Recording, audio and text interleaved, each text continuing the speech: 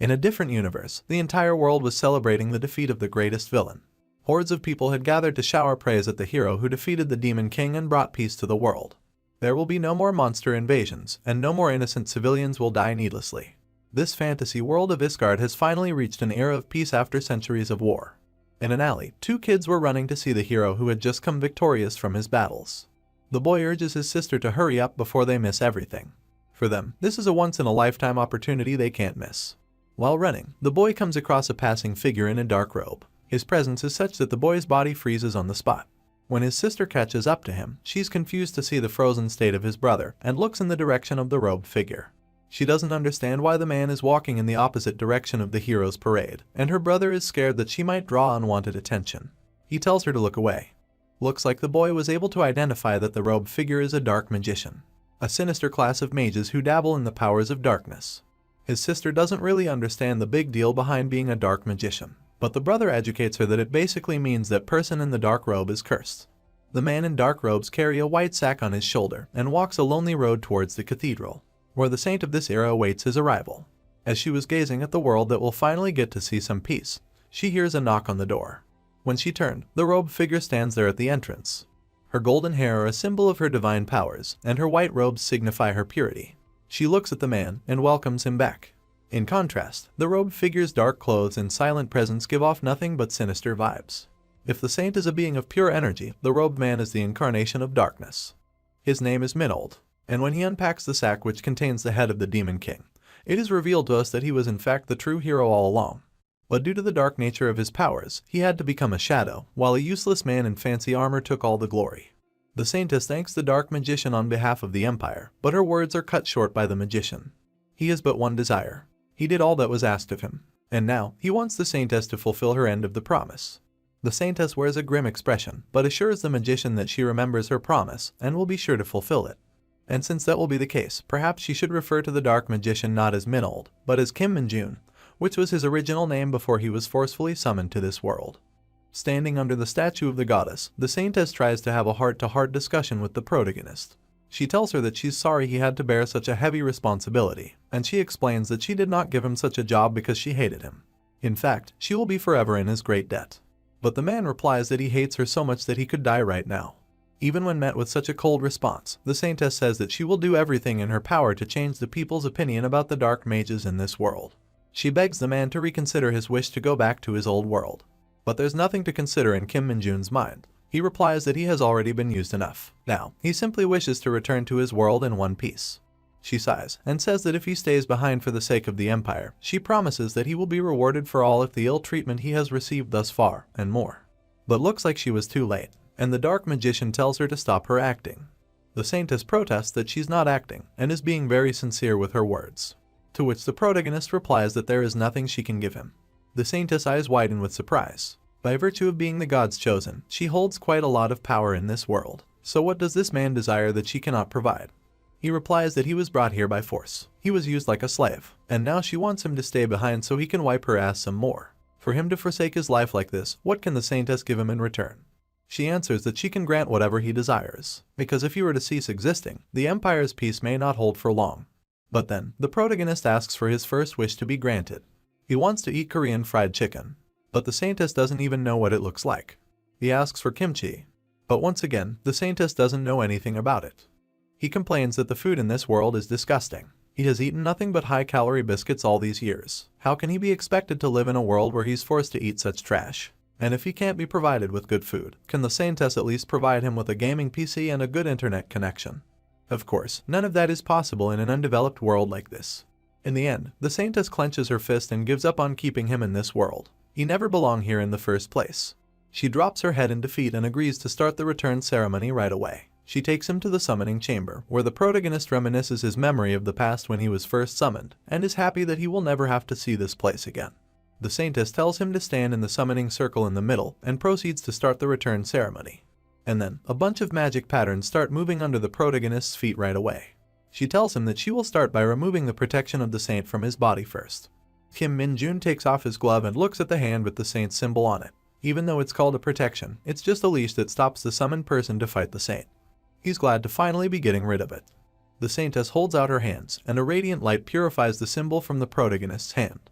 She seems quite perplexed, because not only the dark magician will be giving up on all the incredible power he built up over the years, he is also refusing to take all the riches and the fame that he would get by staying here. But the man is fed up with this world and asks the saintess to mind her own business. Instead, he asks why the saintess isn't concerned about this situation. Once the symbol is completely gone, he could kill her if he wanted to. But the woman replies that she knows she is the root cause of all the hatred in his heart. If he were to kill her, she would gladly accept her death. And now that the protection is undone, she tells him to kill her if he'd like. And if he has no such desire, she'd like to start the next stage of the ceremony. The next step involves removing the powers the protagonist has obtained in the world of Isgard, and the saintess steps back from the circle to complete this process. But this is where things won't go as according to the saintess, but how the dark magician wants. He quickly hurls a rope of binding dark energy to subdue the saintess and hold her up in the air. She tells the man that possessing the powers of this world will kill him if he uses the dimensional gate. What he's doing is complete nonsense. But this man worked himself to death to obtain these powers. There's no way he will leave them behind before going back. He drops the saintess on her ass and proceeds to open the dimensional gate himself. Even though her life was spared, the saintess is more concerned that the dark magician will never be able to open the dimensional gate with his unholy powers and will probably die as a result.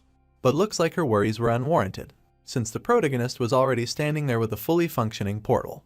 Even then, the saintess warns him that he's risking his life by attempting to travel the dimensions so rashly.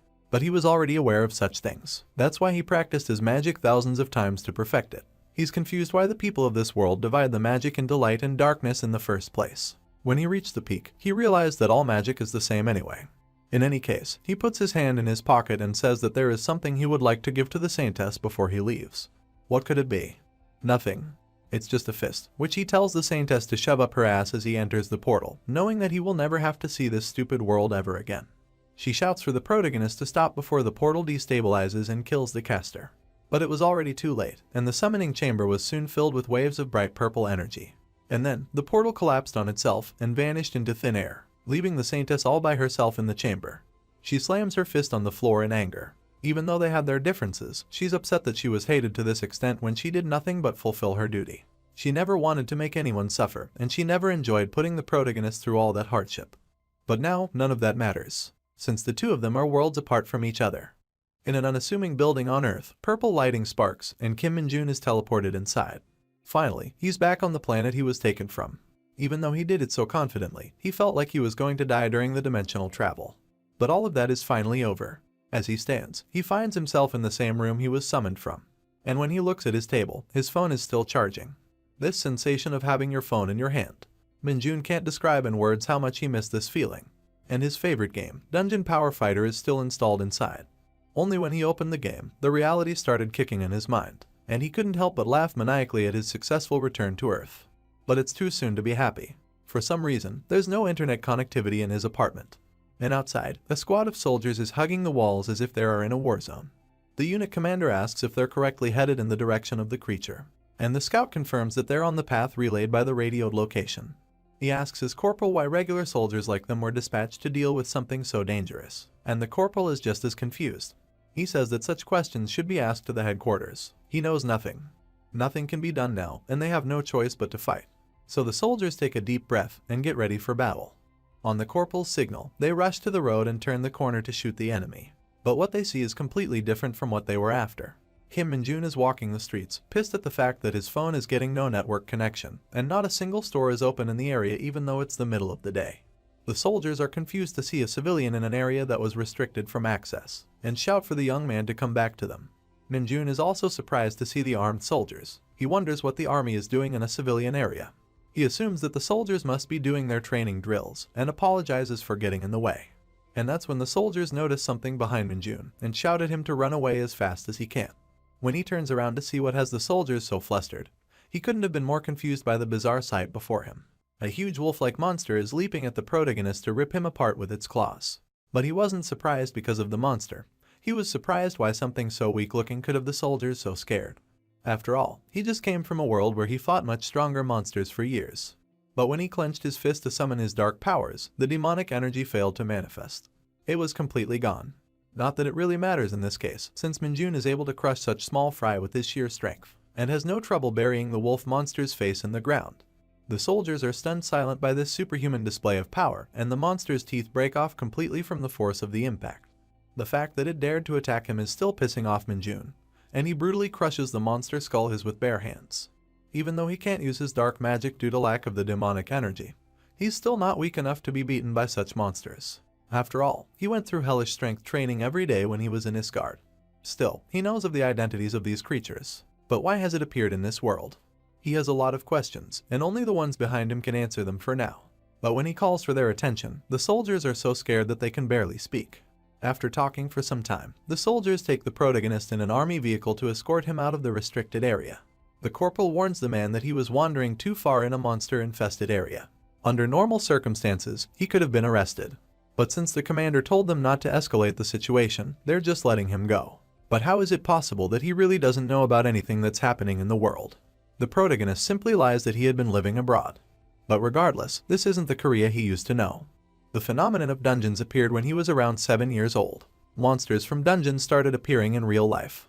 He recalls the soldiers and military beating them up like right now. And with the appearance of dungeons, superhumans called the Awakened also started appearing. They had abilities that surpassed the level of average humans. They joined the Hunter Corps, which was newly established at the military base, and completely wiped out the monsters as soon as they appeared. So prior to being summoned by that saint, Korea had no danger of being harmed in the civilian areas. And now, there's an even bigger problem.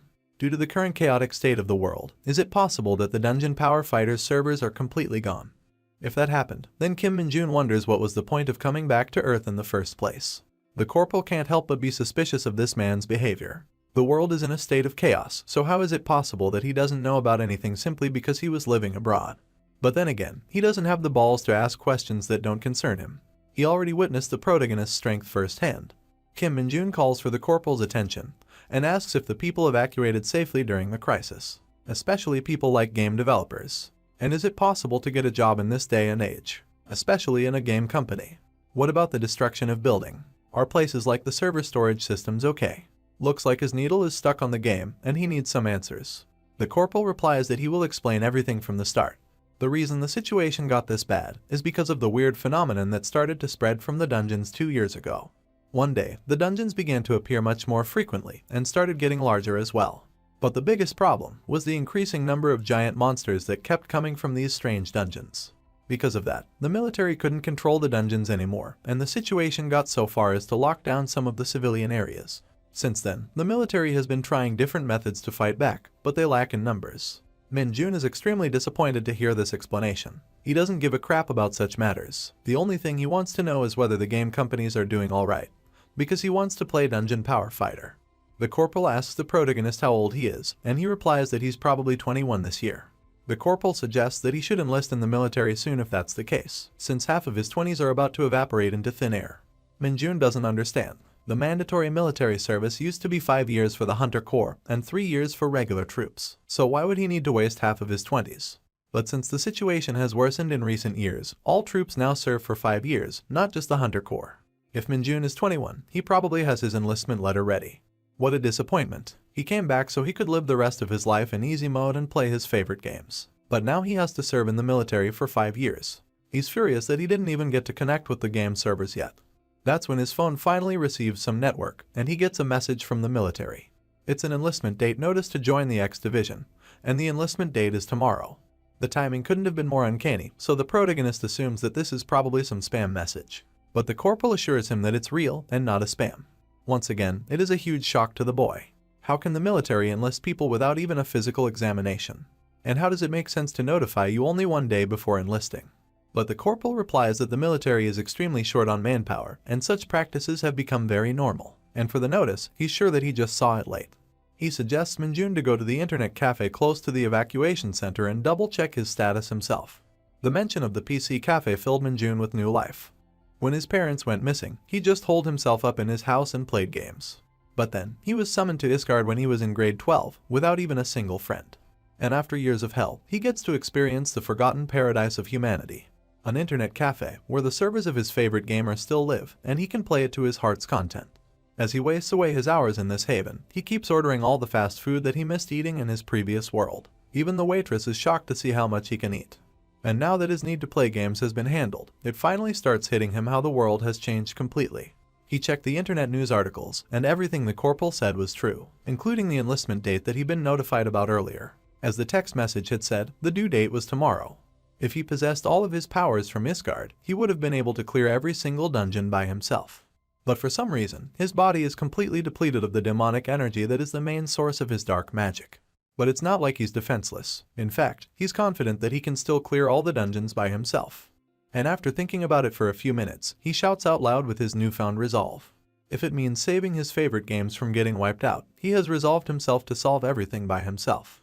The next day, he walked into the National Defense Center as per the enlistment instructions. He was surprised to see so many people who had come for the same purpose. Some were saying farewell to their families, and some to their lovers.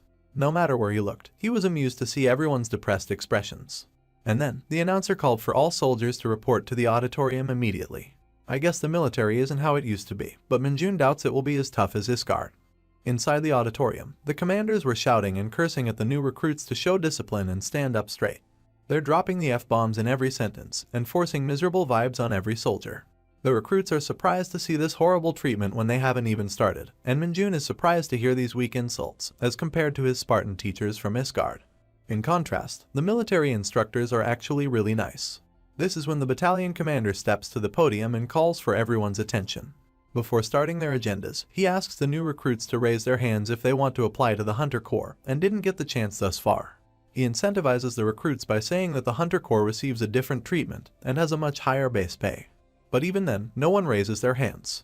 The commander informs the recruits that this is just a formality for now, there is no need to be so nervous. But looks like he missed someone. Among the crowd, a single volunteer had raised his hand. Of course, it was none other than Kim Minjun. The commander asks for the volunteer to step forward immediately. Heeding his superior's first command, he pushes against the ground with such force that the floor cracks, and when he jumps into the air, he's flying well above everyone's heads. He lands majestically on top of the podium, and the battalion commander can do nothing but look at him with immense surprise. This is when he introduces himself as the recruit Kim Minjun, and says that he would like to apply to the Hunter Corps. The story continues in the northern regions of Isgard. It is a dark and desolate mountainous area, a place full of rocky cliffs and lifeless dust that covets the atmosphere. There are not a lot of people populating it. Perhaps that is why it has a reputation as the Forgotten Canyon. The inside of a deep dark cave has a shining beacon of light within it as we hear someone's voice. So what I'm saying is, the protagonist, Kim Minjun, mutters, "This dark mage job has no end to turmoil." He speaks the truth. This job is much more difficult than he had known, and he definitely believed that the dark mage was one of the worst character classes out there. He sits atop a spider's head. It's just there on the ground, lifelessly letting him trample on him. He breaks into a monologue. Even though we have insane skills, if we run out of demonic energy, it's all for nothing.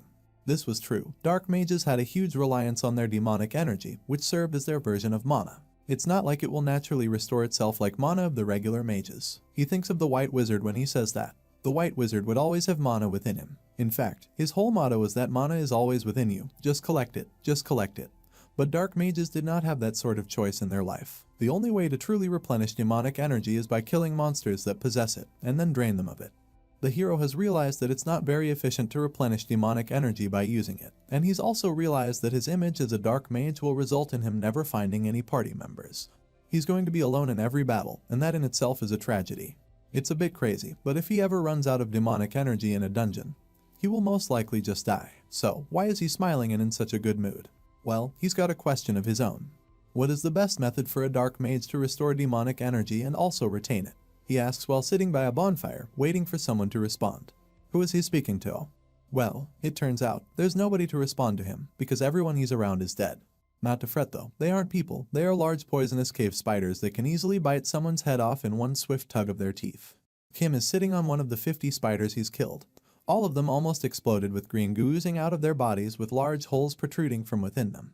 He hears a large thump behind him, something piercing the very ground he stands on. He looks back through his peripheral vision and notices that behind him is the Forgotten Canyon hidden dungeon boss, Arachnist. A humongous spider 5 times the size of any he's fought so far. Its large bulbous red eyes, sharp teeth, and tweezer-like claws are staring at Kim as it jumps towards him. Kim tries to make conversation with the thing, but quickly come to realize that it's just a creature of vanity, with no self-control over what it does.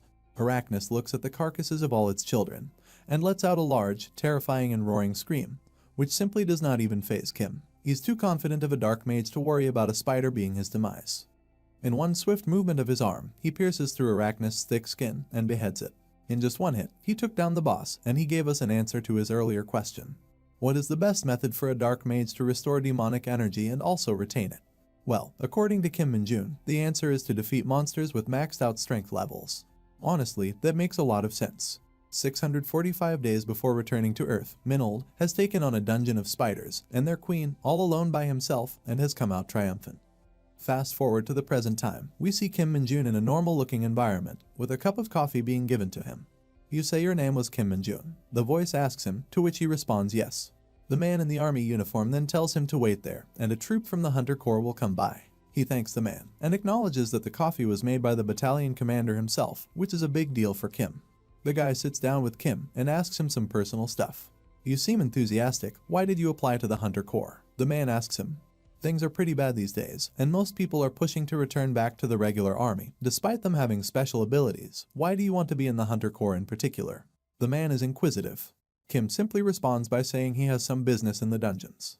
They both stare at each other awkwardly for a minute, before bursting out into laughter at the absurdity of Kim's answer.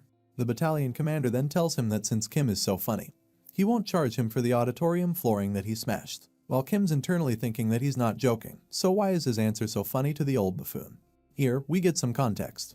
All dungeons that spawn in Korea are managed by the army, and not just by any regiment. The Hunter Corps are a unit of highly skilled soldiers, and the only way to advance through the ranks is by showing your worth, showing your power and your abilities. Min-jun wants to become part of the Hunter Corps so he can get access to dungeons. He wishes to clear a majority of them by himself, and when that happens, he thinks that he can get the ability to recover his powers. Of course, this is all Min-jun's imagination, and reality may differ from this, though it's still fun to hope. He's so confident in his abilities that he thinks he can probably gain 10 stars, advance 10 ranks, and clear pretty much every dungeon in 5 years' time. After that, he thinks that he can simply relax and spend the rest of his days being a highly paid public hero figure. A perfect plan made by someone who wants to speedrun his life. While Kim Min-jun is contemplating this quote-unquote fantastic idea, Hunter Corps Sergeant Lee Seung-no enters the room and gives a commanding salute. The battalion commander introduces the sergeant to Min-jun, and the sergeant immediately is interested. He asks Min-jun if he really has hunter abilities, and if he does, he can easily open a status window. He asks Min-jun for all of his stats. The sheer energy of this sergeant seems to irritate Min-jun. What is wrong with this guy? He thinks to himself, are all Hunter Corps this frustrating? Anyways, he opens up the status window and starts to check it. He realizes that they had status windows even in Iscard, so this shouldn't be anything new to him. Although it was just numerical values of your stats and abilities, so he didn't care much for it. Status window, he says, commanding it for his stats. But then his face has an expression of shock. The twitchy sergeant keeps asking him what he sees on the status window, but it turns out the status window shows nothing. It just says error. Sergeant Lee seems visibly frustrated. He had never heard of something like this before. Now, somewhere in Gyeonggi-do, at the Hunter Corps Training Center, a conversation is taking place inside of the battalion commander's office. It's been a long time. I haven't seen you in 10 years, says the battalion commander. Didn't think I'd run into you here. Why don't you take a seat, Hunter Sun Yunseo? Hunter Sun Yunseo stands tall, staring into the battalion commander's eyes. She says that she isn't a hunter yet. Just like everyone else who has enlisted, she's merely a recruit. She wonders why the battalion commander has called her to his office and asks her to not give her any special treatment because of her father. The battalion commander shuts down any of her worries and mentions that she was called due to a separate matter from General Sun. He then continues with more information, saying that Hunter Sun won't be getting any special treatment, as the Hunter Corps are already a difficult organization to get into. Hunter Sun is further confused. She asks why she was summoned, to which the battalion commander gleefully responds. You're a renowned rookie, he tells her. Why wouldn't I be interested, seeing as I'm the training commander here? It turns out, the training commander just called Hunter Sun to give a few words of encouragement before she got busy with her training. He thanks her for choosing to enlist as a soldier instead of an executive, as someone with her skills would be incredibly useful in the field. He tells her that they are always short of people like her, who are skilled and committed to doing their duty, and that he thanks her both as a citizen of Korea and as a soldier. This obviously embarrasses her a little bit, but she thanks the commander for the kind words. Outside of the window, the commander sees a truck pulling up, which reminds him of Min-jun, and he mentions to Hunter Sun that she might be getting quite a funny comrade on her team soon. So, they decide to go pay a visit to Min-jun together. Min-jun arrives with Sergeant Lee at the Hunter Corps Training Center, and he's immediately overtaken by the sheer beauty of this building. It's a huge building. With many floors and a complete coating of glass, it shines brighter than the sun. Min-jun is utterly taken aback. How much taxpayer money did they pour into this thing? He wonders to himself. He notices that this facility is simply no joke, and thinks whether or not there's a PC room in here. Sergeant Lee is there to keep him grounded though, and he reminds him not to get too excited as his recruitment hasn't been confirmed yet because of the error thing with the status window. Sergeant Lee reminds him that since he's a special case, he will be tested personally by him. And it's obvious that Lee doesn't like him much, because he says that if it was up to him, he would have sent him to the military police right away. He continues his rant. When all the tests are completed and you're confirmed to be a liar, you best be prepared to enlist into the military police immediately. It's almost as if Sergeant Lee is a bit jealous of Minjun, which Minjun wonders too, thinking how Lee is being stingy about everything. Anyways, he asks Lee what the test is, and Lee points towards a large crystallized red rock. It turns out, this is a red stone, a byproduct of the dungeons that emerged. This is an extremely hard, dense and heavy rock, and it's something that wouldn't even budge, no matter how strong a recruit may be. Thankfully, Minjun isn't just any recruit. Lee gives him a test. If Minjun can move the red stone even an inch, he will pass the test. That brings a smile to Minjun's face. Is that all? He exclaims. The test is too simple for him. Lee's demeanor immediately changes. He realizes that Minjun's not as daft as he seems. Lee thinks to himself, there's no other way to check someone's status window, and there have always been liars who try to take advantage of their mediocre abilities and get into the Hunter Corps. Lee wonders why the status window had an error, despite Minjun having jumped 5 meters to the podium before. He is almost certain that Minjun is a liar. A bit farther away, on the balcony overlooking the testing room, the training commander brings Hunter Sun with him to see Minjun's test. He apparently showcased incredible physical abilities in front of the battalion commander at the recruit training center, but his status window shows an error somehow. The training commander tells Hunter Sun that he's never seen such a case in all his years being in his position, and that he has high hopes for Minjun, and wants to see how unique he will be. Minjun is standing near the red stone, with his hand placed on it. He wonders to himself, this is that ridiculously heavy red stone that was all over the Iskard dungeons. At this size, I can easily push it away. Minjun leans forward, pulling his arm backwards with his fist closed. He's revving up a punch that will definitely push the red stone. Who knows, this might even have some demonic energy inside of it. He thinks to himself. Sergeant Lee and Hunter Sun are looking at him, wondering as to what he's about to do. In a swift strike, Minjun lands a punch right at the center of the rock, but it doesn't just move, it completely shatters. The dust settles, and there's a large hole in the red stone. All 3 of the spectators are completely shocked, their mouths wide open in surprise. It turns out, there is no demonic energy inside of the red stone. Somehow, Minjun had managed to absolutely obliterate the red stone. His sheer power was so much that even he himself was surprised. What a monstrous bastard, Sergeant Lee thought to himself, completely shocked at Minjun's prowess. The first day of training begins, as recruit Nam and Hayek and the rest of the recruits are clearly struggling to go through it. They are running up the stairs, as in Hayek's internal thoughts are going all over the place due to the fatigue he's feeling. There is something wrong. Even before enlisting in the Hunter Corps, I knew that training wouldn't be ordinary. He thinks to himself, trying his hardest to not lose his strength while climbing up the infamous 6,000 steps. Since you'll participate in actual battles immediately, you must train like crazy for 4 whole weeks. You weigh yourself down with sandbags from the very first training session, and you have to climb the infamous 6,000 steps. And Hayek continues, as he's obviously not having the best time here. The instructor that keeps hassling you while he checks your finishing time is something already expected. Here he's obviously talking about Sergeant Lee Seung-ho, who they call the Devil Instructor. And Hayek realized that even after such crude training, you could only increase your stats a little bit, and you would be placed right into battle afterwards. He had to endure it, just because he was a Hunter Corps recruit. That is what he thought, until he saw Minjun. Are we the problem, he thought to himself. Minjun, on the other hand, was having the time of his life, going through this training swimmingly. H feels extremely light on his feet. If he had all of his demonic energy, he'd be flying. He loves the training here because it's so simple compared to the experience he's had in all his time during dungeon dwelling. Compared to the rags in Iskard, this military uniform is definitely my style. He thinks to himself, and he absolutely loves the food that they serve in the Hunter Corps mess hall. Their routine is quite strict. They have to wake up at 6 a.m. and after breakfast at 8:30. Their morning training lasts up until lunch, after which they do afternoon training till dinner. However, the one thing that he loved the most about it is that he gets to have free time at night.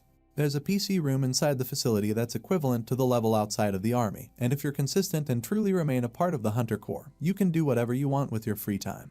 He's truly living his dreams, from getting paid handsomely, to being fed and having time to exercise and play games. It was all that Minjun wanted. He rushes up the stairs even faster due to the excitement of his thoughts, and the others stare at him confused on how he has so much speed and energy. Sergeant Lee is standing atop the mountain, at the end of the 6,000 steps. He hears a large noise of footsteps going really fast and sees Minjun coming up. Kim Minjun, who is this guy? It normally takes an average recruit at least 1 hour to climb the steps. How is he done already? Sergeant Lee thinks to himself. However, Minjun seems disappointed. Is this it? He asks the sergeant and begins pestering him about something he mentioned earlier. Did you say that we would be getting an outing pass if we finish in less than 30 minutes? How long did I take? The sergeant simply chooses to not respond and hands him the outing pass instead. Minjun begins thinking on where he should be using this outing pass. Meanwhile, the sergeant is checking how long it took him to finish. And Minjun made a record-breaking 21 minutes, 1 second and 43 milliseconds, something no one had ever done before. He's the first recruit ever to receive an outing pass. But it isn't everything to have high stats and good strength. The most important thing is the ability to react to monsters for the Hunter Corps. The sergeant is slowly beginning to see the potential in Minjun. Looks like he'll be paying close attention to the protagonist from now on. Back in the common room, the recruits are having existential crises, worried whether or not they'd have to go through such strict training regimens every day. Hayek is excited looking at his status window. Looks like his stats went up, and Anon the recruit congratulates him. This excited everyone, and all the recruits around Minjun started to check their stats through the status window. He was sitting there wondering, they're all getting excited simply over one stat point. Really, he recalls his training days in Isgard, where his stats would go up by 10 per day. If he wanted to raise his resistance to physical damage, he would get beaten up until his stats went up. The other recruits begin speaking to him. You've got an outing pass, what will you use it on? Hayek asks him, and Minjun is just unsure of what he'll use it on for the time being. One of the other recruits expresses jealousy, while another one begins talking about something he heard. I overheard the instructors earlier, and they said no one has managed to obtain an outing pass from Sergeant Lee so far. This excites the other recruits. Hayek asks Minjun if he works out a lot, while another recruit tells him that it was incredible watching him climb up those stairs like it was nothing. This is something Minjun had never felt. Having people chat with him and converse with him like he was a normal person. He thinks about his time in Isgard. Since he was a dark mage, the people of Isgard pretended like he didn't even exist. Like speaking to him was some sort of sin. They even refused to make eye contact with him because they thought that he was bad luck. He likes that communication is a thing here, and he honestly is a fan of it. He hears that Hayek mentioned to another recruit, the PC room is open, are you going to use it? The other recruit says he's too tired. But when Minjun hears of this, he bursts with energy and jumps out of his seat with excitement. The PC room is open. Why are you just telling me this? He runs straight towards the PC room to get to gaming. Minjun and two other recruits are chilling in the PC room, with Minjun feeling more satisfied than he has ever felt in his life. He looks up at the time. It's 9 p.m. and he thinks to himself, since it's 9 p.m. right now, I'll get at least 2 hours of sleep when I'm done gaming. 2 hours of sleep was more than enough for Minjun, since getting an hour's worth of sleep was a maximum in Isgard. 2 hours of sleep is a luxury for him, and he was ready to end his gaming fatigue. The other two recruits in the room just stare at him while he's playing Dungeon Power Fighter and wondering there are people who still even play that game. As the training continues, Sergeant Lee is training the soldiers to run consistently with maintained speed. The recruits behind seem to be super tired, but they're still going on. Don't increase the distance, maintain your speed. If there are any recruits who cannot complete 40 kilometers in 2 hours, they will not be served breakfast, shouts the insufferable Sergeant Lee. Meanwhile, Kim Minjun flexes his abilities.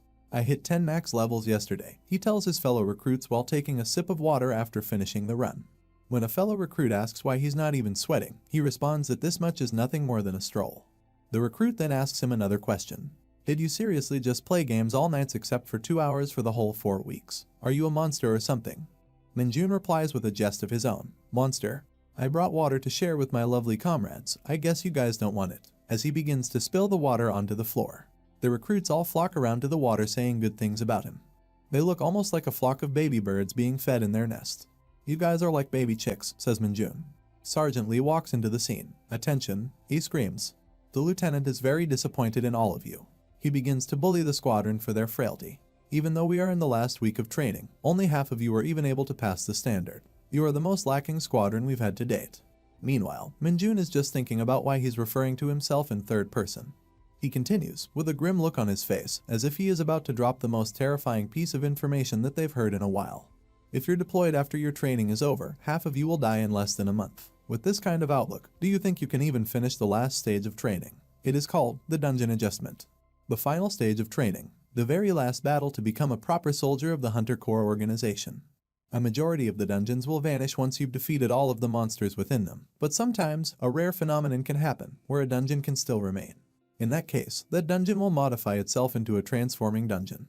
It will change its internal structure on a regular basis, almost like it is procedurally generated. It becomes a great training facility where recruits can experience every form of environment. The training that is facilitated within this transforming dungeon is known as the Dungeon Adjustment, and it is notorious for being extremely difficult for the new recruits. They are already scared out of their minds. But this kind of reaction is expected. In fact, the lieutenant prefers to maintain this level of tension. It's good to handle recruits as if you are handling race horses. When they need discipline, you must have a heavy hand on the whip, and console them with carrots when the time is right. He encourages the recruits by giving them a piece of carrot they would drool over. He announces that the recruit with the highest score from this training will receive a 2 nights and 3 days vacation pass. This is the part where he expected everyone to be overjoyed, but their reactions are as dull as a koala. He emphasizes once again that the highest scoring recruit will receive a vacation pass. It is something to be extremely happy about. He hypes them up with the amount of things one could do in 3 days. But no matter what he says, the recruits aren't the least bit happy with this lackluster reward. Of course, with the exception of our protagonist, who couldn't be happier to hear about a 3 days vacation. And finally, it came time for the hellish dungeon training to begin. The recruits were extremely surprised to see the sheer size of the dungeon gate before them. Some of them are still confused what they're supposed to be doing here. This is when an army truck nearly runs them over and stops in the front, knocking up the dirt in their faces. The recruits are confused, but it doesn't take long for them to see what the truck had brought along. The story continues with 2 very important questions. What were those luminous eyes behind the cage, and what possible danger could the military be planning to introduce to the unsuspecting recruits? Those eyes glared through the bars in the cage, with growls that would send shivers down your spine. Upon further inspection, as the eyes adjusted to the darkness of the cage, the recruits saw beasts with large fangs and furry skin. The cage was filled with hounds. These weren't just regular hounds though, they were a bloodthirsty and an absolutely terrifying breed. The recruits were terrified, with 2 of them quickly choosing to hide behind Kim Min-jun while another one of the recruits fell to the ground. Of course, Min-jun didn't think of the hounds that way. Instead, he found them to be quite amusing. He thought they were equivalent to tiny puppies and did not fear anything about them. The lieutenant screamed at the recruits, wondering if they were scared of the hounds. He then tells them that those are the monsters that they will be facing during their time in the transforming dungeon. This scares the recruits even more. The lieutenant instructs them to form teams of 4 people before they can enter the transforming dungeon. The goal is to defeat at least 1 monster and then make their way back out of the transforming dungeon so that they can prove themselves as valuable future soldiers to the Hunter Corps. He gives them a small pep talk and basically tells them to push through any of the pain, and that definitely lifts their spirits up. He then tells them to gear up, as it seems that they are about to get some fancy armor for this mission. One of the instructors asks the recruits to proceed one by one and pick up their Hunter Corps exclusive safety suit, also known as the Mid-2. This suit looks like a piece of armor shining in silver, with a tough and heavy-looking exterior, almost like a steel chassis. However, the only purpose of this armor is to protect its wearer. It is roughly made and is quite rigid along with being incredibly heavy. The recruits seem a little skeptical about it, wondering if the Hunter Corps could have provided them with something tougher. Min-jun doesn't like this piece of armor either. He feels really gross wearing it, knowing that this armor has probably been used hundreds of times by previous batches of soldiers. Since this armor cost around 50 million Korean currency to make, he asks the lieutenant if he can take off the armor quickly if he defeats the hounds fast enough. The lieutenant, being a stout bully for his recruits, just tells off the recruits for being too arrogant without even seeing who asked the question. Once he sees it's Min-jun, he basically just says yes to him. He then takes a moment to remind Min-jun that the transformative dungeon is a team training exercise. He has to make sure that his team is safe and secure while also ensuring the completion of their goal. Min-jun's always known that the other recruits are kind of incompetent, so he comes up with a plan to teach his teammates how to kill the hounds. He begins to explain it to the boys by telling them that the hounds will leap at them to attack. Once they do, they should grab the hounds by their legs and snap their backs. He continues by saying that if the hounds don't die from that, then they should fold their backs in the opposite direction and then rip them apart into 2 pieces. Min-jun's face is filled with excitement while giving the gnarly details of his plan, but the recruits' faces have an expression of nothing but being unamused and tired of Min-jun's cockiness. The lieutenant shouts for the hounds to be released, and the instructor opens the cage door. The hounds immediately jump out, galloping at a ferocity the likes of which these recruits had probably never witnessed before. Growling and drooling at the mouth, their sparkling white eyes had a blinding effect on everyone who looked into them. The hounds immediately ran through the dungeon's massive door, vanishing completely. The recruits are confused as to why the hounds did not attack them and went straight for the dungeon. Min-jun cleared their confusion by telling them that they saw their home and their minds gravitated towards it immediately as they had been captured for a while. The recruits understand this, but this makes them wonder how Min-jun knows the psychology of the monsters so well. He wishes he could tell someone about his time in Isgard. He wishes to tell people that he used to be a dark mage, but that's information that he simply cannot divulge with anyone else at the moment. The lieutenant cuts them off, scolding them for laughing and joking on the so-called holy training grounds. The recruits try to brush the conversation off, but the lieutenant decides that he wants them to be the first team into the dungeon. Min-jun and his buddies were the first ones that would go into the dungeon, and that had been decided now. The sergeant waves his red lightsaber-looking thing, signaling the team to enter the dungeon.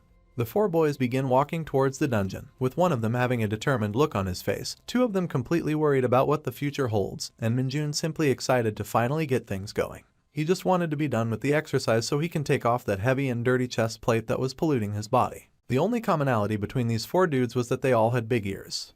The lieutenant picks up his radio and contacts the instructor team that is waiting inside of the transformative dungeon, just in case anything goes wrong and the recruits manage to find themselves in some actual danger. The observer radios back to let him know that the team has entered, as he spectates with a corporal from a hiding spot amidst the crystallized walls of the dungeon. The devil instructor, the one all the recruits hate, is one of the two on protection duty. He sees Minjun and is immediately surprised, and he wonders to himself about Minjun's prowess. Minjun's scores have been great during the training and he's been performing well in general in all 4 weeks of proper exercise. However, will he be just as outstanding in the dungeon? That was the question on the instructor's mind. The bloodthirsty hound eyes stare at them from within the crevices in the walls, waiting for an opportune moment to strike them down as Kim Minjun and his team walk further into the depths of the dungeon. The wolves are seemingly ready to pounce on the 4 recruits, but Minjun is also seemingly aware of the situation and knows that they are following them stealthily. He thinks to himself on how he can take them down by just a flick on their foreheads as they pounce to attack. The problem, however, is that he can't do the exercise all by himself, otherwise his teammates won't get any stat points. Since this is a team exercise, they'll all have to contribute. So, Minjun lets his team know that the hounds are about to attack. They're completely surprised, and the shock takes over their brain as they start to scream out. Minjun reminds them that the protective suit is really strong, but they don't listen as they're frozen in fear. He decides to take the lead and walks in front. One of the hounds runs towards him, but Minjun makes a quick dodge towards the side of the hound and punches it on the head, immediately killing the furry animal. Meanwhile, one of the other recruits gets pounced on by a hound as it bites into his arm.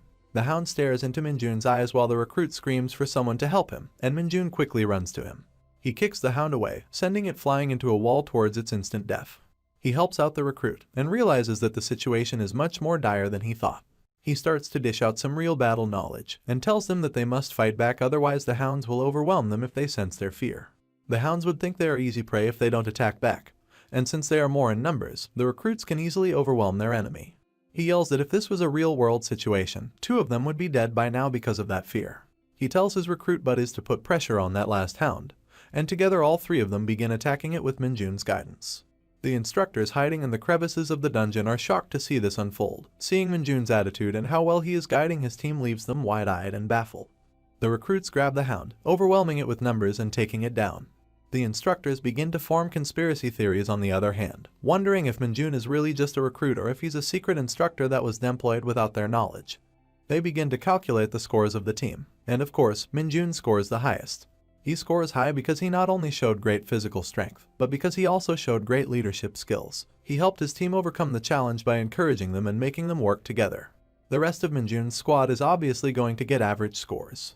The squad celebrates and takes a sigh of relief, knowing that they have finally overcome their most daunting challenge so far. The instructors jump out of hiding and tell them that they did well. Now, all that they had to do was follow them back to the exit. Minjun wonders why there were instructors here, and he pesters them about whether or not he would get the vacation pass or a high score. He then makes fun of them, saying that they care a lot about the recruits, but act tough for no reason. The fun conversation keeps going until they reach the gate. The ground begins to shake vehemently and they are all worried if this is an earthquake.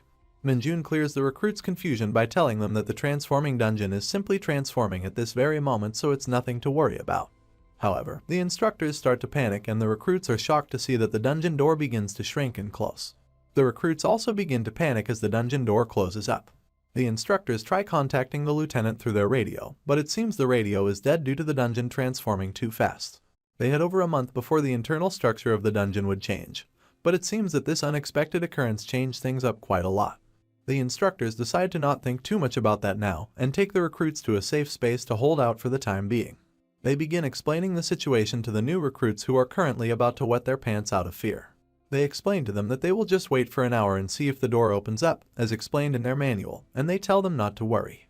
The recruits breathe a sigh of relief as the instructor tells them that the Hunter Corps is probably assessing the situation from the outside, and that the lieutenant is going to take the proper steps to get them to safety. Minjun, on the other hand, knows that they are just trying to keep the recruits calm, because they wouldn't have had the training exercises here if they knew that unexpected situations like this would come up. He understood that this was something out of the ordinary and that a situation such as this, where their exit is completely closed off, is definitely an ominous sign. Minjun wonders if the dungeon has transformed into an enclosed dungeon, and if that is the case, then it may be a bit harder to defeat. On the other hand, Minjun knows that he can make sure that everyone is safe since he is there.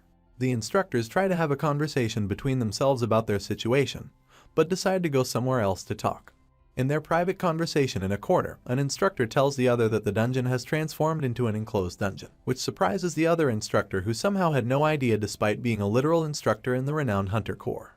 He explains how the enclosed dungeons work. A transformative dungeon turns into an enclosed dungeon only when an outsider enters it. Their entry into this space made it transform into an enclosed dungeon, and the only way to get out of the enclosed dungeon is to defeat every single monster that is within it. So now there's a few things that our heroes have to get through. A bunch of monsters in a maze-like dungeon, along with the fact that they cannot be helped from the outside at all. The instructors tell the recruits of the situation, and now they're all tensed up. They have to clear this dungeon as 4 recruits and 2 instructors, and they have to do it all by themselves without knowing which monsters have appeared. The unfortunate thing here is that the instructors aren't fully equipped to deal with an enclosed dungeon, so they've got to make do with what they have and keep on moving. The head instructor knows that he'd be in big trouble even if a goblin showed up, since it would take at least 10 minutes for him to even take down one of those. The only plan he can come up with is to utilize the protective suits that the recruits have equipped. He considers using them as a meat shield, to put the recruits up front and defeat the monsters while the recruits try to hold on with their protective gear. However, he feels too responsible for them, knowing the grueling training he has put them through and the trust they have put in him. It would be unfair to them. His self-esteem would not allow it. The recruits are scared, but they keep pressing on and following their instructors. However, Minjun senses something going awry, so he looks back at one of the instructors. The head instructor notices this and begins inquiring what's happening. And then, everyone turns to look at the other instructor, who seems to be gripping on his throat, struggling to breathe. He falls down onto the floor, with thick foam frothing out of his mouth. The head instructor runs to him, and then he falls down onto the floor as well. Both of their mouths have foam coming out of them, and they are knocked unconscious. Kim Minjun runs to them. He checks on the instructors and tells the recruits that it's nothing serious, they have just fainted. He realizes that he smelled something familiar, so he picks up the instructors and throws them towards the recruits, telling them to catch them. He leaves the instructors in the care of his comrades and tells them not to follow him. He orders them to stay specifically near the exit and not go anywhere. They all scream at him to come back as he begins to go deeper into the dungeon. He begins to sprint into the dungeon. Bursting with excitement, Kim Minjun realizes what's going on. His internal monologue explains to us what has happened. The instructors apparently fainted due to the presence of demonic energy, which he didn't expect to find on Earth. It is something that even his guardians need a protective veil for, and its very existence is that much more deadly for normal humans. It does exist on Earth though, and that's great news for a dark mage like Kim Minjun. He explains that demonic energy is like a charger for a dead phone when it comes to dark mages like him. He runs deeper into the dungeon, and can begin to see the source of the super dense demonic energy. This brings even more excitement to our hero, who simply cannot wait to see the true levels of what he is about to face. However, when he reaches as close as he possibly can, he doesn't see anything, nor does he hear anything. There is nothing but the void of silence staring back at him through the glowing purple crystals in this enclosed dungeon. He simply cannot find a single trace of any monsters around him. However, all he had to do was to simply look up. The scent of the demonic energy had led him right towards his prey. Kim Minjun had finally found a worthy opponent, one that reeked of demonic energy. He saw a large alpha hound, pulsating purple with the sheer volume of demonic energy within its overgrown body. It had 4 eyes, glistening purple with an aura of demonic energy that surrounded its body. Its teeth were as large as knives, and claws sharper than cutthroat daggers. This was a proper fight, and one that Kim Minjun had been craving for ages. He didn't even dream about facing the Dark Hound in this enclosed dungeon, so this was definitely a pleasant surprise for our hero. You see, Dark Hounds are extremely different to regular hounds, and Kim Minjun had already encountered this one before. When he was only a year into his time in Isgard, he had his first encounter with this monster. He had never seen something so terrifying back then, and he was quite new and underleveled to fight a behemoth like that, so he almost died during that time. However, things were different now. Kim Minjun is not the new summon, he's the final raid boss. And he was more than happy to see a familiar face. Kim Minjun decides to take this hellhound head on.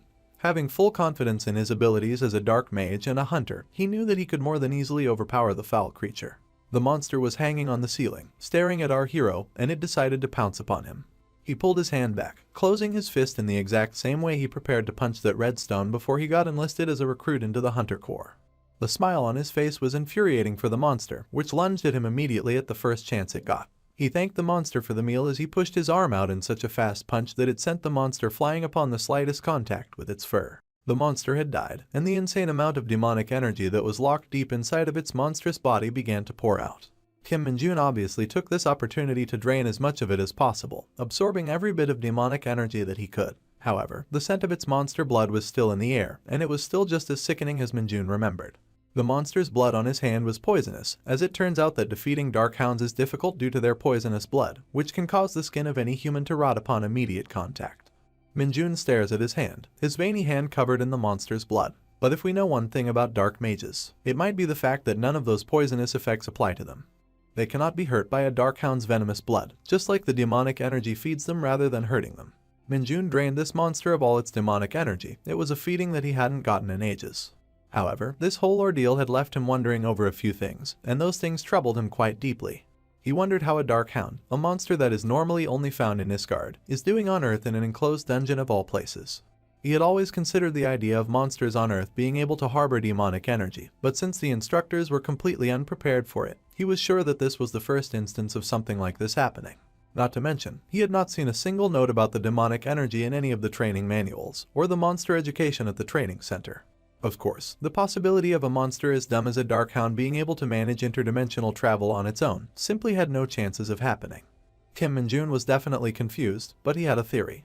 He believed that only a dark mage as powerful as him could have made this possible, and perhaps the saint who could utilize the god's powers would be able to do that. Anyone else stood no chance at pulling something like this off. Though at the end he did consider that he might just be overthinking things, and he tried to force himself to think that this might just be a minor occurrence or a coincidence of some sort. For now, he just decided to take the corpse of the monster back to make the report to his superiors. The instructor is being woken up by the voices of the young recruits. He opens his eyes as he hears the panic in their voice. They stare at him as their voices calm down a bit with their instructor's awakening. Suddenly, he screams out loud as if he had woken up from the most terrifying nightmare. This scares the life out of the recruits. They thought that these guys had woken up as zombies, but they just get up with concern of everyone being okay, or if anyone is hurt. They tell the instructors that they're fine, but then they speak about how Kim Min-jun delved deeper into the dungeon by his lonesome, which shocks the instructors. They begin to give him further details of what happened, and the instructors are furious in utter disbelief of Min-jun's actions. The instructor is in complete shock. He genuinely cannot believe that Min-jun would do such a thing. He thinks that Min-jun's behavior should get him kicked out of the academy immediately. However, he knows that he doesn't have the authority to make that decision right now, especially since he fainted instead of keeping the recruits safe. Just when the instructor thinks about going out and saving Min-jun, one of the recruits tells him to look to the other side of the cave. Well, it seems that Min-jun has returned, and he has the corpse of the monster he killed on his back. The instructors are shocked once again. It seems as if making this face is their only job. They look at the hound and realize it looks very different than the regular ones. He drops the monster on the floor and tells the instructors to look at that thing. The instructors begin to analyze the body of the monster and realize that it's the creature that caused them to faint. The recruits, on the other hand, are also in disbelief, wondering how their comrade even managed to kill such a big monster. Min-jun looks towards the cave's entrance and realizes that the portal gate has opened. The instructor put his hand on Min-jun's shoulder and asked him if he really defeated the hound on his own. He simply looks at the instructor, and instead of a verbal response, Min-jun just nods. The instructor sweats now as he nods and acknowledges the recruit's achievement. The lead instructor orders the other one to lead the recruits out of the dungeon, while he'll stick around and talk to Min-jun a bit. Once everybody leaves, the instructor knows he now has the opportunity to talk to Min-jun. In front of the portal gate, he tells our hero to detail everything in a report and give it to the lieutenant about what happened in this dungeon, and of course, Min-jun says he will do so. He tells our hero to leave nothing out of that report, make sure it's highly detailed, and it even talks about how incompetent the instructors were. It turns out this guy does not care about his reputation much. He is way too honest of a soldier. He covers his face in embarrassment as he says that they fainted instead of making sure the recruits were safe, and that he has no excuse for letting his guard down in such a vital situation. Finally, he thanks our hero for making sure that everybody's safe and that he really appreciates it. Min-jun blushes as he's glad to be of help, but a little embarrassed of the compliments. The instructor puts his hat back on, saving the little dignity he has left, and says that he must accept his wrongs as a man. He then says that they must get back. As they're leaving the cave, with the portal glaring blue lights, the instructor wonders how to report the cause of his unconsciousness. Min-jun, on the other hand, is ecstatic. He's just received a bunch of compliments from his comrades and his instructors. It's a good day for him.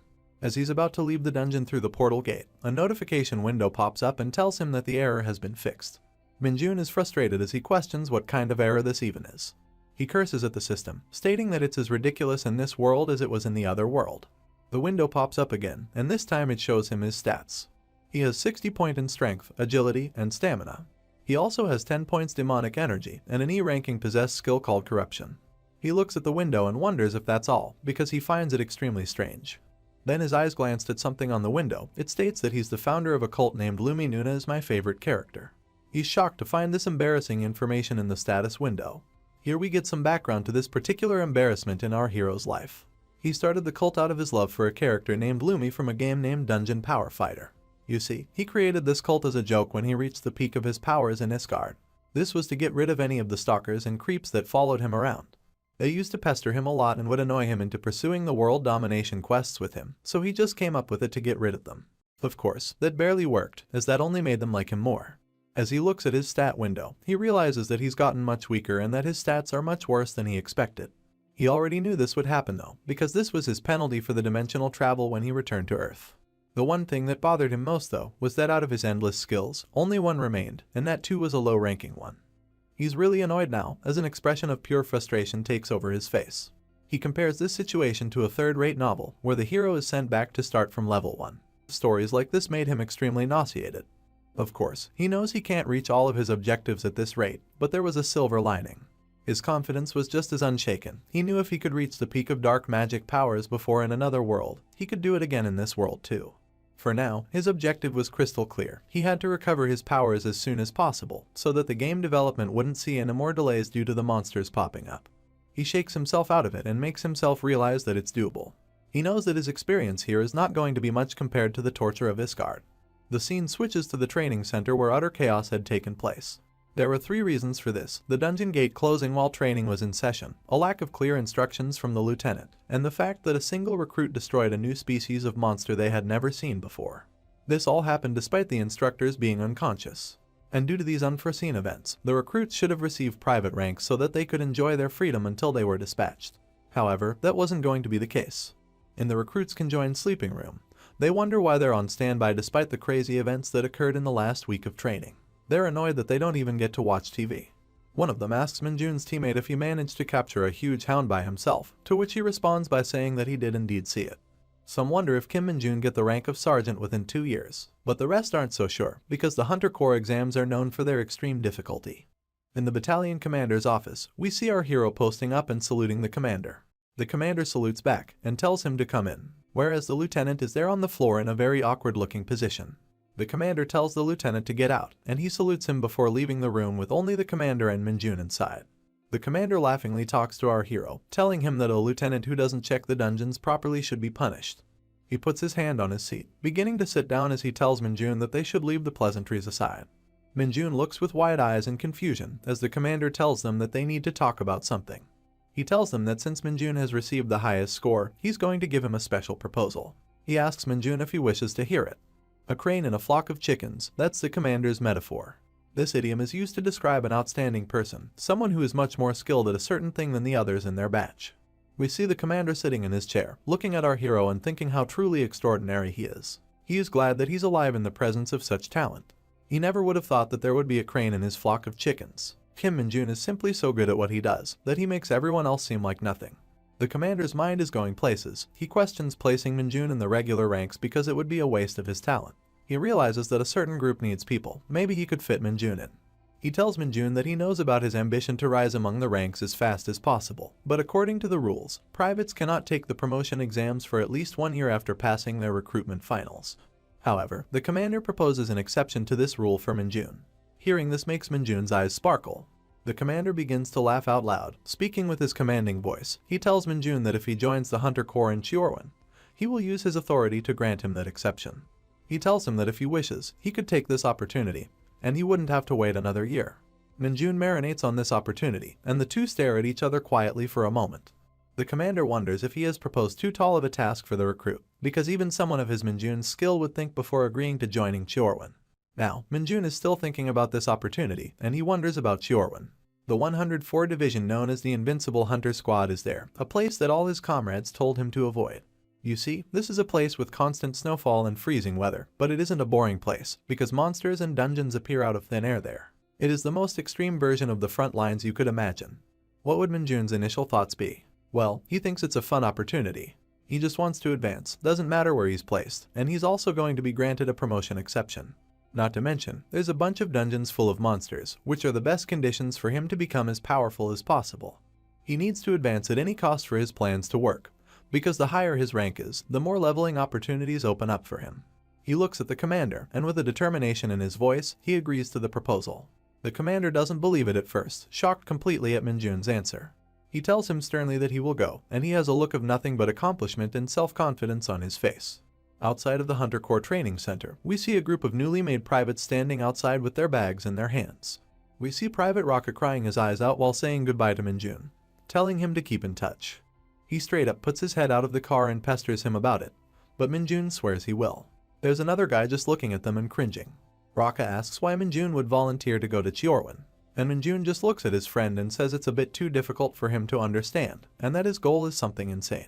The sky looks beautiful as the two friends talk. Raka asks him whether it's something like achieving max level 100 times. However, Minjun says he's already hit max level 30 times, so it shouldn't be too difficult to reach 100. His friend tells him he's crazy, with a sense of admiration in his tone. He bids Raka farewell, as Raka is still heartbroken to be away from his friend. Afterwards, Minjun looks at him going and realizes that the loudest guy has left the base. He's standing alone outside the training center, wondering why he's the only one standing here. Suddenly, a large military truck pulls up in front of him, and it brakes right near his feet. The door opens, and he hears his voice being called out. He looks towards it, and a large man, with a heavily muscular physique and thick sunglasses stands before him. His name is Kim Minji, according to the name tag. He looks at Minjun, and asks him if he waited long, telling him that it took too long because of the snow. He looks at the guy with a sense of wonder, telling him that he hasn't waited too long while also wondering what month it is for it to be snowing already. Minji begins to walk away orders, tells our young hero that they must depart for the squad, and orders him to get in the back of the car. Minjun quietly gets in the back, and puts his stuff down on the ground, as the ride of his life is about to begin. On the ride, Minjun was glad that he gets to start his life as a soldier from now. He's not the sort to care much about going through difficult training exercises or battling monsters frequently. However, there is one thing that worries him. He's terrified of hazing. He doesn't want to be in miserable situations where he's getting trolled or pranked by his comrades. He simply lacks the patience for it at the moment. He is mature enough to know that he must endure it for now. The ride seems to be going quite smoothly, but then the thought comes into his mind that if he hits his superior even once, he will be sent to military prison as a regular soldier. The ride was calming, with pristine views of scenery and architecture. Minjun had fallen asleep, but he woke up to see pieces of snow falling everywhere. He couldn't believe his eyes as they reached the invincible Hunter Corps headquarters in Chiorwan, because there really was snow here. Minjun was walking with Kim Minji through the halls of the headquarters. Minji opens a door with his veiny, muscular hands and pushes Kim Minjun inside, announcing that he's a newbie. Minjun enters the room and sees a bunch of boys either cleaning or relaxing. He orders them to feed and instruct Minjun on what to do. The boys' eyes begin to glisten when they see a newbie. They rally around him, asking him his name, and once they find out, they talk about how Minjun was called Super Soldier and he was the guy who killed that hound by himself. One of them picks up Minjun's bag and throws it at another boy, telling him to unpack Minjun's stuff. Minjun looks at them and realizes that these might be the alphas of this dorm. There's one more thing he has noticed though, the way that these fools are looking at him. It's as if they've found a new play toy. They ask him why he chose to volunteer at Chiorwan, despite having such good grades. Minjun answers their query by saying that the front lines are the best place for experience and the fastest way to advance. They look at him in confusion for a second. Then their expressions completely change as they call him crazy and admire his choice. They begin bombarding our hero with questions, asking him whether he has a sister or a girlfriend. He says no to both of those questions, so they asked him to show them his talent. Minjun wonders if they'll buzz off if he shows them his talent. He raises his finger and tells them that he'll show them one-finger push-ups. One of them speaks out in anger, saying that they can do that all day. However, the other one tells him to go ahead and show them. Their expressions change so fast that it feels like someone took the light out of their life. However, it was just Minjun putting his finger on the ground and doing full-fledged vertical push-ups using just his finger. They're completely shocked, because they never expected him to do it vertically. They wonder if anyone else in their platoon could do that, and one of them mentions that a particular someone they know could. As they're talking about that particular someone, we see a man dressed in uniform arriving at the door of the dormitory. He walks up to Minjun, who is still in the vertical push-up position, and tells him to go away. Minjun recognizes immediately that voice. He knows who this is. It turns out, it's none other than Sergeant Lee Seung-ho. Minjun is taken aback by seeing his previous instructor, Sergeant Lee, in the same dorm room as him. However, the other guys have gotten used to him, and they begin to berate him and annoy him for being dispatched as an instructor. They ask him how many days he's left of his time here. He just doesn't respond to them, and they begin to annoy him even further. In an act of frustration, he screams that he has 4 days left, and he tells them to leave him alone. Funnily enough though, they were already tired of his conversation, so they fling him the bird and move on. The sergeant says that he's pretty mad, but he can't really do anything about it. Meanwhile, Minjun is just glad they left. The sergeant lays down on a bed, turns on his phone and starts watching a video about volcanic dungeons. Minjun realizes that even in a space as tiny as this dorm, the rank difference between those occupying it is vast. The sergeant calls out to one of the privates named Dongjun, telling him to instruct Minjun since he's a junior here. Minjun looks at the guy introducing himself and wonders how that guy is his senior. Dongjun asks our hero if he wants to talk over some food because he has a permit to visit the PX. They head to the PX, and Dongjun tells Minjun to pick out whatever he eats. He tells our hero to eat as much as he likes, and Minjun figures that this guy is just really nice. At the counter, the basket full of food leads to a bill of 300,000 won. Dongjun pays it, but he's shaking in his boots. Minjun is chowing down on the food that he's bought, and Dongjun tells him to enjoy it. Minjun asks why they're not allowed to use the PX regularly. Dongjun tells him that it's a rank system. Privates first class and below are only allowed to go there on weekends.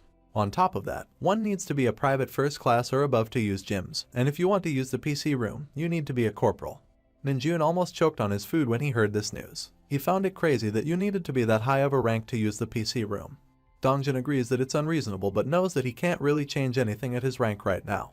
Minjun asks with curiosity in his voice whether there is a way to change that, surprising Dongjun. He says that the only way is by getting to the rank of sergeant to even attempt it. Minjun is heartbroken and extremely frustrated, because he was really looking forward to the PC room. Dongjun dives deeper, and he tells him it's very difficult to become a sergeant in the Hunter Corps. He gives a little info about himself, saying that he had failed the advancement exam many times, so he's been stuck as a private first class for 3 years. Minjun thinks that he should get promoted quickly so he can bring Dongjun up with him as well. He encourages him to keep trying as he will surely get it in the next attempt. Here enters another bully, who puts his arms around Dongjun. He asks them if they're eating the delicious food by themselves, and Dongjun offers the guy to join them, seeing as he's a corporal. Of course, he says yes. The corporal begins chowing down on the food, eating away the chips and drinking all the soda. Minjun looks at him in disdain, thinking that this guy is a creep. After eating, the corporal tells them that he won't say anything about them chatting, but he wants them to be present during the firearms training tomorrow, or it will be their funeral. Dongjun steps in and says that he was about to explain firearms training to our hero, since it's a bit different in Chiorwan than in other places. The corporal takes offense to this and begins to mock and ridicule Dongjun. Dongjun apologizes, but the corporal just bullies him further and further. Minjun is annoyed at what this guy is doing, so he decides he won't just sit there and watch. From under the table, Minjun sends demonic energy into the food that he's eating, cursing him to spit out the food. The corporal cannot eat anymore, and his face goes numb as he simply stands up. Dongjun asks him what the matter is, but he doesn't respond. Suddenly, he says that there's something weird, looking at the expiration date on the food. However, sweating profusely and feeling sick, the corporal decides to save his dignity by saying that it's probably nothing. Turns out, Minjun had used the corruption skill on the corporal. He grins at the corporal as he's walking away holding his stomach. He then diverts his attention back to the private first class and asks them about the firearms training. It turns out, here, in the Invincible Hunter Squad, they use bullets that are even higher power than the monster-killing bullets used by regular Hunter Corps. This means that the guns will have a much higher kick. You can imagine the regular ICM bullets as ponies, but the Invincible Hunter Squad's bullets like wild stallions. The recoil is so much that it could fluctuate the control of even an extremely skilled gunslinger. Dongjun says that since monsters appear more frequently, they need the extra firepower. Minjun thinks about that metaphor for a second, finding it very fitting. He thinks about the ranged weapons he had to make do with in Isgard, comparing them to elephants if these are ponies and stallions. He becomes more confident in his ability to control them. He grins excitedly as he begins looking forward to the training. The day of the training arrives, and the soldiers are on their way to the location where it will take place. The firearms training facility is filled with shooting noises. We see a soldier blasting away at his target, with gun flares that could lighten up the room. Turns out, it's our boy Minjun. He's sad that he missed one shot. The guy looking at the target is flabbergasted, stating that 19 shots were direct hits and 1 was a miss. His 2 alpha roommates are also shocked, while Dongjun stands in awe of our Minjun's gun skill. Minjun stands proudly with his gun, while people wonder if he's a cyborg or just lucky.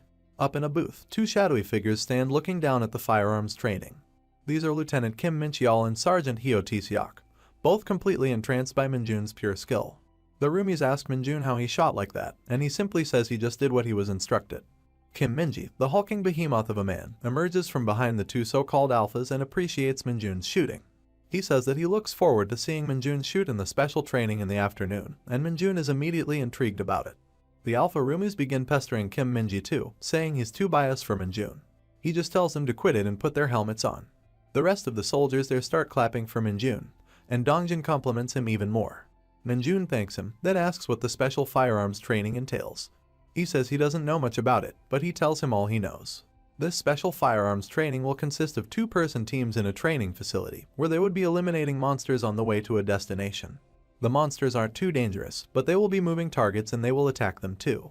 There will also be civilian target plates that pop up randomly, and they must avoid shooting them as that will result in an automatic failure.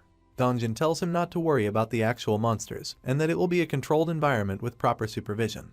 However, if he knew Minjun, he would know that our hero never gets as excited and joyous about something as getting to fight real monsters. So what new monsters is he going to face next? Will things finally go as planned? Or will there be yet another disaster? Stay tuned to find out in the next episode. After the firing test, we see the group of soldiers enjoying lunch. It is bountiful, with lots of different dishes to choose from. Dongjin is completely shocked at the fact that Minjun managed to hit 19 shots at the target, while he compliments Dongjin for hitting 13 shots of his own. Dongjin mentions that how he has had some experience but he's not very good. On the other hand, he believes that Sergeant Lee is one of the best soldiers he's ever seen. On average, Sergeant Lee shoots at least 17 shots, which made him the #1 shooter in the whole squad. Minjun is listening to this while eating. He acknowledges that since 10 hits is the squad's average, Sergeant Lee is much better than the rest. However, he also realizes that he is officially the #1 shooter now. Dongjin then gives our hero a word of encouragement, saying he's sure that Minjun will do great in the special firearms training. Minjun asks him that he had told him before that there would be two-person teams. Yet, he is speaking as if he was not going to be joining him. Dongjin tells him that the executives will be deciding the teams, which means they never know who they're going to be paired with. Which makes Minjun curious, and he asks what the method and criteria was to decide teams. Dongjin begins going into a rumor he heard, which stated that the deciding is done through the ladder lottery. Essentially, the ladder lottery is a method of raffles. It is particularly designed to create random pairings between two sets of things, people or commodities. Anyways, the scene switches from the cafeteria to the special firearms shooting range. The big and burly Sergeant Minji is standing there barking orders, telling the soldiers to get into their bulletproof vests, and be on standby as the training would commence in 5 minutes. Every single soldier in the room is gossiping, wondering what the special firearms test would be like. Yet, Minjun was just standing there, minding his business. Of course, he wasn't going to get peace for too long. A man dressed in uniform comes yelling that he's in the team with the newbie, looking at our hero. Well, it turns out that our hero was teamed up with none other than the corporal that enjoyed hazing. He walks in saying that a corporal and a private are world apart, boasting his own skill. Minjun is definitely taken aback by this, wondering why he had to team up with this guy of all people. He also realizes something from Guangxik's behavior, but he hadn't learned his lesson yet. The corporal starts talking to our hero, telling him that the average finish time in the squad is 3 minutes, and that Minjun should aim to improve upon it. His face has a devious look as he says that Minjun must finish within 3 minutes, or he's going to regret it. Minjun simply looks at him, without responding at all. This annoys the corporal. He asks Minjun why he isn't replying, pestering him by saying that he's lost confidence, and his 19 perfect shots were just a fluke. Minjun is internally frustrated, thinking about how big of a lost cause this guy is. However, he just says that he will try his best to the blithering idiot to make him shut up. The corporal doesn't care about that though. He wants Minjun to just provide results, and he says if Minjun finishes later than him, he would die. He points at the squad talking to Sergeant Minji and says that he should observe the team going ahead. The two soldiers stand in different elevators, whereas Minji stands in the middle as he tells them to get ready. It's Kim Moongi and Jeong Hanyang, and those two state that they're ready, hence they start descending. The special firearms training is a special kind of creature. It involves two members of the same team in separate elevators being sent down to the underground facility. This tactical training taught soldiers to slay monsters and protect civilians. However, now it was something different, almost a competition amongst the troops. It was a race now, and the whole purpose of the trial was to see who reached the end fastest and cleanest. The final objective was to press the finish button at the end before your opponent. Minjun was looking at the large scoreboard to ensure he knew what was going on. There were different sized monster icons, and Minjun wondered why. The corporal told him that it showcases the threat. The more dangerous a monster is, the bigger the icon will be. He begins explaining Minjun the format of the special firearms trial. He explains that there are 2 monsters on each lane, and that when encounters will be randomized. You will have no clue what you're getting into due to this format, and it will surprise you in the lanes. We see a participant currently in the trial running into a rake toad, which is a large and powerful creature. The rake toad attacks him with its tongue, and he seems to have gotten unlucky in the monster selection. On the screen, we can see that the participant that ran into the bigger monster ahead. Minjun realizes that even if he moved fast, he got unlucky with the monster. He knew that his opponent would catch up to him. Of course, the opponent ran into a large rat and shoots it to shreds. He walks away from the dead rat's body, confident that he'll have an easy time in the trial. However, he immediately runs into a large earthworm, which is humongous in size. Meanwhile, the guy who fought the rake toad just got another rake toad to battle. He's visibly frustrated after killing the second one by unloading a whole clip into it. Annoyed, he thinks that his opponent probably won already. But when he reaches the finish button, it's empty. There is no one near it. He walks over to it and presses it with a big smile on his face. The buzzer sounds, and the crowd celebrates as the challenge was completed in 2 minutes and 24 seconds by the trooper as the others discuss the sandworm thing. The winner mocks the loser, meanwhile the loser just complains about his bad luck. It turns out that they had a bet, and now the loser must give him a treat at the PX. On the way back, they notice that aside from being late, the loser had also shot a civilian, which disqualifies him. The two walk out bantering about what they will buy, and the corporal notes that two had made a bet before going in. This catches Minjun's attention, and he's intrigued by the idea of a bet. Surprising the corporal, he tells him that they should make a bet too. He says that the loser should grant the winner any one wish. This makes the corporal laugh, but he decides to indulge Minjun out of overconfidence. He then says that there is nothing a mere private can offer him, but there is always something a man like him needs. He decides that Minjun will need to give him his salary for 3 months if he loses. Minjun is a bit disappointed to see that he couldn't come up with anything better than money, which is such a typical mob behavior. He agrees to his condition, and the corporal is glad because he is confident in himself. Dongjin notices the two talking, and he starts getting a bit nervous for Minjun. Minji shouts for the next group to get ready. Minjun and the corporal get into their separate elevators, ready to get going into the trial. Minji asks if they need to say anything before going in. The two synonymously deny. Minji notices they're ready, and he initiates the trials. The elevators begin to descend, and we see Minjun lost in his thoughts as he is heading to the underground levels. He notes that he fell for the corporal's provocation, and he's a bit unhappy that he made himself noticed. However, he is well aware that he's not mature. He's never going to let provocations slide by. As the elevator doors open, his demonic aura begins to sense the demons in the trial. At the top level of the building, the other candidates are looking at the score screen and excited to see the trial. They're talking about how the two candidates made a bet, and they're confused how a private could possibly hope to win against a corporal. Suddenly, all of them are shaken as the ground exempts a harsh tremor. It begins to move rampantly, and some of them lose their footing in fear before the tremor stops. The candidates ask each other whether that was an earthquake. Dongjin says he doesn't think that it was. They look at the screen, shocked to see that one of the monsters is moving towards the other monster in Minjun's lane. The door opens and Minjun is making his way through the lane, wondering what that tremor was. His face is taken over by confusion and instinct, and his eyes are left wide open. It is a gigantic one-eyed monster, with humongous claws and horns, devouring a large rat monster. Looks like Minjun will have to face the toughest monster he has so far fought on Earth. Realizing that it's probably just another monster with a big body, he calms himself down immediately, but he's still confused why it's eating another monster. The monster sees Minjun present in the lane. Minjun looks up, directly into its big ugly eye. The monster begins to rage, pulling the rat out of its mouth. It throws the rat at Minjun, but he jumps and maneuvers around the hit. He lands safely on the ground, and a thought enters his mind.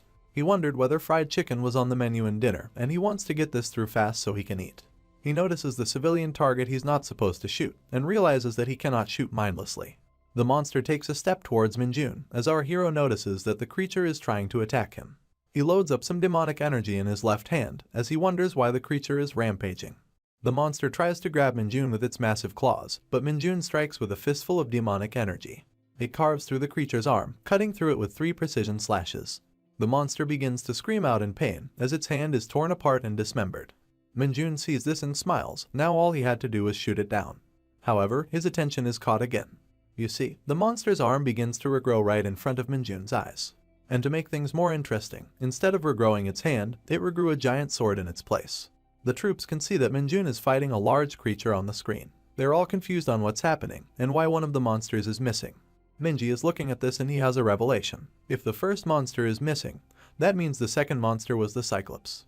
Cyclops are also known as the devouring demons. They consume a source of energy to increase their regenerative and attacking capabilities. Minji wonders something though. This monster doesn't attack unless its life is threatened, and he wonders what provoked it so much that it broke out of captivity and started raging after devouring the other monster. It was our boy Minjun, and the intense demonic aura that he carries around himself with a smile. As Minjun was dodging the excessive slashes from the Cyclops, he found himself high up in the air, battling the overly aggressive creature. He loaded up his gun, knowing it would be easy to kill it with his hands, but he'll indulge the gun fun since it was firearms training. He began raining bullets at the Cyclops' face. The bullets tears through its eye, and the monster roars out in pain. Minjun lands on the ground, as the monster is suffering but not in silence. Minjun notes that its eye isn't regenerating very fast, so he can end it now. The monster quickly turns its head towards our hero. As Minjun is running towards it, ready to strike, the Cyclops retaliates by swinging its sword arm. He is taken by surprise. He notes that the Cyclops knows his location even after losing its eye. Minjun pulls a Neo bullet dodge and ducks out of the arm slash. The monster takes the opportunity to attack with its other hand, and slams Minjun into the ground. At first, it looks as if it's over, but Minjun had the strength to block its attack. As he was holding back the monster from squishing him like a tomato, he considered how strange this whole thing was. There was no shot that the training center would use a monster this violent, and even though he squashed its eye, the monster knew where he was exactly every time. This is where he has the epiphany, was the monster reacting to Minjun's demonic energy. The scene cuts to the elevator door opening within the lane. Minji walks into the second lane, carrying his incredibly large LMG. He is worried about Minjun's safety. He blames himself for letting something like this happen, as an energy-fed Cyclops isn't something a private could go up against at all. He runs through the lane as fast as he can, hoping Minjun hasn't succumbed to his death. Meanwhile, the corporal has had a great time in the trial. He's about to clock in at 2 minutes and 30 seconds, confident that Minjun never stood a chance. The corporal wonders what to do with Minjun's salary. He decides he will spend it on his vacations as he nears the finish line. Once he reaches it, his hopes and dreams are crushed. Minjun is already standing there, inspecting the finish button. He looks back at the corporal with an incredibly indifferent expression, before sprouting into a really devious smile and pressing the button. The corporal's reaction shows that his life is ruined, at least for the time being. Minji makes it to the place where Minjun fought the Cyclops. He looks at the corpse and questions how Minjun could have shot the monster for it to end up in the state that it is in. Everything above the monster's chest was so graphically brutal. The corporal and Minjun walk out of the elevator to cheering and applause all around them. The others show appreciation for Minjun defeating a fed Cyclops. Dongjin comes running in, asking him if he's alright. Minjun is glad to see his buddy and tells him he's not hurt at all. Dongjin asks him how he defeated the Cyclops, and our hero tells him that it was all thanks to his teachings. Meanwhile, the corporal is fuming out of jealousy. One of the troops reminds everyone that this team placed a bet and that the newbie won. The corporal smacks him in the back of the head. He threatens him and tells him that it's an unfair situation, so the bet was off. He starts giving excuses, saying he couldn't have won in that situation. He said the special firearms training was designed with 2 monsters in mind, and he did defeat 2. He then asks how many the newbie defeated, and reminds everyone that Minjun only defeated 1 monster. He points at them and tells them it was an unfair situation, and tells Dongjin to say something too. Dongjin is a meek person, and he feels a bit daunted by the question. The corporal orders him to say something and threatens him. Minjun wonders why the corporal has to be the worst. He thinks about how, despite this scenario being unexpected, he doesn't feel good that he killed the monster with his fist. This is why he was planning to forget the bet. However, looking at him pestering Dongjin, he doesn't want to let it go. Someone walks up to the crowd after hearing the commotion. The assertive voice mocks the corporal, saying that the newbie took the bigger risk and that the corporal should be ashamed. The corporal looks back and sees who said that. The mystery man divulges information about the Cyclops, saying they're harmless, but once they turn, they are horribly difficult to fight. He tells the corporal that the newbie faced a much bigger threat, and everyone knows this. They're all shocked to see who said such wisdom-filled words. It was none other than our very own, Sergeant Lee Seung-ho. We appreciate the casual appearances he makes. The corporal is embarrassed. He tries to mock Sergeant Lee, saying he's showing off his rank in front of the juniors. Sergeant Lee shuts him down, saying he's the one always showing off. The corporal tells him to stop embarrassing him over his jokes, and the sergeant decides to double down. He tells the corporal that everything that doesn't go his way becomes a joke to him. Sergeant Lee says that being higher rank is great, because he gets to embarrass stubborn donkeys like him. Minjun smiles as he now knows that's how things work. Meanwhile, the corporal is fuming red with embarrassment, anger, and every other bad feeling. Honestly, this is the face I wanted to see him make ever since this fucker made his first appearance. Comment down below if you're satisfied as well. Sergeant Lee turns his head to him, seeing his reaction, and asks him if he has anything to say. The corporal brushes it off and says he doesn't. The sergeant tells him he's right. He doesn't have anything to say because he shouldn't, leaving the corporal embarrassed in front of his juniors as he walks away. It's evening time, as Dongjin and Minjun are standing outside cleaning and conversing. They talk about Sergeant Lee receiving a double promotion. Dongjin tells Minjun that Sergeant Lee was a special case since he had the highest grade in the advancement exams. He continues, telling Minjun that the 2-rank promotion has now been made unavailable. It turns out that a staff sergeant that got it caused an accident in a dungeon. Sergeant Lee was the last case of this double-ranked promotion. Minjun wonders if there are ways to get special advancements, and Dongjin tells him that there are exceptions like rescuing a civilian during an emergency. There's also achieving outstanding accomplishments in a monster hunt, but they're all subjective cases. He tells our hero to forget that the regulation even exists, as there have been next to no hunters who have advanced with it. Minjun acknowledges that, while realizing that subjective means the commander will have the final say. He's quite desperate for an advancement at this point. He doesn't wish danger on civilians, but it's as if he's almost disappointed that there aren't enough incidents happening on this border as they said. He wants to advance already after being a private for 2 days, whereas Dongjin is just standing there encouraging him. Minjun wishes for a gate to appear, and just as he thinks that, there is an alarming all over the camp.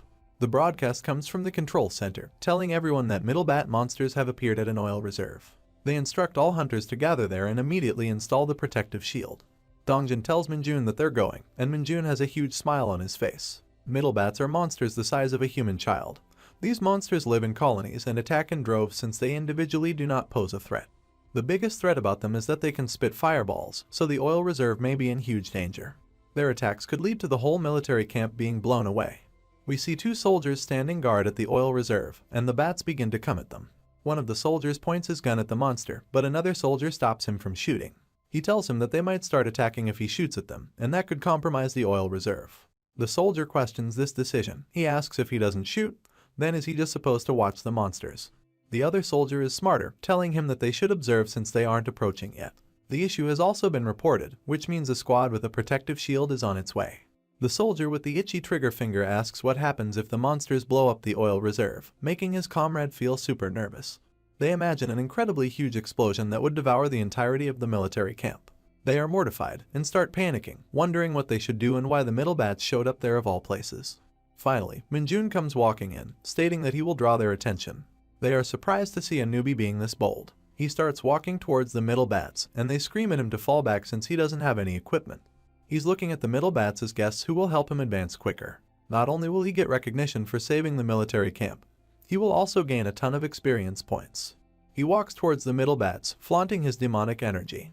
He thinks of the Cyclops, and remembers that monsters are attracted to his demonic energy.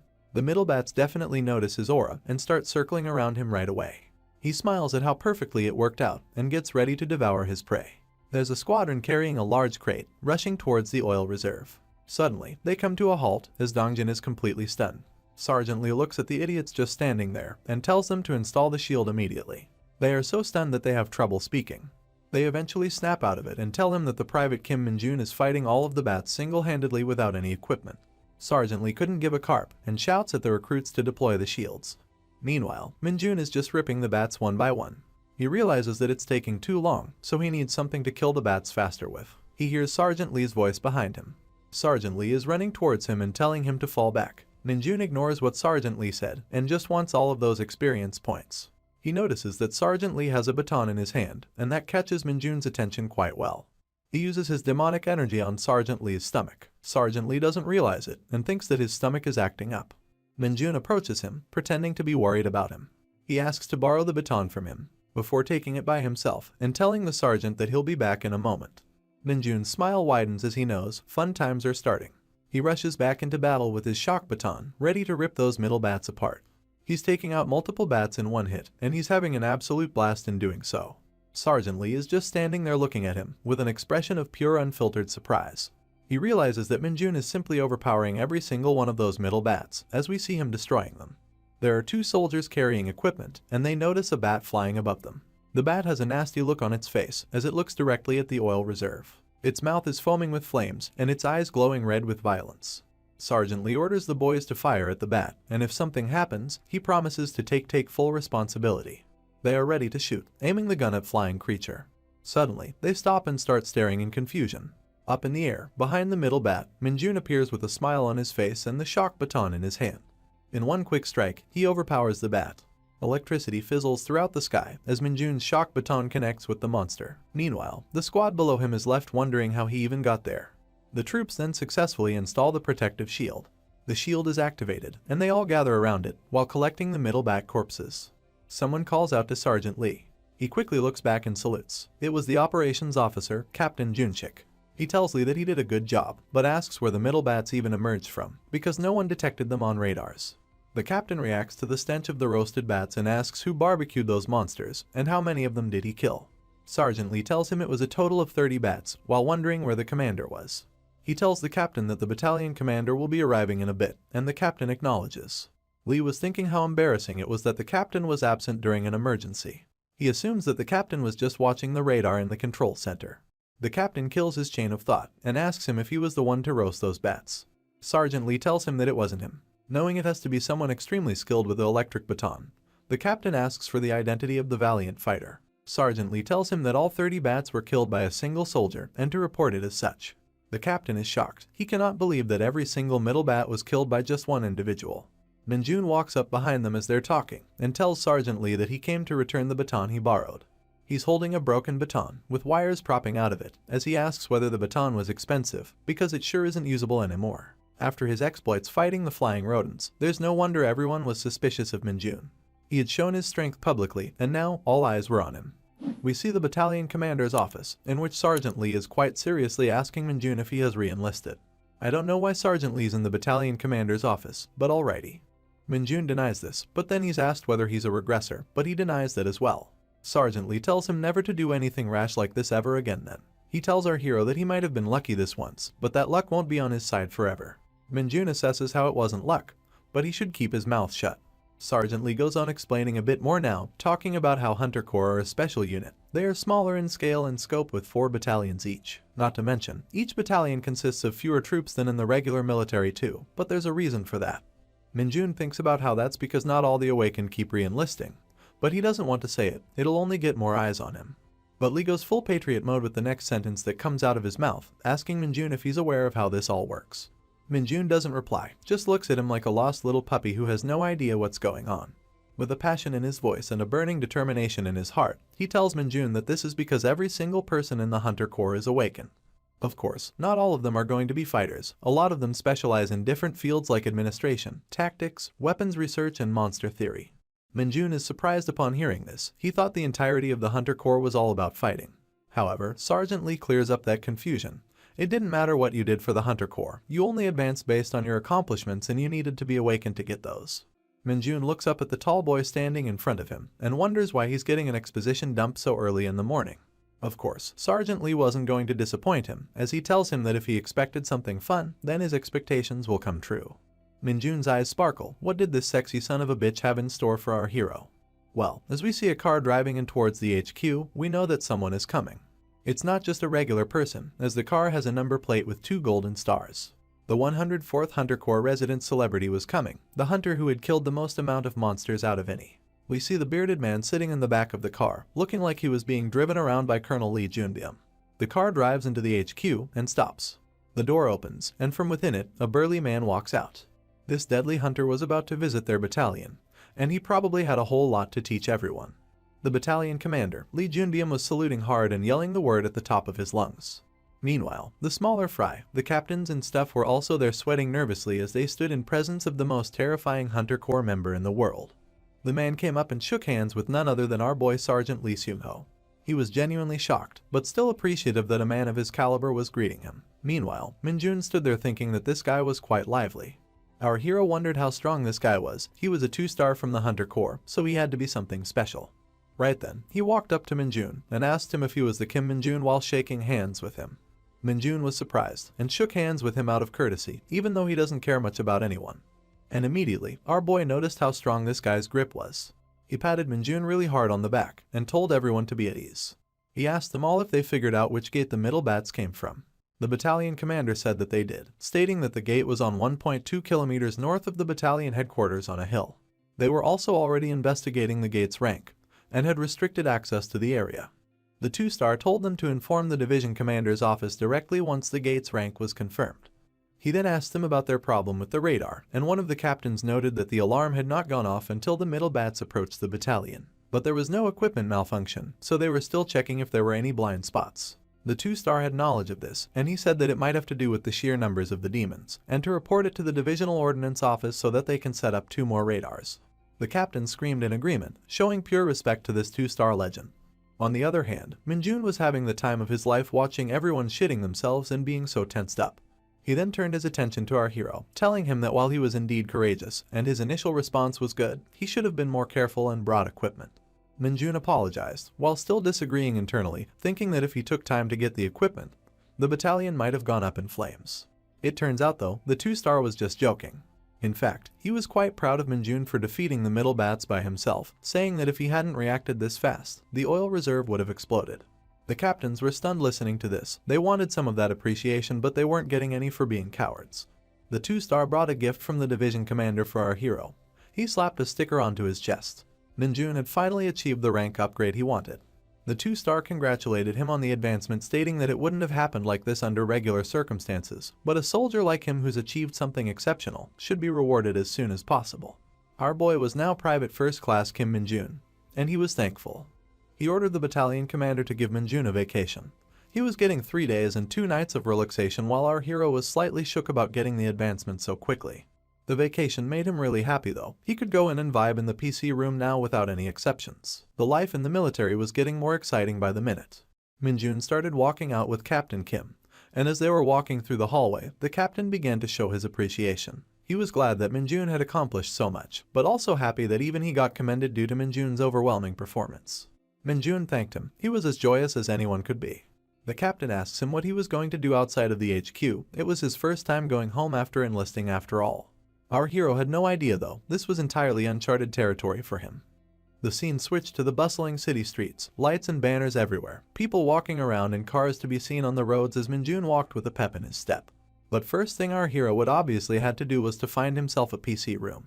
He knew that all he wanted to do was play Dungeon Power Fighter at the PC room, and nothing could stop him now. He didn't want to go home, because he would have had to enter a restricted area. The worst part is that they didn't have any internet connection there. So, he was going to just spend the next 3 days and 2 nights in this PC room without wasting any time on traveling. As he was walking into the PC room, he heard a commotion behind him. It was 2 friends, and one of them talked as if he was wronged by the soldiers. The other one asked him if he went out to that cave again, and the hat guy mentioned that he was going there just to pick some mushrooms. He was angry at being stopped, even though he had already obtained permission from the owner of the mountain and even deposited the money. The hat guy asked for a drink, but the buddy denied him. Talk about a low blow. His buddy mentioned that someone he knew went there before it was completely restricted, and the mountain smelled foul with toxicity. He continued, saying that the guy had a headache for a few days afterwards, so it was just pure trouble going in there. The hat guy said that he'd wear a mask or something when he entered, but their conversation was cut by our eavesdropping gamer, Minjun. Minjun asked them where that place was, and they looked back at him nervously because he was in uniform. They looked at each other for a moment, thinking of what to say, but at the end they decided to tell him eventually. Actually, instead of just telling him, they took our guy. They dropped him off at the side of the road, just near a place called Huechin. They couldn't drive him any further due to it being a restricted area, but Minjun thanked the guy for the ride. The chonky boy asked him if he could really resolve whatever was on the mountain. Minjun looked into his eyes with determination, telling him that the restriction will be lifted by tomorrow and that they will be able to go there again. They noticed the 2 stripes on his chest, realizing that he was a private first class. They stared at him for a few moments, not knowing what to say. Then they drove off. They weren't going to hang around for someone to see them. Minjun looked up at the mountain, and he could sense the demonic energy that was radiating from within it. He had decided to come to Huechin for his vacation instead of spending it all on the PC room. He had smelled it from afar, that familiar scent. He could visualize it, that purple energy in the air and that foul smell. It was demonic energy, and our boy was happy he had found this opportunity to take it all in. There were guards protecting the cave entrance. They were wearing gas masks on their faces because the demonic energy was too overwhelming. Minjun was hiding between the trees, looking at them. He noted that the security was quite heavy near the entrance, but he had to find a way in by any means whatsoever. He didn't want to get noticed, so he gestured his hand and a wave of demonic energy emanated from within it. It floated towards them like air. They couldn't see it, but they ended up breathing it. As soon as they inhaled it, they could feel that their stomach was hurting as they clenched their tummies tightly. They looked at each other and thought about what to do, thinking that they'd just hold it in, but then they couldn't. They decided that they needed a potty break after all, thinking how no one would come here anyways. The entrance was now empty, with no security at the cave's opening whatsoever. It was time for Minjun to head in. He started walking into the cave, slowly placing one foot in front of the other. As soon as he entered, he could see the place was glistening with demonic energy, and that put a smile on his face. However, there was one problem. When he placed his hand on the ground to sense anything in the area, he couldn't sense any monsters whatsoever. He wondered why the demonic energy was so dense in this cave if there weren't any monsters, as he went in deeper. It didn't matter if there were no monsters here, all he wanted was that sweet, sweet demonic energy, and he began to suck it all in. The demonic energy was flowing into his palm, giving him the power that he craved so much. His demonic energy stats were increasing. It was rising so steadily with every moment. As he looked at the notification window that had appeared in front of him, he had now reached the demonic energy threshold, so his skill called Corruption was now enhanced. Along with Corruption, he had unlocked a new skill called Nightwalker. Minjun was overjoyed. This had been a phenomenal turn of events for our guy. This was a thing to celebrate for our hero. Not only did he enhance one of his skills, but he had unlocked a brand new one. As he looked at the status window, Minjun thought about the sheer amount of luck he needed to get this for free. His strength, agility, and stamina were at 60 points, and his demonic energy was now at 15 points. He looked at his hand, feeling the power surging through him, free demonic energy, and a usable skill without having to put in any effort whatsoever. This was a major dub. The Nightwalker gave him the ability to summon a shadow, called the Nightwalker. He knew about this because he had used it a lot in Isgard. This shadow's specialty was that it was great at assassinating targets from the safety of stealth, but there was one downside. This summon needed to be fed demonic energy on a regular basis to be maintained. He raised his arms, ready to show off his new powers, and ordered the Nightwalker to emerge. This little ghost was worth all the demonic energy he had to feed it. He might look cute, but the Nightwalker was more dangerous than anyone could ever anticipate. As soon as he emerged though, Minjun was kind of shocked by how tiny this guy was. He was confused. Was this a part of the dimensional travel penalty? Why was he this tiny? Was it maybe that his demonic energy stat was too low? He needed to know, because this was fucked up. It was awful. He thought the Nightwalker would be way bigger. He's afraid that such a tiny weakling would be eaten up by the sun and won't have much use. Then he came to a quick realization. This creature was tiny in size, which means that it can hide in shadows. This was its strength. Behind that tiny, cute little body was a monster of assassinations. After a small time skip, the 3 days and 2 nights had now passed, and Minjun was back at HQ. He saluted his comrades as soon as he got back to the dorm, and mentioned he was back from vacation. His comrades gathered around him, noticing that this is the guy who advanced in the shortest time to date, and that he also got a vacation from the division commander, and he got a badge from the 2-star as well. Minjun looked backwards as he noticed someone familiar. He had brought a gift for this person. It was for his buddy, Dongjin. He hands him the gift, which is apparently a bottle of moisturizer, which is weird because I thought soldiers moisturize themselves with the blood of their enemies. Anyway, Dongjin thanked him. He pulled the bottle out and was genuinely gleeful at the sight of it. He told Minjun that he would use it really well. And here comes the dickhead who Minjun beat in the special firearms training, mocking their friendship. He had asked Minjun to bring him some Maxim magazines, but the thing that Minjun brought along was just some instant coffee with the same name. He gave the guy his Maxim packs, and he left accepting his gift with a sad and annoyed look. Meanwhile, Minjun and Dongjin bantered about how he would become corporal one day. Now enters the redhead and his lackey, who mentions that he saw Minjun's name on the advancement examination. The lackey notes that the application period for that was already over before Minjun even transferred. It hasn't even been a year to Minjun's enlistment, which means he shouldn't qualify. Redhead notes that it had to be the division commander who got him in, otherwise it didn't make any sense no matter how you saw it. The comrades look at each other and discuss how this was even possible, but they decide to show him some respect now that he was a private first class. As they wait on Minjun for an explanation, Minjun begins to talk about how it was the training commander who had made him a special offer. If you remember, that guy sent him here on a special recommendation, and he had a huge interest in seeing Minjun succeed because he was so exceptional as a soldier. Minjun told them the whole story, and afterwards he was looking at them for their reaction. Their faces were filled with nothing but confusion. They had no idea what this all meant. Red had noted that Minjun came here because he wanted to start advancement exams a year in advance, calling him a crazy fucker for having the balls to do this. The lackey notes that since Minjun is already a private first class, his advancement exam would turn him into a corporal. The comrades talk about how if he passes, he might be the most terrifying new recruit in the 104th Battalion, while the actual corporal himself is just making his Maxim to drown his sorrows with. Lackey mentions that the advancement exam candidates will have an orientation, and that a special weapons training would happen afterwards too. They said that he'll be suffering the whole week. As the two leave the room, they banter why they aren't taking the advancement exams right now, even though they are both sergeants. Minjun thought about the specialty weapons training, and wondered if this was different to special firearms training. Another time skip happens, and we find ourselves at the orientation for the Hunter Advancement Examinations, where the instructor is talking about a quick orientation on how the examinations will go. Minjun sat there listening, as the instructor bullied those who were being overconfident for already knowing the details. Minjun listens carefully, while the corporal falls asleep. The instructor mentions that the examination will consist of 2 parts. There is a written exam and a practical exam. The written part is usually a basic written test, which makes it super easy to clear. Minjun walked out feeling quite confident about what he heard, remembering that the practical exam is what really mattered. It would basically be a test of their stats, their specialty weapons proficiency, and their ability to handle monsters. Minjun knew that he would pass, but he wondered what perks he would receive for getting the perfect score again. As he walked through the hallway, he thought about being more serious in his approach to the examination. The sun rose up, and it was time for the specialty weapons training. These were usually close quarters weapons, swords, throwing knives, daggers, maces, and all that other jazz. The instructor stood above them, ready to teach them all how to get it done. He ordered the privates and privates first class to not pick any weapons other than swords. The academics yell in agreement. He orders corporals to take their weapons and go train far away, and if they're slacking off, he would bury them alive.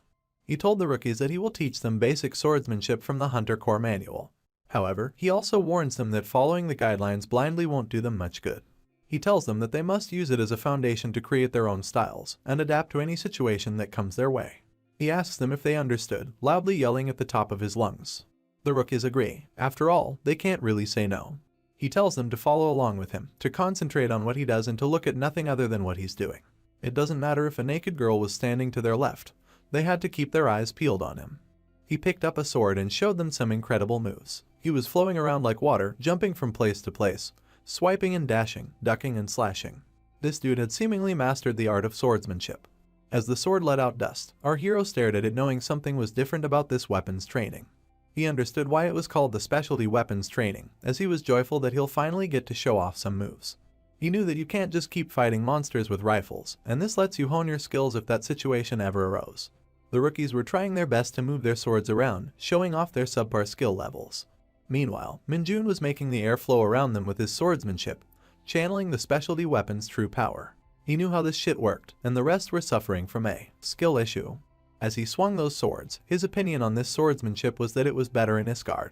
He leaped up in the air and tore through the air, making it quite literally visible to the naked eye, while the rest of the rookies stood flabbergasted. Minjun knew that the technique is all that mattered, as he showed off his impressive swordsmanship skills to the rookies.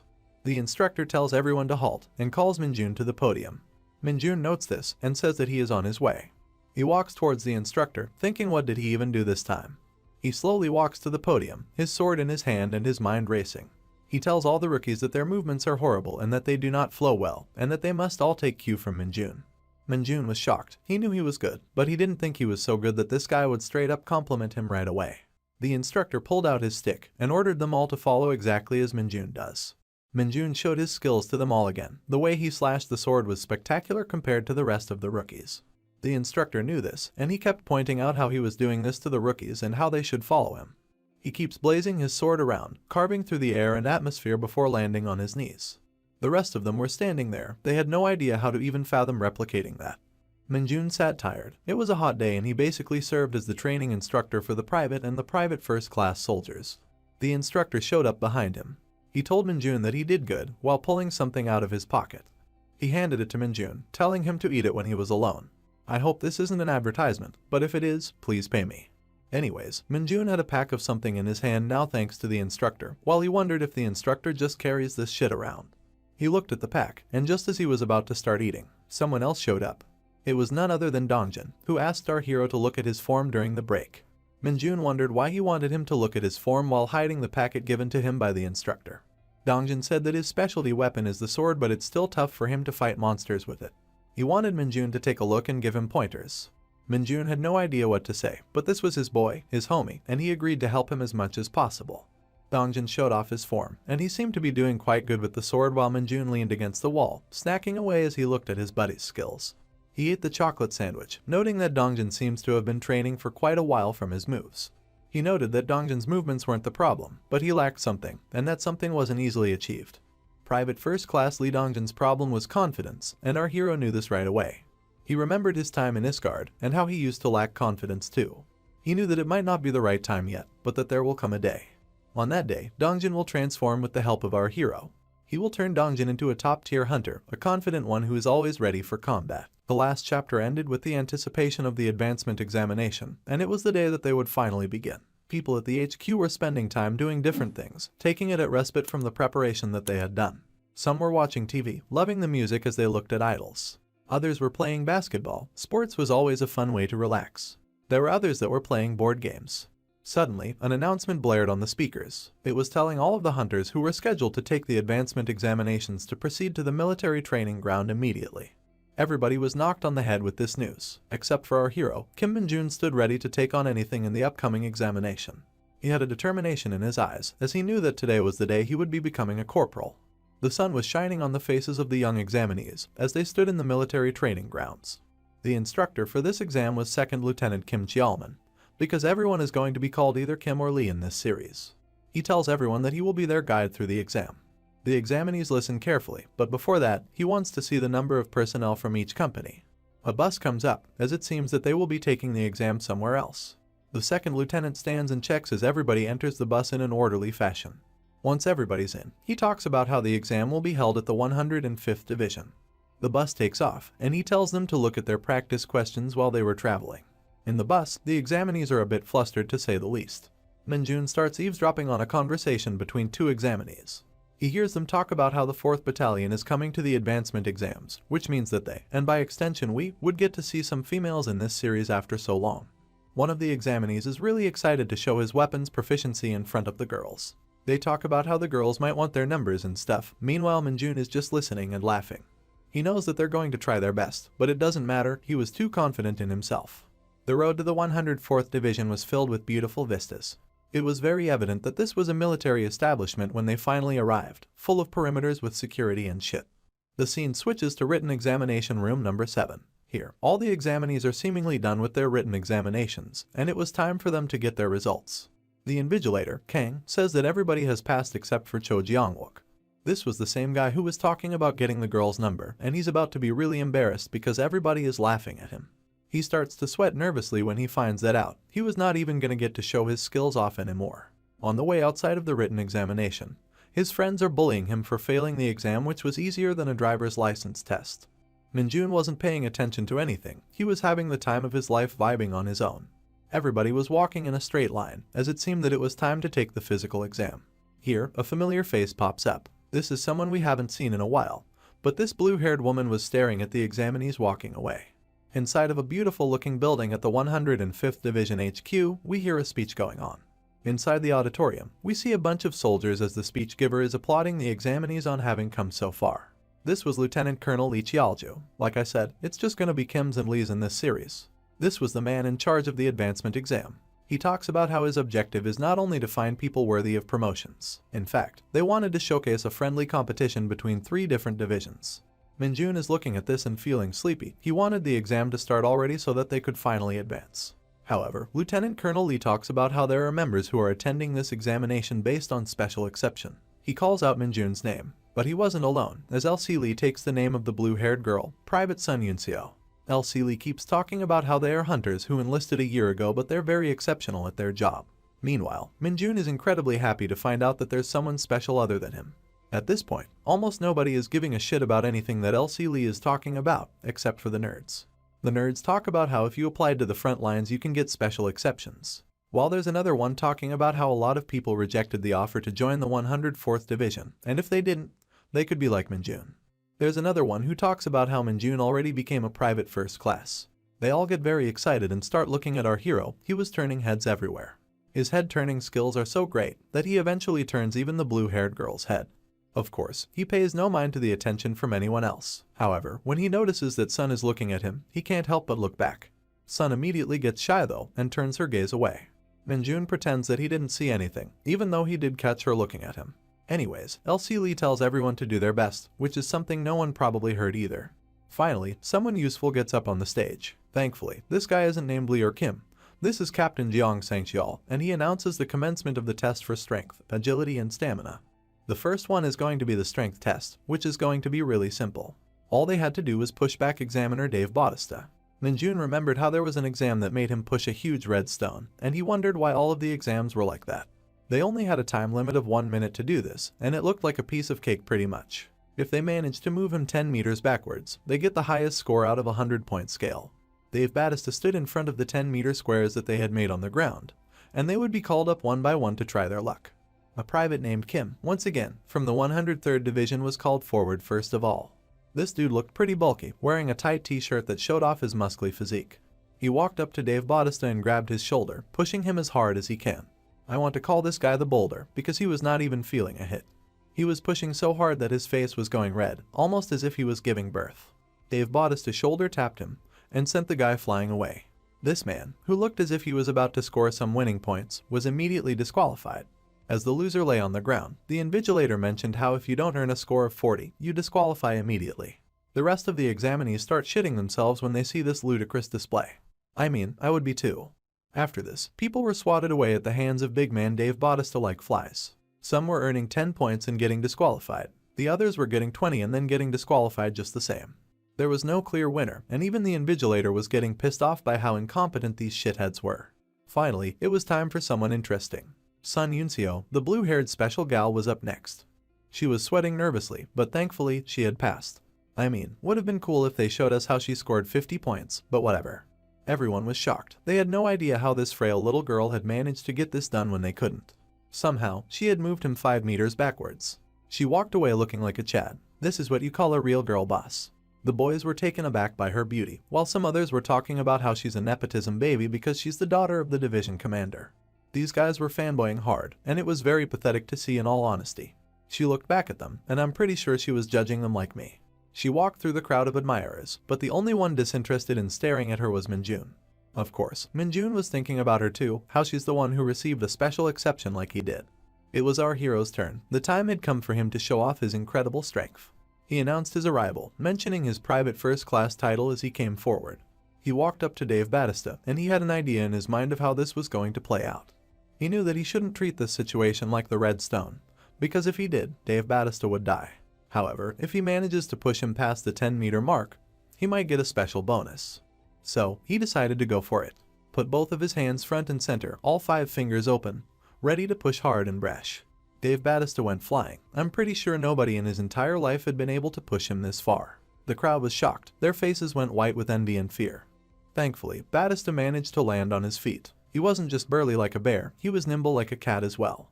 His feet dragged him the ground with him, leaving behind a broken wood chips. Not only was Bautista shocked and enraged, even the invigilator had no idea how this was possible. Private First Class Kim Min-jun was the only person here who had managed to acquire 100 points. He was smiling. He knew this was coming, but no one else had any clue, not even the blue-haired Nepo baby. As he walked away, feeling Sun's gaze, he realized there weren't any bonus points after all. Of course, Min-jun wasn't the final examinee, and there were more yet to be disqualified. A girl was sent away crying because she failed to push Dave Bautista more than 1 meter, resulting in her disqualification. The rest of the examiners were just standing there wondering why this was so difficult. The strength test had finally ended, and it was time for the next one, which would be the agility test. Of course, being the agility test, it would start without any breaks. The ones who were disqualified were sent away. They made lines and walked away disappointed with their own performances. Meanwhile, the staff was changing up the equipment and bringing in new stuff that would be used for the agility stat test. They were setting up a big green net, and I mean, they were having some trouble setting this shit up. Then, they brought in a huge minigun. Honestly, it looked like an anti-tank weapon, but it was just a big minigun that they would be using for the agility test. The examiners were looking at this and they were terrified. They were wondering if they were going to be made to dodge bullets, after using up so much of their strength trying to push the behemoth Dave Bautista. The invigilator was laughing, as he finally revealed that they would indeed be dodging rubber bullets. It didn't matter if they were rubber bullets, they were being shoved out at an unprecedented pace from within an anti-tank weapon. In other words, it would still hurt like a bitch. He tells them to dodge everything, and they start to be nervous. This time, there was a lot more pain involved if they messed up. While they were all pissing themselves, Min-jun found this amusing and just smirked at how interesting things had gotten. The man operating the gun was ready, and he was out for their blood. Okay, so the objective here was to dodge the bullets for a consistent 1 minute. If they would last 1 whole minute surviving the bullets, they would achieve the perfect score. Of course, all the contestants had to stay within the designated area inside of the net. The thing that made the examinees even more scared though, was that the examination could also be passed while tanking the hits for 1 minute. You just had to stay inside of the net for 1 whole minute, and you would pass with flying colors. Those who ran out of the safety net in less than 30 seconds, or those who became severely injured would be disqualified immediately. Now, it was time for the test to commence, but before that, Min-jun heard a familiar voice behind him. As the voice called out to him, he turned his head in surprise and looked back. It was none other than his homie Private First Class Dongjun, smiling and waving at him. Min-jun was surprised to see him there. He had no idea that Dongjun had passed the strength test. Dongjun asked him why he was this surprised. Did he really think that his homie was going to fail the strength test? Minjun denies that, even though he really did think that. Just like you thought that too. Dongjin tells our hero that all the private first class have passed the advancement exam once before, so they were a bit used to the format. The only thing that messed them up was that the overall score standard was higher for them, which is also the reason why Dongjin had been failing the tests for so long. He gives our hero a tip, telling him that these rubber bullets fly at the same speed as real ones, so you shouldn't be dodging them based on his eyesight. As the bullets came out of the gun, flying as fast as any regular bullet, he told him that it was important to predict the bullet's trajectory and dodge them accordingly. The bullets were hitting people, and there were screams all around the military training grounds. As soon as the first bullet landed on a guy's skull, it cracked it open and made the guy bleed. He was on the floor there, just crying out in pain and bleeding away. Of course, he immediately got disqualified, and an examiner was told to escort him to the infirmary. As Minjun saw the situation, he noted that so many people were being disqualified just from the stat tests. Perhaps this was why the pass rate was so low. But still, it was reasonable that these tests were so difficult, because there were so many monsters out there that were so much more terrifying than any of these tests could ever even imagine.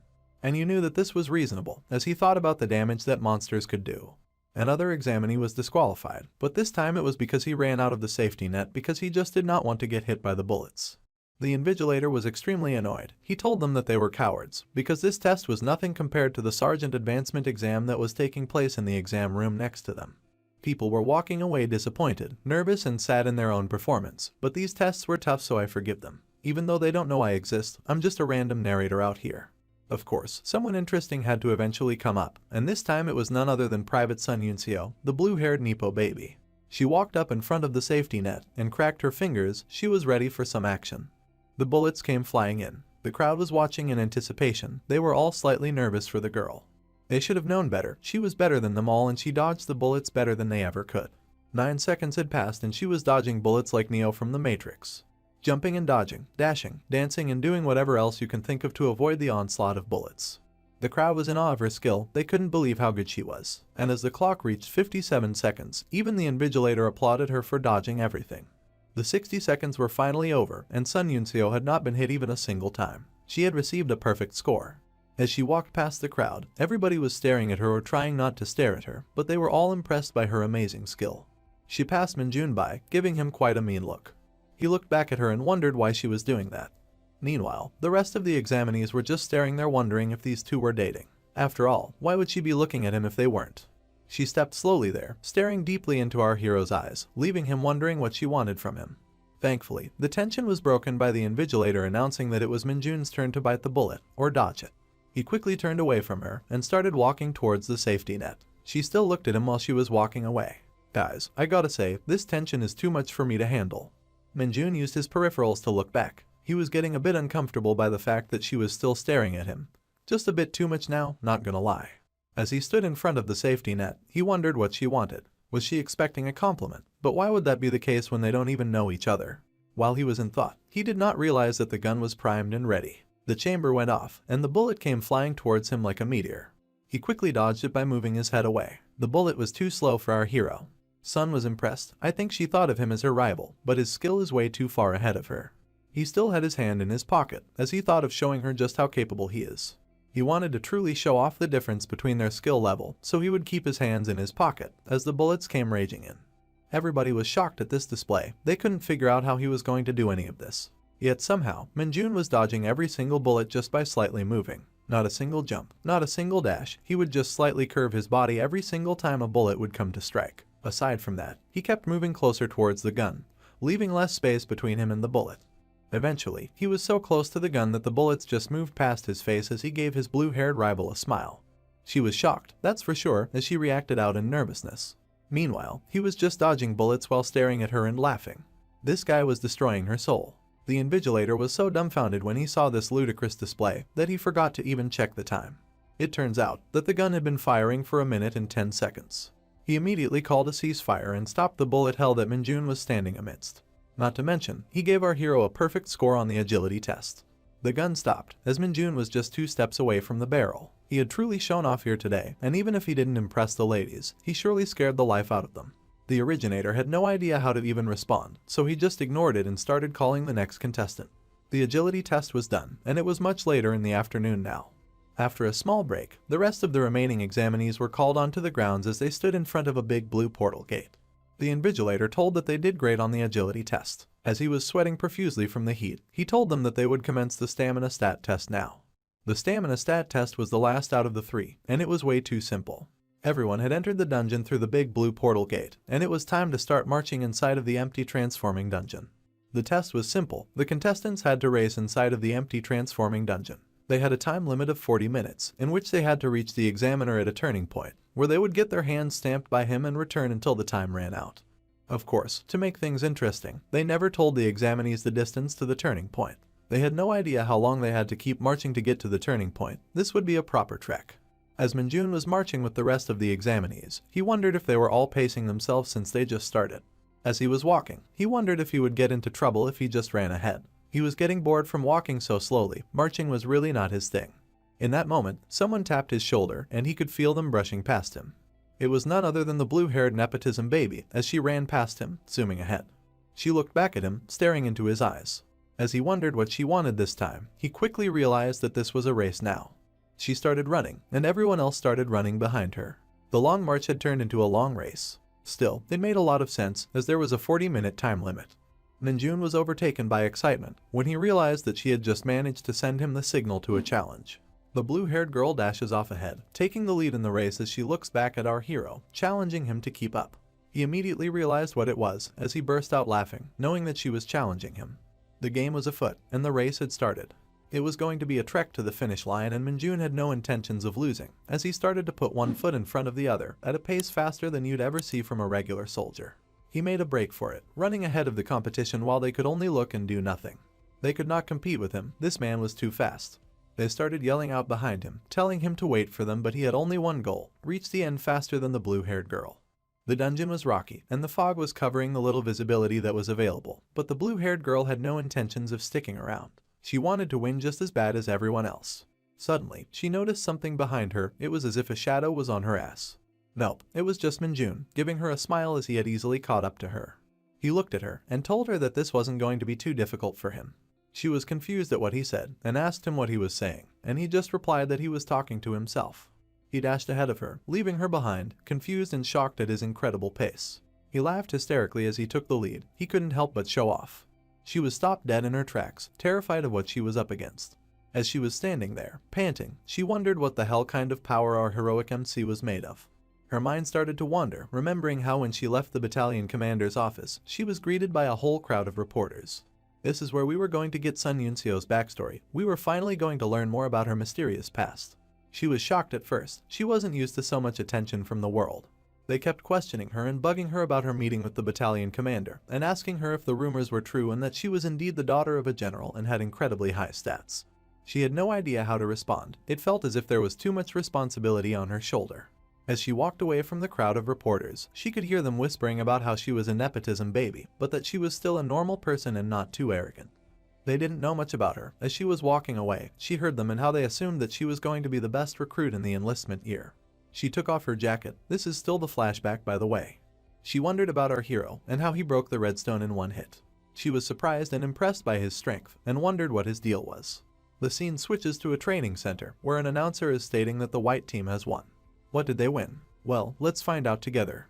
Sun was standing atop a catwalk, waving a blue flag while she was in her training attire. She had a smile as sweat was dripping down her face. She made her way off the catwalk and went back to her team to celebrate. The announcer screamed that the blue team's flag was captured by the white team, and they had set a whole new record of 3 minutes and 34 seconds. He also told the white team to take a break for 10 minutes. He called up the blue team towards himself as another trainer walked towards the white team. She told the girls that they've set a new record for the training center and that they can rest here for now. The girls were happy. They had accomplished something great. Her team was celebrating as they rested. They were proud of our comrade for doing everything, recognizing that they hadn't even done anything. So they decided to cheer on their comrade, Sun Yunseo, who had won them the training. She was blushing. At this point, we know that she doesn't know how to take a compliment. However, she did have a faint smile on her face, as one would expect in this situation. Later, we're brought back to the girls' locker room. There, the women are engaged in different activities. Most of them have gotten changed, while others read books, fold their clothes, and use their phones. Suddenly, a short-haired blonde girl slams the door open as she enters the room. She came in and announced that the record they set for capture the flag in the morning was broken in the afternoon training. She seemed hella worried. Then she began to recount about how quick the new record was, which stood at 1 minute and 2 seconds. The girls were confused. How could such a record even be made? It turns out, it was none other than Kim Min-jun, our MC, who had broken it. This immediately alerted Sun Yun-seo. She remembered who it was, as she had been bested by him without much difficulty. In the girls' shower, we don't get to see much, but they seem to be vibing. However, Min-jun's name is on every person's mouth at this point. This was during the time where he got a near-perfect score shooting the ICM bullets, and Sun Yun-seo was starting to get annoyed by his constant record-breaking performances. Blondie kept talking about Min-jun during every other activity or training, and at this point, our girl had had enough. It didn't even stop during midnight, when they were supposed to be sleeping, as she kept mentioning about how he caught a hound which was the size of an elephant in the dungeon. Sun finally told her to shut up and go to sleep. Blondie was not shutting up though. It's almost as if she was zoned out while talking about our hero, and Sun just wanted her to be quiet. Eventually, she spaced out herself into a sleep that would bring the memories of her past in her dreams. A solemn figure was tying the laces on their boots. They had rough hands, the hands of a soldier. It was a bulky figure. The physique seemed to belong to a man who had seen many fights in his lifetime. A little girl approached him. It was none other than Sun herself as a child. The man was her dad, a veteran of the Hunter Corps. She looked up to her father, and in her dream, she was staring at him while the background was completely white and colorless. The entirety of the color went into that man. It seems that he was a huge source of joy for Sun, and his smile brought her happiness. He gave her a pat to the head, roughing up her hair and showing her some fatherly love. As he left through the door, she looked at him in yearning, almost as if she didn't want him to leave. In that moment, a small smile appeared on her face as she knew exactly what her goal in life was going to be. She was going to become strong. Just like her father, she was going to keep everyone safe and make a name for herself as a powerful soldier in the Hunter Corps arsenal. The scene switches to the battalion commander's office, who compliments her on the phenomenal training she's been doing for the past 4 weeks. He called her in his office so that he could discuss something important with her and asked her if that would be all right. She thanked him for the consideration and wanted to know more about what he wanted to discuss. He asked her where she wanted to apply and told her that since she has exceptional grades, she can be dispatched to any division that she wants. It was as if she was standing in a winery, but instead of wine bottles, these were military headquarters. She just had to pick her poison. She thought about her answer as the battalion commander insisted on knowing where she wanted to go. Did she want to be near her father or somewhere else? She just mentioned the name of our hero, Kim Min-jun. This confused the battalion commander, trying to understand what she meant. She decided to clarify things after taking a deep breath. She asked him which division did recruit Kim Min-jun apply to, because that was going to be her poison of choice. Finally, we are brought back to the race. As Sun Yun-seo is running, splashing her feet through some muddy water, she remembered that she didn't apply to this division just so she could have childish competitions with her fellow recruits. As she's trying to gain more momentum, she realized that she provoked him because she was a little upset. Perhaps that is why he was mad and showing off. In her mind, she kept seeing him as the main rival during this assessment. He bested her each time they competed, first during the strength stat test, and then during the agility test. She realized her errors. Her jealousy had gotten the better of her. So, as she decided to run faster, she noted that she would apologize to him first. The goal was clear. She wanted to become stronger. She never intended on becoming #1. She came here just so she could get stronger without her father's help. But making enemies was not part of the plan. She knew that she had encountered someone extremely skillful here, and instead of being her rival, he should be someone that she learns from. She was not going to be childish anymore, as she had finally reached her destination, the Turning Point stamp validation booth. Yun-seo noticed that Min-jun had already gotten there, and the man in charge of the stamps kept telling him to go away. He was wasting time just standing there. However, he was just standing there in spite, just so he could show her that he got there first. As he ran past her from the turning point, he told her that he almost fell asleep waiting for the slowpoke that she was, which embarrassed her. The embarrassment quickly turned into rage. He had pissed her off real good this time. She started yelling at the invigilator to stamp her quickly because she wanted to get back in the race really fast. As she started dashing away from the turning point, she decided to fuck the apologies. Even the very sight of Min-jun's face had enraged her so bad that she wanted to take revenge. Unfortunately for her, when they made their way out of the portal, they were all tired beyond expression. Of course, Min-jun was just having fun. This was just another day at the office for him. The invigilator told everyone that Private First Class Kim Min-jun was in first place with a record of 29 minutes. On the other hand, Private Sun Yun-seo, the blue-haired Nepo baby, was in second place with 32 minutes. The invigilator congratulated Min-jun, telling him that he got a perfect score in every single stat test. He thanked the invigilator. He was happy to just be there. That was the end of the stat tests. Every single hunter who passed would get to eat a delicious meal and then gather in front of the training grounds for more assessment action. All of the hunters yelled out in acknowledgement, showing their enthusiasm even though they were so tired they could fall on the ground. The hunters picked their jackets off the ground as it was time to head back for lunch. For a brief moment, our hero made eye contact with the blue-haired woman. Instead of being mature though, Minjun simply showed her the tongue and taunted her more. She was not annoyed anymore, she was just embarrassed at this point. As he walked away from her, a familiar face found him. It was none other than Li Dongjin, who told him that he was being rude while the girl just stood there watching. Yet, it seems that her embarrassment and anger had completely died out as she giggled a little bit. She realized that she was the one who fell for provocation, and on top of that, she also lost. She didn't have anything else to say anymore, she just looked up at the sky and smiled, knowing that there was good competition in this place. She could feel the cold breeze of the air touching her skin. It was almost as if she walked into heaven after emerging from hell, and felt refreshed as her sweat dried off. She straightened her hat, preparing herself for the next assessment that was about to take place, and she started moving towards the rest so she could join the group for a hearty meal after the tough stat tests that she had gone through. After they had finished eating, it was time for the second practical examinations to start at the examination center. We see a wooden club slam into the ground, as it seems that the second practical examinations had already begun.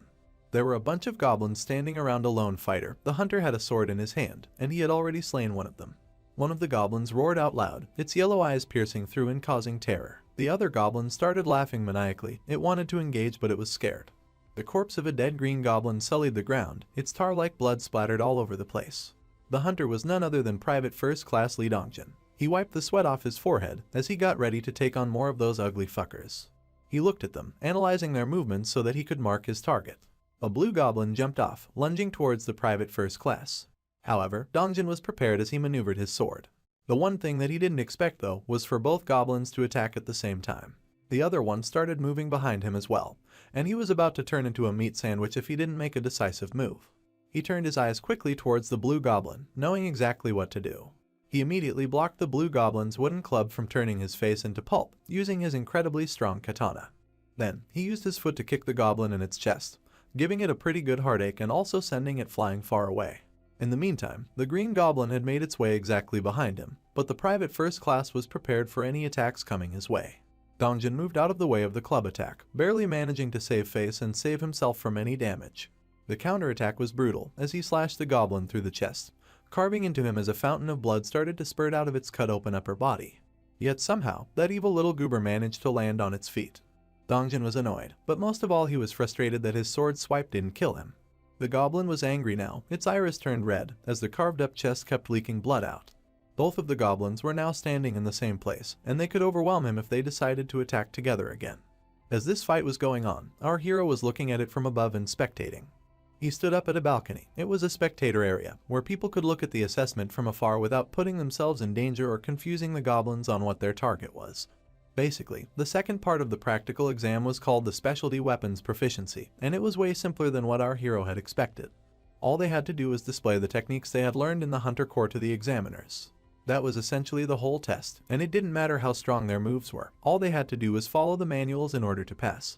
Most of the applicants had chosen swordsmanship as their specialty, and while our hero had gotten the perfect score, his buddy, Private First Class Li Dongjin, ended up receiving a very high score as well. The invigilator congratulated him, and was proud of what the Private First Class had managed to do. Yet something was lingering on his mind, and that was the main combat itself. As Dongjin struggled during the combat, it seemed that his fears had been realized. Minjun expected that his homie would struggle during the combat, because that was one of his weaknesses in general.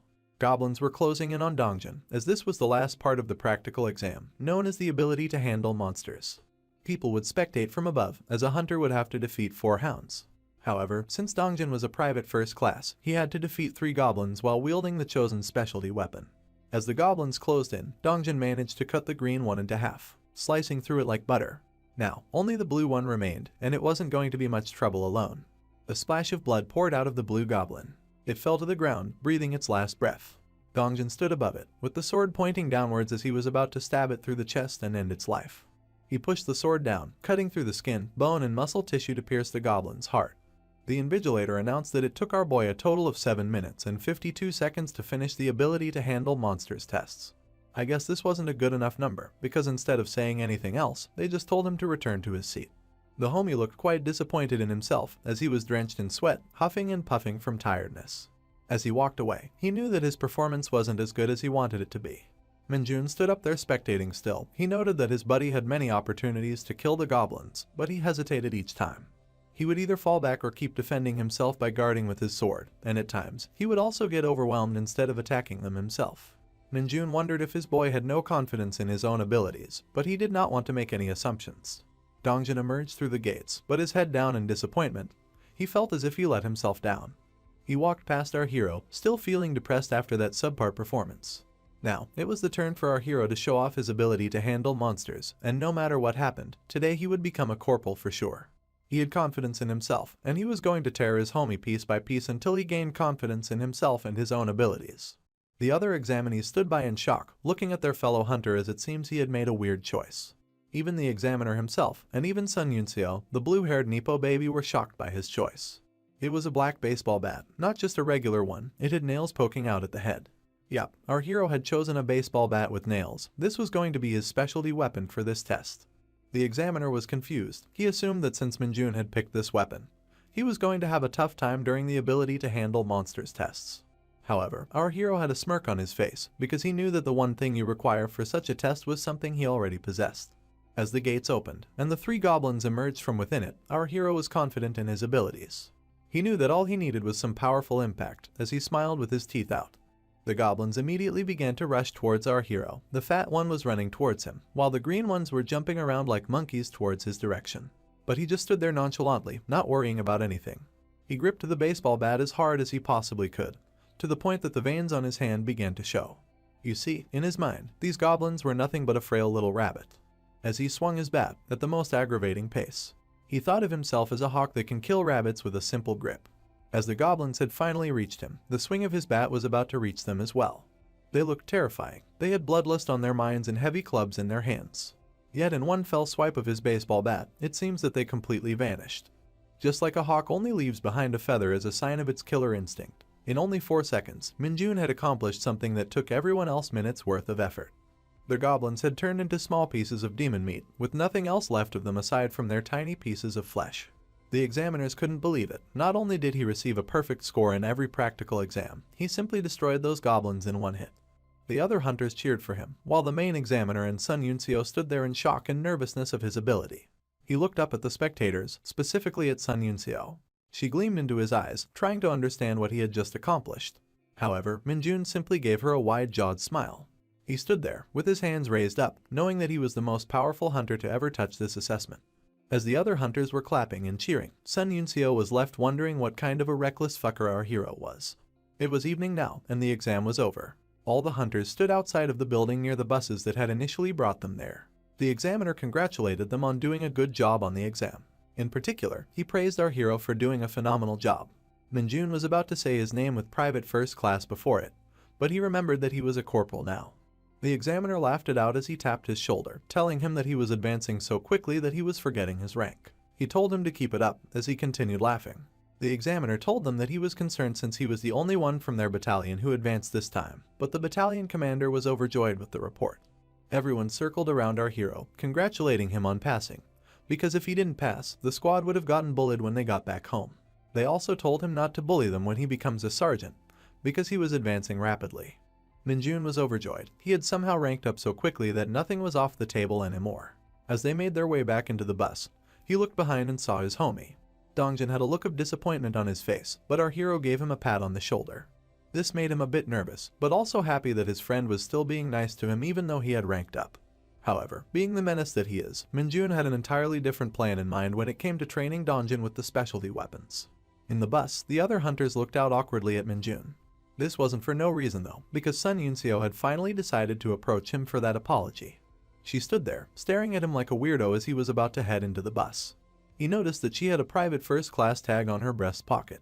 He knew immediately that she had advanced, and why wouldn't she? She was the second most achieving candidate during the exams. She had done phenomenally well at the ability to handle monsters test, and she was the only one even trying to compete with him on mostly everything else. He knew that it was obvious she would be passing, and with passing came the advancement. He didn't have time to chat though, as he got into the bus and sat down on his seat.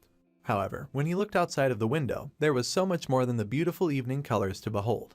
Sun Yunseo was still standing there, staring at him like a lost little puppy. As she looked at him, she wondered if she should take this opportunity to apologize to him. She didn't want to come out as rude like earlier, and started to try her best to apologize. Just as the words were about to leave her mouth, she saw something that made her eyes open wide. It was Minjun, with his face squashed against the glass window. He pointed at his lips to tell her to focus on what he was saying, and began to tell her to never provoke him again. If she ever tried to provoke him again, he stated boldly that she would be dead.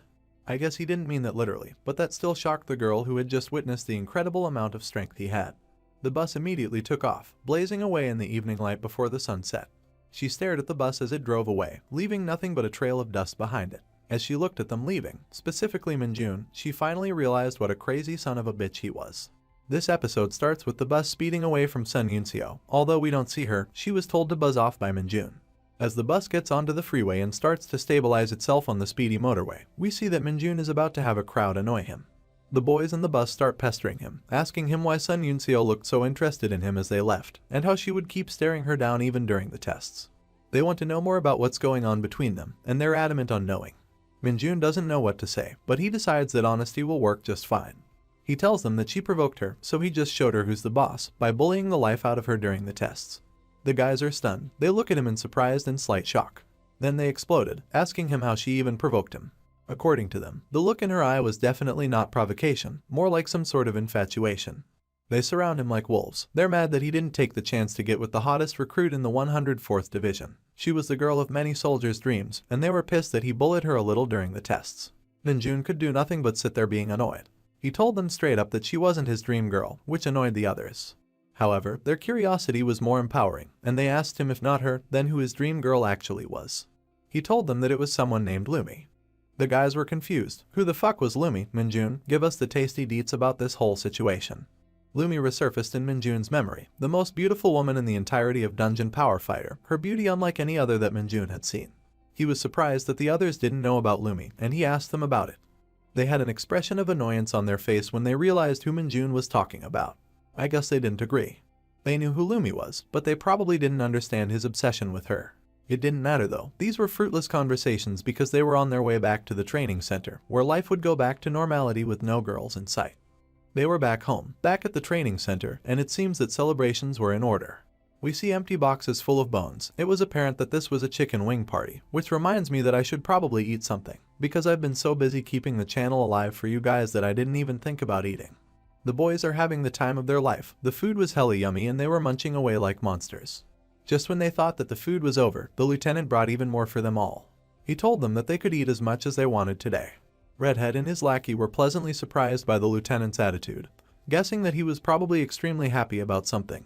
The lackey looked back and gave Minjun a thumbs up, thanking him for the meal as he assumed that all of this was because of him. Redhead smiled at Minjun with excitement, surprised by the fact that Minjun already had 3 stars. He told him that he knew Minjun had the potential to become sergeant soon. Minjun didn't say anything, he just kept chugging on his Pepsi. Suddenly, someone entered the room, but would this disrupt the party? It turns out that it won't, because it was Lee Seung-ho holding a big-ass crate of beer. The party was just getting started, as he asked all members of the second squad to gather in the lounge. The second squad boys agreed immediately, while others wondered what was even going on. Lee Seung-ho explained that after he gave the report to the administration about the squad dinner, it was like Christmas had come early. He talked about Minjun's perfect score in the advancement exam in that report, so while Minjun was drinking his soda, he was about to get treated for it. Redhead and Lackey both saw the crate that Lee Seung-ho was holding, and immediately got greedy for it. I mean, it's alcohol in a soldier's camp, everybody's bound to want a taste. Lee Seung-ho is a brash person as always, because he tells the 2 idiots to fuck off. The drinks weren't for them, they were for Minjun and the second squad. The whole room was pissed at them as they left, hoping they choke on the beer and cursing them. Redhead was especially pissed off. He thought that Lee already knew about Minjun's prowess, which is why he put Minjun in his squad right after he had been transferred here. He might be right, but it didn't matter, he wasn't getting shit-faced tonight either way. The day had been quite celebratory, but finally it was night, and the full moon had bloomed to light the entire HQ. The streetlights were lighting the areas within the HQ as our hero decided to take a nighttime stroll. He walked right to the back of the building and looked around to make sure he was truly alone. He cleared his throat, readying himself to say something. "Emerge," he said, and gestured his hand to let some of that demonic energy manifest from it. The puppet began to form out of the dark demonic energy as Minjun held his hand up high. There it was. The little guy looked so adorable, it was like something from a Gritsuko came to life. Minjun looked into its eyes and asked it how it had been. The little guy was happy to be summoned and started to play around with the fly. Minjun was a bit concerned when he had initially realized how harmless the puppet looked, but he had come up with a good way to make it more appealing. He didn't need the puppet to be an assassin, for the time being. He had an entirely different role for this little bugger. As Minjun told the little guy that he would be gathering information, like a secret agent in the shadows, the puppet disregarded the news even though it heard what its master had said. It was just too busy fucking around with the fly. Suddenly, Minjun heard someone's loud and annoyed voice in the background, and he turned his head while Tiny got startled. He told the puppet, "We'll call him Tiny from now, to stop dicking around and follow anyone who seems high-ranking." He wanted Tiny to gather information about any sort of unusual occurrences, especially if those unusual occurrences are related to demonic energy. Tiny put his hand out, asking his master for something in return for his loyalty, perhaps. Minjun realized that he was simply asking for permission to go, so he formed a small vortex of demonic energy in his hand as he approached his minion. He handed off the small vortex to Tiny, and the puppet took it like a champ. He immediately started dashing away into the opposite direction once he got a hold of the demonic energy. Meanwhile, Minjun was softly yelling at him to be cautious and not get caught. As Tiny ran off all excitedly, Minjun stood there feeling hella anxious. He was worried about what the consequences would be if someone saw him. But it didn't matter for the time being, because in that case, the whole squad would go into a state of emergency anyways. Suddenly, he was about to feel even more anxious as Sergeant Lee Seung-ho came up behind him and asked him what the hell he was doing out back. Minjun stood there stunned for a bit, thinking of a good excuse to slap the sergeant in the face with. He turned around slowly and said it was because he hadn't gotten drunk in a while, which is why he needed some fresh air after the beer. Lee asked him if he had low tolerance. Minjun surely wasn't going to admit that, because dark mages quite literally cannot get drunk. You see, they're built quite different to your usual homies. It didn't matter whether it was alcohol, anesthesia, poison, or any sort of disease. As soon as it entered a dark mage's body, it immediately detoxified itself and killed the effects. Sergeant Lee congratulated our boy on the advancement, and Minjun thanked him for the celebration and the beer. However, the sergeant told him not to get too comfortable or cocky now that he was ranking up, but to also ensure that he was keeping up the good work. Minjun nodded his head. He was going to make the sergeant proud. Lee Seung-ho left Minjun to it, letting him take in the fresh air, but he reminded him that since his tolerance isn't low, he shouldn't linger outside for too long and to join the squad as soon as possible, because the guys were going to wrap up the beer by themselves otherwise. Minjun breathed a sigh of relief as the sergeant walked away. He knew that he would need to be even more careful from now on if he didn't want to make anyone feel suspicious of him. In any case, the more Minjun had gotten to know the sergeant, the more he realized how normal and by the book he was. Though, that was never going to be an issue for him. Minjun never cared much for anyone's personality type, and he surely wasn't going to care about Lee's. The moonlight was as beautiful as ever. It was radiant and glowing.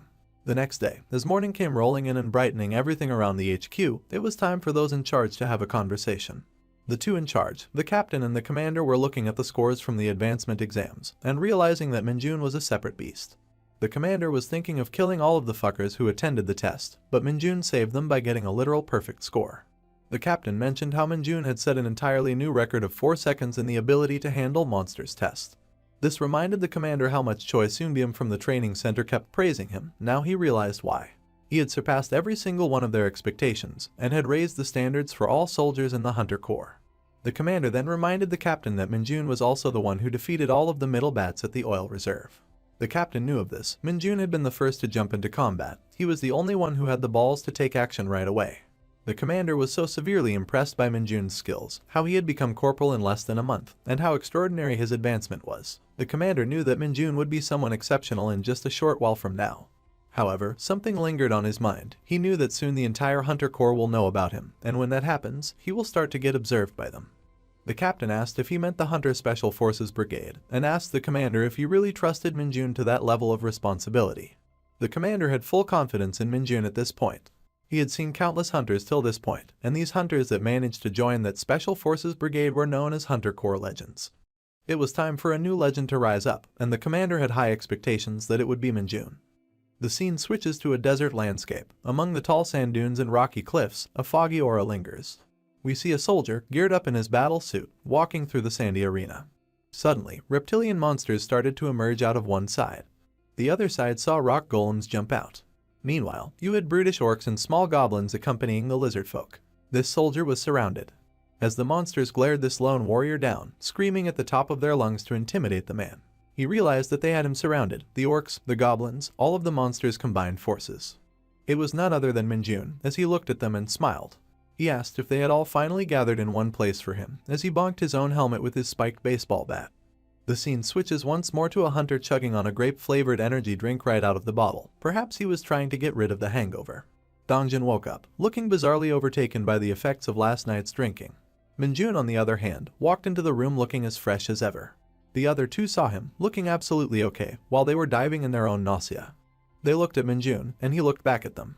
The ponytail guy, tired out of his mind, asked Minjun if he was alright. Minjun said that he was completely fine, which shocked Ponytail because Minjun had drank so much.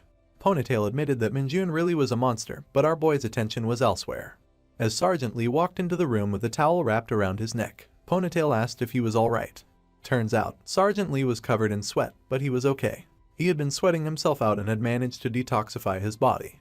Minjun had a fruity moment where he admired Sergeant Lee's body and thought of how soldier-like he looked. Do not ship this, we ship Minjun with the Nepo baby.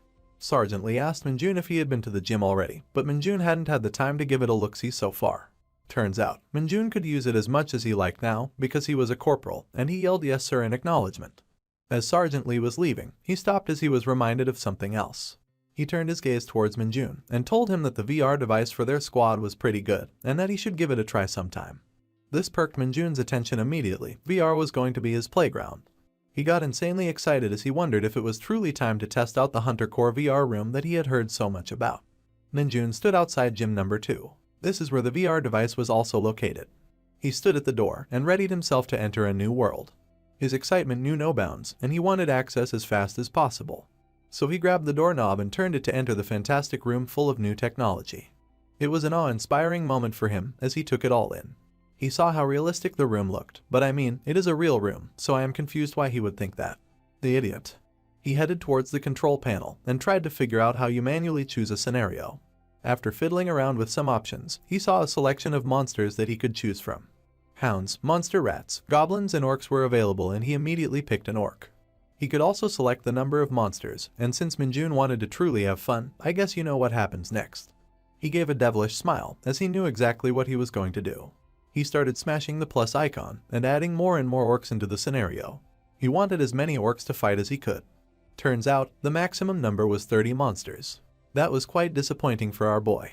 He wanted to feel like he was inside of a Dynasty Warriors game, which really does have you fighting like 100 enemies all at once. There's nothing like it. Unfortunately, he had to go next, and now it was time for him to select a weapon. This was exciting, and as always, Minjun knew what he wanted. He had made his selections, and the only thing remaining was to now get into the fun. He grabbed the VR headset and the controller, putting the headset on. This started to initiate the battle. As he stood there in the VR room, he saw the room transformed from a regular training room to a literal desert. He was now fully suited in battle armor, holding a baseball bat with nails sticking out of the top end. He was really surprised by what he saw, and looked around to find that he was in a completely different place. Immediately, the orcs started to spawn in front of him as the countdown began. Once the countdown had finished, the orcs started to punch and stomp the ground, while running towards our hero with a rage in their eyes. Minjun was ready, though, with a baseball bat in his hand and excitement in his eyes. He appreciated how well made the VR scenario really was. One by one, he started to smack the orcs away with his baseball bat as they kept approaching him. As the hits were connecting, he realized how satisfying the impact against the enemies was feeling. He was destroying the enemies though, cracking open their skulls with his baseball bat and sending them flinging around the whole area. There were still more of them coming though. They kept emerging out of thin air and they looked brutal. Minjun was loving how realistic it felt as he yelled at them to come at him. As he broke another orc's skull, it fell to the ground and started to despawn. It seems that he had taken care of all of the enemies, because there were no more left as the final few vanished. That was it, the battle had completed. Minjun was a bit disappointed though, because the battle felt a little lacking due to the quantity of enemies being only 30. So, when he got a dastardly idea, he knew right away that he had to give it a shot. He selected 30 goblin units. He then selected 30 orc units, along with 30 stone golem units and 30 lizardmen units. As Minjun fixed his helmet, he knew that he had done what he intended on doing. He was excited as this was now a real monster hunt. The army of enemies surrounded him, the stone golems on one side, the orc units, lizardmen and goblins on the other. They had all gathered, and it was time for Minjun to get into the combat, as the countdown started. 3, 2, 1, the fight started, and the lizards were the first to jump at him.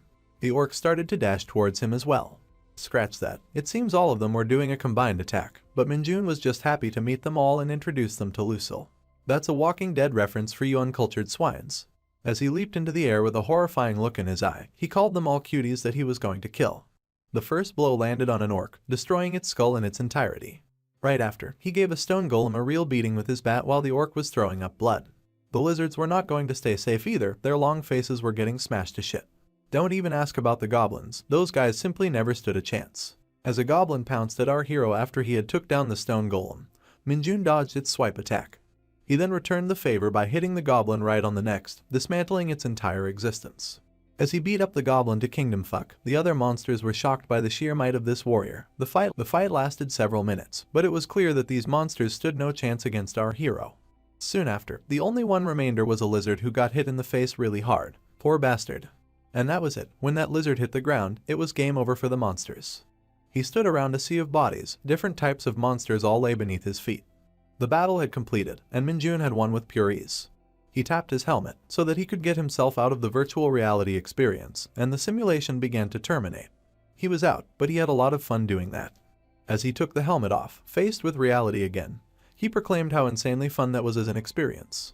Minjun liked it so much that he claimed that this was the best thing after Dungeon Power Fighter. Suddenly a notification window popped up and notified him that a skill called Basic Blunt Weapon Handling had been created. Minjun was a bit surprised as he looked into this. His proficiency with linked weapons had increased, and he wondered if it was this easily done. He was pleasantly surprised now. Having skills was always a bonus. He had never even anticipated weapon skills, so this was a good thing to find out. Now he knew one thing that was a game changer. He didn't need dungeons anymore to acquire skills. He could do that simply in the gym. As he walked out of the VR room, he noted that he should come and play with other weapons too when he has free time. He noticed someone walking towards him. It was none other than our boy Dongjun, but he seemed to have a concerned look on his face. Minjun asked him what's going on. The private first class was terrified, pointing towards the board next to the VR room door. Minjun was confused as to what he was talking about, but as he looked, he realized what it was. All of the units that he had defeated in the second simulation were mentioned on the board. This was unprecedented, and everybody was going to find out about it soon. For a moment, both of them just stood there in silence. Dongjun asked him if he really defeated all of them.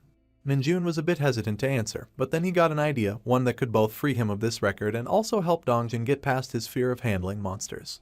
He looked at Dongjun with a high-rank superior dickhead look on his face and told him that they were going to have a little chat in the gym. Dongjun was confused and somewhat scared. He asked Minjun why.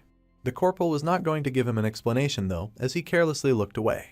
Psych. He gave him a terrifying look of pure horror and told him that he was going to be training. He pushed Dongjun into the gym, while Dongjun pleaded that he was still hungover, but Minjun told him that he'd be fine once he breaks a sweat. The door closed shut, and I cannot imagine the horror going on behind it. In any case, someone else wandered around to the gym side. He looked at the record on the board, which stated how 120 monsters had been brutally killed in the simulation. It was none other than Corporal Dickhead, and he almost shit himself when he saw that list. He had never seen anything like this in all his years of being a hunter, and I'm sure that he was going to spread this news around. Another snowy day at the base, and Corporal Kim is walking out of the command building with a face that certainly tells a story. A story about a man who may or may not have seen a literal god in action. When he comes back to the barracks, he finds his fellow douchebags loitering around in the locker room as usual. A private gets up when he sees the corporal walking inside. The corporal asks him if he has seen the others, but he's mainly only interested in knowing about Kim Minjun. The nervous private replies that everyone has gone to the storage room to fetch the snow removal equipment. And as for Corporal Minjun, the private states that he would be staying at the gym until the start of their scheduled activities. However, the poor private messed up his act by mistakenly calling Kim Minjun as the corporal in front of a narcissist bully. He was expecting to get punished for that, but surprisingly, Corporal Dickhead is now an enlightened being. He shows no signs of jealousy or hatred, and calmly orders the private to find Kim Minjun and tell him that the platoon commander is looking for him. The private accepts the orders, and immediately rushes out of the room before the bully changes his mind. The said bully then pulls up next to the remaining guys in the locker room, asking them what they're doing. It turns out, the men were being men and betting on something utterly stupid. In fact, they even asked Corporal Dickhead to join them if he wanted. It was a bet with their entire monthly salary on the line, and they were guessing how long it would take for Kim Minjun to rank up and become a sergeant. The corporal took a look at the sheet, and wondered why these idiots were always trying to bet on everything that happened at the base. But what's more interesting here is the fact that the ponytail dude wagered that Minjun would rank up in 6 months. The purple hair laughs hysterically at his ridiculous assessment, but Ponytail is confident in his bet. He makes the point that Kim Minjun is definitely not normal, so it wouldn't make sense to judge him with common sense either. Meanwhile, the corporal was simply looking at the sheet, making an assessment of his own. While the purple hair kept teasing the Ponytail on his terrible decision, the corporal decided to take part in the bet as well. He put down the sheet with the pen, and Ponytail picked up on his entry immediately. His eyes popped open in surprise when he noticed the time that the corporal had estimated for Minjun's next advancement, and shouted at him that he cannot be serious. And if he is, he won't be able to take this back later. The ponytail kept shouting that he would lose his entire month's salary with such a stupid bet, but Corporal Dickhead simply did not care. He waved his hand and quietly exited the room. Seeing his confidence, the ponytail comments that Corporal Dickhead is even crazier than himself. And I don't blame him either, because looking at the betting sheet, we see that Corporal Kim wagered that Minjun will become a sergeant within a single month. The scene then switches to the gym, where a bunch of weirdly colored dumbbells are placed neatly on their racks. Weighted bars are propped up on their stands. And a big sign on the wall warns us that using the equipment made out of redstone is prohibited unless you have someone to spot you. I guess that explains the weird color of the equipment. And that would also explain why our boy is using the heaviest redstone bar by himself to do some squats. I mean, we all know that he doesn't really need a spotter. As he gets up with the bar, we get to witness the incredible buff body that he's always hiding under his unassuming clothes. I don't know about the accuracy of this anatomy, but I'm low-key drooling over his muscles. His back isn't the only thing he has to show either. My man has the arms of a Goliath. After a good few sets of dumbbell curls, he lets go of the incredibly heavy redstone weights to look at his gains. Although the special equipment is making him bulk up, our boy has been using these weights regularly, but his stats haven't increased all that much. In times like these, he can't help but remember the world of Isgard, where he had access to all his OP skills, and he could increase the level of his skills by increasing his stats. If he had such a skill in this world, Minjun is sure that he would be nothing less than a Super Saiyan. But for now, he has to put up with the slow increase rate of his stats. But this is when a notification window pops up, and our hero lays his eyes upon something really interesting. A new E-rank skill called Power has been created, and it has immediately increased his strength stat by 5 points. It looks like a really crappy and basic skill at first, but Minjun is just happy to gain something new, because he can rank it up with time anyway. Meanwhile, the private who was sent to fetch him has arrived at the door. He salutes the corporal with a stiff and nervous expression, and relays the information that the platoon commander is looking for him in his office. Minjun, drunk with the reward of just unlocking a new skill, looks back with his sparkly eyes, thanking the private and agreeing to see the commander. There's nothing else for the private to say here, but he's left truly confused at Minjun's weird as fuck expression. While our boy happily gets dressed to go and see the commander, the poor private is left wondering if everyone in the base has gone crazy without him knowing. The next thing we know, we find ourselves at the administrative office in the main building, where Kim Minjun walks in, saluting the platoon commander and confirming that he's here to see him as requested. The platoon commander sees our hero and waves his hand with excitement. I guess he was looking forward to their meeting. As Minjun comes closer, the commander gets up from his seat, letting him know that it wasn't anything serious, and they can continue the conversation in the counseling office. As he points towards the counseling office where they're headed, he asks Minjun about his life as a corporal, because it has already been a week since he attained his new rank.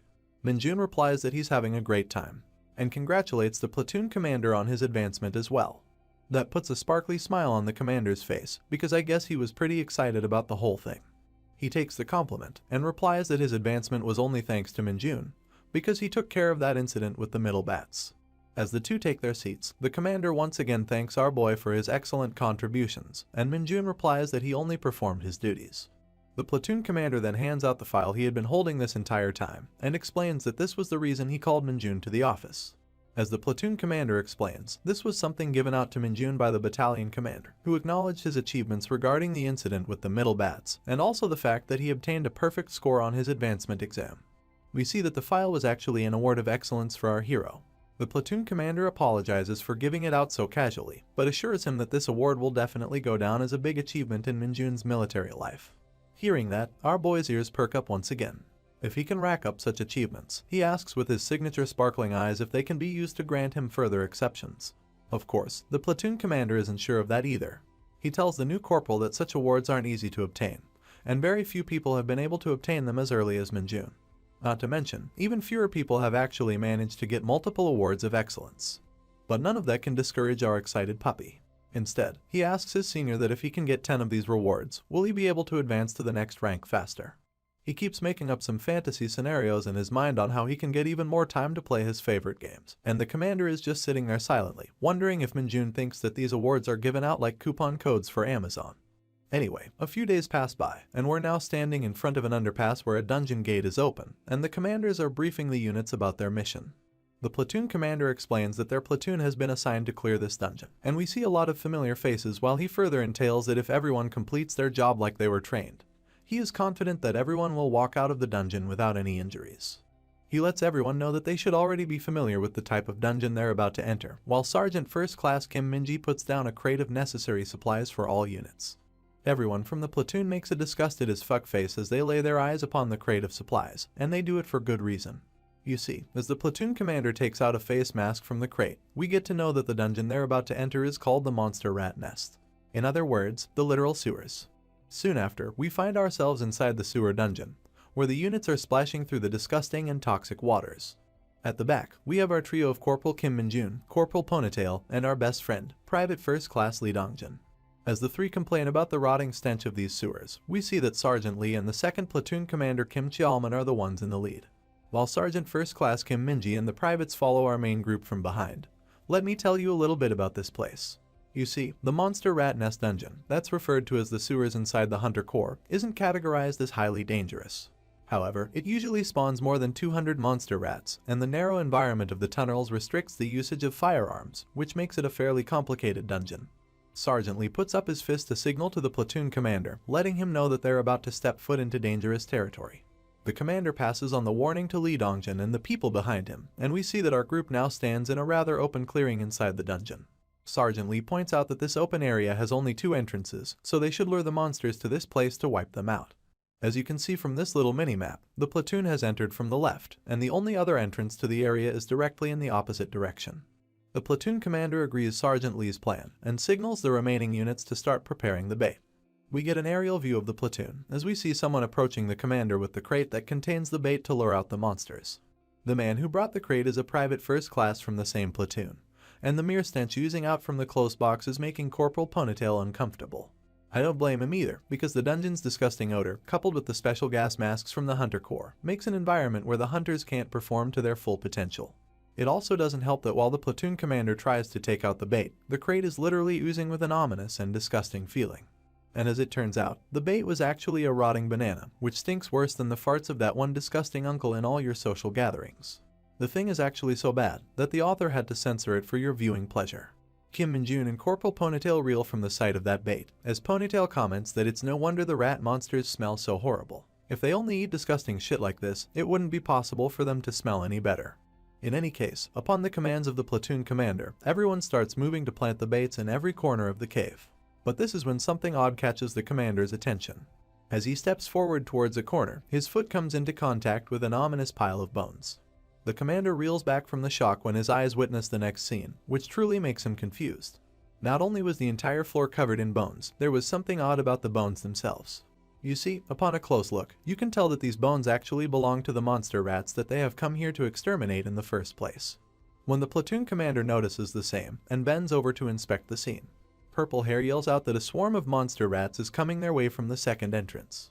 Seeing the battle approaching, the platoon commander quickly changes priorities to command all his units to assume their respective formations. The shield unit steps forward in unison to guard the attack unit from any ambush. We see that Sergeant First Class Kim Minji is the one handling the shield bros, and the platoon commander is giving out orders to the attacking hunters who will directly face the enemies. Corporal Ponytail and Purple Hair start betting with each other on who will kill the most monsters, and I'm really starting to feel like these two have an addiction. Sergeant Lee warns the idiots to not let their guards down, but Ponytail ignores the warning and asks him to join them on the bet as well.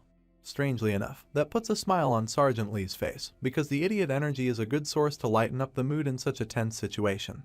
Meanwhile, Min-jun is only focused on the task ahead. The crappy bananas seem to have worked better than I expected, because the monster rats literally start pouring out in hordes from the other end of the cave. The platoon commander takes out his sword and orders all units to hold the defense line and to not break the formation at any cost. That means the soldiers will engage the monsters in their current standing positions, and as the rats leap out with their gnarly claws, Min-jun is finally feeling excited to get in on the action. Purple Hair managed to slice off the head of a monster rat in a single strike, and Ponytail manages to kill off 3 at once with his dual-wielding weapons. Sergeant Lee is always a cut above the rest, and easily manages to incapacitate his side of the monsters with his iron knuckles. Min-jun is having fun observing these people from the sidelines, probably making a tier list of reliable comrades in his head. 2 more people stand out from the rest, and these are the sergeants of the 2nd platoon. One of them is Sergeant Kim Jeong-tae with his war hammer, and the other is Sergeant Cho Tae-wook with his exceptional skill in dual-wielding katanas. Surprisingly, even the previously known Corporal Dickhead is pulling his weight excellently by handling several monsters at once. While Kim was paying special attention to the corporal who had previously shown rather pathetic attempts to bully him, he gets jumped by a gang of 3 skeevers. However, these puny monsters aren't even worth our hero's attention, as he keeps looking away, but somehow still manages to club the rats exactly in the face. In fact, the single swing of his club was so fast and powerful that all 3 buddies ended up losing their heads in the blink of an eye. Despite all of this, some monster rats were managing to slip under the feet of the fighting soldiers. But of course, there's a last line of defense, waiting to intercept these pesky little intruders. Sergeant First Class Kim Minji and the platoon commander himself are ones handling the outliers. And as long as they stand, none of these monsters will manage to lay their claws on the shield bros who are watching the other entrance. As you would guess, these guys haven't escaped Minjun's eyes either, and while he continues to play whack-a-mole with his monsters, he notes that the wide area that the 2 top-ranking officers of the platoon are covering is the testament to the fact that you can't advance in rank unless you have the ability. But then, he finally lays his eyes upon the last man who keeps surprising him on multiple occasions. This man is slicing off the rats with his weird cross-patterned swordsmanship, and he's none other than our homie, Lee Dongjun. Minjun had been taking special care of Dongjun for a while now, and seeing the results of his friend's special training put a smile on his face. He's not the only one to notice the improvements in Lee Dongjun either. Sergeant Lee is also smiling from the back after seeing his incredible potential. As someone calls for extra hands on their side, Dongjun is the one to answer their call. And right behind him, Corporal Purple Hair and Dickhead are still busy chopping up the rats. After slicing off the monster, Corporal Dickhead takes a moment to stare blankly in the direction of our hero and Dongjun, probably wondering if Minjun can make him stronger as well. However, this is not the time to be thinking about such unrelated stuff, so he swings his sword to wipe the blood off his weapon and gets ready to face the remaining enemies. And just as the rat corpses were piling up in the middle, the shield bros notice something going horribly wrong in the rear. It's a fresh horde of the monster rats, and they're coming from the rear entrance which the shield bros were stationed to cover. The platoon commander hears the signal from the privates and warns everyone to get ready for monster wave number 2. He then immediately takes action and commands the 1st and 4th squads to deal with the monsters in the rear, while simultaneously ordering the privates to back off using their shields, and to not engage in battle by themselves. The corporals of the 4th squad arrive for help quickly, and promptly get busy chopping up the rat bastards with their various melee weapons. After a lot of slicing and dicing, and a swarm of dead monster rats on the floor, some of the soldiers start taking it easy, as they notice that the enemies have almost completely been wiped out. However, our boy Minjun notices something odd. His senses focus on a surge of demonic energy in the air, and he immediately starts looking around to confirm his suspicions. He didn't notice anything earlier due to the gas masks, but as he pays more attention, he can definitely sense a lot of demonic energy, and it can all be traced to a mound under Corporal Dickhead's feet. And just as Minjun notices that, the mound in question starts to break up. Our hero warns the soldier that a terrible monster is about to emerge from the ground, and as Corporal Dickhead looks below his feet, he knows he's fucked. The entire ground blows up in a massive column of dust and debris, and all the soldiers around the area fall backwards from the force of the impact. The platoon commander almost loses his shit when he witnesses the thing that emerges from the ground. This thing is an enormous mutated rat, and its existence in this dungeon would classify it as an irregular monster. Apart from the signature front teeth of a rat, this anomaly also has a pair of huge fangs on the side, and an extra pair of eyes that's glowing with an ominous purple color. It finally clicks with the platoon commander that the monster rat bones he saw earlier must be the doing of this irregular. It must be feeding on other monsters to fill its stomach. But while his assessment of the situation is important, a much bigger problem lies bare in front of the commander. The humongous mutated rat is staring down at its prey, and the food in question is none other than Corporal Dickhead, who was unlucky enough to get knocked over by the impact when the monster emerged. The creature is baring its teeth at the corporal, and he's currently too defenseless to do anything about it. And you can't blame him either, because even the platoon commander is paralyzed with fear after looking at the unholy creation in front of him. He wants to help the corporal, but his body is frozen in place. Sergeant First Class Kim Minji is also too far away to help in time, so the only thing he can do is shout at Corporal Dickhead to get up and run.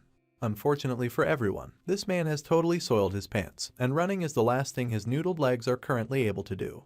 There's no time for him to take any action either, because the irregular monster has finally decided to swing down at him with its razor-sharp claws. Thinking that his life have come to an end, the corporal tries to shield himself one last time by putting up his hands and closing his eyes. You would think that Kim Minjun would come to save the day, but the one who approaches the scene first is someone with a sword. The irregular rat's claw comes down on the soldier like a meteor, and although the helping soldier manages to deflect the blow, his own weapon gets knocked out from his hand. As the sword flies behind him, we see that the soldier who came to help was Lee Dongjun, and he's now holding firmly onto the shoulder of the corporal. Corporal Dickhead looks back at Dongjun in disbelief, still thinking about the fact that he's not dead. However, Dongjin rushes him to get up and start running before the monster attacks again. And just as they feared, the spawn of hell is now angry, shrieking out waves of terror with its abnormally large body. But while the platoon commander was shouting and fearing for the life of his men, it was finally time for our boy Minjun to jump into the field. With his shield in his hand, the hero jumps high up into the air to mount the back of the monster, while the same monster is busy cornering its prey on the ground.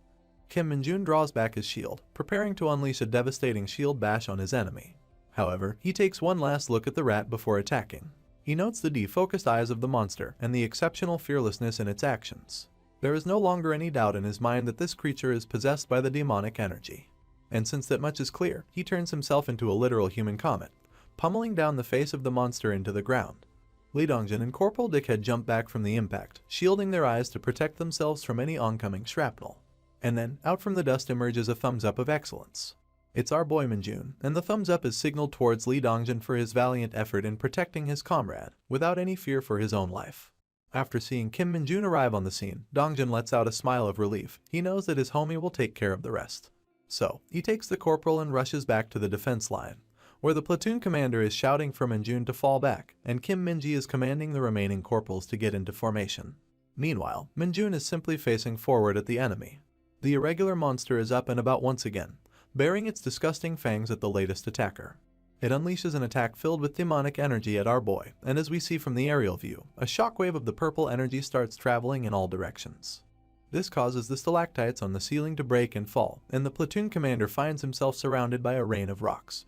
All the dust knocked up by the stalactites act as a smoke screen for Minjun, who thanks the monster for helping him conceal the fight from the others. The gigantic monster is now going for a claw attack at our hero, almost feeling like it's ripping through the dimension itself.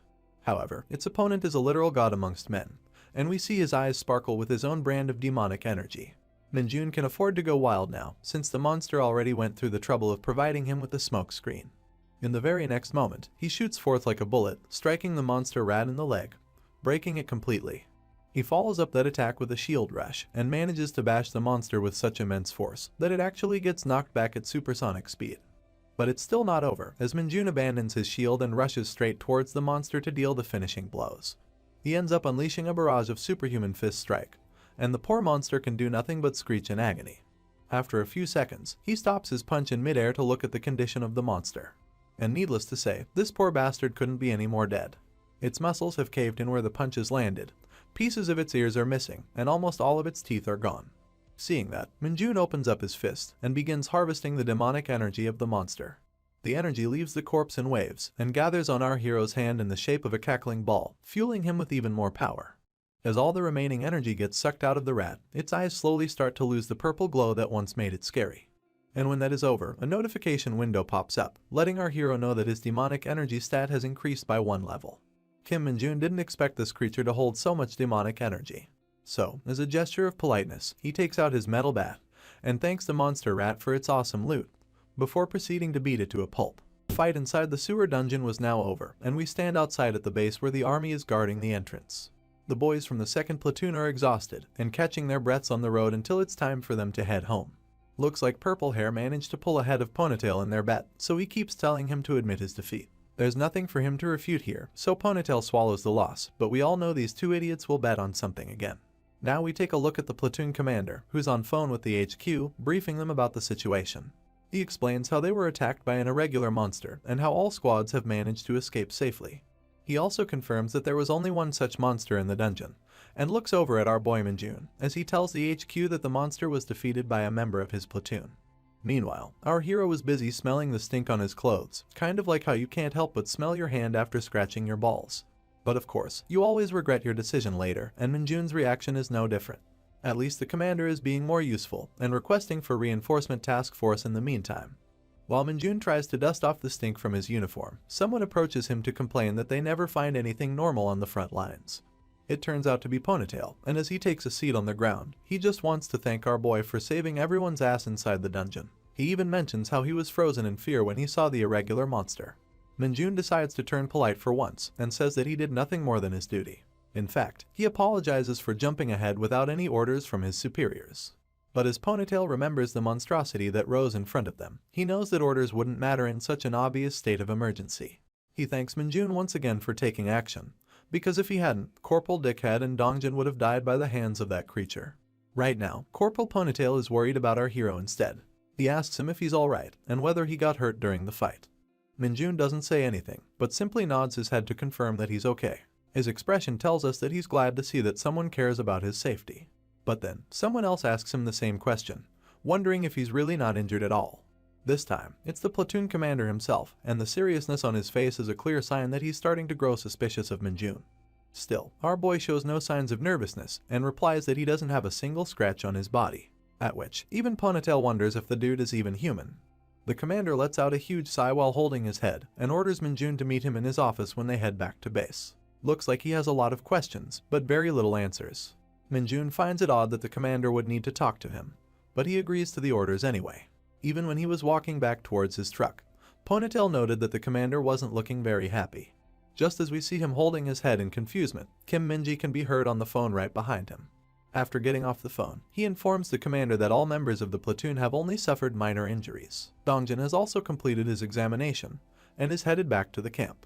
The commander's face finally starts to lighten up when he hears that even the dickhead corporal only suffered minor bruises on his head and will be able to join the camp by tomorrow. The commander lets out a huge sigh of relief, and Sergeant First Class taps his shoulder to assure him that everything is fine. He then turns around on his feet in an attention stance and shouts the final command to all squads. He lets them know that due to unforeseen circumstances, they will finish their attempts to clear the dungeon for today.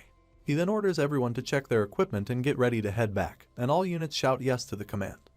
We now find ourselves back at the administrative office in the main building of the camp, where Minjun is sitting next to the commander, as the commander states that he called him here because of his report. He wants Minjun to write down in detail how he defeated the monster, and he will then submit the report to his superiors.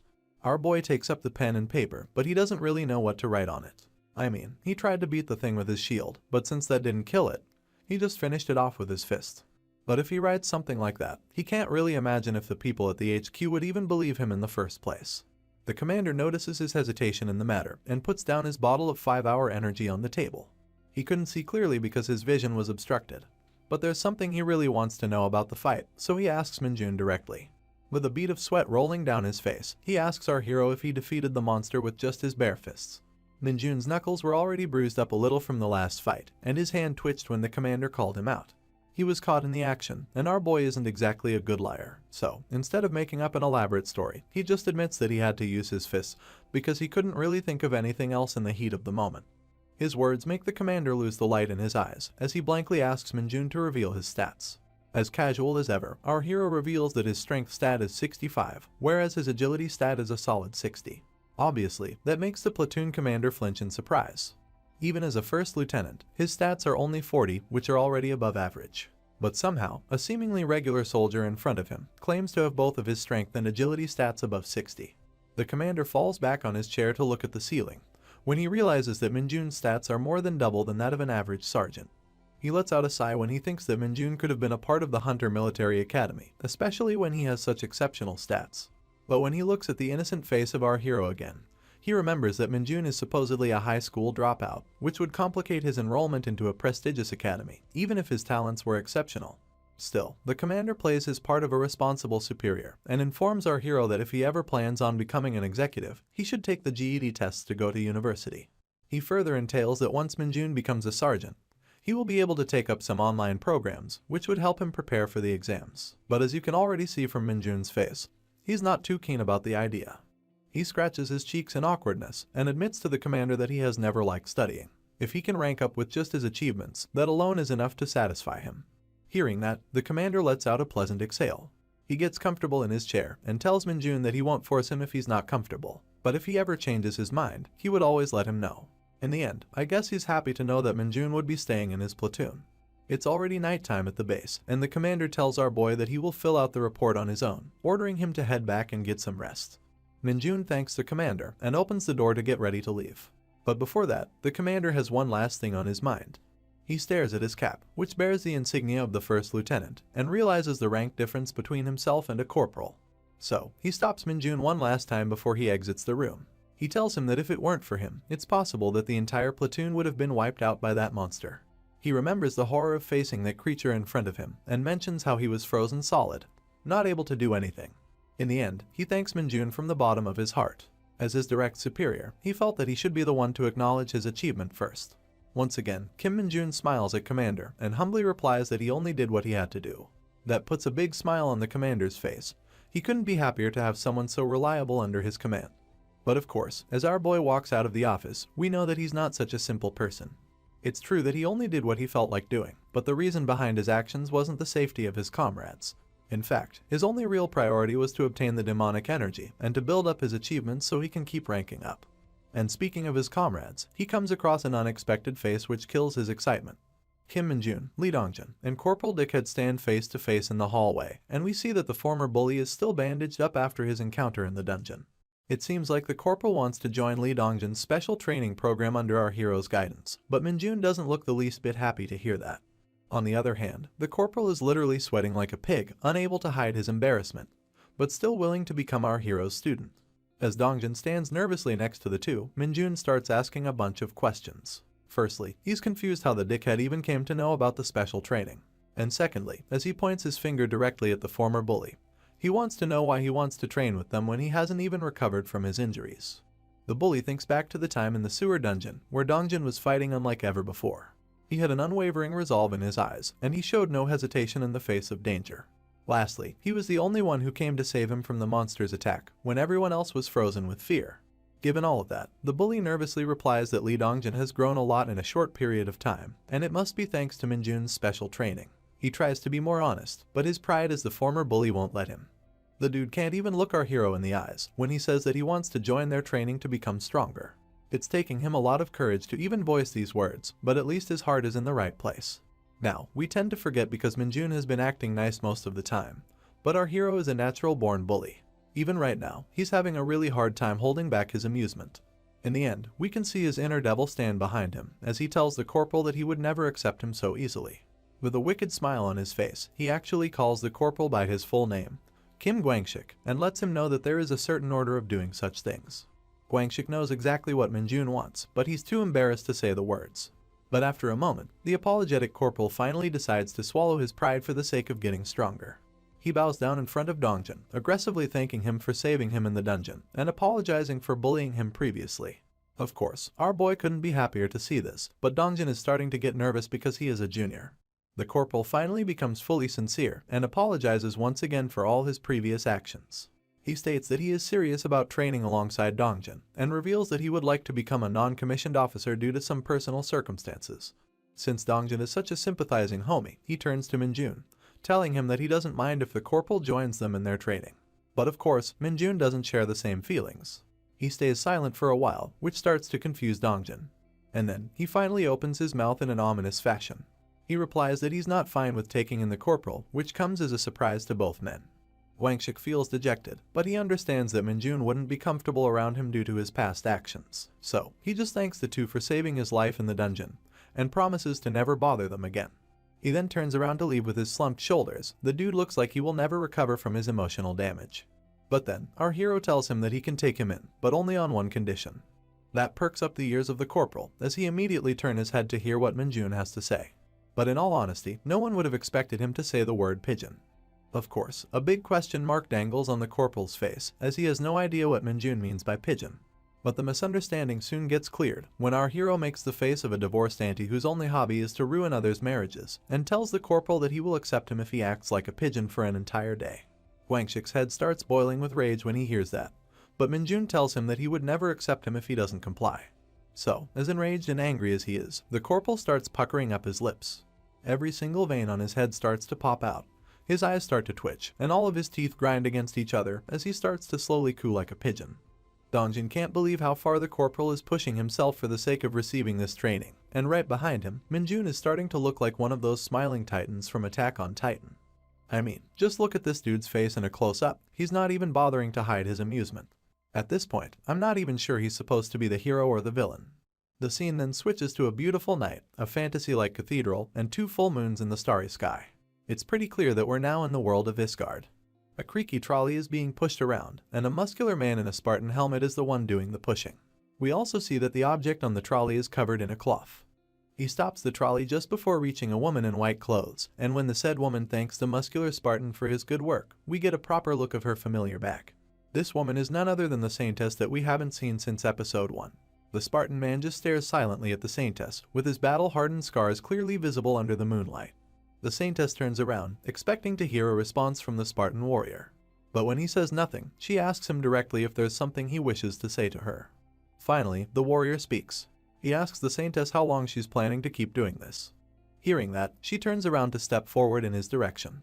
But instead of standing in front of him, she goes past him in the direction of the trolley that he brought here. Her face now fully visible under the bright light of the moon, and her features as holy and beautiful as one would expect from a person of such charisma. As she slides the curtain on the package to take a look inside, I think I speak for everyone when I say that we can all appreciate this elegant view. What peeks from behind the curtain is the purple glowing eyes of a beast, whose angry growls can audibly be heard to the Saintess. She lets go of the curtain to conceal the monstrosity and lets out a small exhale of satisfaction. The concerned warrior once again tries to call out to the Saintess, as if trying to convince her that she should reconsider her actions. But then, the holy maiden holds her left hand in front with her palm open, and on her command, a massive purple magic circle opens up in the middle of the room. The same magic circle that was once used to transport Kim Min-jun back to Earth. The circle draws the abundant magic energy from the surrounding air, and the Saintess speaks to the Spartan warrior once again. She says that she's sending another gift to the man who decided to leave them, but her next sentence makes the warrior reel back in surprise. Much like Min-jun, this bitch knows how to change her expressions fast, and with the devil riding her shoulder, she proudly claims that there's no such thing as too much anger when it comes to revenge. So I guess now we know why our boy kept running into irregular monsters inside every dungeon. I swear, I'm never letting a woman become my enemy. Now we head back to Earth, where a soldier is busy digging up dirt with a shovel. It turns out to be a sergeant from the 2nd platoon, and purple hair is right beside him.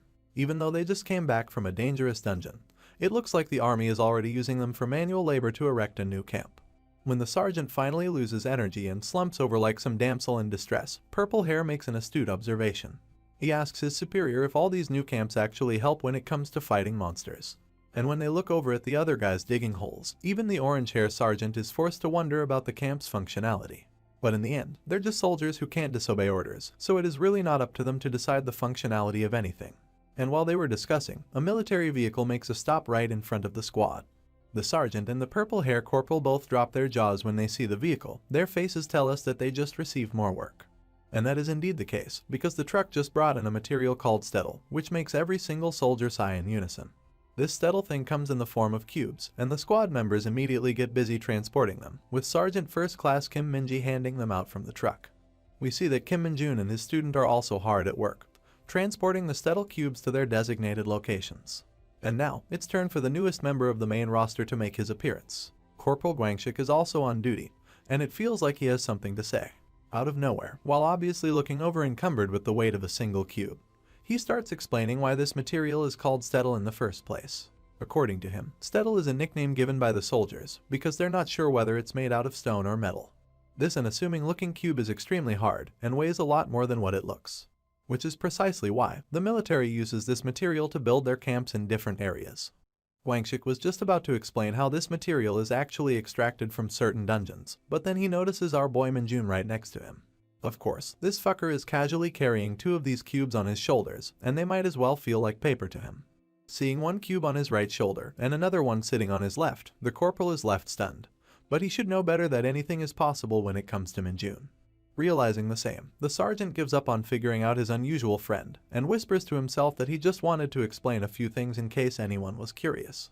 I have a feeling that he'd be doing a lot of explaining in the future as well. In any case, the labor-intensive work of the soldiers continues, and each played their parts in transporting the special material to the camp. Min-jun was sometimes seen carrying 4 cubes at once, which definitely surprised the others, but we're already past that point. When the truck gets emptied out, Kim Min-ji commands everyone to take a 10-minute break before starting again. As the tired soldiers make themselves comfortable on the road, Sergeant First Class Kim Min-ji approaches the platoon commander. He reports that he heard something unusual when he went to pick up the materials at the division headquarters, which immediately grabs the commander's attention. According to what Min-ji has heard, it would appear that a tin can dungeon has appeared somewhere in their area. As soon as the soldiers hear that, they all start losing their shit immediately. It almost feels as if they heard about the existence of a taboo. They all want to confirm that they hear correctly and start calling out to Kim Min-ji. All of the corporals and sergeants look scared and almost start crying out of desperation. They even start clinging to Kim Min-ji, begging him to let them sit out on the next raid. It looks like these guys are tired and would rather not deal with anything more troublesome. However, Minji tells them that they're still investigating the matter. Seeing the whole commotion, our hero gets confused about what's happening. Corporal Guangxik notices his confusion from across the road, and the smug look on his face tells me that he's about to start another one of his random explanations. And just as we get a zoom in on his face, his annoying chuckle confirms all of my suspicions. According to Guangxik's monologue, the tin can dungeons are quite special. Hunters refer to them as such when they meet certain criteria. Firstly, such dungeons are larger than normal. Secondly, the number and variety of monsters within these dungeons are above average. Thirdly, they neither have bosses nor any high-risk monsters inside. When all of these conditions are met, the resulting dungeon is called the Tin Can Dungeon. They are the perfect place for hunters to accumulate real battle experience, so they're often used as locations for divisional training within the military. In fact, this process has a name of its own, and according to Guangxik, it's called the Hunter Field Maneuvers. Now we all know about the importance of his explanation, but our boy Minjun is simply confused about who the corporal keeps talking to. One more look at Guangxik's empty face, and I'm telling you right now that he has officially become one of those explanation characters in manhwas. And it looks like he has realized this too, as he looks to the side and whispers that he just felt like saying shit because someone might be curious. I guess he has already accepted his new life. In any case, Minjun is a bit curious to know about the Hunter Field Maneuvers, but when he turns to the side, the desperation of other sergeants in front of Kim Minji makes him feel like he might not need that training anyway. As Minji was just about to lose his patience with these idiots, the platoon commander stated that they don't have the option to skip this training. Not to mention, it's the perfect opportunity for the soldiers to build up their accomplishments. And of course, the word accomplishment is sure to get our boy's attention right away. He thinks about all the awards of excellence he might be able to stack up by participating in such trainings, and suddenly, he's the happiest man on the planet. He feels glad that he decided to join the front lines, because this gives him the best opportunity to stack all of his achievements. But just as he was feeling excited, he noticed a creepy face looking directly at him from inside his shadow. Minjun's excitement quickly faded to nothing, and he asked his tiny summon what the fuck it's doing here. Tiny did nothing but smile back with cuteness, and our hero stepped foot on his face to eliminate his cuteness. He squats over the little bugger to conceal its presence, and looks over at the others to check if anyone noticed. Thankfully, they were still busy whining about the training. Minjun let out a sigh of relief that no one noticed Tiny, then proceeds to place his hand on the shadow to ask why it came to see him. Thanks to the powers of his shadow summon, all the information start flowing into him at once. He sees the image of two executives of the Hunter Corps walking inside a hallway, talking about requesting reinforcements because an irregular monster has been sighted. The woman informs the man that the request was sent by the investigative team, and it was regarding the new dungeon that appeared in Yanggu. The man asks if the dungeon has appeared in one of the military-operated areas, and the woman replies in affirmation. We can see from the cap in her hand that she holds the rank of a major. She entails that 2 members of the investigative team lost consciousness inside the dungeon, which is a phenomenon that has only made its appearance recently. In her opinion, they might need to clear out this dungeon as soon as possible. The man, whose face and rank remains unknown, gives no heed to the warning of the major. He commands her to let the regular soldiers handle the new dungeon, and to allocate all of their forces for the dungeons located in their own area instead. And of course, the major accepts the orders as they come. That ends the stream of information from Tiny, and Minjun comes back to reality.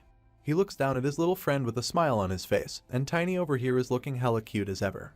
But of course, Minjun steps on him anyway. He stands tall over the struggling minion with an ominous smile, and says to himself that he's going to take a day off soon. The story continues with a bright sunny morning in a normal residential area. Our boy was busy packing some stuff for his vacation that he applied in order to explore a rather peculiar dungeon. We see him putting on his hoodie, and his Hunter Corps uniform can be seen in a paper bag on the floor. The boy zips up his clothes and gets ready to leave. But before stepping out of the apartment, he takes a look at his surroundings. His eyes focus on a family picture, where his platoon commander can be seen with an elderly couple, most likely his parents. Going back in time for a bit, the platoon commander was a bit pleased to see that our hero was trying to take a vacation, which is also why he overworked while transporting those stettles. He comments that Minjun is really something else, and our boy's eyes sparkle as he thanks the commander. I mean, it wasn't really a compliment, but the commander is more concerned that Minjun's previous apartment is in a restricted area, and he doesn't really have a place to stay. When asked about where he spent his last day off, our boy meekly replies that he just stayed inside a PC room. The commander had figured that to be the case, so he has an alternate option in mind. He gives Minjun a key to an apartment, where he asks him to spend his day off comfortably. He explains that the apartment belongs to his parents, but since they're away on some business, it's completely empty. Minjun feels that the commander is being overcourteous, so he tries to refuse the offer. But of course, the kind superior won't let that be the case. He sighs and takes out a paper from his pocket, which contains the address of the apartment. He entails that it's a bit further from the camp, but it's still a much better place to live than a PC room. Minjun takes a look at the address, and since it's actually quite close to where he wants to go, he feels like it's not a bad place to stay. In any case, the commander doesn't care if Minjun stays in the apartment or not, but he tells him to take the key with him anyway and have fun with his day off. Rather awkwardly, our boy ended up accepting the offer and guessed it means that he now has a place to stay. Meanwhile, the commander was back in his office, leaning back in his chair and letting out some big sighs. He gets up to look at a certain report, which seems to be the reason he was a bit worried in the first place. You see, this report is about our hero, which states clearly that his entire family has been missing. It's rather concerning for the commander, because a person of unknown origins and unlimited potential is always a cause for concern. Regardless, he chooses to believe in his instincts, and looks the other way, hoping that Minjun would be one of the good people. And now, we come back to the family picture, which our boy is still staring at. Zipping up his hoodie completely, he takes one more glance at the commander's family, probably reminiscing something about his past. However, it is now time to go, so he puts on his hood, and slowly exits the apartment, completely ready for the adventure ahead. After traveling for a bit, our hero gets off on a bus terminal, and resumes the rest of his journey on foot. While on his way to the dungeon, he reminds himself about the details of this mission. From what his little summon managed to gather, the dungeon is supposed to be open inside a deserted school in this area. Moreover, all units are advised to stay 1 kilometer away from the gate and control the civilians. As expected, the military barricades were soon in sight, and the troops were standing on guard to stop any civilians from proceeding further. Of course, our hero isn't a normal civilian, so you can see him sneaking off through the roofs above. After a few hops and some parkour, he lands in an alleyway, completely behind the defense line of the military. He eventually finds himself behind an electric pole, seemingly staring at his target. And there it was, the special dungeon gate in its full glory. Since all units were ordered to maintain their distance, there was no other human in sight. Pulling down his hood even further and heading towards the dungeon, Minjun wonders about the kind of monster he will find inside. But he finds it a bit annoying that Tiny the Shadow Summon returned without completing its duty. It could have waited to identify the monster as well. In any case, as our boy calmly steps foot inside the cackling gate, he tells himself that he can simply choose to run if things get too dangerous. And then, a notification informs him that he has entered the dungeon. It's nighttime inside the dungeon's space, and you can see a lot of dead trees around. As usual, Minjun trudges through the terrain without a single care in the world. But as he passes through the forest, he notes that the area is quite humid. Eventually, he comes to a stop as his eyes lay upon something peculiar. He finds a broken sword on the ground, the likes of which the Hunter Corps units use very often. As he bends down to inspect the weapon, our hero wonders if a battle took place in this spot. But as he was staring, something felt odd. He could feel the presence of a creature trying to hide in the bushes, so he called out to it directly. Minjun openly told the creature to stop wasting its time and come out if it's hostile. And the next thing we know, a huge thing dangles over a pair of legs, and we can see our boy staring directly at it. Thank God it was just the cloth. I would have lost my shit if this was something else. In any case, the eyes of this creature glow ominously with the same purple energy that we always notice in other demonic monsters. It has a really huge and bulky build, and for a second, Minjun wonders if the creature is a goblin. He then takes a second guess, calling it a kobold, because goblins aren't usually so big. But whatever the creature is, its size is unusual for its species, which definitely puts our boy on guard as he gets up from the ground. He gets himself into a fighting stance, wondering how the investigative team managed to come alive after facing off such a monster. In the next instance, the massive creature leaps off the ground, and we can see him in the air, going directly for our hero. With a burst of the demon energy, the creature attempts a swipe attack at Minjun, which he dodges immediately. He takes this chance to go on the offensive, and aims a punch towards the monster. As always, the punch explodes in the face of the demonic bastard, with shockwaves of Minjun's energy scattering in all directions. However, as the flash of the impact dispersed, our boy laid his eyes upon a sight he hadn't experienced in a while. You see, the demonic creature was not only unharmed, but it smiled in the face of its enemy. But as soon as it opened its mouth to bite his hand, our hero shifted gears, knocking up the creature with an explosive kick to its face. The impact of the kick was so high that the monster was lifted a foot off the ground. With the agility of a cat, Minjun managed to land on his feet after the attack, keenly observing the impact on his target. And as it turns out, the monster was still fine, and it actually managed to absorb the impact from the kick as well. This is quite possibly the sturdiest opponent that we've seen our hero fight. The creature is not only sturdy, but also pretty reckless as it continues to swipe its claws at our hero.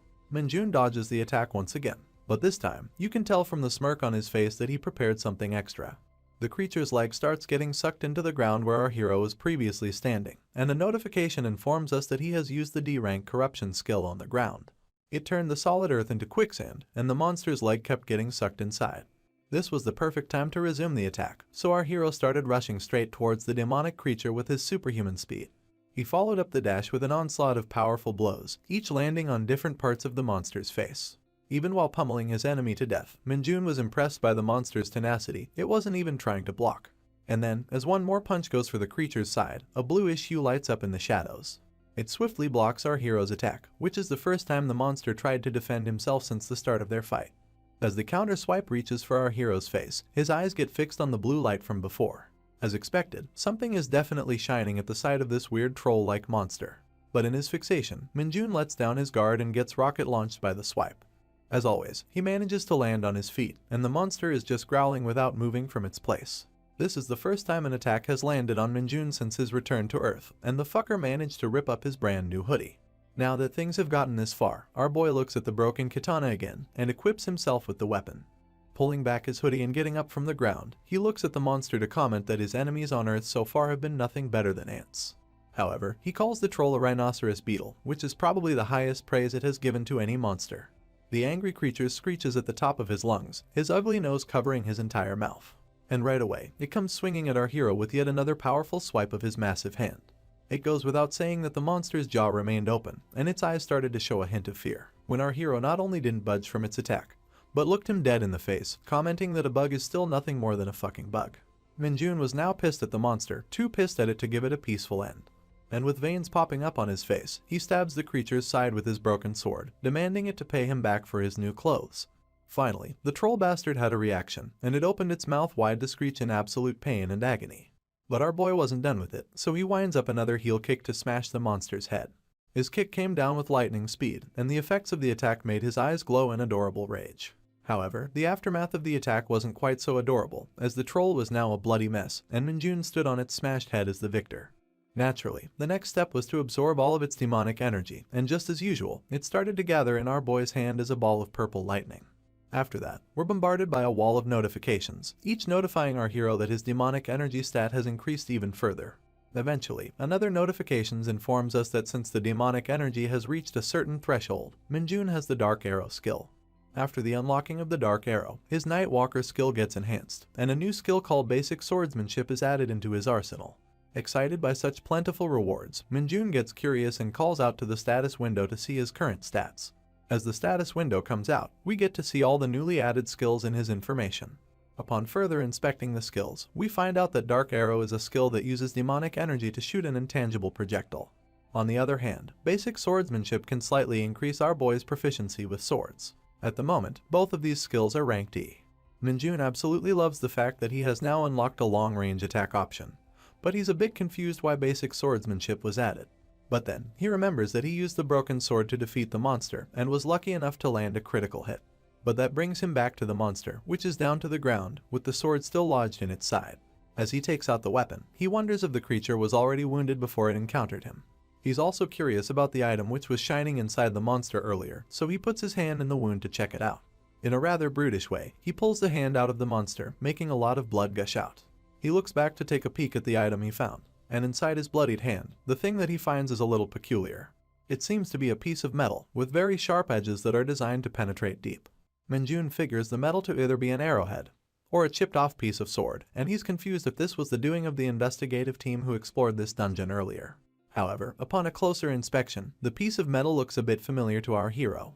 But there's no time for him to examine it any further, because a whole group of trolls have appeared behind him. It's not a bad thing for our hero, because he was already quite eager to try out his new skills. So, he gets up and taunts the monsters to bring on the fight. Naturally, the dick-nosed bastards get irritated, but we can see from their eyes that these guys are not possessed by the demonic energy. Not that it matters to Minjun, because as he summons his energy to create the dark arrows, he knows that he's going to blast some monsters anyway. It is finally time to witness the power of a proper E-rank offensive skill, and our boy has never been more ready. The arrows shoot out from both his hands, each traveling an unpredictable trajectory, but heading towards their target nonetheless. Each arrow manages to take down Brian and Steve, while John just stands scared in the middle.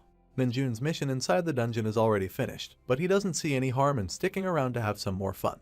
However, what's considered fun for Minjun is a nightmare for John, and he knows that he's royally fucked. Our boy will make sure to not only make some lasagna out of him, but also add all of his friends to the mix. After that unholy incident, a few hours pass by, and the gate inside the deserted school is still unguarded by any military personnel.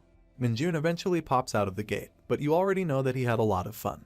As he steps onto the solid ground, he looks back to confirm that he has finished clearing the dungeon, and since the trivial matters are out of the way, it's time to make some proper use out of this vacation. And in Minjun's case, that means spending the rest of his time playing Dungeon Power Fighter.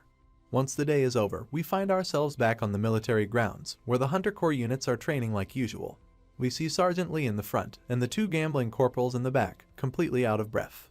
Minjun is also somewhere in the middle, totally unfazed by the hard military training.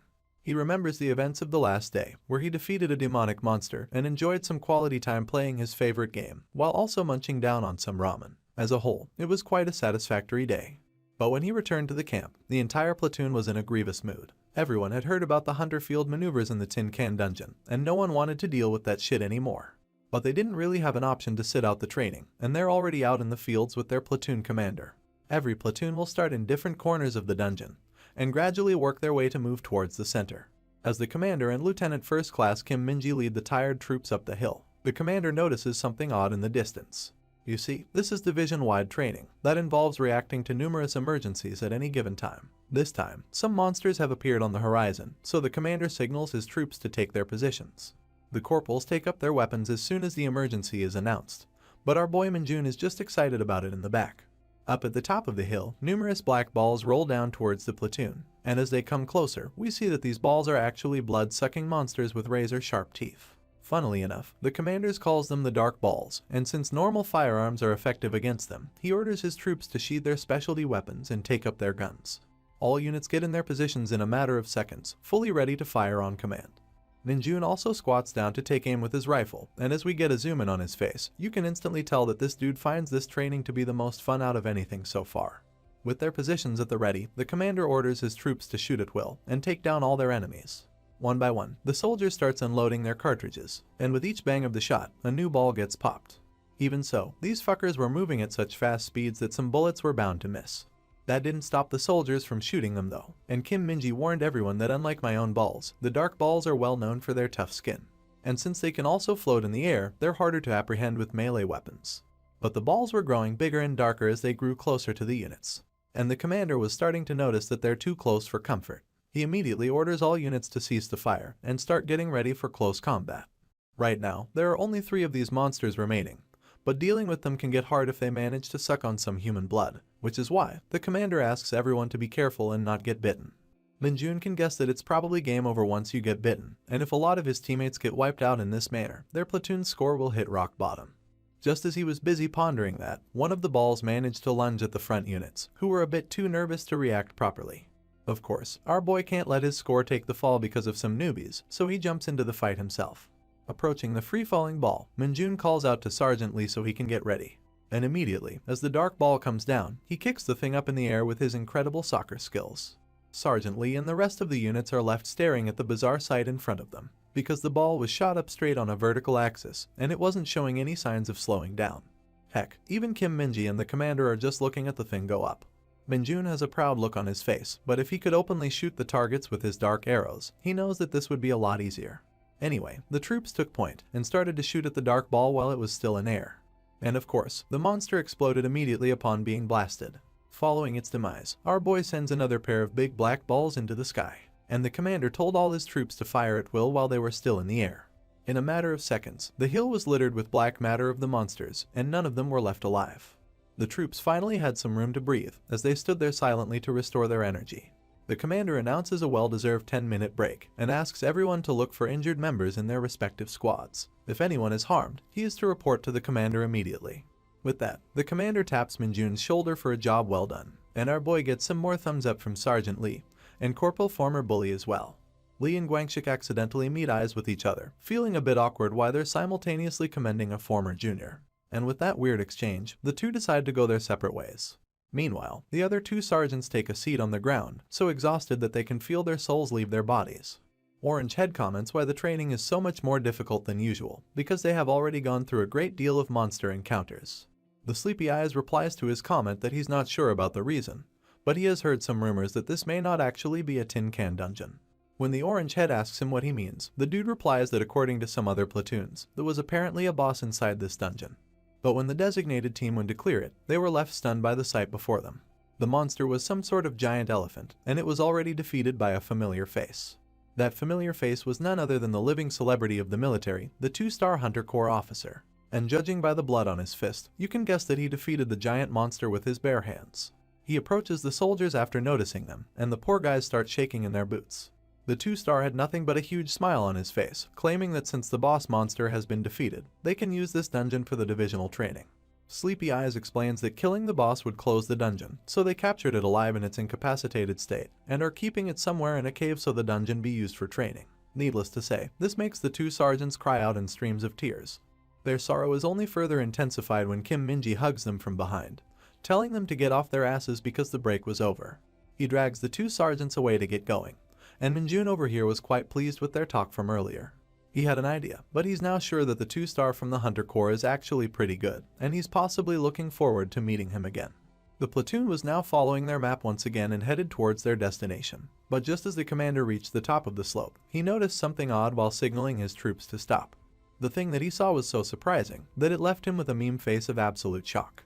The other units all started noticing the same as they reached the summit, each showing an expression of puzzlement on their face.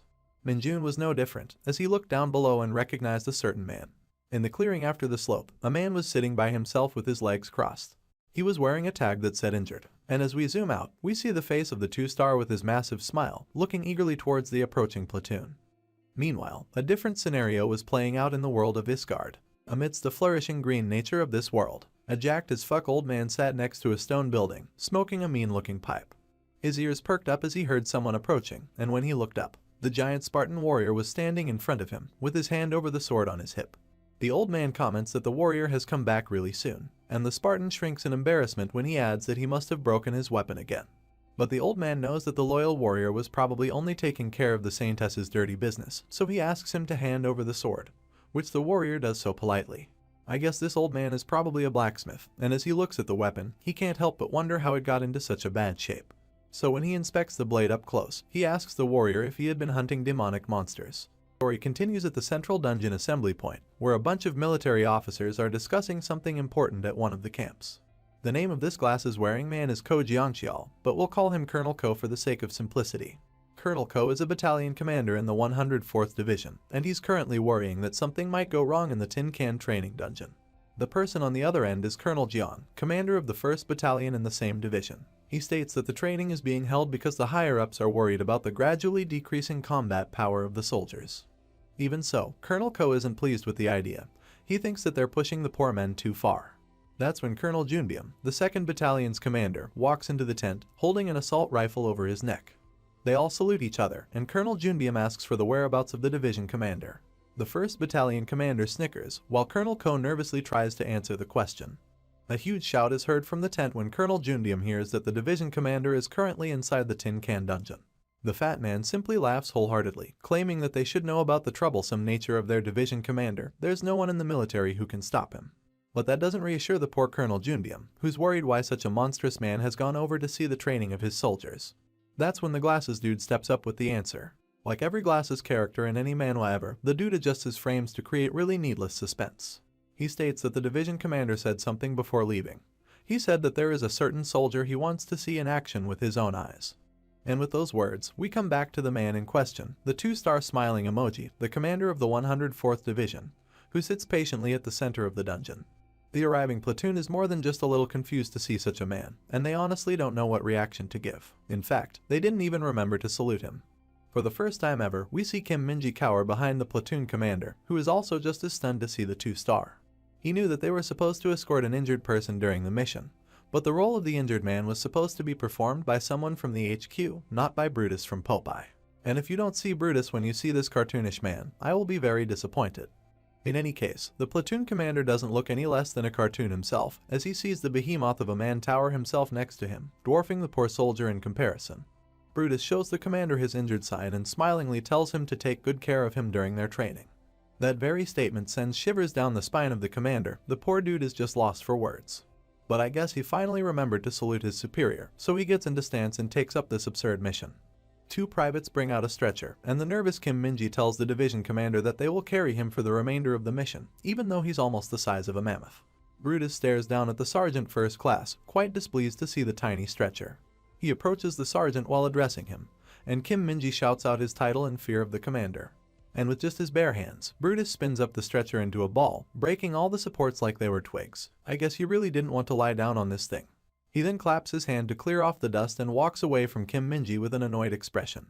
But I guess Minji is a good soldier since he still tries to reason with the division commander, telling him that the injured person needs to be on the stretcher for the purposes of the training. Of course, Brutus denies his attempt and tells them to continue their training without minding him. And while the sergeant was busy crying, the 2-star spots our boy right behind him. Just from the excited look on the division commander's face, it becomes pretty clear that he came here in person to observe our hero. Kim Min-jun notices the expectant gaze of the commander, which also makes him spark a vicious smile of his own. He knows that something exciting will happen soon, and he can't help but feel that this training is seriously fun. After all, there's still plenty of the dungeon to explore beyond these hills, and the amusing parts are still not over. We then roll into a montage of events after their meeting with the division commander, where the platoon fights off a bunch of monsters while the 2-star observes our hero with curiosity. When monsters attacked, Kim Min-jun always had the most kills. Whenever an unexpected threat visited the battalion, Kim Min-jun was once again the first to react properly. He carried the giant division commander on his back, managing to evade all the traps and eliminate the enemies, adding more fun to the training for our hero. However, soon enough, the other soldiers were standing on their last legs. They were completely out of breath and sweating profusely under the weight of the heavy military equipment. This occurred during their fight against some peculiar lizard monsters covered in a disgusting layer of slippery mucus. One of the privates swung his sword with his remaining strength, landing a slashing attack on the weird lizard. Just as it got cut in half, another emerged from behind him. At this point, the private was thoroughly drained of energy. His eyes rolled, and he slowly started losing his balance until he eventually collapsed on the ground. The lizard took this chance to launch its sticky tongue at the private, but quickly had its face sliced off with a swift horizontal cut. The slash came from our hero, wielding a sword boosted by the E-rank swordsmanship ability he recently obtained. Although the skill itself isn't special, Min-jun realizes it adds a significant boost to his power, possibly allowing him to level up sooner. He extends a hand to the exhausted private, helping him off the ground while the others work to slowly finish off the remaining monsters. The private thanks Min-jun for his kindness, but our boy seems to have other things on his mind. Seeing his comrades suffer so intensely, it seems like he has decided they need to take a rest. So, while another soldier was busy fighting the lizard, Min-jun swooped in to finish off the abomination himself. In fact, he sprinted through the entire battlefield to cut up the creatures one by one. He was done with all of them in a matter of seconds, reaching all the way to the platoon commander to signal that everyone needs to rest. Brutus had the pleasure of observing the whole scenario from a prime seat. He was informed that these hunter field maneuvers were by far the toughest ones to date, but he's seeing someone who's treating the training as his playground. Meanwhile, a lizard tries to approach him from behind, thinking that it can take down its unsuspecting prey. Of course, the poor bastard gets blasted by a single punch that the 2-star doesn't even bother to look behind for. This is when the platoon commander shouts at his troops to take a rest after they're done. Precisely what Min-jun wanted for the tired soldiers. He gives the commander a thumbs up in acknowledgement of his decision, yet another gesture that the 2-star doesn't fail to notice. He smiles at the potential of this new corporal, and it's clear that our hero has left an everlasting impression in his mind. Now, let's switch the scene and take a look at another platoon fighting in a different part of the dungeon. It's the female-only squad of the division, and they seem to be fighting the big black balls that our hero fought earlier. Much like Min-jun's team, the girls are pretty much exhausted as well. It looks like these balls are giving them a lot of trouble. That's when one of those abominable creatures charges at a private, with the soldiers getting in position to parry, but another familiar blue-haired girl is already on the scene to deal with it. That's right, the Nepo baby is back, and as she slices the black ball in half, we see that our girl is still as sharp as ever. Soon enough, all of the monsters lie dead on the ground, and the girls finally get a chance to catch their breath. One of the privates was busy thanking Sun Yunseo for her incredible skills when one of the black balls started moving behind her. The girl was simply amazed at how Yunseo had defeated most of the monsters by herself, unaware that another was coming right after her. By the time she noticed the monsters screech, the girl was already too late to react. A helmet flew up in the air, and the private fell to the ground as her comrade shoved her for protection. Of course, Sun Yunseo was the protector, and with her helmet in the air, her hair slowly untangled. The private looked back at her friend to see what happened, and we see that the Nepo baby struggled at the edge of a cliff while stopping the black ball with her sword. The others ran to her late, but they were too far away to help. With the force of the shove, it seems like Yunseo tripped over at the edge of the map, and there's no one to save her. On the other hand, it was almost evening time in the dungeon, and our boys were having a moment of relaxation chatting among themselves. Kim Minji and the platoon commander were discussing their next route on top of the hill when the division commander came in to startle the two and commented that all members of this battalion have come this far without any major injuries. He had a big-ass smile on his face when he commended the platoon commander for being extremely competent. The poor dude, on the other hand, was so afraid of the two-star that he didn't even know how to react to a simple compliment. He thought that the division commander was scheming something evil. That's when he noticed Minjun and his friends behind, having a chat with each other while holding their weapons. It seems as if our hero is guiding his two students regarding some combat stances. The platoon commander observed that, and sprouted a smile on his face at their incredible efforts. He replied to the two-star that his soldiers are exceptional, and they have come this far with their own abilities. But even then, the division commander told him that his soldiers' abilities are part of his competence, and he should be acknowledged for that. After lifting up his spirits, he smiled with his shiny teeth on full display, telling the platoon commander to do his best until the end of the training. He then turned his head towards Kim Minji, who's definitely not avoiding eye contact on purpose. Looks like these two have some history as well, since the division commander started pinching him in a chokehold, telling him that his body balance is all wrong. I guess he just enjoys bullying his favorite soldiers. Just behind them, one corporal and a private first class were watching this comedy skit, and since one of them is wearing glasses, you best be sure that an explanation is coming. The fade cut asked the glasses corporal if this is his second time in the hunter field maneuvers, and the glasses guy replied in affirmation. Fade cut then expressed his desire to ask him a question, but the glasses said he's too tired to speak. Nevertheless, he's a man with glasses in a manhwa, so when the fade cut pointed to his side to ask about a certain something, Corporal Glasses also moved his head to provide the answer. There's a hole in the ground, with a big ass do not enter sign next to it, and fade cut is a bit curious what it means. Corporal Glasses adjusts his frame, like they always do, to start the explanation. But surprisingly, the explanation ended up being quite short, as he simply replied that he's looking at a hole. That's when the platoon commander told his troops to get up and start moving, and everyone started getting off from the ground. The conversation of the two still continues, and Private Fade Cut is still confused about the hole. Corporal Glasses notes that he really doesn't have any idea about the dungeon hole, and he asks the dude if he slept through the briefing session before they came here. That startles the private, so you know that Glasses was spot on. Once again adjusting his frame for no fucking reason, the corporal finally gets into his god-given character to start the proper explanation. He says that not much is known about the dungeon holes, but it is hypothesized that it is a separate space, which connects to another dimension through a gate. However, he elaborates that these gates are not a perfect connect to an infinite space. The dungeon itself is a separate space, and when it opens through a gate, some parts of it are not properly connected.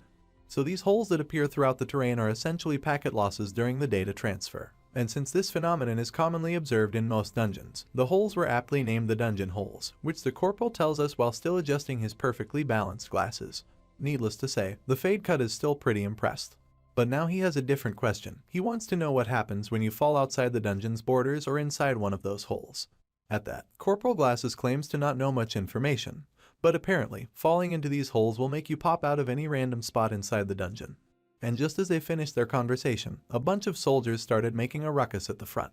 The platoon commander stepped up to see what was happening, and both him and our hero were quite surprised to see the strange sight before them. Minjun, in particular, recognizes the person lying before him, and it just happens to be the Nepo baby, the beautiful Sun Yunseo of the female platoon, who's lying unconscious on the ground. After a few moments, we see the girl drinking out of a bottle to hydrate herself. She's sitting on the ground while the platoon commander relays this information to her platoon. The two-star observes the new soldier's arrival with curiosity, but doesn't seem to show any emotion or take any action. That's when the platoon commander turns to inform her that he has informed the 4th Battalion about finding her, so she doesn't need to worry about rushing back. The girl is still concerned about the safety of her friends and wants to ask if all of her squad is safe. Once again, the kind commander informs her that everyone is safe, and they were all worried about her. But now that they know she's safe, they will resume their training like normal. That lets the girl exhale a sigh of relief, and she thanks the commander for the information. But she then feels a sharp flinch in her leg, and when she looks down, her foot seems to be properly bandaged. I guess she sprained her ankle before she fell into one of those dungeon holes. A strong girl like Yunseo doesn't like to get injured because she's afraid of relying on others. Nevertheless, she's already injured, and Kim Minji speculates that it would be difficult for her to continue her training with that foot. He still tries to comfort her into taking some rest, because it's important for soldiers to take care of their injuries before combat. The platoon commander shares the same sentiment. He informs her that someone from the HQ will arrive soon to fetch her, but it also means that her training session has come to an end for now. The girl expresses her protest to that. She wants to continue her training. But knowing her current conditions, she restrains her emotions and dejectedly lowers her head with sadness. That's when Brutus finally decides to show up, asking about the condition of the soldier. It goes without saying that his appearance left a wall of questions on Yunseo's face, starting with what the fuck a major general was doing in a place like this. The platoon commander updates the general that there are no serious external injuries on the girl, but she has a fractured left ankle, which is making it difficult for her to continue the training. The 2-star considers this a pity and asks the girl what exactly happened to her. The shocked girl panics and gives out her name first, then proceeds to explain that she fell off a cliff while fighting a monster, and when she opened her eyes, she was already here. The division commander speculates that she probably fell into one of those dungeon holes, but he considers it lucky that she's still somehow alive. But then, something suddenly clicks in his head, which makes him flinch in his position. He asks the girl for her name once again, and the Nepo baby replies that she's a private first class, and her name is Sun Yunseo. The division commanders seem to have an overreaction at that information. He yells if she's actually the daughter of Sun Tiho, who belongs to the 4th Company of the 4th Battalion. The girl seems a bit shy of her status, but reluctantly agrees with the general since he was right. In the very next moment after hearing her say that, the man puts on his injured tag on our girl and frantically starts looking around for someone in a panic.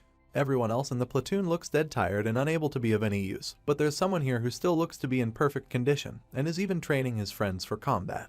The major general calls out to Kim Min-jun, which makes our boy look in the direction of his voice. He comes running to the general and the platoon commander, and upon seeing him, the Nepo baby hides her face in embarrassment. Her face is blushed with a red color, and she's a bit hesitant to look our hero in the eye, probably because she still remembers their weird encounter from last time. Anyway, her expressions soon make a 180 when the division commander asks Min-jun to carry the girl so they can resume their training. For a moment, our boy doesn't understand what the fuck is happening. But it looks like the major general is mad, and she wants Yunseo to stay in their platoon until the end of the training session. Min-jun then looks at the shy girl and starts calculating this weird situation. The girl is still hiding her face in her hands, and the commander is simply fuming with unexplained anger. But regardless, this looks like an opportunity to earn another accomplishment during the training, so Min-jun happily accepts the task from the 2-star, confirming that he will carry the injured soldier. He then proceeds to walk towards the Nepo baby, who's quite startled to see him approach. My man squats down on the ground to give the girl a piggyback ride, and it goes without saying that she's not happy with the idea at all. Min-jun knows that the girl has no choice, since not agreeing would be the same as forfeiting from the training, which would plummet her evaluation score. Looks like the Nepo baby is aware of that as well, but she's still extremely hesitant. In the end, she closes her eyes to resolve herself and shyly agrees to get on the piggyback ride. Our hero couldn't be happier to hear that, as it means he's well on his way to unlock a new achievement with the general. The others look at Min-jun like he's a monster, not understanding where he gets his bottomless stamina from. But they're happy since they don't have to carry a person instead. Our hero picks up the girl on his back, and the platoon commander walks next to ensure they're okay. He tells Min-jun to follow Vice Commander Kim Min-ji on the back and let him know if he gets tired and needs rest. Of course, this bastard over here doesn't have any intention to rest, and it's not like he's gonna get tired either, he's just too happy at the prospect of a new achievement. He looks at the Nepo baby with the same excitement, thinking of her as a ticket to his bonus. Of course, the girl averts her gaze to avoid looking into his eyes. She's still too shy about their last encounter. Not that it matters to Min-jun, this dude is just busy grinning at such an opportunity.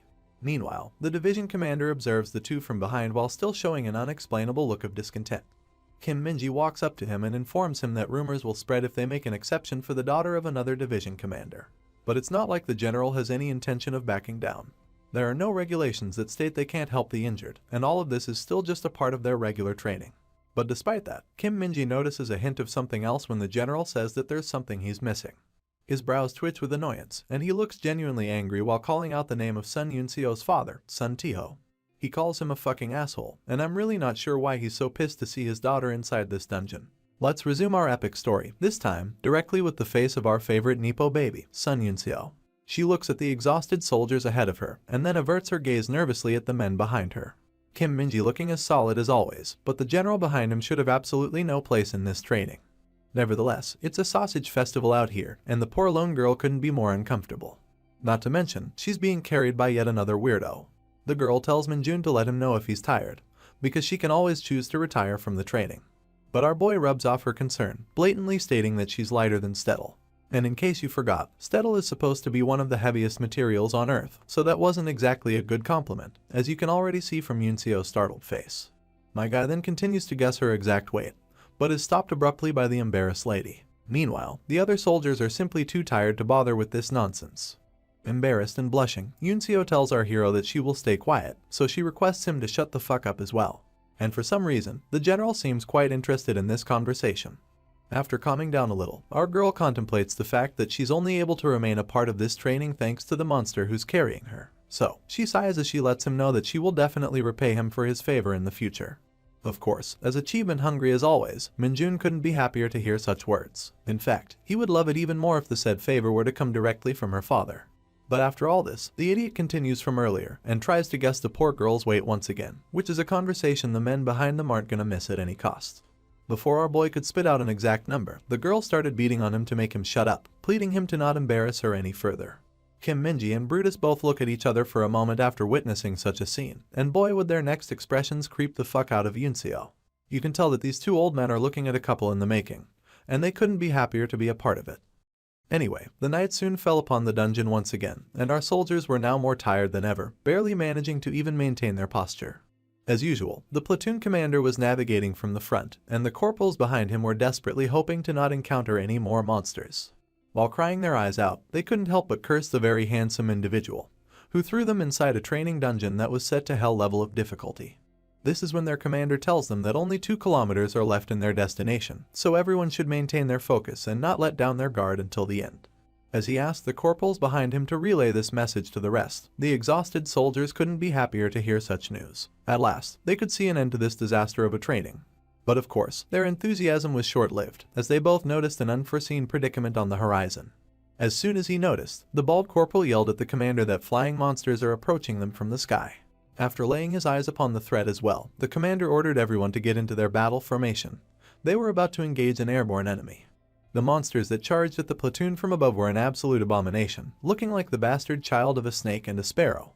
Their teeth were sharp, and their glowing eyes were a sign that these creatures were nocturnal. Turns out, these things are called the Black Rakes, and there's no doubt in the platoon commander's mind that they couldn't have faced a worse enemy at a time like this. The creatures circle above the panicked soldiers, and the general observes this whole situation from a distance. After taking a look at the monstrosities himself, the general can't help but consider the platoon unlucky. They had come so close to the finish line with an injured troop, but this might actually spell the end of their training. You see, the Black Rakes might be small-sized monsters, but their teeth and claws are sharp enough to tear through skin. Of course, the hunters wouldn't die from such injuries, but given the tenacious nature of the enemy, a proper fight would be very hard for the tired troops. Not to mention that it's nighttime, and even the general is having a hard time spotting the airborne enemy with his weakened eyesight. Meanwhile, the poor soldiers continue to swing and miss at the annoying creatures, feeling an overburden of exhaustion with every breath. Kim Minji is staying at the back line to protect the injured, but it's clear that he's quite disappointed at the sorry fight being put on by his troops. Heck, even the general is forced to comment that such pathetic reaction times should be grounds for point deduction, and the poor sergeant first class can only listen. He sees the sorry state of his soldiers and how much they're struggling to fight these monsters, but he knows that he can't use the excuse that they're tired and have low visibility. After all, they're hunters, and being prepared for such monsters is their job. However, Kim Minji knows better, that even if he leaves his post and rushes over to help, there's not much he can do to change the outcome of this battle. In fact, as he watches the commander miss his target as well, he wonders if falling out of line at such a crucial time will result in even further point deduction. In the end, Kim Minji has no choice but to trust the platoon commander and await his orders. But given the desperate expression of the man himself, I doubt he has a solid plan either. Meanwhile, our boy over here is absolutely demolishing his teeth in annoyance and anger. The words point deduction from the general are still ringing in his ears, and that's the one thing that our homeboy could never accept. Cursing and clicking his tongue, my man rushes forward with the startled and helpless girl on his back. As a single tear falls off Yunseo's eye, Minjun skids to a stop behind his commander, telling him to give him a chance in the fight. Of course, the commander is furious at the mere suggestion that he would want to engage in battle while carrying an injured soldier, so he yells at him to stay back. However, seeing nothing but point deduction in his eyes if the situation were to continue, our hero states that everyone has reached their limit. And with those same words still glittering in his eyes, he claims that he's the only one who can turn this fight around. Seeing his confidence, and the extremely poor battle that the rest of them are putting on, the commander gives him a chance to explain his plan. Minjun whispers his plan, and both the commander and Yunseo lean closer to listen carefully. But as soon as they hear it, both of them shout in unison at the craziness of his plan. Realizing that she was being uncharacteristically loud, the Nepo baby puts a hand to her gaping mouth.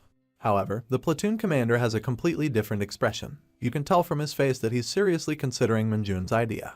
And sure enough, much to Yunseo's surprise, the commander taps his best soldier's chest, telling him that he will only get one chance. If he fails, everyone will retreat immediately. The girl can hardly process what's happening. She can't believe that the commander is choosing to trust in such an abrupt plan by his subordinate. And meanwhile, the Black Rakes were going crazy over the heads of the fighting soldiers. Most of them could do nothing but watch the bird-like creatures, unable to strike them down with their weapons.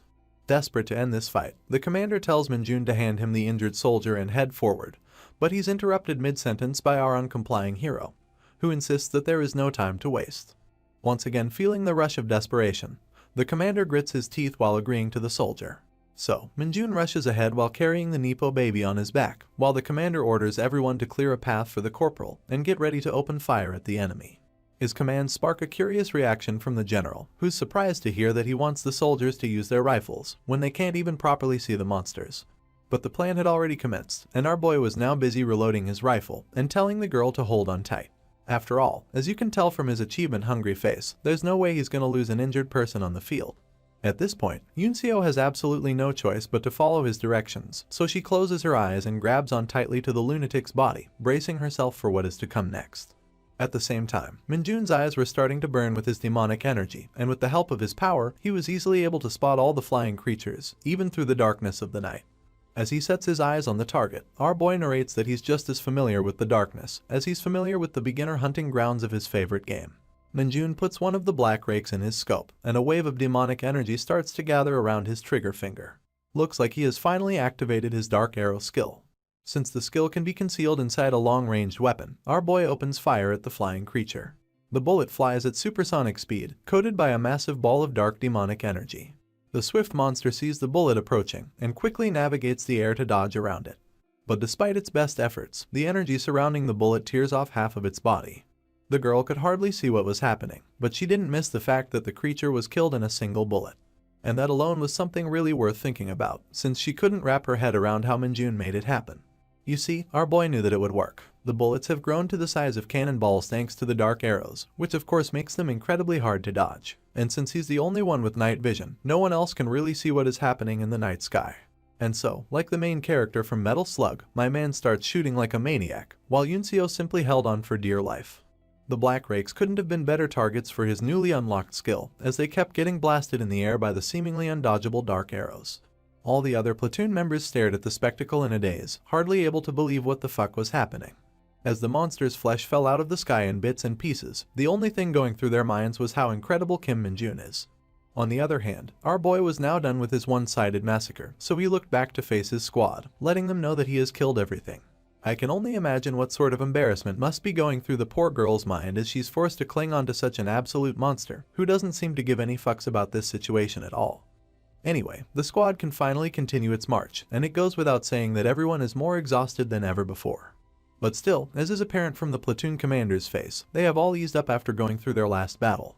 And at last, they can see the military barricades of their destination. The camp has been waiting for their arrival, marking the trainees who finished first, and congratulating them for going through this hellish training. As the superiors applaud their efforts, our soldiers form lines and start entering the camp. It was a long journey, but they can finally take some sighs of relief and relax their minds. These guys couldn't be happier at the moment. Kim Minji was the last to enter the camp, and after checking off all the people who returned, the attending sergeant announces that all members of the 2nd platoon from the 2nd company have passed their training. The exhausted boys smile at the result of their hard work, glad to have finally made it back after finishing every single one of their tasks. Minjun has a big-ass smile on his face as well, because thanks to him, his entire platoon has passed, and there won't be any point deductions. This is when the medical team arrives with the stretcher to take care of the injured Nepo baby, and the platoon commander finally shouts to congratulate all of his troops, because none of them gave up. He knows the end report is gonna be sweet. True to their commander and duties, the soldiers all salute and raise their thumbs in acknowledgement of their feat. Now it's Kim Minji's turn to take over the command, and he orders his troops to not behave unruly now that they have returned. They will relocate to their barracks very soon, and then everyone can relax however they want. Everyone starts retreating towards the main tent, but the platoon commander spots an outlier in the group. It's none other than Minjun, and he's asking the medical team where he can get rewarded for his accomplishments, instead of finally putting down the poor girl on his back. The commander takes this opportunity to call out to him, which immediately averts our boy's attention. Looks like the commander wanted to personally thank his best soldier for his excellent contributions, and always taking the right actions in the face of danger. Minjun thanks the commander for his high praise, although he would much rather prefer a more tangible reward. In any case, the medical team was now getting tired of waiting, so the Nepo baby finally tells our hero to put her down. As she adjusts herself on the stretcher, the girl apologizes for any inconvenience she may have caused to the platoon, and thanks them for helping her finish the training. Since the commander is just a solid man all around, he tells the lady to not think of herself as a burden. He's just glad that they were all able to finish the training together. This is when the elephant behind them starts bursting out in laughter, looking extremely pleased with the end result of the training. With a big-ass smile on his face, the general expresses his absolute joy over the fact that everyone from the platoon managed to pass this dungeon without hiccups. In a fit of his excitement, he lunges forward to hug our hero, but I guess Minjun didn't like that idea because he quickly dodged out of the man's sweaty arms. There's a brief moment of awkwardness when the general just stands there with his arms crossed, but then he turns around like a bear to go for yet another hug. I don't need to explain much in this panel, because it's clear from our hero's face that he hates the idea. The entire comedy sketch was being witnessed by the Nepo baby and the commander, who just find it hard to believe the completely absurd nature of the general. But then again, it's not like they can't understand his excitement either, because it's only thanks to Minjun that they were able to finish their training at all. When the general had finally managed to catch the poor soldier, his attention was averted by someone's salute. And immediately when he laid his eyes upon that person, the general froze up like a deer before a truck.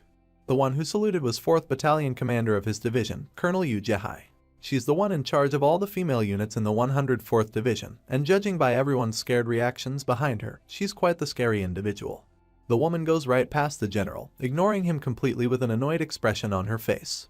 And Minjun can't help but wonder what sort of authority can she have to ignore her superior like that. Surprisingly, when she sees her favorite soldier, the woman's frown turns into a smile, and she asks the Nepo baby if her injury is serious. Yunseo explains that she simply sprained her ankle and should heal up in no time. Seeing that the girl was lucky enough to fall into a dungeon hole, the colonel feels relieved and asks the medical team to escort her with care. And when she's done with that business, the stout woman turns her gaze back to her left. She stares directly at the scared general and asks him about his training observation activities. With a double-edged smile on her face, she asks him to have a private talk with her so she can give him a piece of her mind. The division commander wonders if he has to do it right now, but the colonel won't take no for an answer. With the face of a benevolent demon, the woman warns him to follow him right away, and I guess we can all tell that Brutus is finally fucked. God knows what happened between those two afterwards, but our scene has now switched to the next day, a bright sunny morning inside the 104th Division's HQ. Inside the cafeteria, Minjun was busy munching down on a fuck ton of carbs and protein. I guess his hard work has earned him a good meal at least. Other than the chef who seems to be carrying even more chicken. Our boy is the only one inside the cafeteria at this moment. The chef brings him a fresh batch of piping hot fried chicken, which makes Minjun's eyes sparkle with excitement. Unable to believe this VIP treatment, he asks the man if it's alright for him to have so much food. The gentle chef gestures him to look around and says that no one else will visit the cafeteria today since they're all tired and sleeping, which means Minjun can eat everyone's share by himself. My boy couldn't be happier to hear such news, so he gratefully accepts the benevolent gift of scrumptious fried chicken. As he continues to chow down on those juicy thick thighs like an absolute glutton, the chef indulges him in small talk, telling him that their platoon is being rumored as the best in the division after their training. He tells him about all the praise he has been hearing about him from the battalion commander and the other colonels, and remarks how he even managed to defeat a bunch of black rakes by himself. Our hero was just busy gulping down his food, but the chef was really impressed that he managed to solo so many monsters in the darkness. He comments how this round of Hunter Field maneuvers was rumored to be the worst one till date, and more than 50% of privates gave up the training in the middle. I guess the chef was a chatty guy, because he kept going on his useless banter for quite a good while. On the other hand, our boy was simply appreciating the incredibly juicy meat that he could now eat all by himself. While all of that was going on, a few officers were walking down the empty halls of the building. The colonel in the middle noticed something from the corner of his eye, and felt a bizarre moment of silence when he saw that the training grounds were completely empty. He comments how the entire camp feels like a ghost town, which alerts the captain next to him.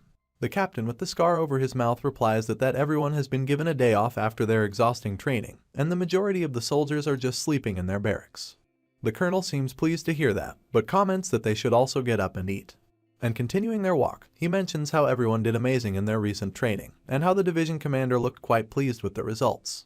That sparks the interest of the other captain next to him, who loves the fact that the division commander personally went to observe the training. He finds him to be really cool, and not overbearing at all. Of course, he's the only one who feels that way, because the colonel isn't pleased to hear such words about Brutus at all. In fact, he finds him nothing more than overbearing. He remembers how the commander of the female battalion gave them all a serious lecture over the division commander's careless attitude and the fact that he left his post to fool around in a dungeon. Captain Kim looks shocked to hear that. He finds it hard to believe that a colonel would yell like that in front of a major general.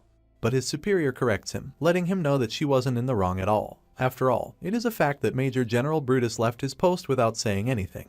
Since the captain still looks a bit skeptical, Colonel Lee lets him know that the 4th Battalion's commander is a scary individual. Imagining her as a super soldier with a blade on her shoulder, the man can't help but comment that everyone in the division fears that woman, and even he is not an exception. In any case, he's glad that the matter with her was settled thanks to Kim Min-jun, because thanks to his incredible results, the division commander's interest in him was somewhat justified. Putting a wide smile on his face, the man couldn't help but look forward to our hero's future inside the military, and since he's a part of his battalion, he's also really looking forward to the next monthly meeting. Now let us move back to the main building of the division headquarters, where a meeting is taking place behind a closed door. Putting on his glasses that don't match his face at all, the division commander seems to be looking at a report. The one sitting in front of him is Colonel Yu, the commander of the 4th Battalion. Since she's slowly taking sips out of her teacup, I guess her rage from earlier has calmed down. Brutus is now finished reading the piece of paper and looks at the colonel to confirm that the dungeon cleanup schedule is good to go, before asking her if the Nepo baby is doing okay. The colonel puts down her cup of tea and replies that the girl didn't receive a fracture. She then continues that Yunseo is recovering pretty fast and should be finished with her treatment by tomorrow to resume her duties. Hearing that, Brutus remarks that the girl really seems to take after her father, and that's exactly when his phone starts to ring. Without wasting a single breath, he picks up the tiny phone in his hand to answer the call, almost as if he was looking for an excuse to get himself out of this meeting. But his day only got worse when the voice on the other end greeted him by calling him a bearded bastard. Annoyed at such words, the Major General demands to know the person's name. In response, the man on the other end doesn't really give out his name, but expresses his disappointment that Brutus has already forgotten his voice.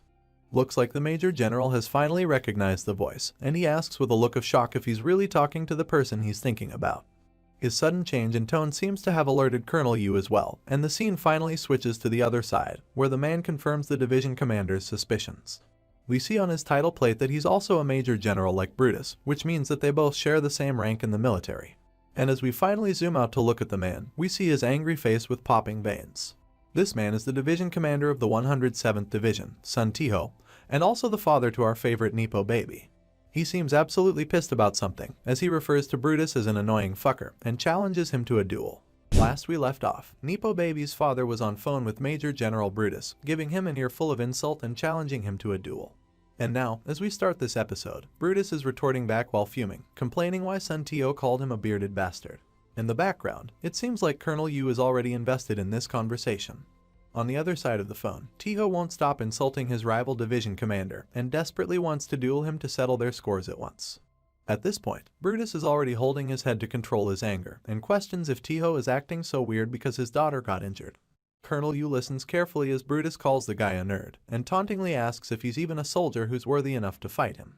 Of course, Major General Sun Tiho fires back, telling Brutus that he just needs a little exercise and he's the perfect punching bag to warm up. Finally, Brutus acts like the bigger man and shouts that Tiho is acting extremely childish. But if you ask me, he's not much different either. My statement is backed up by the incredibly concerned look of Colonel Yu, who's observing silently while Brutus fails to explain that it's not his fault that his daughter got injured during training.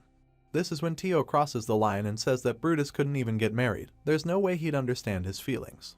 The bearded dragon finally snaps, crushing the phones in his hand while banging his fist on the table, demanding to know the location of the bastard who's so keen on having a duel. But of course, he's just talking to himself now that his phone is broken, and me and Colonel Yu are both wondering if this dude is okay in the head. He keeps hurling threats at Tiho, and gets mad when he doesn't hear an answer. Finally, he replies back to the thing that got him triggered in the first place. He shouts that he didn't marry on purpose. It's not because no one wanted to marry him. Poor guy, I can really understand his struggle. As a 29 years old unmarried virgin, this is really starting to hurt.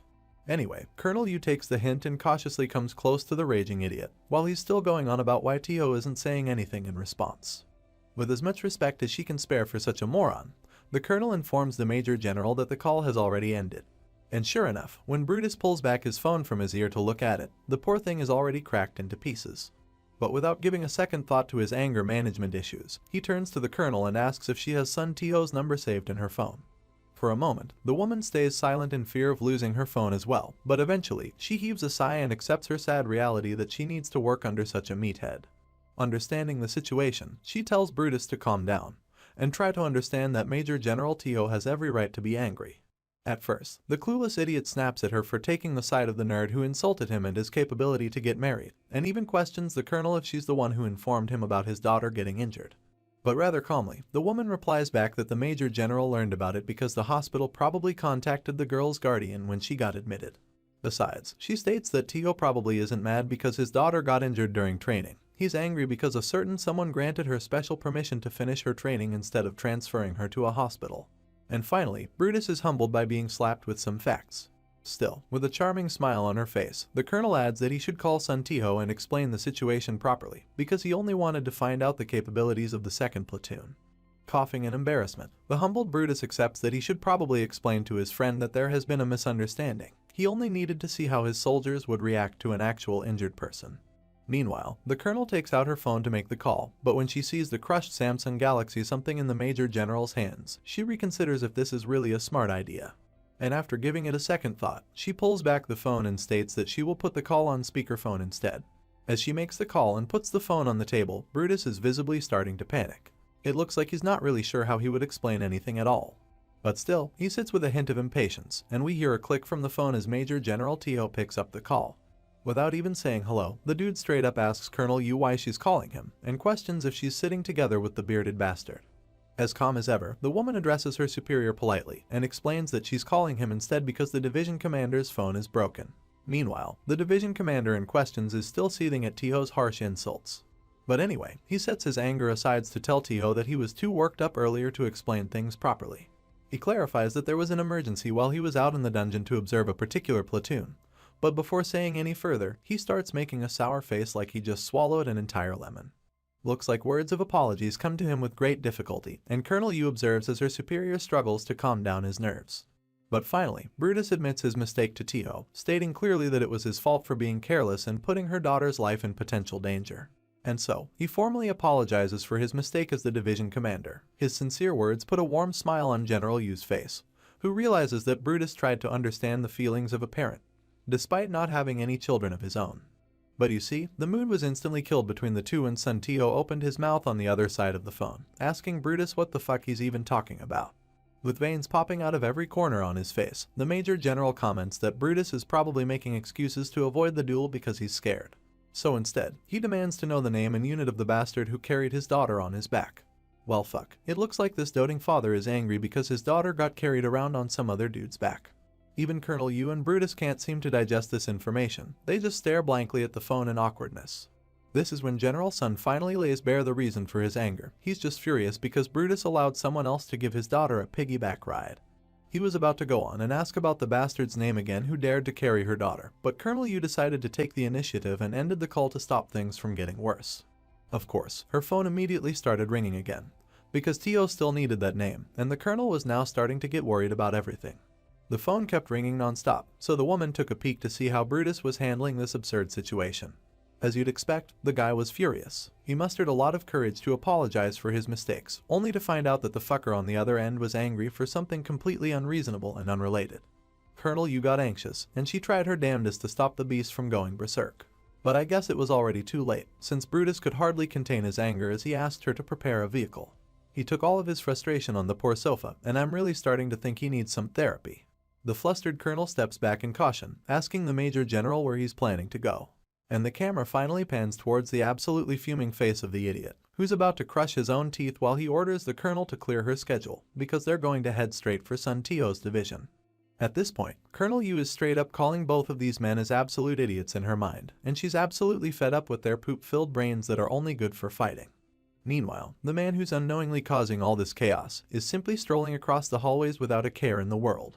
Heck, he loved the chicken he got for free in the cafeteria so much that this is pretty much all he can think about. But well, even if he sings and moves along with hands in his pockets, there's not a moment in Minjun's life that can be considered boring by any standards. Because in a shadowy corner to his right, his tiny minion was waiting on his master with a sexy pose to give him a speck of his attention. Sure enough, my boy noticed something off at the corner of his eye when he walked past, so he stops his stroll to confirm his suspicions. And when he suddenly turns his head around to see what the heck he saw, the little condom head was overjoyed to see his master notice him. He couldn't help jumping up and down with his tiny hands and legs. Of course, his adorable actions go right past our hero, because this dude is just annoyed that Tiny is appearing in random public places again. And so, he grabs the little fucker by the head, puts him in his pocket, and bolts out of the hallway to talk to it in private. He finds himself a quiet backside corner of the building where no one comes around. And after confirming that the area is void of any human presence, he allows the tiny shadow demon to come out and state its business. Minjun warns his minion to never come out in public places again, and asks it why it came to find him in the first place. The shadow demon seemed pretty confused at first, and started explaining in its weird sign language that he made sure there was no one around when he showed himself earlier. Minjun seems to be aware of that, but that doesn't mean he won't get pissed off if Tiny keeps popping out randomly for no reason. That harsh treatment makes the adorable creature sulk. He just wanted to surprise his master and gain some affection. Finally realizing that he was being too harsh with his words, Minjun heaved out a sigh and spared some demonic energy to feed the shadow minion. He presented the spiral chaotic energy to Tiny on his hand, and the little bugger instantly became happier. In a matter of seconds, he started devouring the spiral, and while adoring over it, our boy asked Tiny why he came to see him. To explain the matter, Tiny pointed out his finger at his master. Minjun noticed that it must be something worthwhile if his minion wants to experience it in person, so he extends his finger as well until a link has been created between their memories. Tiny's memories take us immediately towards a scene of destruction, where an entire town block seems to be decimated by some sort of fight. We can also see a bunch of hunters panicking and fainting, which leads our hero to believe that there might be some traces of demonic energy in the area. Lastly, we see the sign that shows the location of this place, and I'm guessing this is going to be our hero's next destination. A lot of stuff has been happening in that area, so Minjun can easily guess that this should be worth the trip. He commends Tiny for going so far away to find some traces of demonic energy, and the little dude is getting cocky with just this minimal amount of praise. It's not surprising that he was able to travel so much though, because Tiny has the Nightwalker skill that lets him travel great distances in the shadows throughout the night. To encourage good behavior going forward, Minjun feeds the little fat fuck another spiral of demonic energy. And with that business out of the way, he's starting to plan out how to take another leave so he can excuse himself and leave for this area. While heading back to the dormitory, the matter seems to be completely occupying our hero's mind. He can't possibly leave without any notice, and it will be a waste of his vacation days if he were to apply for a day off by himself. As he opens the door, he wonders if he can get granted a holiday by the army itself so he won't have to waste his vacation days.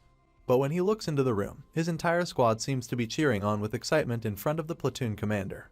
Minjun doesn't know what the fuck is going on over here, but it doesn't take long for the commander to notice him and congratulate him for being selected as the best soldier of the hunter field maneuvers in the entire division. Minjun thanks his superior, but seems like he has more to say. The commander explains that the best soldier will be given a separate reward later, but thanks to his excellent contributions in the dungeon, the entire platoon has been given a day off. Well, what do you know, this shit was exactly what our boy needed to hear, so it's no wonder that his eyes are now sparkling like an excited puppy. Without wasting a second, he asks the commander if he can use his day off tomorrow, and the question seems to surprise everyone. It's not impossible, but the commander can't help but ask why Minjun is in a rush to avail it so quickly. Of course, our boy won't be explaining his plans to him, he just states that he needs to do some private stuff tomorrow. Since no one can really argue with this psycho who always seemed to do things at his own pace, none of them question his reasoning. And after a short delay, the commander approves his leave for the following day, which Minjun doesn't forget to thank him for. And so, here we are in Huechin, the scene of destruction that Tiny showed to our hero in his memories. Minjun definitely arrived at the correct location, but this is not what he had expected to see. A bunch of female hunters were busy cleaning and sanitizing the area, and when they notice a shadowy figure standing close to them all of a sudden, we zoom in to find an incredibly bored expression on our hero. It seems to him that the situation is already over, but he doesn't understand why there's so many female hunters in the area.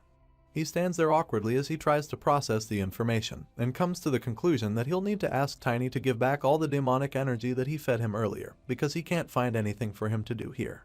But that's when a familiar voice calls out his name, and as the girl takes off her mask to reveal her face, we see that it's our favorite Nepo baby, who looks a bit confused to see what Minjun is doing here. Let's rewind the time a little, so we can get an explanation to what is going on in this place. Before Minjun arrived, the girls were already busy sanitizing the entire scene of decimation. A pink-haired corporal was getting tired and irritated. She couldn't process why they had to do something so tedious right after their hunter field maneuver training. The tall black-haired beauty right next to her was also a corporal, and she knew that their training results were quite bad, so this is a sort of punishment from their battalion commander Colonel Yu.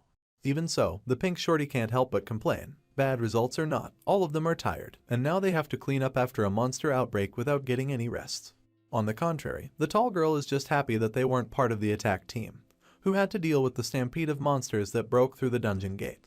And while the pink lady was busy cursing and grumbling, the tall mommy spotted someone familiar to her side.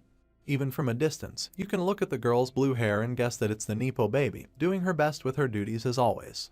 The corporal approached Yunseo, asking her if her injury is fine and requesting her to not overdo it with the work. As serious as always, the private first class stands on attention in front of the corporal and states that she has already recovered. The tall corporal commends her fast rate to recovery, but as the girl's superior, she advises her to take it easy for the time being. Looks like Yunseo really appreciates the corporal's concern for her well-being, and thanks her for worrying about her all the time. That's when they hear murmurs from the other girls, who are all wondering what a male hunter is doing here. The corporal may not know what's happening, but our Nepo baby has recognized the person right away. That's right, the dude is none other than our hero, and while some girls can tell that he's from the same division, none of them seem to know more about his identity. That's when we finally catch up with the last chapter, where Yunseo reveals her beautiful face to look at her favorite hunter, who also happened to carry her on his back to let her complete the training. Minjun, on the other hand, couldn't be wearing a more opposite expression on his face. He's just lost to see what this girl is doing here, probably because he didn't intend to get identified while conducting his shady business. Yunseo walks closer, and the two have a little standoff in front of the other female troops, who all seem amazed to see a male soldier in their midst. With a calm expression, the Nepo baby asks what Kim Minjun is doing in this area, because only the female battalion was asked to come here for support. In response, our boy makes a rather annoyed face, and replies that he's here on vacation. I can't even blame the Nepo baby for being mad at his response, because it doesn't really make any sense. She bluntly asks him if he's lying, but then my boy presents her with an application of leave signed by his platoon commander. After reading that, there's no more doubt that he's actually on vacation, but the girl still finds it hard to believe, and now our boy is wondering if she has some sort of trust issues. Giving back his paper, she asks him why he would come to a restricted area during his vacation, and Minjun is now starting to fizzle out on excuses. Averting his eyes, he lies through his teeth and explains that he had some business in Huachin, but came here first because he had heard about there being some sort of emergency. Just then, his sight falls upon a blue fracture in the air right behind the troops, which quickly expands in all directions to become a full-fledged dungeon gate. Of course, this is the sort of thing that makes our boy happy, and he quickly assumes a stance to get ready for some actions. The cackling sounds of the gate make Sun Yunseo turn around as well, and now everybody is panicking that a dungeon gate has opened.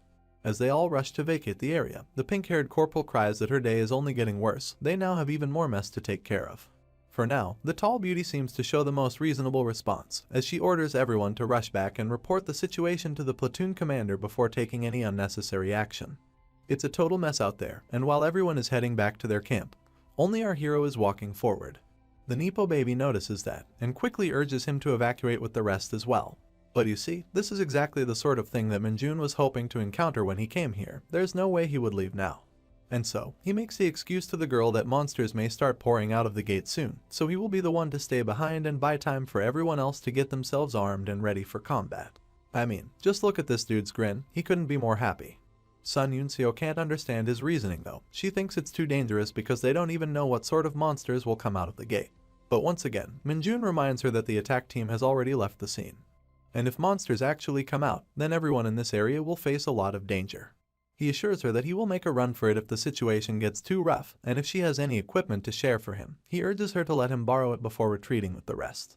One last time, the concerned girl tries to talk him out of this terrible idea, and this time, Minjun reminds her of her injured foot. He tells her to hurry up and start running, because it might be too late once the monsters come out. At last, the girl grits her teeth and gives up on having this argument, so she proceeds to take out the knife from her belt so she can hand it to our hero. Putting the hunter knife in his hands, she begs him one last time to evacuate if things get too dangerous. And with those words, the girl finally starts running away from the gate, promising to bring back the rest of her platoon soon. Now that everyone is gone and out of the way, our boy is free to face the gate and get ready for some juicy action he's always craving. He walks closer towards the gate, reminding himself that many monsters chose not to come out of a dungeon gate when it opens in the human world. He takes the hunter knife out of its sheath and drops the cover along with his military bag on the floor. The gate is now oozing all sorts of negative energies, but Minjun is perfectly ready for anything to come. He knows that the monsters who come out of these gates tend to move in packs, and sure enough, the first silhouette we see comes in the shape of a boar. As it steps out of the gate completely, we see its strong tusks and salivating mouth, along with a purple layer of demonic energy that's covering its entire body. As expected, it's a pack animal, and our boy is fully prepared to take it on. Following right behind the first one, a bunch of other red boars start crawling out of the gate, and the one at the front already seems to have its eyes fixed on our hero for a charge as it roars at him in anger. I guess these bastards stink quite a bit, because even Minjun is forced to close his nose when they get close. While he was busy waving away the stinky air, the stampede is approaching with a charge that's ready to blow him away. But instead of fleeing in response, Minjun braces his knife and starts running towards the boars instead. He starts off by shooting a bunch of dark arrows from his palm, but surprisingly enough, the arrows seem to bounce off on the boar's tough skin. I guess his E-ranked skill isn't strong enough to penetrate the hard skin of these creatures, but that doesn't mean Minjun doesn't have any alternate means. First of all, he jumps up into the air to avoid a direct collision with these charging beasts. And while they're confused after losing their target in an instant, our airborne hero is ready with his knife to slice up some angry piggas. He comes raining down with a barrage of swift slashes in all directions, carving up the demonic beasts in quick succession. But even after that attack, the eyes of the creatures stay purple and angry. And although they're all staggering, none of them have fallen to the ground or lost their balance. Minjun acknowledges that their skin is tough, but that doesn't mean their organs and insides will be the same. And so, my boy unleashes his D-ranked skill, Corruption. It sends out waves of volatile demonic energy out of his body, and enters the insides of the monsters through their various cuts and bruises, corrupting their wounds from the inside. With an evil expression, Minjun taunts the creatures if his demonic energy doesn't suit their taste. On the other hand, the sturdy boars are finally starting to bleed to their imminent death. But first, one of them decides to charge one more time with its last remaining strength. Of course, it doesn't take our boy any effort to dodge the attack, and it even works out in his favor as the stupid boar team kills its friend by charging into it instead. It's now time to reap the benefits, so our boy starts absorbing the demonic energy out of the fallen creatures. In a matter of seconds, the light starts to leave the monster's eyes, and the last remaining few also buckle to their knees after having their life force sucked out of their bodies. Now that they're on the verge of death, my boy comes back with his knife to finish the job. With another barrage of quick slashes, he finally manages to carve up the beasts one final time to end their miserable lives. And with that, a bunch of notifications start informing him of his achievements. His demonic energy stat increases by 3 points in total, and his Nightwalker skill gets enhanced to a new level. Moreover, since he was handling a blade, even his basic swordsmanship skill receives a level up. Now that he's done with the ones who rushed out first, Minjun gets ready to face the next wave of monsters. He hopes that more will come pouring out soon, and he can't wait to absorb all of their demonic energy as well. But just then, his enthusiasm is killed when he hears someone call out his name from behind. He turns his head to see what's happening, and it looks like Yunseo is already back with her friends who are now fully armed for combat. Our boy didn't expect them to come so soon, and he gets greeted by a heavy-handed shake-up to his shoulders by one of the girls. This short-haired lady is the Nepo Baby's platoon commander, and she seems desperate to know if our boy got hurt by the monsters. Of course, Minjun replies that nothing happened, but the commander finds it hard to believe. She scans him from top to bottom for any injuries, and asks him why he stayed behind to fight the monsters on his own. Once again, Minjun's response stays the same, as he claims that he had to stay behind to buy some time for the rest. His words are sparking a lot of pink hearts and love bubbles inside the thirsty girls of the platoon. Because let's be honest, these poor girls don't get any bad action in the military. On the other hand, our boy is just angry that they came over and ruined the entire purpose of his vacation. He didn't even get to step inside the gate. Anyway, the platoon commander finally asks him about the man's unit number and asks him what he's doing here in the first place. Our hero then takes out his signed leave paper once again and explains that he's Kim Minjun from the 2nd Company of the 2nd Battalion. The female commander verifies the leave, and Yunseo stares awkwardly in the background to see if her reaction will be any different afterward. Naturally, the commander has to ask why a corporal would be strolling around in a restricted area on his rare holiday, and wonders if it's because he lives nearby. That's not really the case, of course, so our boy gives the same excuse that he gave to Yunseo, that he had some business in the area and came over to see if he could help when he heard that a gate had opened nearby. As a skeptical person, the commander finds it hard to wrap her head around the soldier's reasoning, but that doesn't mean the other girls feel the same. They're just swooning over our guy for his heroic behavior. Not seeing any point in interrogating him any further, the commander turns around and tells everyone to vacate the area until the investigative unit and the attack team arrives to properly resolve the situation with the gate. And as soon as she steps away, the rest of the girl rush towards our hero to ask him a buttload of questions that he's too annoyed to answer. The commander lets out an exhausted sigh after witnessing the unbecoming thirsty behavior of her units, and Yunseo is the only one who stays behind to observe from afar. Meanwhile, my dude is fed up with everyone and everything, and simply wishes that all of them would fuck right off and let him charge into the gate to clear it out himself. Looks like being surrounded by a bunch of hot military girls isn't enough for this fucker, but I guess he has a separate list of priorities. Welcome back to one of my favorite series on the channel, where we start episode 16 during the night time in the camp. A loud shout of confusion is heard coming from the administrative office, and we head inside to see that the platoon commander is on phone with someone, who's updating them about the recent stunt pulled by our hero during his vacation. Unable to believe the report, the shocked commander once again confirms if they're talking about Corporal Kim Min-jun from the 2nd Battalion. The man confirms that he's one of his subordinates and is currently supposed to be on vacation. The next part of the report included our boy's current whereabouts and the fact that he solo killed a bunch of red boars after volunteering for work. The commander can't help but get up from his seat after this information, surprising his colleague from across the desk. As it turns out, the person giving out the report was the Nepo Baby's commander. She explains that although the gate has been closed and they are currently disinfecting all of their troops, there's something else that bothers her. She's too confused by the fact that Min-jun is still deciding to volunteer and help out with the disinfection, which is a case she has never encountered before. My man's excellent sweeping techniques are being witnessed by the corporal duo from last episode, and the tall beauty can't help but wonder why someone would waste their precious vacation on something so bothersome. The pink shorty, who is already too fed up with the cleaning tasks after her dungeon training, is already head over heels for our hero who's sacrificing his own time to help them out. I swear, these gals are too thirsty to be falling for someone who's literally just being a janitor. Ignoring the heart-filled eyes of her short friend, the tall beauty wonders how our hero managed to kill the dungeon monsters with just a knife. After all, she'd heard that a charge from one of those boars feels like getting hit by truck-kun and sends you straight to the other world. Meanwhile, the man who has already returned from that other world is a bit frustrated that he couldn't reap the full benefits after killing those monsters. Still, he has decided to help out with the cleaning to leave behind a good image. That's when our favorite Nepo Baby approaches him from behind for a talk, surprising the little fucker because his mind was filled with impure intentions. Following up that exaggerated reaction, he proceeds to piss off the girl by saying that he was accidentally about to hit her in the face. You'd think that this would be a start of an interesting conversation, but my man just ditches the girl and tells her to move out of the way when he's cleaning. Surprisingly, Yunseo doesn't look too bothered by his actions and the fact that she keeps getting ignored. It almost feels as if she's accepted our hero's nature. But there's still something she wants to discuss, so she gets direct and asks him if he can spare some time for them to talk. In contrast to the ruined structures of the town, the moon on this night was incredibly beautiful and radiating with its maximum glow. And under its calming light, the two most important characters of this series stood facing each other to exchange some words. As nonchalant as ever, Min-jun is the first to break the ice and ask the girl what she needs to say. The Nepo Baby runs a hand through her hair, starting the conversation by recalling the first time they met each other during the promotional exam. Back then, she remembers that she was too arrogant in her behavior, but there's one more thing she just can't seem to forget. She confronts our hero about it, asking him if he cursed at her from the window seat when he got on that bus to leave.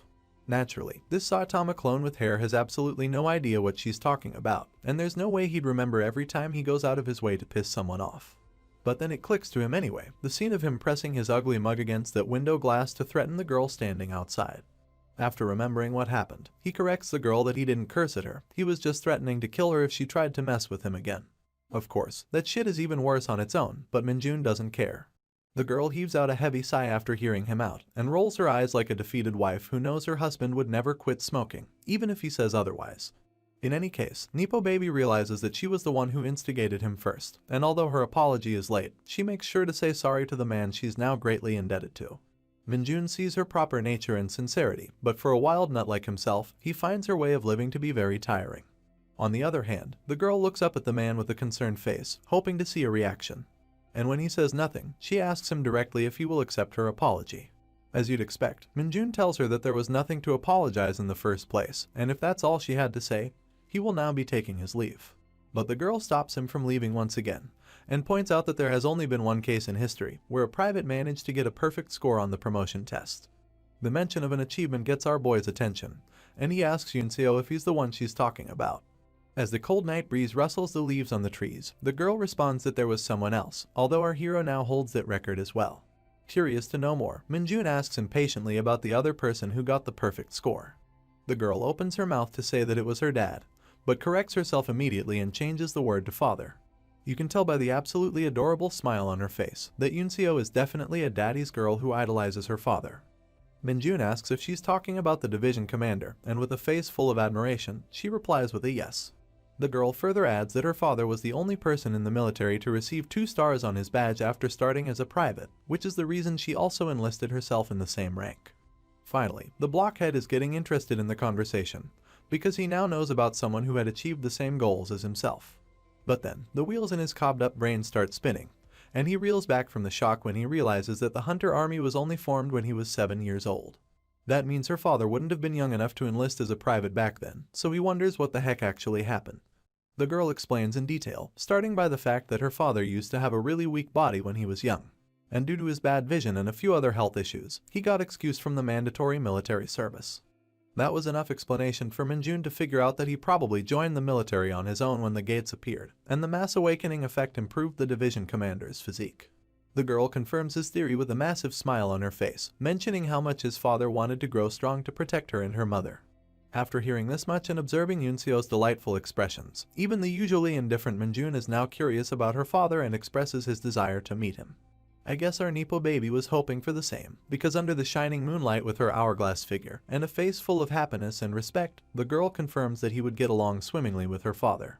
Her assumption is based on the fact that Major General Sun has an extraordinary affection for strong soldiers, but those people don't usually go around carrying his daughter on their backs. And we now head to the location of the man in question, where massive sounds of pounding tremors are vibrating throughout a gymnasium, and a poor colonel on the sidelines is absolutely losing his shit over what's happening. Looks like Colonel Yu is also present on the scene, and her expression tells us that the situation is already beyond her control.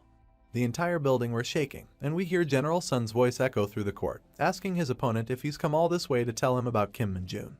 The panel switches to the bruised-up face of Major General Brutus, who looks shocked to see that Nepo Baby's father already knows about our hero's name.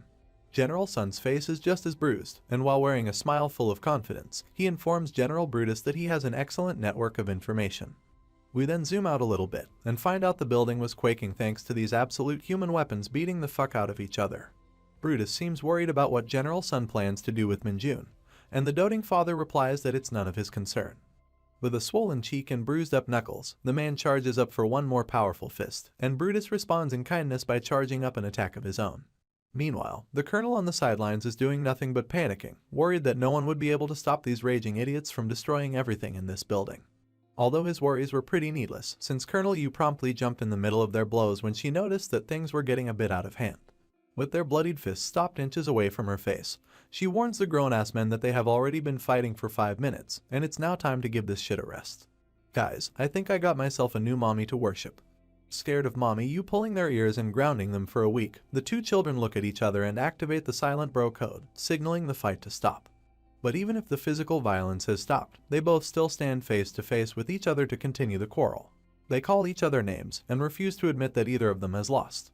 And as we zoom out, we find out that the destruction they've caused to the gymnasium is going to cost them a pretty penny to fix. In any case, the fight ends at last, and we find ourselves outside of the building once again. Brutus sits with gritted teeth on one of the park benches outside, and General Sun wears the same sour expression while sitting next to him on a different bench. Colonel Yu comes to them with a report from the 3rd Battalion commander and informs the two major generals that the Red Boar Gate has been cleared. Brutus acknowledges the report and the hard work of the 3rd Battalion commander, and also makes sure to commend Colonel Yu as their senior. True to her character of a strong soldier, the woman accepts the commendation with a firm salute. She then proceeds to exit the scene, and leaves the old friends behind to settle their scores in peace. With Mommy Yu out of the picture, General Sun finally speaks up and asks Brutus for the real reason he came here. The bearded behemoth takes a moment to glance in his friend's direction and judge his state of mind. And after seeing that he looks calm enough, he proceeds to inform General Sun to stay clear of Kim Min-jun, because he's going to specially promote him to the position of a sergeant. The calmness on General Sun's face went to shit when he heard our hero's name, and he started fuming that Brutus was rooting for the guy who messed with his daughter. Of course, Brutus lets him know that no one did anything to his daughter, and he should be grateful that Min-jun helped her out when she was injured. They both take a few moments to let off their steam once again, and I'm really starting to wonder how such idiots manage to climb to their positions. Anyway, now that he's a bit more rational, General Sun states that Min-jun was only recently promoted to a corporal. And from what he hears, it also wasn't long ago when he was specially promoted to private first class as well. Brutus acknowledges that, and admits that he plans on at least raising him up to the position of a commissioned officer. The doting father lets out a heavy sigh upon hearing this, worried that such an action would give him a lot of unwanted attention. Not to mention, Gu Haxiao, the actual fucking general of the entire hunter army, would definitely want to recruit Minjun under his command, once he finds out that he's earned the acknowledgement of Brutus.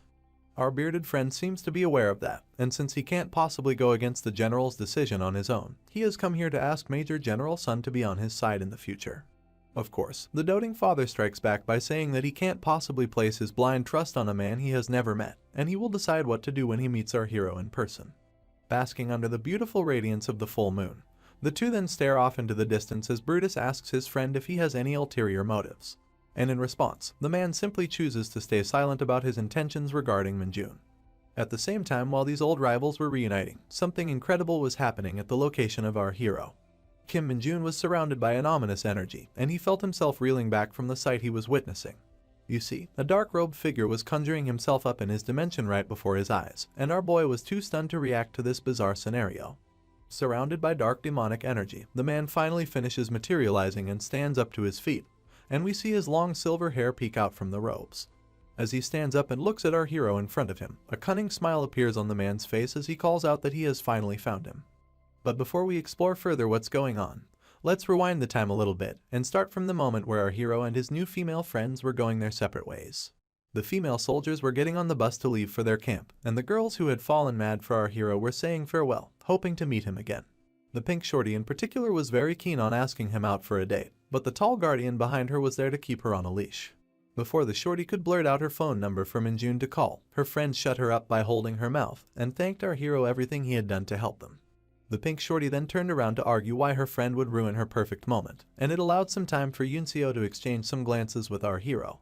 This time, there's no cursing, life threats, or awkward rivalry between them, so the girl simply bids her farewell with a warm smile. Just like that, the bus had left, and our boy was left alone on the road to go about his way. He turned around and heaved out a sigh, looking glad that he could finally stop with his nice guy persona and go back to being normal. That's when he laid his eyes upon something unexpected, and as the perspective switches, the pouting condom head was standing close to him once again. Minjun looked at him with eyes full of disappointment, not knowing what the creature wants this time around. The tiny shadow demon coughs on his hand while extending the other, quite shamelessly asking for more demonic energy for his ever-growing belly. Of course, my man is already angry with Tiny for the misinformation earlier, so there's no way he's gonna reward him with anything good. Tiny looked a bit disappointed after getting rejected, but his expression soon changed once he picked up a weird signal in his head. The adorable condom head started jumping up and down to get his master's attention, but Minjun was already looking in his direction. Since Tiny can't really speak, he communicates with his master by wincing his eyes and exerting demonic energy waves to send his thoughts. The waves tell Minjun that someone from Isgard is currently crossing into this world, and they're not even using a gate to do so. Instead, it's using a direct dimensional portal.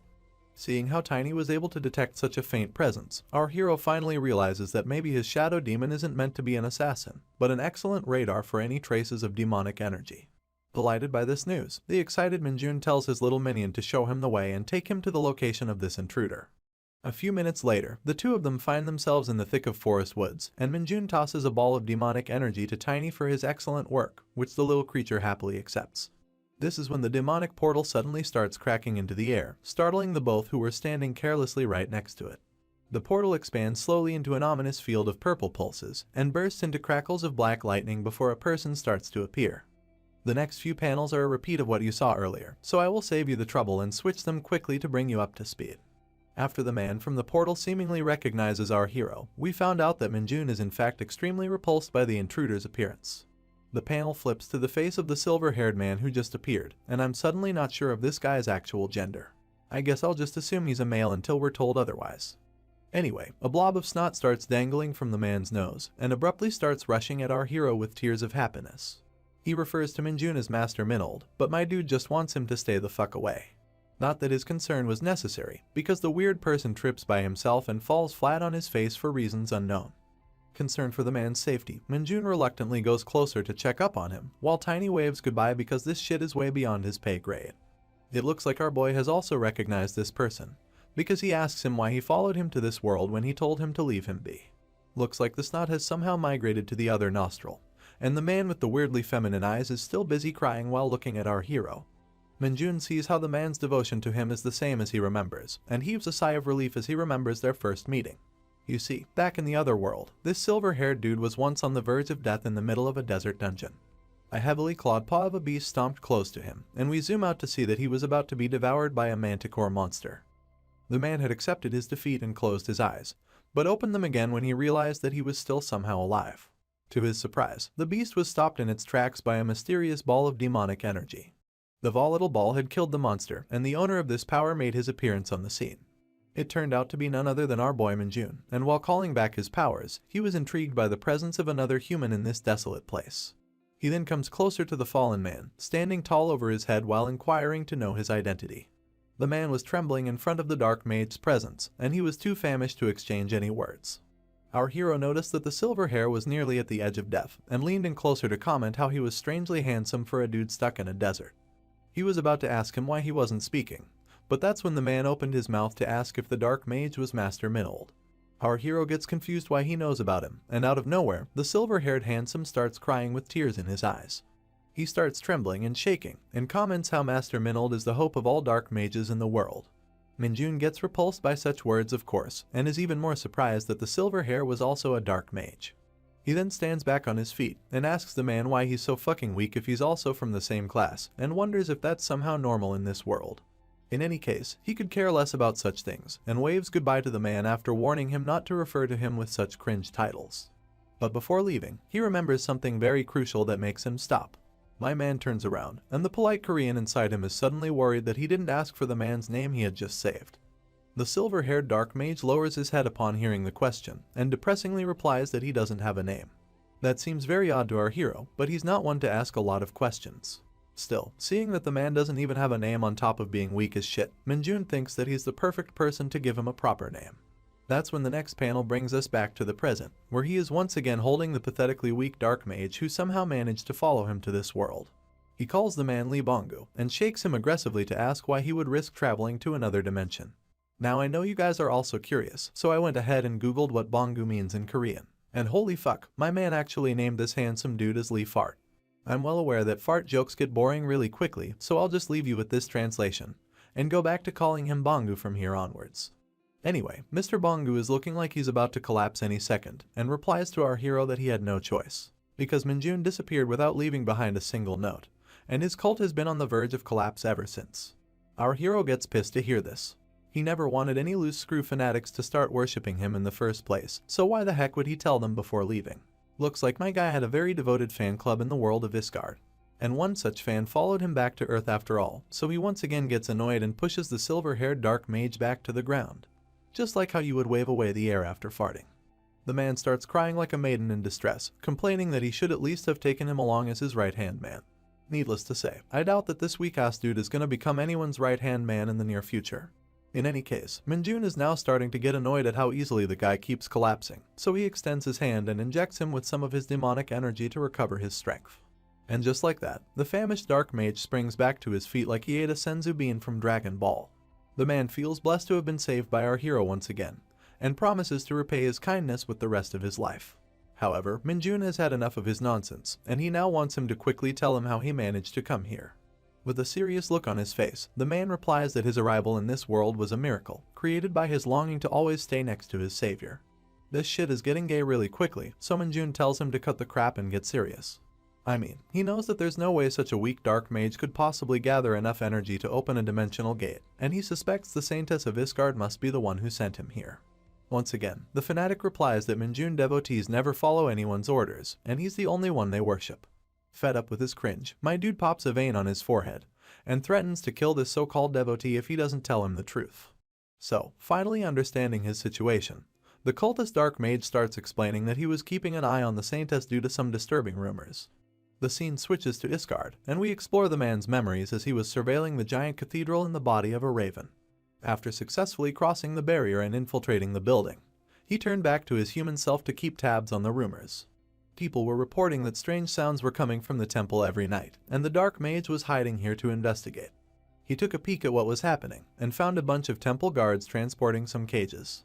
From the cages, you could see the silhouette of some growling beasts possessed by demonic energy, and from the tusk of this one in particular, I'm pretty sure it's one of the red boars that Minjun defeated later. Rumor had it that the temple was catching a large number of monsters, and from the way these guards are transporting the cages, it's safe to say that everything was true. Bangu followed them up to the door, and what he saw inside had completely left him shocked and bewildered. Although the saintess and the guards noticed his presence, he managed to find out why none of the monsters were ever seen leaving the temple. And following his intuition, the man jumped straight into the summoning portal in the chamber instead of trying to run away. He had wondered how these monsters could have disappeared without a single trace, and without a doubt in his mind, this ominous summoning circle was the reason. Minjun quickly grabbed the man's collar when he finished explaining, and threatened him with a serious face to make sure he's telling the truth. But of course, there's no way such a devout person would lie to his idol, and Minjun was now left wondering how dirty the saintess really wants to play this game. And since he now knows that the blonde bitch was actually behind all the demonic monsters he was encountering, Minjun figured that his new friend may also know about a certain item he found a few days ago. He shows him the piece of Damascus steel that he found in a troll monster he had defeated, and asks him if he recognizes this metal. Judging by the pattern and the shape of the metal, Bangu can easily guess that the fragment resembles the blades that the temple guards carry on their person. In particular, it strongly resembles the blade of the guard captain, who was also our hero's Spartan teacher in Isgard. When he mentions it, Minjun also suddenly remembers his sword, and a shiver is sent down his spine when he remembers those absolutely hellish days where he was trained like a fucking donkey. In any case, now that he knows the truth, our hero wonders why Bangu decided to enter the circle instead of running away, especially when there was no guarantee where he could have arrived. Not to mention, there was a very good chance for him to get killed if he was one step too late to enter the circle. Of course, the mad lad just laughs it off, because he didn't really think any of this through. It doesn't really surprise our hero either, because his cult followers were neither very smart, nor were they normal in any sense of the word.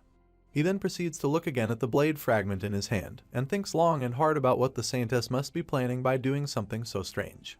I'm also not too sure of her endgame, but it's pretty clear that she's only feeding our hero with more demonic power, which he otherwise had no way of increasing in his world. Welcome back to this epic manhwa, where we resume the story 1200 days before Kim Minjun's return to Earth. During one beautiful sunset in Isgard, the saintess was staring off into the distance next to her temple. Her flowy blonde hair was shining mesmerizingly in the orange sunlight, and she wore an expression of loneliness on her face. Her daze was interrupted when she heard a familiar voice from behind, asking her what's the matter. As she turned around, the voice belonged to none other than our hero, who was curious to know why he was called to see her. Pushing back her hair and sprouting a radiant smile on her face, the saintess simply commented that it's quite nice to be outside and feel the wind. But of course, our hero is a thought slayer, and there's no way in hell he's gonna let himself be swept away by this sort of mood. In fact, he's incredibly pissed at the woman's answer. With a bitter tongue and a popping vein, he replies that he's been sleeping out on the fields for several weeks, and he's definitely not in the mood to be getting cozy in the wind. As is evident by the saintess's expression, you can tell that she's regretting her choice of words as well. In any case, she brings back the smile on her face, and apologizes with a lonely expression for her inconsideration. After all, she was simply excited to be out in the open since she can't really leave the territory of the temple any further. Once again, Minjun could care less for her sob story, and immediately asks her again why she called him. Finally, the saintess gets to the topic, and replies that she received some reports of our hero's colleagues getting seriously injured inside a dungeon. She was about to mention their extremely embarrassing cult name, but our boy cuts her off to clarify that none of those idiots can be called his colleagues, and he's definitely not a part of any such cult. Moreover, he clarifies that they followed him on his own and then got injured by some dark hounds, and since he has already treated their injuries, he'd rather not think about them any further. The saintess smiles at the mention of dark hounds, as she's once again learned a new word from our hero. Seeing her expression, Minjun walks closer to her and elaborates that he's referring to a monster called the Parkas. Since its literal translation in his home language is a dark hound, he prefers to use that instead. But that in turn makes him beg a certain question, and he suddenly turns serious to ask the saintess about it. You see, Minjun wants to know if there's really no connection between Isgard and planet Earth, which was swarmed by these exact same monsters before he got summoned. After a brief moment of silence, the saintess replies with a simple yes. Not gonna lie, her expression right now makes her look very suspicious. In any case, she explains that gates and monsters began to appear in Isgard hundreds of years ago. If there's any connection between this world and the Earth, then it's the fact that they're both suffering from the same unusual phenomenon. Although she admits that it makes sense for him to be suspicious, especially because he came to Isgard through a gate. But she also clarifies that dimensional travel is not so easy. A lot of energy and resources were spent in summoning only Minjun to this world, so it would be impossible for them to conjure so many dungeon gates and monsters through different dimensions. Our boy gives the woman a keen look of observation after hearing her explanation, and after confirming her answer, he starts walking back while giving a singular warning. When the time comes for him to go back home, he simply wants the saintess to not go back on her words. Once again, we see an unexplainable smile of confidence on the woman's face as he watches him leave, almost as if there's a lot she has planned that she's not yet willing to reveal. Regardless, that marks the end of the little flashback, and we now find ourselves back in the present timeline. Inside the mountains where our hero discovered his #1 fan. He thinks about the exchange with the saintess that we just witnessed. Since he never really trusted her, he investigated a lot about Isgard on his own, and unfortunately, whatever the saintess said appeared to be true. At that time, it was indeed impossible for her to move large dungeons and monsters to his current dimension, but things now seem to be very different. He has been running into demonic monsters one after another, and he can't really figure out why the saintess would spend so much of her holy power to do something so pointless. One explanation that comes to his mind is the presence of holy artifacts, which could make it possible for her to be able to perform such a feat. But even then, it doesn't really answer if she's actually going to so much trouble just to catch our hero. In any case, while he was wondering about all of this, his attention is diverted by the creature in front of him. Mr. Fart, also known as Lee Bongu, is currently bending the knee to proclaim his eternal loyalty to Master Minold, who has once again saved his life. Minjun knows that there's nothing he can do to dissuade such an absurd fanatic, so he tells him to at least call him by his real name, since Minold was just an alias back in Isgard. With a face full of excitement, the fanatic tries referring to his master with his proper name. But Korean is hard, and he fucks up the pronunciation in a way that I can't even describe. Minjun tries to correct him, but immediately gives up and asks if Bongu is able to utilize some imitation arts. The man confirms that he can, but our boy is a bit doubtful since he could only spare him a little bit of his demonic energy, as it's an extremely hard resource to collect on Earth. Once again, the fanatic thanks his master for whatever he was spared, and confirms that he's still able to transform into a small animal with his current level of energy. Minjun is happy to hear this, and points Bongu's gaze at a nearby crow, telling him to mimic the bird. Without a moment's delay, the dark mage coats himself in his demonic energy, and phase shifts into a crow within seconds. Appreciating his new look, our hero orders his subordinate to move with his other minion, and move inside the shadows unless he's called for. The minion in question is staring daggers at his new rival already, and I'm pretty sure he doesn't approve of his presence. With his tiny and chubby legs, he moves closer to the fanatic. The condom head turns into a dickhead to express his annoyance, and the crow stares back to stay his ground. The tiny creatures stand within kissing range of each other, ready to go on a brawl for no fucking reason. Minjun stops them of course, but the crow starts getting jumpy in anger and dissatisfaction. My dude tells him to stop fucking around and use proper words, so the man finally speaks while staring into the eyes of his rival. As the self-proclaimed right-hand man of his master, he wants to make his hierarchy clear in front of Tiny. But of course, Minjun is having none of this bullshit, and orders the both of them to shake hands and let this matter go, or he'll abandon them on the sidewalk. For a moment, the two familiars stand comically in anger like Tom and Jerry, but after realizing that they can't go against their master, they both shake hands and save the matter for a later time. While the peace lasts under the rustling green trees of the forest, Minjun quickly makes it clear that Bongu will follow Tiny's instructions to know what he needs to do, and Tiny will stop Bongu from doing anything crazy if he loses his way. With safety first as their chief motto, the master asks his minions if they understand, and the creatures salute in response to confirm. And with that, he finally dismisses his familiars to go on their respective missions. The crow flaps its wings to take flight, and the night walker disappears into his shadow to tag along. Now the both of them being part of a singular body, they finally fly off into the night sky to do whatever the fuck they're supposed to do. As Minjun watches them leave, he heaves a sigh of relief with a rumbling stomach. Not sure if anything is still open at this hour, but my man expresses his desire to fill his stomach with some ramen and then go to sleep. A few days later, we find ourselves back at the camp, where an excited Corporal Guangxik bursts into the locker room to announce something exciting. The boys were being boys and hanging out as usual, but no one was able to interpret the former asshole's excited expression. After a moment of awkward silence, Ponytail commented that maybe his friend has finally gone insane, and the rest of them seemed to share the same opinion. Still, Orange Hair and his friend entertained Guangxik's enthusiasm, and asked him to explain what the fuss is about. With a big-ass smirk on his face, the man informs everyone that the platoon's quarterly performance chart has finally been posted in front of the admin office. That news garners the attention of a few sleepy individuals, and while Sergeant Lee puts on his uniform, someone comments that he probably got the first position again. There were a lot of raids and trainings this quarter of the year, and as the usual ace achiever, it's not too difficult to imagine Sergeant Lee at the top. Even Guangxik confirms that Lee was able to attain 75 points according to the result, which only assures the rest that he's most likely to take the first spot. But of course, we can't ignore the latest spice to the mix, and Guangxik makes sure to reveal the most surprising news of all. With a very docile expression, he whispers to the others that Sergeant Lee has actually only managed to get second in this quarter. For a moment, the others were excited that the top dog finally got dragged down a peg, But it also raised some concerns about who managed to get more than 75 points in the assessment. We already know who it is, and the man in question comes saluting into the locker room at literally the most perfect timing. As Minjun gets busy greeting his peers, the orange hair starts speculating if he's the one who topped Lee Seung-ho. Gwangshik confirms this, and adds that our hero actually managed to shake the entire division by attaining a whopping 99 points in the assessment. Naturally, such an unfathomable feat garnered an insane reaction from the clueless corporals, who didn't even know that achieving such an absurd score was possible. Just then, the platoon commander walks into the room to see his subordinates, and everyone responds with a salute.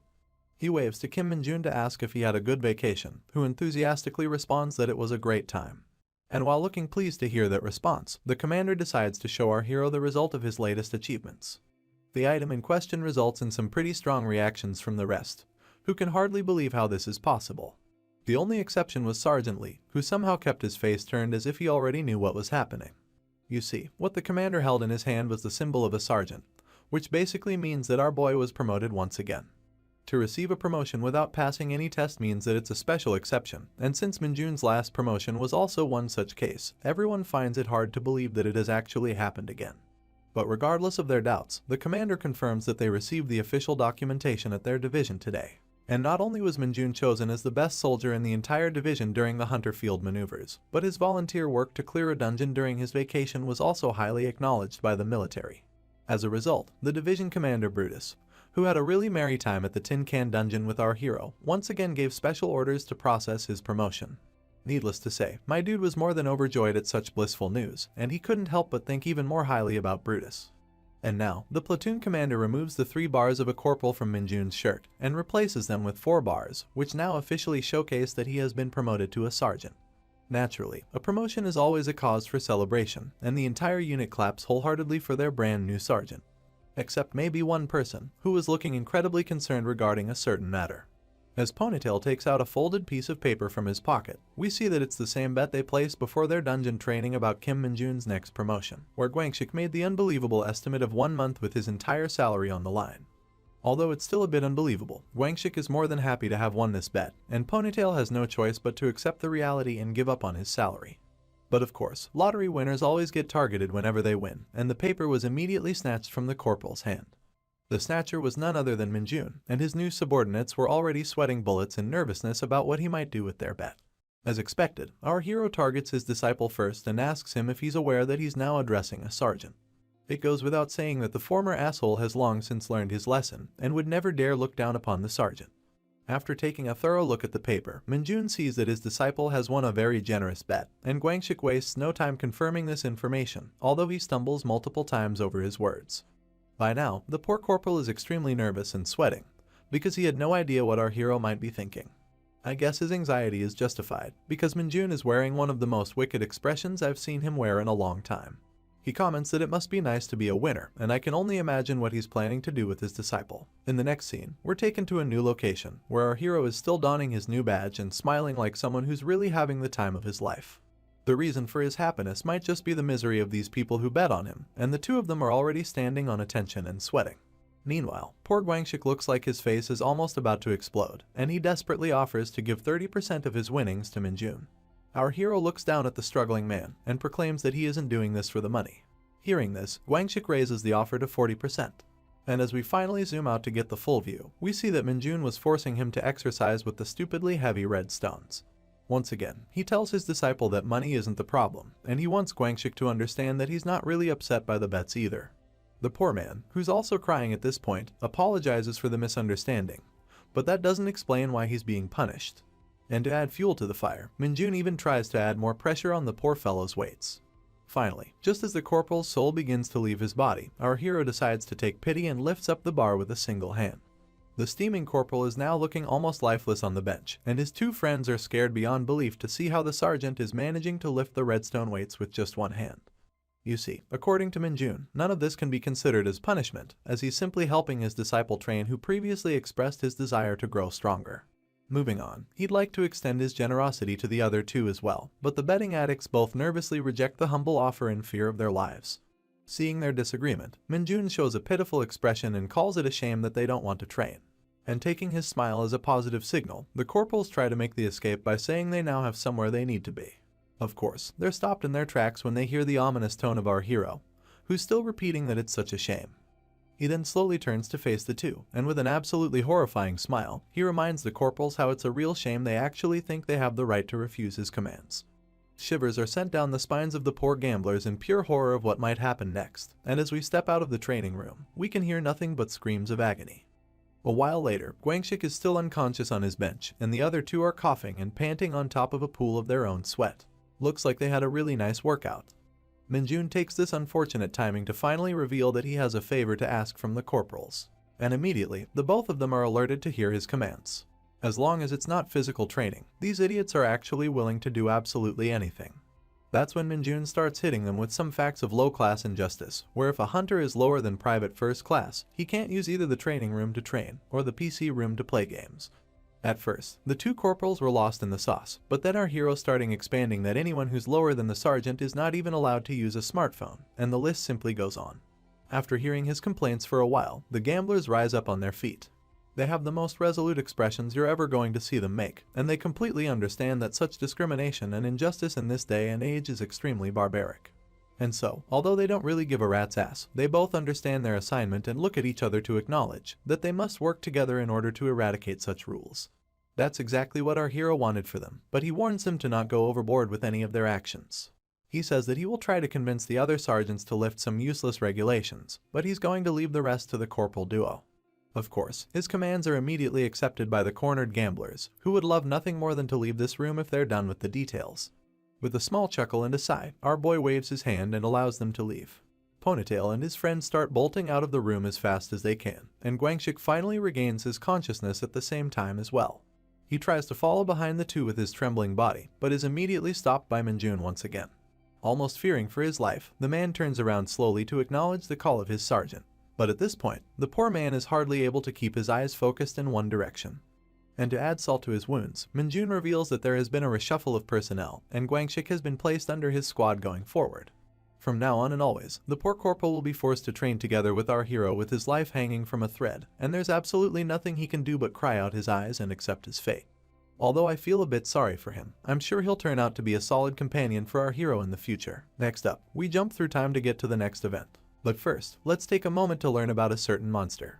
This slithery thing is called the snake mine, and it's a snake-like monster that lives underground for the most part. They are often found in large groups or colonies, and unlike most snakes from Earth, these monsters are not venomous. Other than their 4 green eyes, their most distinguishing feature is the 2-headed rattle on their tails. When these snakes are killed, they explode themselves in a small but lethal radius. Which is why you have to cut off their tails first, because the rattle acts as a detonator to the explosion. Right now, these snakes are writhing in pain after having their tails cut off, and the perpetrators are none other than our favorite hunter platoon. In order to avoid a chain explosion from these creatures, the platoon commander and his squads are slowly cutting off their tails so this dungeon can be cleared. Normally, a small team of experienced hunters is usually dispatched to deal with the snake dungeon, but this time seems different. Before Sergeant Lee had a chance to react, a mine snake had already leapt into the air to aim for his throat. He tries to block his face by guarding up with his arm, but his eyes are left wide open when the threat is suddenly dealt with. You see, someone had caught the snake's tail, and it prevented the monster to extend its body all the way to the sergeant. The catcher was once again our hero, Kim Min-jun, and the bag full of mine snakes on his back shows us the reason why no one is really concerned about the creatures. After all, this dude had caught countless of these things back in Isgard, and he's experienced enough to clear this entire dungeon by himself without letting a single snake explode. With him around the block to help out, the commander and the others can breathe a sigh of relief for sure. Looks like by the time we were shown the action, the platoon had already made good progress in the dungeon, and the commander was now ordering everyone to take a 10-minute break. The soldiers took a breather beneath the shade of some rustling trees after clearing out the ground, and the commander got busy mapping out their route along with Kim Min-ji. Sergeant Lee was busy inspecting his weapon for the next battle, and Min-jun was seriously happy that he unlocked yet another skill. This skill is called the Agility Boost, and at its current rank, it's allowing our hero's agility stat to increase by 5. Our boy would have preferred for a class-exclusive skill to show up, but even something like Agility Boost is enough to make this trip worth his time. At the same time, while he was inspecting his status, his crow familiar started speaking to him via telepathy, which immediately alerted Min-jun's attention. The crow informs him that he has detected the presence of some demonic energy, and it's gathered in a fairly considerable amount. This information is important, so our hero looks around to clear the coast before discussing it any further. He then expresses his absolute joy at the news and asks the crow about its current location. The scene then switches back to Lee Bongu's perspective as he stands within electrocuting range on a pole in front of some house. After a needlessly dramatic pause, the crow responds that he's currently inside the Incheon metropolitan city. A few days later on a weekend, we see the same house that Bongu was scouting, but it's now during the nighttime. Our hero stands cautiously next to a nearby pole in his jacket, and as the crow comes swooping to land on his shoulder, he asks his minion about the current situation. As instructed by his master before, Bongu confirms that he didn't take any action and only kept watch from a distance. However, since he couldn't sense the presence of a monster, it's more likely that the demonic energy is the byproduct of a dungeon.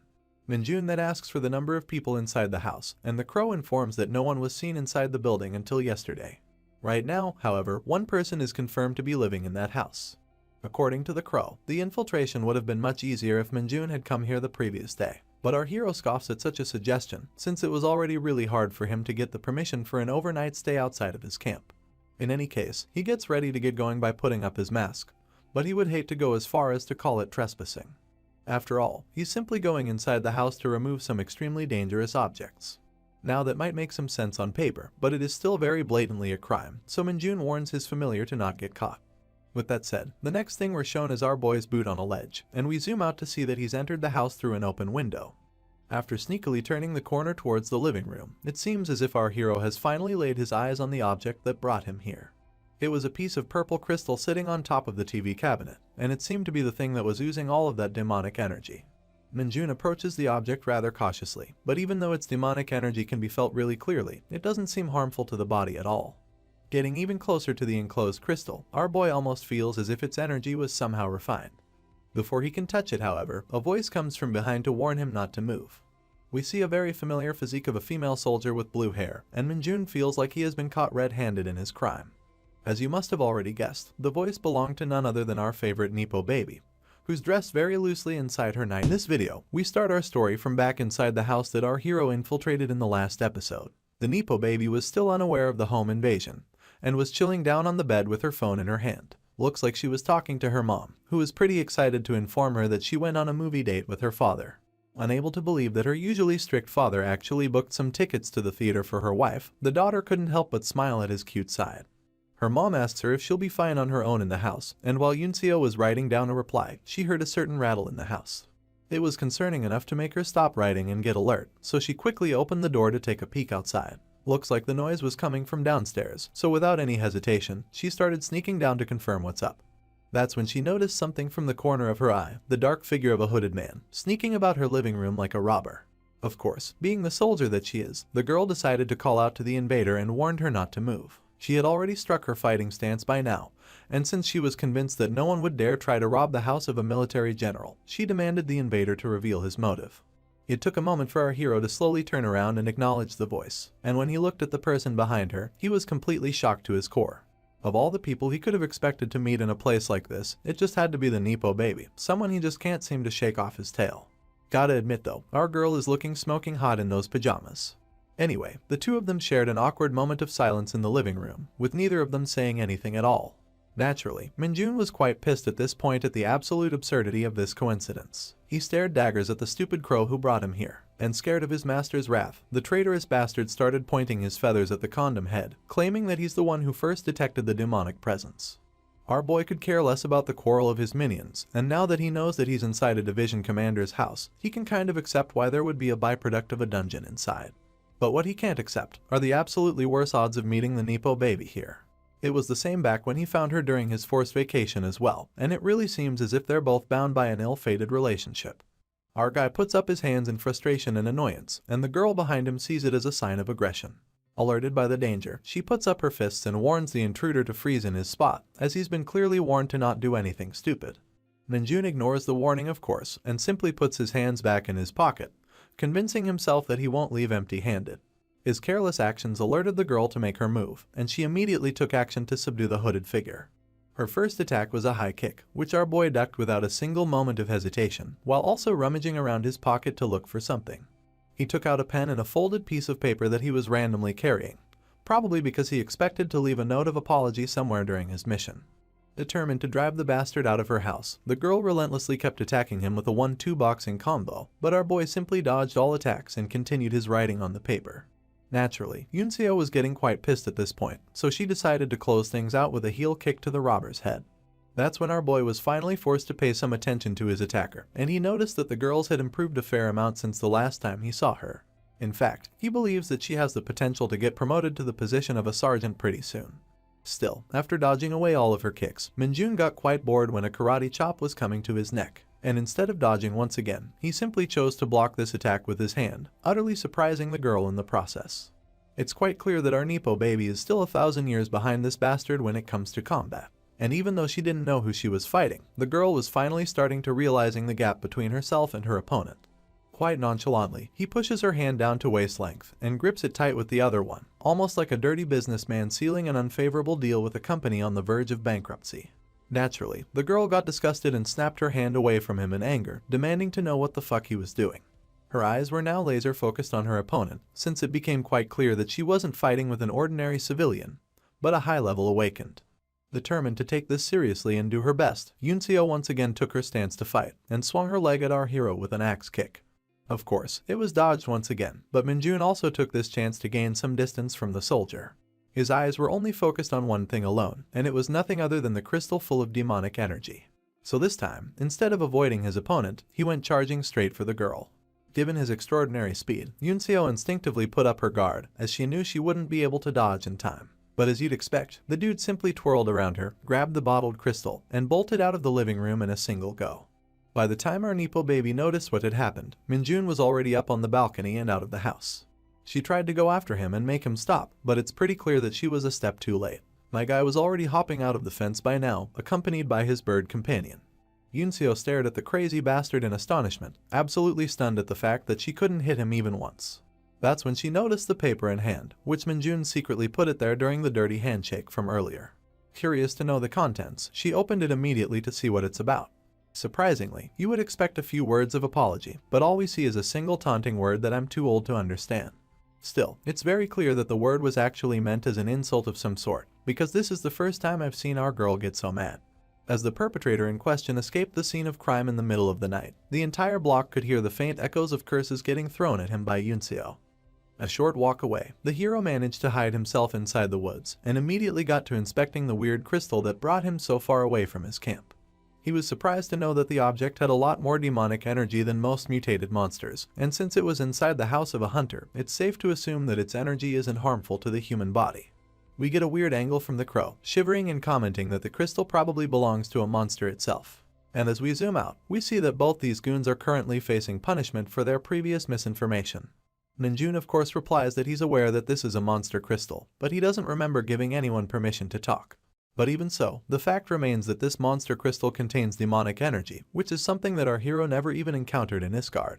Usually, monster crystals are precious minerals that can occasionally be found inside some monsters. Their size varies depending on the danger level of the monster itself, but they all contain mana inside that's proportional to the crystal's size. Among all the materials that you can obtain from hunting monsters, this mineral is most definitely the most valuable item. But Minjun just drops it on the floor and watches the container break open as the crystal lies scattered on the ground. Since a crystal full of demonic energy instead of mana has been unheard of, our hero of course seizes the opportunity to crush it in his hand and start absorbing all of its plentiful power. And just like that, an absurd amount of demonic energy starting floating around the soldier, seeping into his body to make him even stronger. Multiple status windows popped up in front of him, informing about his increase in stats and the amount of energy absorbed. With such an immense power-up without having to face any consequences, Minjun is more than happy to have made this trip. He doesn't know what schemes the Saintess is planning against him, but he has no time to overthink each of his choices. That's when the system also announced the addition of 2 new skills to his arsenal. The first one is named Demonic Energy's Singularity, and the second one is called the Demonic Energy's Grasp. Needless to say, Minjun is extremely delighted to obtain 2 new skills at once. He opens up his status window to see his complete character stats, and we get a rundown of all his skills and their proficiency thus far. Pleased to see his ever-increasing weapons, our hero opens up the details of his latest additions. First up is the Demonic Energy's Singularity, which is a toggle skill to erase the odor and corruption effects of your own demonic energy. Since Minjun has been becoming extremely overpowered at an actually alarming rate, it was becoming hard for him to control all of his absorbed power. But with the help of his new skill, his concerns have been taken care of completely. I swear, the timing couldn't have been more perfect. On top of that, he also received back another skill that he's very familiar with, and he tries using it by extending his hand at his confused minions who are still being punished.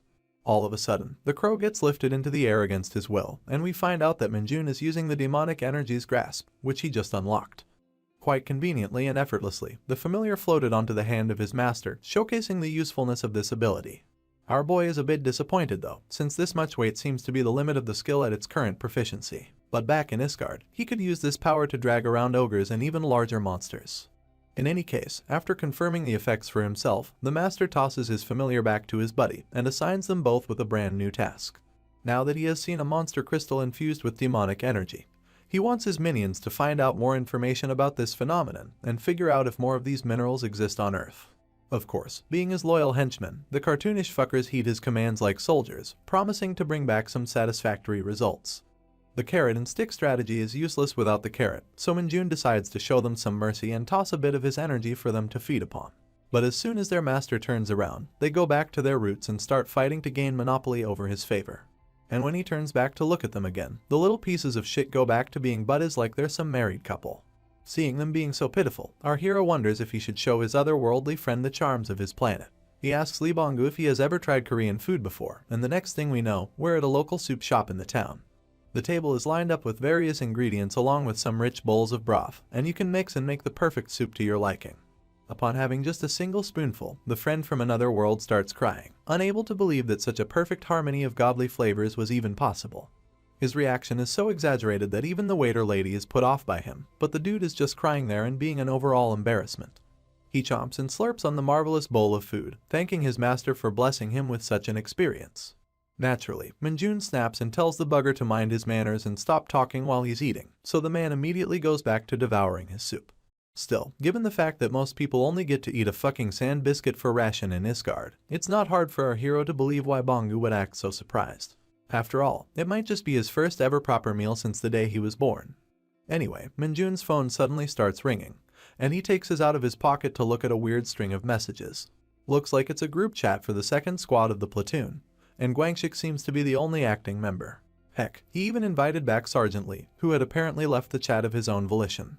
In any case, the dude seems a bit worked up about something. He is desperate to inform Minjun that the camp is starting their guerrilla training next week, and their training schedule is looking absolutely bonkers. Fast forward the time a little, and we're already at the start of the guerrilla training. For something with such a serious name, the training looks rather normal at first. The soldiers are seen doing squats, jumping jacks, and other normal stuff like the leg raise. Naturally, our boy is the only one enjoying this training, because the others are already fully exhausted at this point. We soon find ourselves at the rope bridge course, where this psychotic fucker is seemingly having the time of his life. He's just running across a tight rope like a kid in a playground, making it harder for the others to maintain their balance. Next up were some drop-down trainings, and once again, Minjun was like a kid on a field trip. Lastly, we see a hazmat suit, and a very bored-looking man inside it, teaching the soldiers to remember their national anthem in a rather toxic environment. I don't know why it's so important to do this, but you can tell from everyone's faces that no one is having any fun. Still, the drill was conducted as per their protocol, and the squads were now finally free to roach around their tents. Most of them immediately went back to sleep on their uncomfortable-looking portable beds, while the others were left with streams of tears in their eyes, looking at the absolutely pathetic quality of food in front of them. Orange Hair and his buddy were both relieved on their beds that they finally get to eat, but the food in their hands was making it hard to enjoy anything. Heck, Colonel Orange Hair could hardly believe his eyes that this is the kind of meal he's being forced to eat during his final year in the camp. His gray-haired friend was not in any better spirits, and was even started to wondering if the division commander hates him for putting him through so much hardship. Still, in the midst of all their misery, there was one psychotic individual who looked extremely satisfied with everything. You see, guerrilla training doesn't really hold a lot of meaning for the awakened soldiers with superhuman strength, but these absolutely abhorrent living conditions are what makes it incredibly notorious. As disgusting as the food might be, the Orange Hair is getting his fill and wondering why his friend isn't doing the same. But the gray-haired colonel is looking completely depressed, worried that eating more would make him need to use the toilet. And a shared toilet in this sweaty camp is bound to be nothing more than a pile of filth. During the night, the platoon commander brings along the company commander for some regular inspection. Sergeant Lee salutes his superior and reports that the platoon is currently under personal maintenance.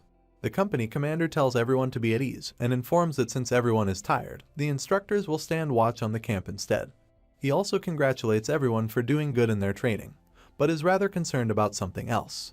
With a fist full of determination and fire in his eyes, he shouts at everyone to do their absolute best in tomorrow's trench combat, which just so happens to be the real highlight of this training. The next day, under the partly cloudy sky, each platoon was busy cheering their individual squads for battle. Two incredibly bulky soldiers were duking it out in the arena, and as we zoom out, we finally see that the so-called trench battle was currently in full swing.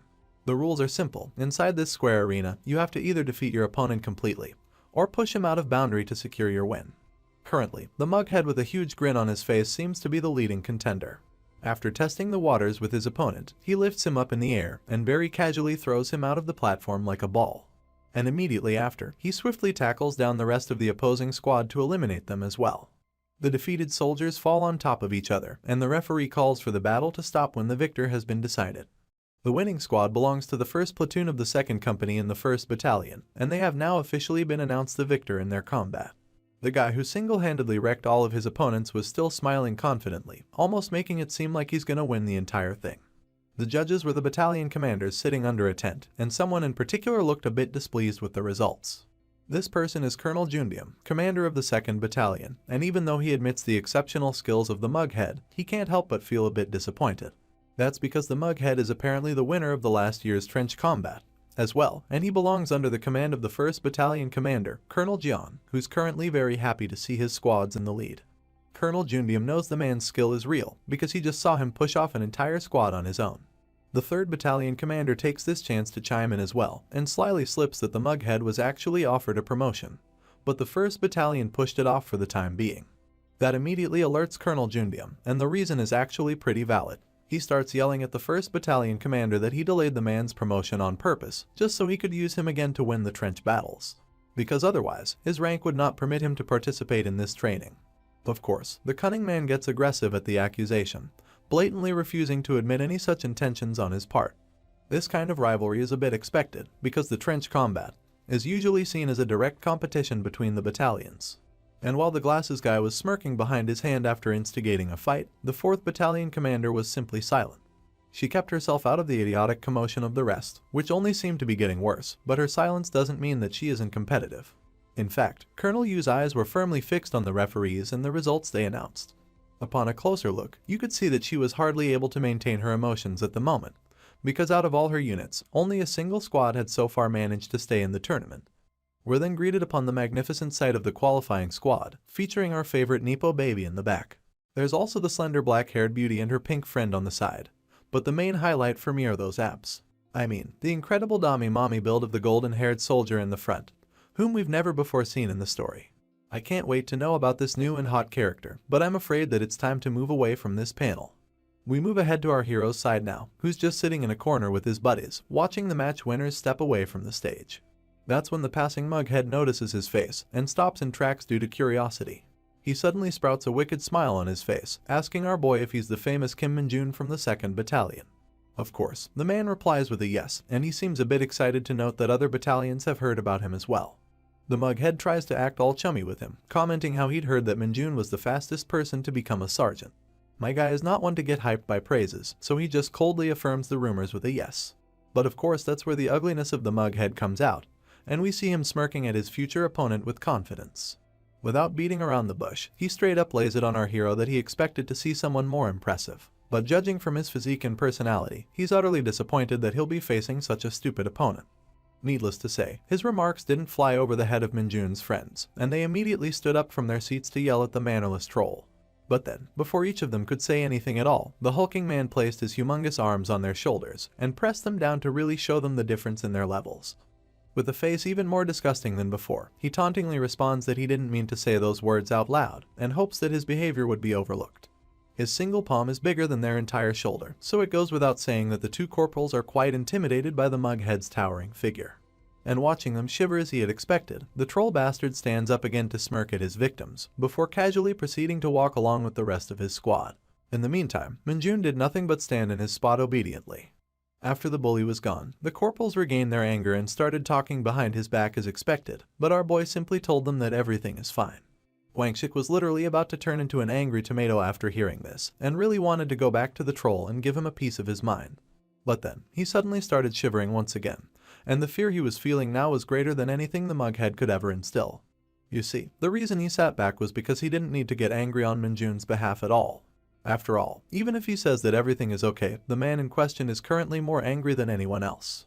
I'm already extremely excited at this development, because Minjun's anger means that the poor mughead is soon about to get his ass handed to him in a royal fashion. Anticipated episode 19 is here, and we're starting off by resuming the trench combat event in the training camp. The babes of the female squad are currently on standby, and it looks like our pink-haired shorty has something on her mind. Her name is finally introduced to us as Cha Mary, and she's irritated because she doesn't see the point of these battles. Not only are they tiring, but she's also someone who doesn't enjoy touching the sweaty bodies of other people. Surprisingly, it seems that her tall friend, Ms. Yoon Hyeju, is also inclined to agree. She seems to believe that the combat is slightly unfair, and they also get chewed by their superiors if they don't perform well. Not to mention, Mary is even more concerned that they are the only female squad who made it to the current round, and as she glances over at the direction of her battalion commander, she can't help but worry that she must be very angry. Her concern isn't baseless either, because we clearly see that Colonel Yu isn't pleased with these results at all. Her fuming face is caught perfectly by the pink shorty, and judging by her expression, you can tell that the girl is really fearful of the scolding that might come after the tournament is finished. That's when a certain mommy figure walks into the scene, assuring her team members that there's absolutely nothing to worry about. Right on cue, the referee calls for the female squad to step forward for their next battle, and we finally get to see the absolutely dominating figure of the mommy, whose abs I kept praising in the last episode. This magnificent lady's name is Oh Seepyeol, and she's a sergeant and the leader of this particular squad. As she openly declares that she's going to win this tournament, we realize that her character isn't only defined by her abs, because she also has a really fierce personality. The round starts, and the first thing we see is the screaming face of the pink shorty. Looks like the ladies are off to a bad start, as Mary is running off from a guy who's trying to chase her, while the tall lady is trying her best to push back her own opponent. In the background, two more ladies are really struggling against a single giant, who's hardly budging an inch despite their combined efforts. These two ladies are merely private ranks, and they really can't compare to the build size of their opponent. However, as a single hand grabs the man's collar from behind, we remember that there's someone in the female squad who far exceeds his caliber. That's right, it's the Sergeant Dami Mommy, and we see her strength on full display as she effortlessly flings back the humongous soldier in the air. The man barely stops his momentum from pushing him out of the boundary, but the lady sergeant is already on the move to take away his initiative. The woman gives a single spear tackle to the man's body, completely uprooting him from his grounded position. And of course, the impact is so strong that he spit out all the oxygen in his lungs, and falls unconscious without getting a single chance to retaliate. The man lands outside the arena's boundary with his ass in the air, and the sergeant gets up elegantly to clap the dust off her hands and look at the rest of her team. Guys, I won't lie, but I think I'm in love. Anyway, even though the woman is a literal force of nature in the arena, it seems like the rest of her team isn't doing as well, because the pink shorty is still just running away from her chaser without fighting back. Looks like the soldier's hand is finally about to reach the girl, and just as he got excited that he'll be able to eliminate her from the round, Mary shows an unexpected display of skills out of nowhere. She grabs the unsuspecting soldier's hand from behind her, and flings him upside down with the perfect posture of a judo master. A loud thud is heard when the man hits the floor, and the sergeant huffs a smile, almost as if she knew this was going to happen. The pink girl isn't even the least bit exhausted after running out so much, and the confidence on her face tells me that she was simply toying with her opponent. We finally get a sense of her character when she boldly tells the defeated soldier that he was warned to stay away from her. After ending her own fight, the girl looks back to check the status of her tall friend, who's still just standing her ground against the opposing fighter. Looks like the man is slowly managing to push back the female corporal, but won't be enough to finish her off. That's when we see him smile and glance to his side, as his other friend rushes over to help him win the duel. The helper thinks that he has spotted an opening to take out the black-haired girl, but he doesn't even notice the hand that's currently grabbing his collar. And the next thing he knows, the idiot is flipped upside down in the air with his gaping mouth. As my man flies off in his reverse position, we see that the perpetrator this time was our favorite Nipo baby, Sun Yunseo. She smiles with satisfaction at her victory, making it clear that she's not one to be underestimated. And with that momentary distraction, Sergeant Yoon regains her footing and Monster grips the hand of her opponent, forcing his back on the ground with a powerful thrust. That earns her a wicked smile from her pink friend, who almost makes it seem like such a result was always expected. But it looks like these girls have two more people to deal with, who seem to be clicking their tongues at the pathetic display of their squad. These twin-looking bald heads are straight up bad-mouthing their own teammates, and laughing at them for not being able to take down a single opponent. The defeated soldiers have no choice but to stay silent, as the still-standing twins claim that they're going to carry their asses to victory. The brothers seem very confident of themselves as they take their crouching positions, and they actually believe that they will be the ones to win this entire tournament. With their baseless confidence, they charge at the female squad to claim their victory. But then we suddenly hear the swooshing sound of the air, and the next thing we know, Sergeant Mommy is holding them both by herself with her well-developed arms and her incredibly muscular back. The twins laugh at her at first, thinking that she's crazy to think she can stop them on her own. But when they try to push her arms away, their faces turn to horror as they realize that they're unable to resist her grip. They struggle to get away from her monstrous grasp, and almost can't believe how her slender figure can hold so much strength. But of course, the sergeant knows that she doesn't really have to defeat these idiots on her own, since her dependable squad is already running over to lend their hands. In a matter of seconds, the ladies show their power by pushing their sergeant from behind, ultimately helping her push down the twins who couldn't even get away from her grip. At this point, the comic is basically writing my own jokes for myself, because the defeated twins cry for mommy as they fall to their elimination. Truly, it was the mommy who took them down, and she stands tall with her teammates in victory as the referee officially announces the end of this round. The sergeant dusts off her hands once again, and her squad rushes over from behind to congratulate her. Kim Min-jun was sitting at the perfect location to witness them having their fun, and he can't help but acknowledge that the ladies not only have an excellent sense of teamwork, but they're also pretty skilled individually.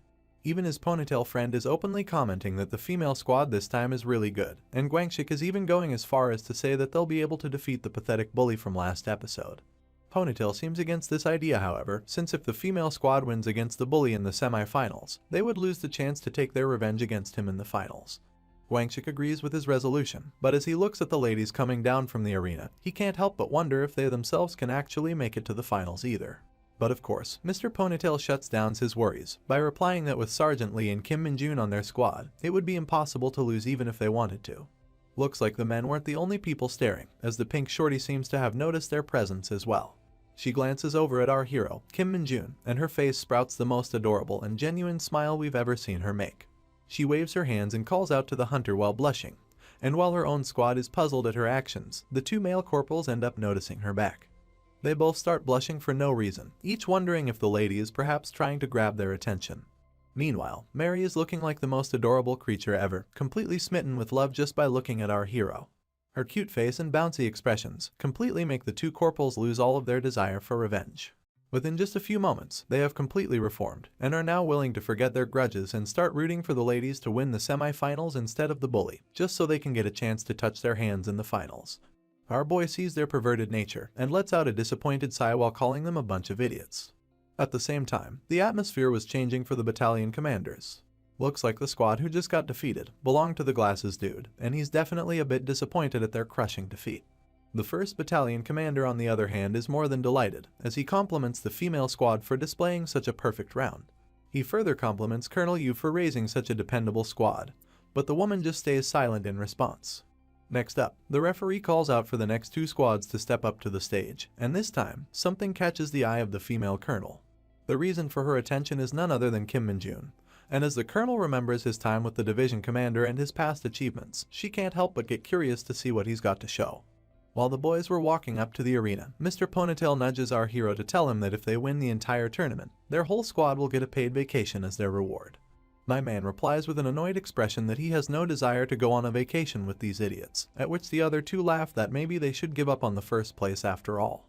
Of course, for our achievements-hungry hero, such a result would never be acceptable. So he ignores their childish rebuttals, and with a scheming face that we're all so familiar with, he comments that they can simply enjoy their vacation separately. In other words, this dude has absolutely no intention of giving up on that first place position. Eventually, the two squads line up in front of each other to face off for battle. A group of unfamiliar faces on one side, and our hero with his team on the other. The referee shouts for both teams to get ready and listen for the whistle before starting the fight. Of course, the whistle is blown, and the enemy team is the first to take initiative towards our heroes. Sergeant Lee and Corporal Ponytail also head forward to intercept the charge, but my boy just stands back with his dead fish eyes as usual. Lee displays his unmatched strength by holding off two opponents on his own, and Min-jun's disciples quickly follow him up to take on the others. They both tackle the unsuspecting opponents with blistering speed, leaving them dazed and unbalanced. Guangxik sprouts a confident smile while holding onto the soldier, and can't help but comment how light he is as they both lift them up into the air. Looks like our hero's Spartan training has really made them strong. Dongjin seems to have the free time to glance at the others while he's easily handling his enemy, and it seems like the leader of the opposing group is still just judging everything from a distance. He takes a look at Sergeant Lee, who's still holding off two soldiers like a bunch of kids. And as he locks eyes with the fierce warrior to see if he wants to interrupt, the sergeant returns the glare with double the intensity. That's when Minjun stops their staring contest by casually waltzing into the middle and sizes out the squad commander with his scheming glare. Looks like he finds the opponent suitable enough and wants to test out his latest ability in secret. That's when the soldier charges into him with absolute determination, probably realizing that it's going to be a tough battle. Meanwhile, Minjun pulls back his arm and readies his demonic grasp skill to test it out in action. He targets the energy towards the foot of the charger, confusing the squad commander as he trips for no reason. The man falls straight into the grasp of our hero, who just uses his own momentum to push him down to the ground. His control of this skill is not yet precise, but using it to take away someone's balance seems pretty easy. The confused soldier gets up quickly to regain his footing, absolutely sweating at the weird scene that just happened. You can't really blame him either, since you can't see this skill with your eyes.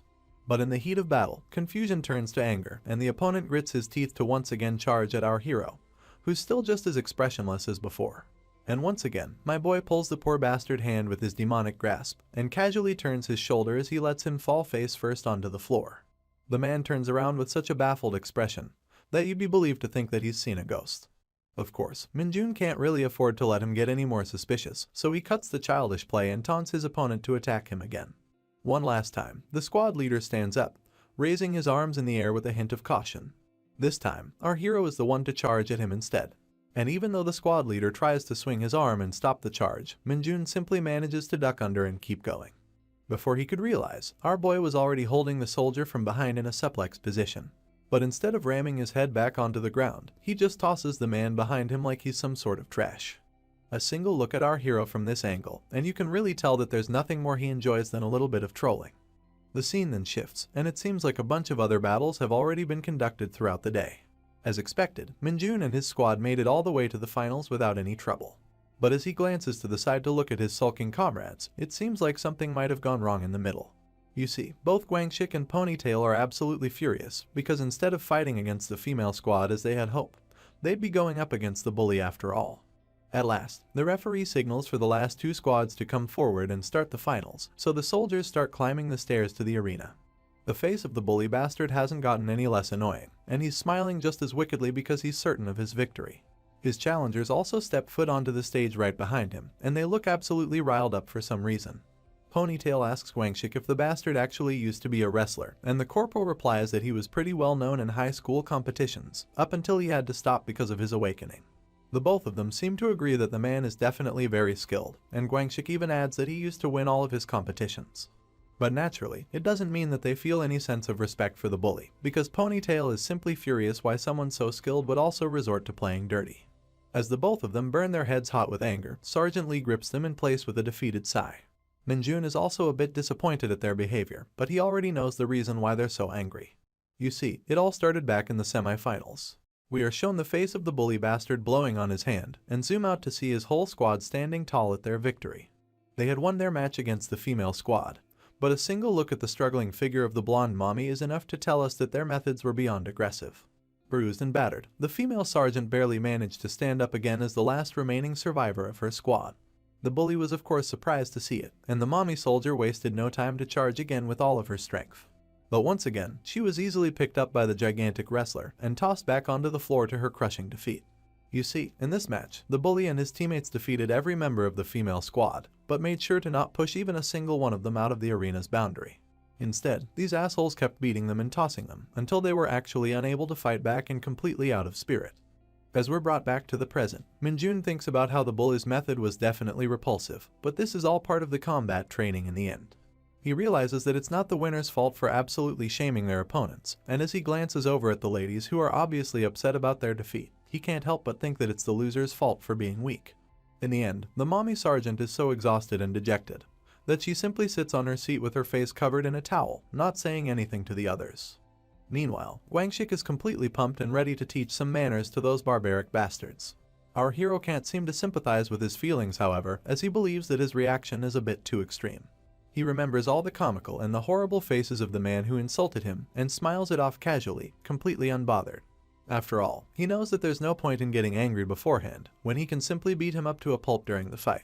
It finally comes the time for the mugface to fight against a proper enemy, and he stands with his squad on the left side, while our hero and his boys stand on the right. Since the mugface has been flaunting his strength and fighting off all the squads by himself, Ponytail taunts him by asking if he's going to do the same in the finals as well. As expected, the ugly-ass fucker smiles and annoyingly replies that he doesn't want to disrespect the famous Sergeant Lee, but doesn't think that anyone else is worthy of being his opponent. He asks the corporal if he actually thinks he can shove him back a single inch, and Sergeant Lee is forced to hold him back from getting aggressive in response. The mugface then glances towards our expressionless hero, completely ignoring the burning head of Corporal Wangshik. The ugly dude snickers at Minjun for being so heartless and remaining unfazed, when he thought that he could definitely rile him up by beating his girlfriend. The statement comes off as a surprise to the boys, as Gwanshik asks the fucker what he's even talking about. That's when the mugface replies that he saw the pink-haired shorty waving aggressively at Minjun, and figured that she was probably his girlfriend. Naturally, the corporal gets furious to hear this and thoroughly denies such an absurd assumption. After all, he thought for some reason that the girl was waving at him instead. That's when the ponytail chimes in, needlessly commenting that other than Lumi from Dungeon Power Fighter, Sergeant Minjun doesn't care about any other girls at all. That comment of course warrants an awkward moment of silence between the two squads, before the pig-nosed bastard suddenly starts snorting with laughter. The mere thought of having a crush on a beginner NPC from a trash game from ages ago sends the man and his squad in a fit of hysterical laughter. He repeatedly mocks our hero for being a loser, which puts all the boys in our hero's squad in a state of panic. No one knows better the anger and strength of our hero than his scared friends, but the mug-faced idiot just keeps fueling the fire and laughing at Minjun while calling him a pathetic loser. At last, the referee decides to signal the teams to get ready for their match, and asks them to wait for his whistle before engaging with each other. Tearing up with laughter and grinning like an idiot, the bully tells Minjun that he'll go easy on him in battle, so he can go back safe and sound to his two-dimensional wife. That's when the referee puts the whistle in his mouth, and the mug-face takes his stance while still laughing and snickering. The whistle is finally blown, and other than our hero who stands his ground, all members from both squads start charging at each other. The camera zooms in on Minjun, and since we don't see what sort of expression he's making, we can only assume that shit is about to go south. I guess his non-responsive state puts him as a target for the bully, who's currently flying at him from his position while asking him why he's still spacing out.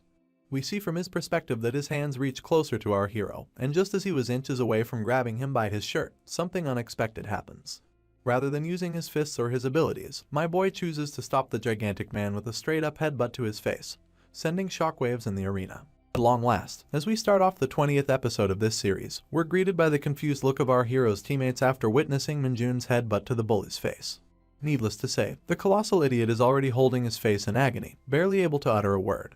Still, despite the pain, he has to keep playing the tough guy, so he tells the referee that this happened because he tripped, and he doesn't want to penalize our hero for hitting him. He and our hero both look at the referee with completely different reactions, confusing the man on what to do. Hitting someone blatantly in this tournament is a clear violation of rules, but since the bully wants to pay back our hero for this humiliation, he wants to let it slide. The referee then looks at the colonels from afar, and a simple wave of hand from the 1st Battalion commander gives him the answer he was seeking. The man with the red cap acknowledges the instructions, and proceeds to announce to the contestants that the current hit would be marked as a mistake. But in the future, he makes sure to inform that hitting your opponent would result in an immediate disqualification. With the referee out of the way, the bully was now left alone to contemplate his next course of action. He thoroughly believes that he was caught off guard, and calls our hero's earlier attack cute, while also vowing to crush him thoroughly in the match. Minjun does nothing but smile in response, confused at the mughead's choice of words. And when the referee once again shouts for the match to be resumed, our boy replies in a cold voice, letting his opponent know that he's not done being cute. In the very next moment, we see him leap away from his current position, in a completely unexpected direction. The bully's expression is relaxed to see this, as he thinks that our boy is now just trying to run away. But of course, it doesn't take him long to realize that something is terribly wrong. After all, this psychopath was charging straight at his own teammates with a murderous intent. Corporal Ponytail was already scared of Minjun, and seeing him charge at his face literally gave him the chills of his life. But before he could even shriek in surprise, him and his friend were both blown out of the arena with a thrust of our hero's shoulder. While in the air, the only thing the poor corporal could do was cry and wail at his horrendous luck. That's when the bully finally processed that the damned idiot was throwing his own teammates off the arena, and he was already on the move to his next target. Friendly fire was now on, and not just his own teammates like Guangshik and the others, but my guy was also flicking off the enemies at the same time. It eventually came time for him to face Sergeant Lee, who seemed pissed to see his absurd actions. While flexing his massive muscles to brace for the impact of Minjun's tackle, the soldier called him a psycho and asked to know the reason for friendly fire. Unlike the others, who were blown away simply from the impact of their clash, Sergeant Lee was able to hold off our hero for a brief moment. At this point, the bully was completely lost in the sauce. At one hand, he was able to admire our hero's monstrous strength, but on the other, he had no idea what the absolute fuck was happening. Sure enough, Sergeant Lee could also not hold on for long, and was quite softly thrown out of the boundary by Minjun, leaving the mug face completely baffled. After all, Lee was quite famously known for being the strongest sergeant in the division, so watching him lose so easily was nothing less than a shock. I mean, when you look at our hero in his current form, he looks nothing less than a demon incarnate, and it's not really a surprise that no one else stands a chance. Meanwhile, at the tent of the colonels, the 1st Battalion commander was absolutely fuming at this absurd shit show. But in response, Minjun's own battalion commander shouted back that our boy wasn't really breaking any rules. However, while that might technically be correct, the 1st Battalion commander makes a point that it's definitely not normal to be eliminating your own teammates. This was absolutely correct, so the opposing colonel lost his grounds to argue back. He had no choice but to turn his face back to the match, fully knowing that he can't afford to make any more excuses. The 1st Battalion commander kept going on his tantrum, asking the 2nd colonel if he would be the one to take responsibility if someone got hurt because of this nonsense. But that's when Colonel Yu chimed in, replying to the fat idiot with a sharp gaze that the judges will take care of this situation on their own. She recalled how her own squad was brutally beaten to a pulp in the previous match by the same people, and everyone simply left the bully bastard's actions to the judges. In her eyes, this situation is not any different.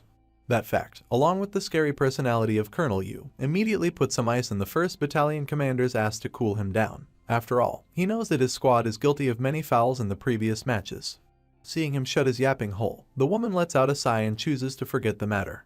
Her gaze is then refocused on the match, where Minjun and the massive bully are finally fighting in a 1v1, since no one is left standing to interfere on the arena. Even now, there's nothing but confusion on the ugly asshole's face. He can't figure out why he would eliminate every other player in the arena, only to engage in a simple wrestling match where his smaller body isn't favored. That gives him confidence though, since despite our hero's overwhelming strength, the bully knows that your technique is a lot more important when it comes to wrestling. So, with a smug look on his face, he proceeds to hook his leg behind Minjun's, hoping to trip his balance and slam him down with the weight of his body. But of course, as we all saw it coming from a mile away, the massive onion wasn't able to move our boy a single inch, let alone slam him anywhere. On the contrary, Minjun was able to lift his elephant body in the air with ease, almost as if he was trying to lift a baby. But unlike how you would catch a baby after bumping him into the air, this asshole deserves absolutely no love, and gets brutally slammed to the ground on his back. The impact made his mouth open with a gasp, emptying all the air in his lungs. As he laid there with his eyes rolled back, contemplating how his technique didn't work, Minjun simply asked him to get his ass up for a second round. Somehow, the bully managed to lift his torso. But when he looked at the demonic figure of Minjun, completely relishing in the thrill of his revenge, he knew that he was fucked. Of course, he tried to surrender right away to avoid further pain and humiliation, but our boy got close to grab him before he could finish his sentence.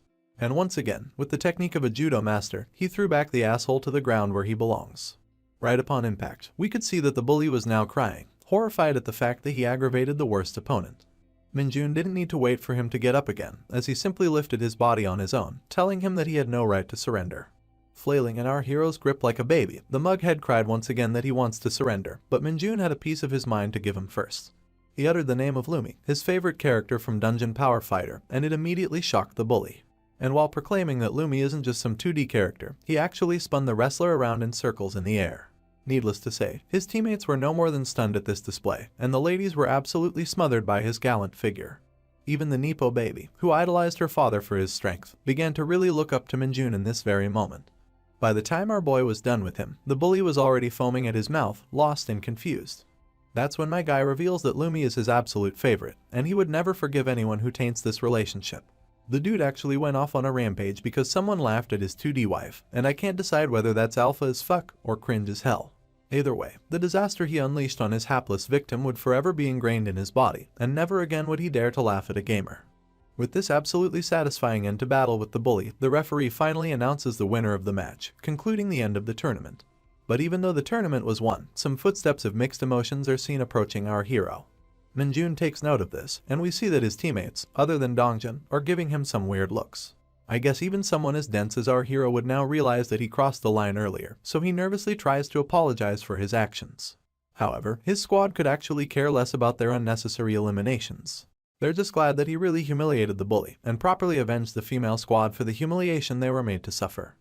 Guangxi goes as far as to say that he just witnessed the most impactful match of his life and couldn't have hoped for a better outcome. Even the ponytail guy, who was the first to get eliminated by Minjun, has nothing but a thumbs up to give to the champion who allowed him to watch such a refreshing match.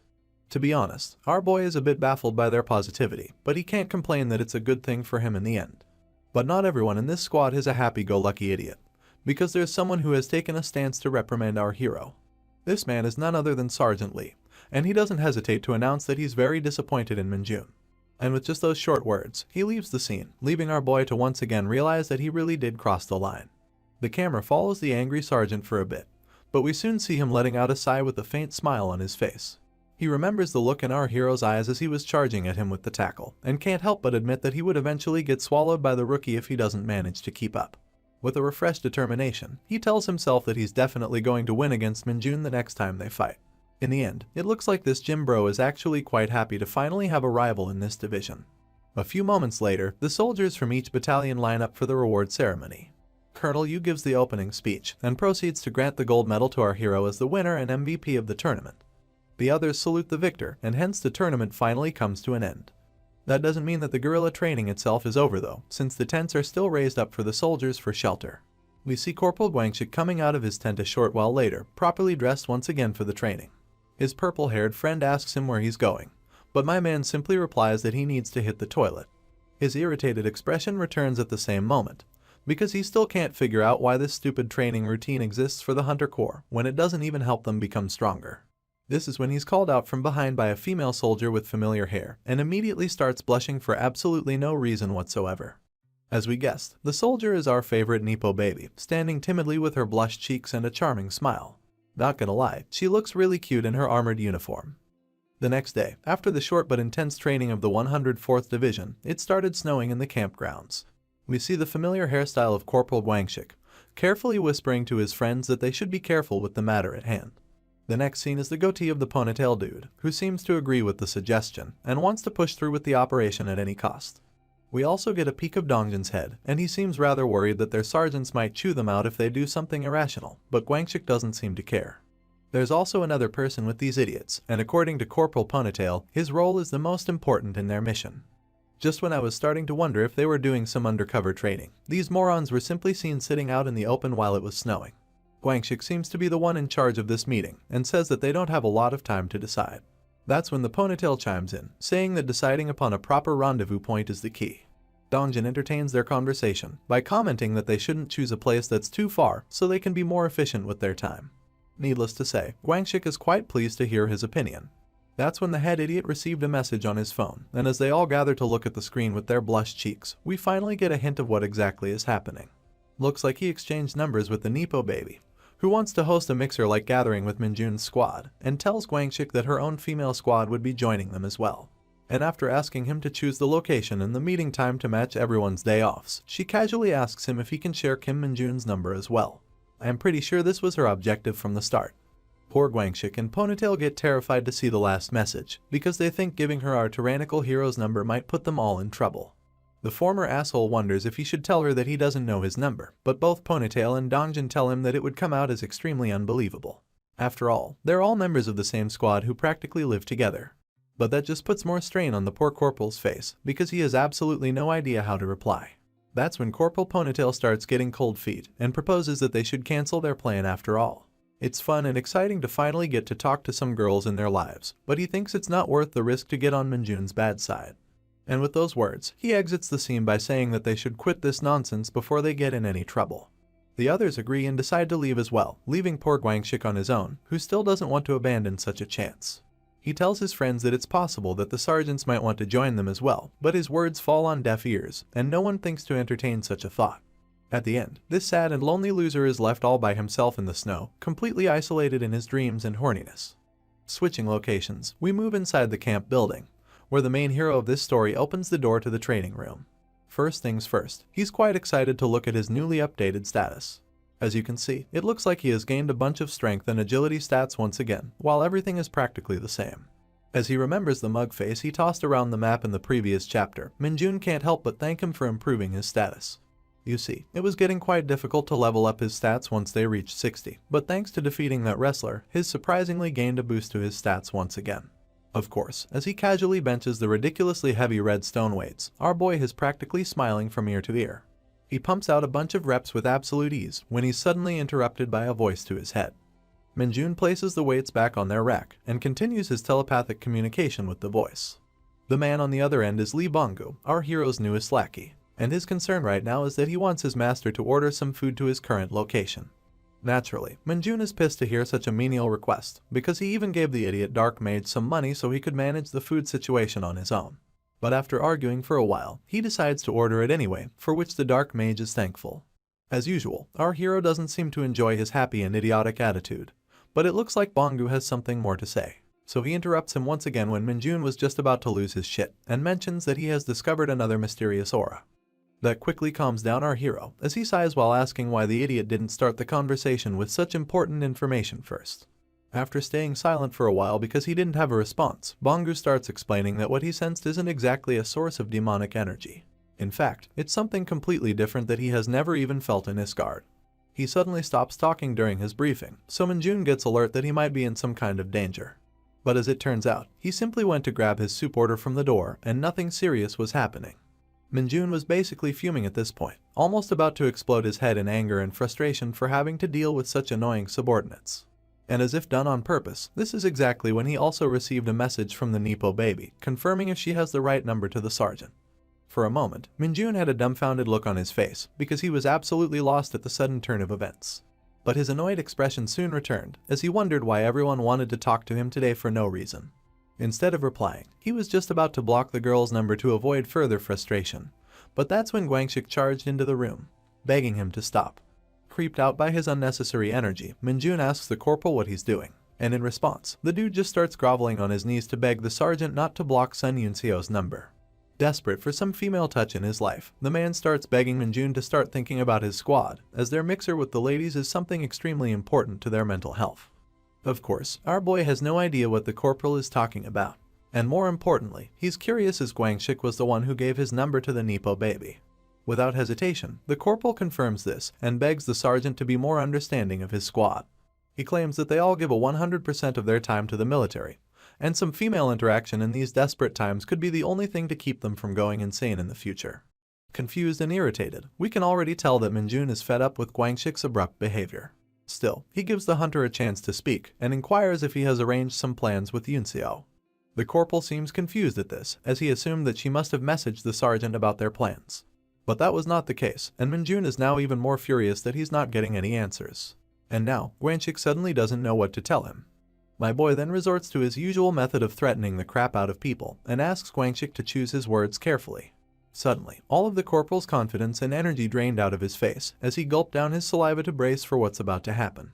But surprisingly, an entire week after this interaction, we find ourselves looking at the front entrance of a knockoff from Disneyland. The boys start walking in with their freshly polished boots, and although all of them are straight up dressed for war, they all sparkle with delighted expressions. Corporal Ponytail starts by thanking Kim Minjun for allowing this meeting, because he never imagined that he'd agree. Guangxik reprimands him of course, because this was all made possible by his own efforts, while everyone else was simply a traitor who turned their backs. But before he could start an argument, a single glance from our hero calmed him down immediately. Minjun replies that no one is here because of his perverted fantasies, and he simply agreed because their youngest squad member was really excited to visit this amusement park. We find out that the youngest in question is the young man from earlier, who was partaking in the secret meeting with the others to plan this gathering. Changing topics, Corporal Ponytail then decides to target Sergeant Lee Seung-ho, who also unexpectedly agreed to their plan. He comments that the sergeant is just a man after all, implying that he must also be tired of living inside a literal sausage fest. But as usual, the cold man replies that he was going to spend his day off with these idiots anyway, and thought that it would be nice to have someone else in the mix. After getting roasted by everyone else in his squad, Ponytail starts looking around to see if the female squad is already here, and his eyes immediately perk up with an unimaginable amount of glow as he spots our favorite lady group from afar away. He calls out to the ladies, and we see that all the familiar faces are gathered in one spot, but there's a humongous figure shadowing behind the girls as well. The guys couldn't help but note the towering stature of the man, and even Kim Minjun was made to take notice of his presence. The person looked directly behind the Nepo baby, and it seemed like the girl was also a bit nervous because of him. As you might have already guessed, the Goliath was none other than the Nepo baby's father, Sun Tiho. The corporals of the male squad start to make assumptions, immediately wondering if the man is some kind of gangster. I don't blame them either, as our father-in-law looks extremely terrifying. But before they could do anything irrational, Sergeant Lee stopped them immediately, asking them to stand on attention.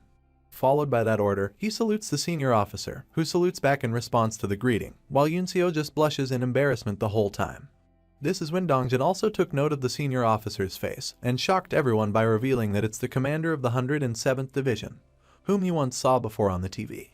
At the same time, Yunseo starts fumbling around her dad, begging him to please go back home, as it's extremely embarrassing to have him around her friends. We already know that the scary Major General is actually quite a doting father, and he gives her daughter the most lovely smile he could muster, telling her that he simply wishes to greet the hunters that work with her, and promises to leave right after. Despite his reassurance, Yunseo seems aware of her father's overprotective nature, and doesn't feel that this is a good idea. But the man simply moves her hand away, looking straight in the direction of our hero. Minjun is actually quite delighted to see that he got noticed by the senior officer, as he always admires strong people from Earth. At the same time, the smile fades from the man's face completely, and he's almost starting to resemble a Yakuza. He walks closer to our hero with his leathered boots, and towers over him menacingly, blocking out the sun. And sure enough, with the face of a threatening Yakuza boss, the man demands our hero to confirm if he's the hunter known as Kim Minjun. Story resumes, and we find ourselves once again at the entrance of the amusement park. Looks like the gang has checked in with their tickets, and the pink shorty is leading from the front with her usual bubbly energy. With a smile as bright as the sun, she urges the rest to hurry up as well, because they only have a limited amount of time to enjoy everything. As expected, she's sticking oddly close to our hero, which the male soldiers aren't happy to see. Seeing her trying to lock her arms with Minjun, a wave of mixed emotions washes over the rest of the party. The boys are feeling jealous, while the girls are just embarrassed of their comrades' actions. But well, the party spirit rules over everything, so the men display a burst of renewed energy, hoping to get as lucky as our hero. The girls seem to respond in kindness, as this was a well-awaited and well-deserved vacation for all of them as well. And so, together, they all rush towards the center of the park, leaving the two remaining sergeants behind. Sergeant Mommy and the ever-so-serious Sergeant Lee look at each other, not sure on how to react to the current situation. Our blonde girl is the first to speak, commenting on how she's not really fond of such rowdy places. It comes to no one's surprise that Sergeant Lee agrees with her statement, which the muscle mommy was quite pleased to hear. Looks like the two of them are going to hit it off well, as they walk together towards the rest, having light chatter along the way like a pair of muscle enthusiasts. In the next couple of scenes, we truly get to see how much everyone is enjoying this event. They all throw their hands up on the pirate boat. The girls partake in some goofy festival costumes while the boys get some cotton candy. And of course, they all shout and scream on the roller coaster with a pure emotion of joy. Heck, Sergeant Lee and Muscle Mommy even have an arm wrestling showdown in the middle of the park for everyone to see. Later, we find ourselves at a children's shooting range, where the shop owner is announcing a price of 10,000 for 10 shots a person. Eager to show off in front of the girls, Guangxik tries to give it a shot and win the big prize. His eyes are focused sharp, and there's no way he'd allow himself to get embarrassed in front of the others. But the next thing we see is him holding a tomato plushie, which turns out to be nothing more than a consolation prize for participating. Looks like this goofball didn't manage to knock a single prize. Mr. Ponytail sees this of course, and tries to one-up Corporal Guangxik by taking the next place in line. The ladies are oddly impressed by his confidence, and he seems to boast a really nice posture with the air gun as well. But of course, my man ended up getting the same shit as Guangxik, openly becoming a laughing stock in front of the merciless girls. Although he's convinced that the gun must have been tempered for him to miss all of his shots, there's no way his fellow corporal is going to let that slide as an excuse, as he continues to taunt him for sucking balls. That's when our boy walks up behind the two, and notices something interesting on the prize table inside the shop. The first prize seems to be a mushroom from Mario, the third prize is a fucking banana, and there's an odd little keychain in the middle as the second prize as well. Zooming in, we see the figure of our hero's favorite character from his favorite game, and you already know what's coming next. That's right, he's got his eyes on the prize, as the girl on the keychain is none other than Lumi from Dungeon Power Fighter. Determined to claim the keychain at any cost, Minjun picks up the gun that has let down many others before him. We hear a bunch of gunshots echo through the air, followed by the absolutely stunned expression of the shop attendant. Our boy places the gun on the table after finishing his turn, but the attendant informs him that he still has one more bullet left to shoot. Minjun replies he doesn't need to shoot it, and I think you can gather the reason for this reply through the open-jawed faces of the people behind him. The girls are seen talking between themselves, wondering why he didn't shoot the last shot, despite hitting every single bullet on the target. The only exception is the pink shorty, who's just more and more in love with our hero. In any case, the shop attendant cautiously hands over the second prize to our boy, who accepts it gratefully with excitement. There's no wonder he didn't shoot his last shot, because he was only aiming to get this particular keychain from the beginning. Needless to say, the girls don't really understand the significance of this, as they don't even know the character on the chain. Finally, after hours of time spent in the amusement park, our hero smiles for the first time, because only now does he think this trip was worth it. Other than the shorty who's just fawning all over Minjun, I think the boys finally understand the irony of the situation. In fact, they don't even know if they should be impressed or annoyed. In either case, they decide to ignore the senseless behavior of our hero and decide to collectively head towards the next attraction. And as they move ahead, the Nepo baby takes this chance to finally call out to the hunter. Looks like she's still curious about his meeting with her father earlier and wants to know what they talked about in private. She manages to get our boy's attention rather easily since he's already in a happy mood, so he turns around with his smile intact, taking us into a flashback of their meeting. You see, from back where we left off in the last episode, Major General Sun and Kim Minjun had walked a fair distance from the group to converse in some privacy. The general starts off the dialogue by apologizing to our hero for dragging him to side while he's on his vacation. Minjun didn't seem to mind, of course, so he asks the general to be casual and tell him what he wants. I guess his overly straightforward response ticked something inside the general, so he proceeded to intimidatingly put his hands over our boy's shoulder in a show of dominance. Not gonna lie, my man's got the hands of a giant, and he squeezed his fingers on Minjun's shoulder with full force to gauge his resistance. Of course, our hero notices the general's intentions right away, so instead of reacting, he just stands his ground with as little reaction as possible. This gesture alone was enough to give the Nepo baby's father the answer he needed, so he smiles and puts his hands away slowly, respecting our hero's trained body and resilience. He apologizes to the sergeant for testing him so abruptly, and comments that he's definitely very well trained. Naturally, Minjun takes the compliment with stride. Once again, the general puts on a face that tells us that he's very impressed with our hero so far. He then casually reaches inside the dashboard of his car and says that he's got something to give to the sergeant, since his daughter seems to owe him a favor for that incident inside the tin can dungeon. He takes out a small box of black wood, along with his contact card in case Minjun wants to reach out to him in the future. Before our boy could ask him further about the box itself, Sun Tio starts to elaborate that it contains an item that's generally reserved for general ranks only inside the hunter military. Although their technology isn't advanced enough to evaluate this item entirely, it's supposed to give a random raise to your stats. As the box gets opened, we see that the item in question is a silver bracelet of sorts, which looks rather rough and worn down. Perhaps it was previously used, or perhaps it's just the texture of this particular material. In either case, it looks like our boy has hit the jackpot, as his inner thoughts leak out to reveal it as such, while he's busy thanking the general for his generosity. Reaching for his car door to exit the scene, Sun Tio tells Minjun to use the item to train himself further, and warns him to not tell anyone that he's the one who gave him the bracelet. He then offers to treat him to a meal if he ever decided to visit his division, and follows it up with one last warning.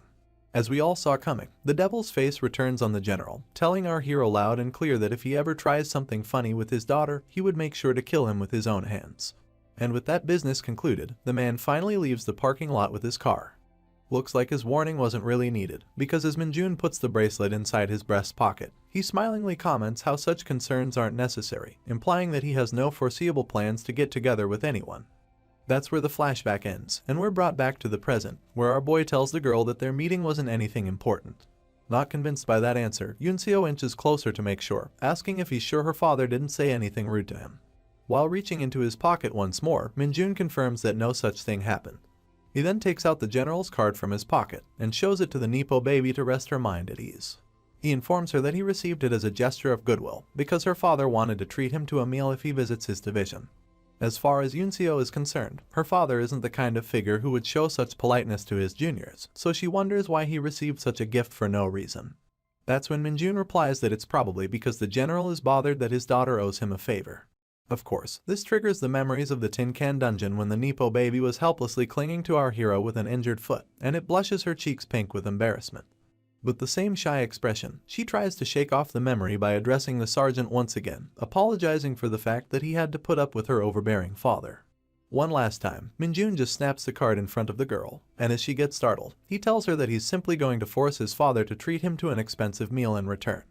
Continuing on, we once again return to the main group, who's now just strolling inside the busy pathways of the amusement park.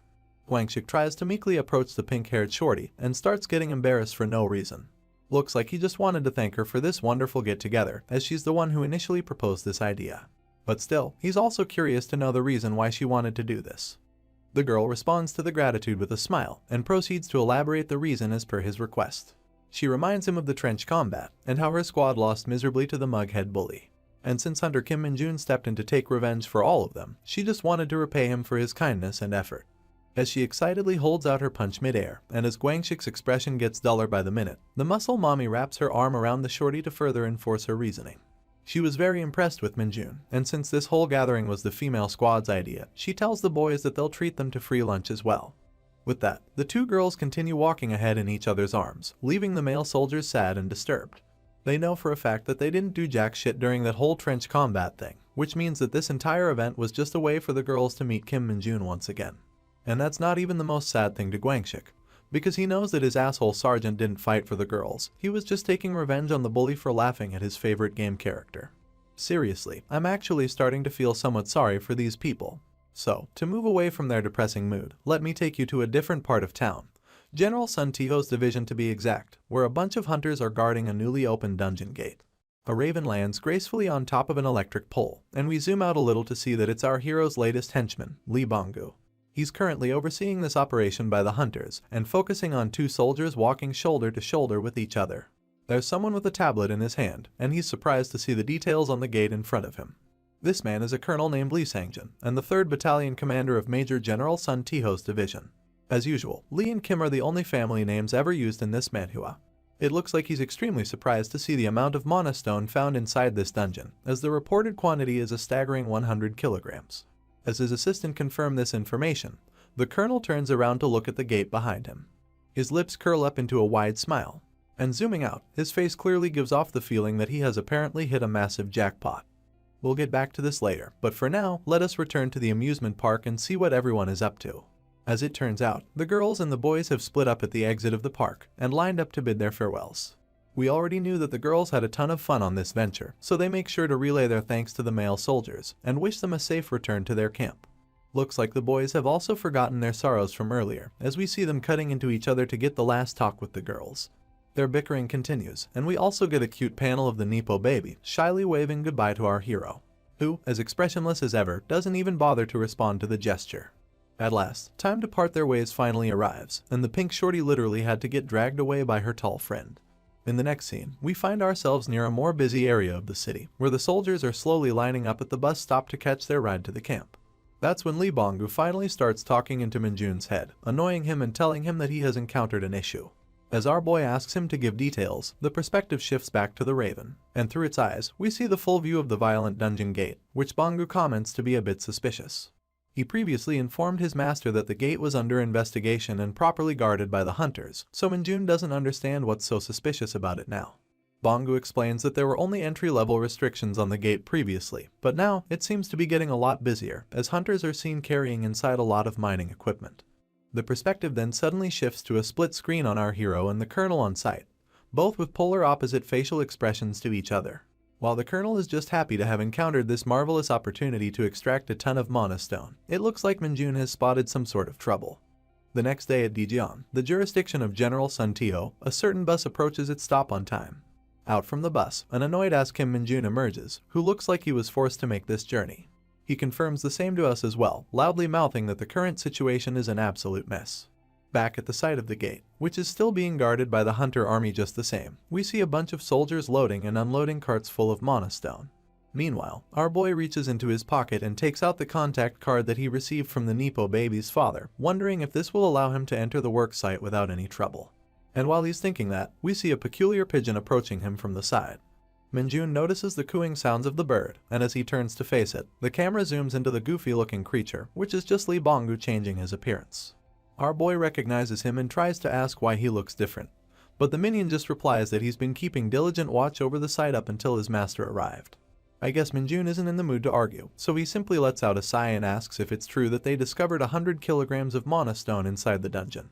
Bong-gu isn't aware of the weight system on Earth, so he doesn't know how much 100 kilograms is supposed to be, but confirms that this is definitely the figure he heard.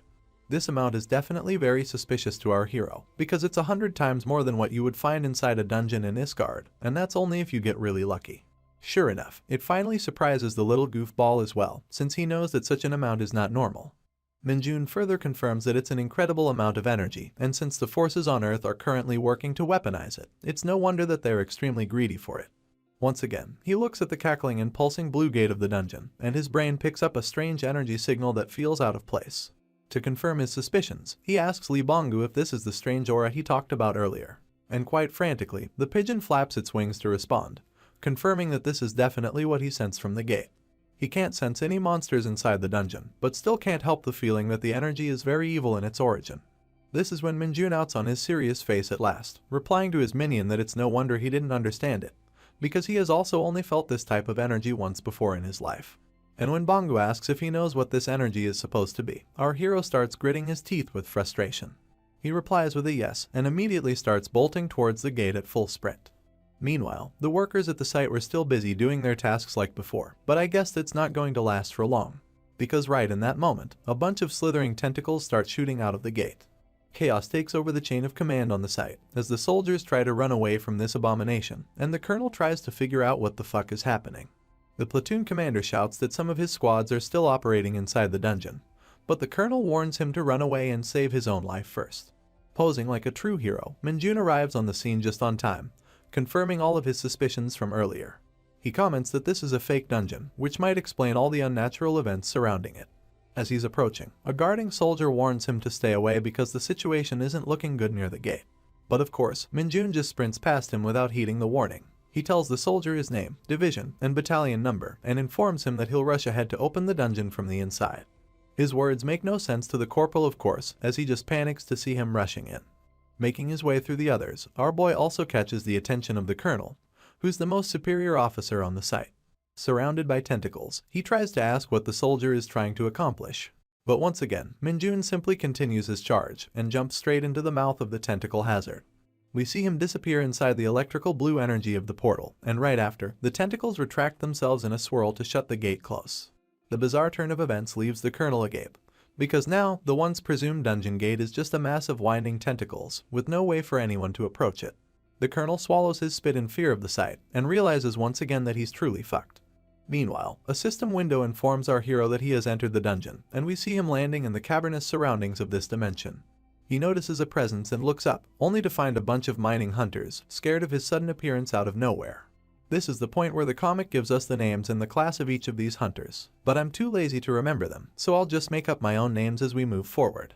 Our boy notices from their badges that they're all privates and private first-class soldiers at best, so he asks to know if anyone else is present on the scene. One of the soldiers reply that this is all of them, and asks to know the identity of the intruder. Once again, Minjun gives them his name and other details, and responds that he just happened to be passing through this area when he found the gate. Before the privates could raise any further questions, he tells them quickly that the current situation isn't favorable, and he has no time to explain the details. He then asks them to ensure that no one is hurt, and confirm that they're all in possession of their equipment. After a quick inventory, we see that the privates were only carrying 3 katanas, 2 daggers, and a bunch of energy bars each. Naturally, Minjun is disappointed to see this, but the soldiers inform that they're just the transportation team, so this is all they get, and the inspection team has already left. Even so, our hero doesn't understand why someone in their right mind would decide to dispatch a transportation team without any backup. And as he once again looks at the inexperienced privates, he can't help but wonder that something is definitely wrong. In any case, he decides to put the matter on hold and orders the soldiers to take back their equipment. He then proceeds to inform them about the bitter truth, which is the fact that they're currently standing inside a fake dungeon. It's a bit hard for him to explain the full essence of it, so in order to make things simpler, he tells the squad to think of this entire dungeon as a giant monster.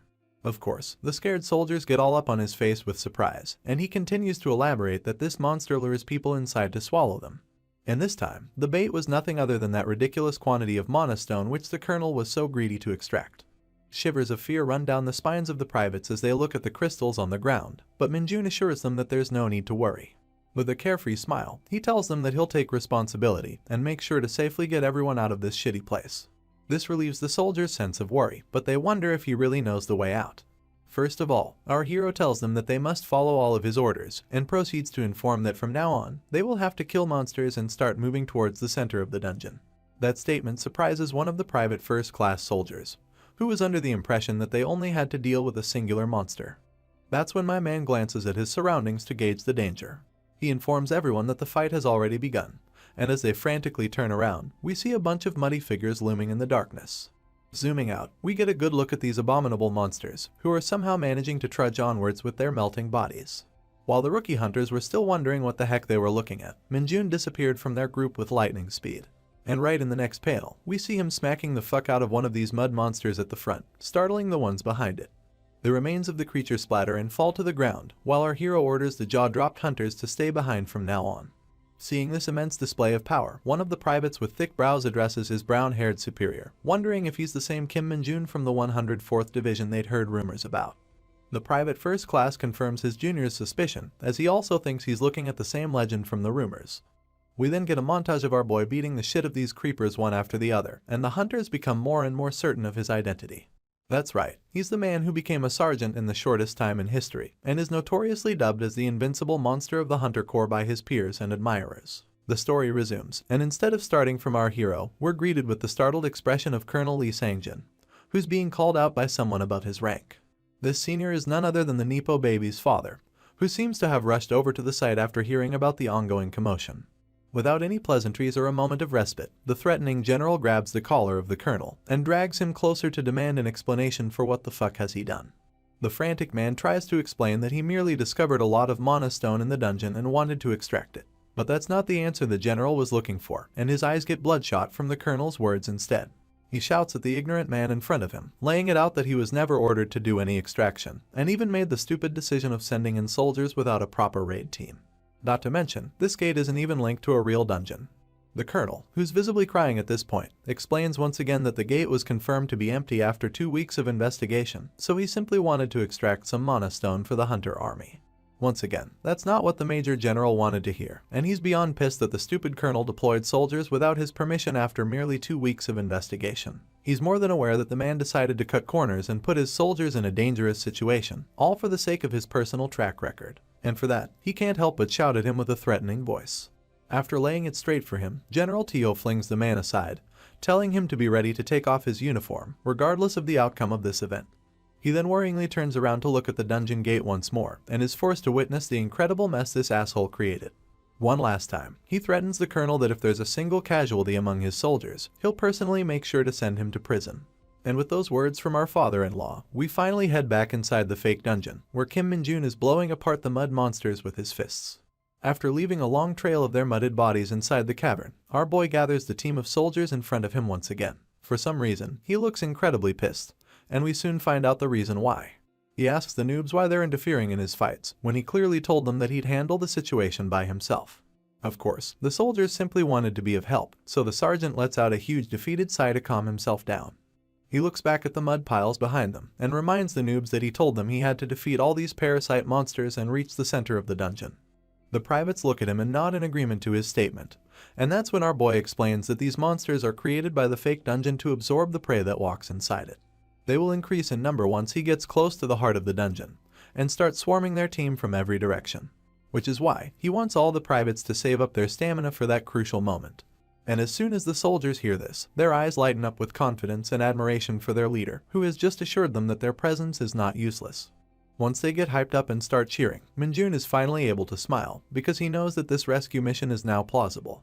Of course, his words didn't actually have a hint of concern for these fools behind them, as the fucker was simply after the extraordinary experience points he's getting from the dungeon. And by making sure that he's the only one fighting, he'll make sure to grab every single one of these points for himself. So with that greedy obsession with power, he innocently signals his squad to follow behind him and keep moving forward. And without a shred of doubt in their leader's judgment, the privates happily raised their weapons to follow his lead. With a squad of ignorant buffoons behind him, our guy was now finally heading towards the heart of the dungeon. Soon enough, he stepped into another mud pile, and we zoomed out to witness yet another mob of these creatures swarming the party from front. Their number was greater this time, and they all seemed to be guarding some sort of massive gem behind them, which was conveniently raised on a pedestal to mark its importance. Meanwhile, even though they did nothing, the soldiers were starting to get extremely exhausted and out of breath. Minjun is already aware that you start losing your stats and stamina simply by staying inside this fake dungeon, and had he allowed his men to fight from the beginning, there's a decent chance that they could have died due to exhaustion. Nevertheless, he assures them that they simply need to smash the core gem that they see ahead of them, and they would be able to escape this prison. But a ton of monsters stand on guard next to that core, making it a lot more difficult than it seems. But this is when our boy tells them to play their part properly, which is to make sure that no one gets killed or hurt, no matter what happens. He almost slips in his inner thoughts and blurts out that their health is necessary for his track record, but quickly fixes his words to tell them that they just need to focus on defense and stay safe in the rear. Once again, the soldiers shout in resonance, heeding the command of their leader while striking a defending formation to ensure everyone's safety. That reassures Minjun that he's free to leave their side, so he leaps forward into the battle, trusting the defensive capabilities of the privates. The mud monsters charge forward at the same time, but our boy simply splashes through them without any sort of resistance. He has to nerf himself and not use his demonic skills though, because the privates are watching, and he doesn't want any unnecessary rumors. So, without using anything flashy, our hero slips past the sluggish monsters with ease. They try to swing their liquefied bodies to intercept his path, but then he simply jumps into the air, while John and Ted eat the full brunt of Dave's attack. And while poor Dave was still horrified at the fact that he accidentally killed his own friends, Minjun was crashing down on him from above like a goddamn meteor. With the mightiest axe kick you've ever seen, he lands gracefully on top of the mud creature, splashing its body apart. Rest in peace, Dave. May you be remembered by someone in the comments section below. Well, anyway, Minjun uses this moment to leap forth once again and bounces ahead, leaving the majority of the monsters behind him. Dave's family steps up to block his path once again, but Daddy Mudface over here gets punched in the neck by the ruthless fist of our hero. He does the same to the second monster, and once again continues to breeze past his enemies. By now, it seems as if even these mindless monsters are instinctively starting to back away from our hero, which of course makes him sprout a huge smile, as he demonically orders them to keep coming at him with their sweet experience points. But then, all of a sudden, the purple core of the dungeon starts to radiate with its pinkish energy. It seems to have surrounded itself with some sort of mist, and Minjun's eyes widen immediately as he recognizes the threat. He knows that the core is starting to emanate poison, so he shouts at his squad to stand back immediately. That's when the core practically bursts with a purple cloud of poison, adding another layer to the already difficult situation. Our boy is immune to most poisons thanks to the demonic nature of his innate powers, but that doesn't eliminate the danger for his subordinates. He starts gathering a spiral crackling demonic energy in his hand to somehow deal with the situation. But he's aware that depending on the type of this poison, it might not be possible to keep his men alive. Plus, he's already running out of time, so his only option is to quickly clear this dungeon as soon as possible. This is the moment when a certain ringlet starts to shine silver. The shining power is coming through from Minjun's pocket, where he kept the silver bracelet that was given to him as a gift from the Nepo baby's father. A system window informs us that the item is reacting to our hero's demonic energy, and another window confirms that the item's hidden powers have been unlocked. Our boy of course doesn't have any idea what's going on, so he takes out the bracelet to grab a quick look. He remembers the Major General's words when he received this gift, and how he explained that although the military isn't able to fully evaluate this item, it is known to increase a person's stats at random proportions. Minjun had been wanting to save this item for later when it will get harder to raise his stats manually, but he's surprised to learn that the bracelet also contains some hidden power. Right then, another window startles him as it suddenly pops up in front, and this is where we learn the full specs of this item. It's called the Bracelet of Imitation, and it allows the caster to use any skill that they know about, even if they don't own that skill personally. Also, once the skill gets used, the bracelet will lose all its property and disappear entirely.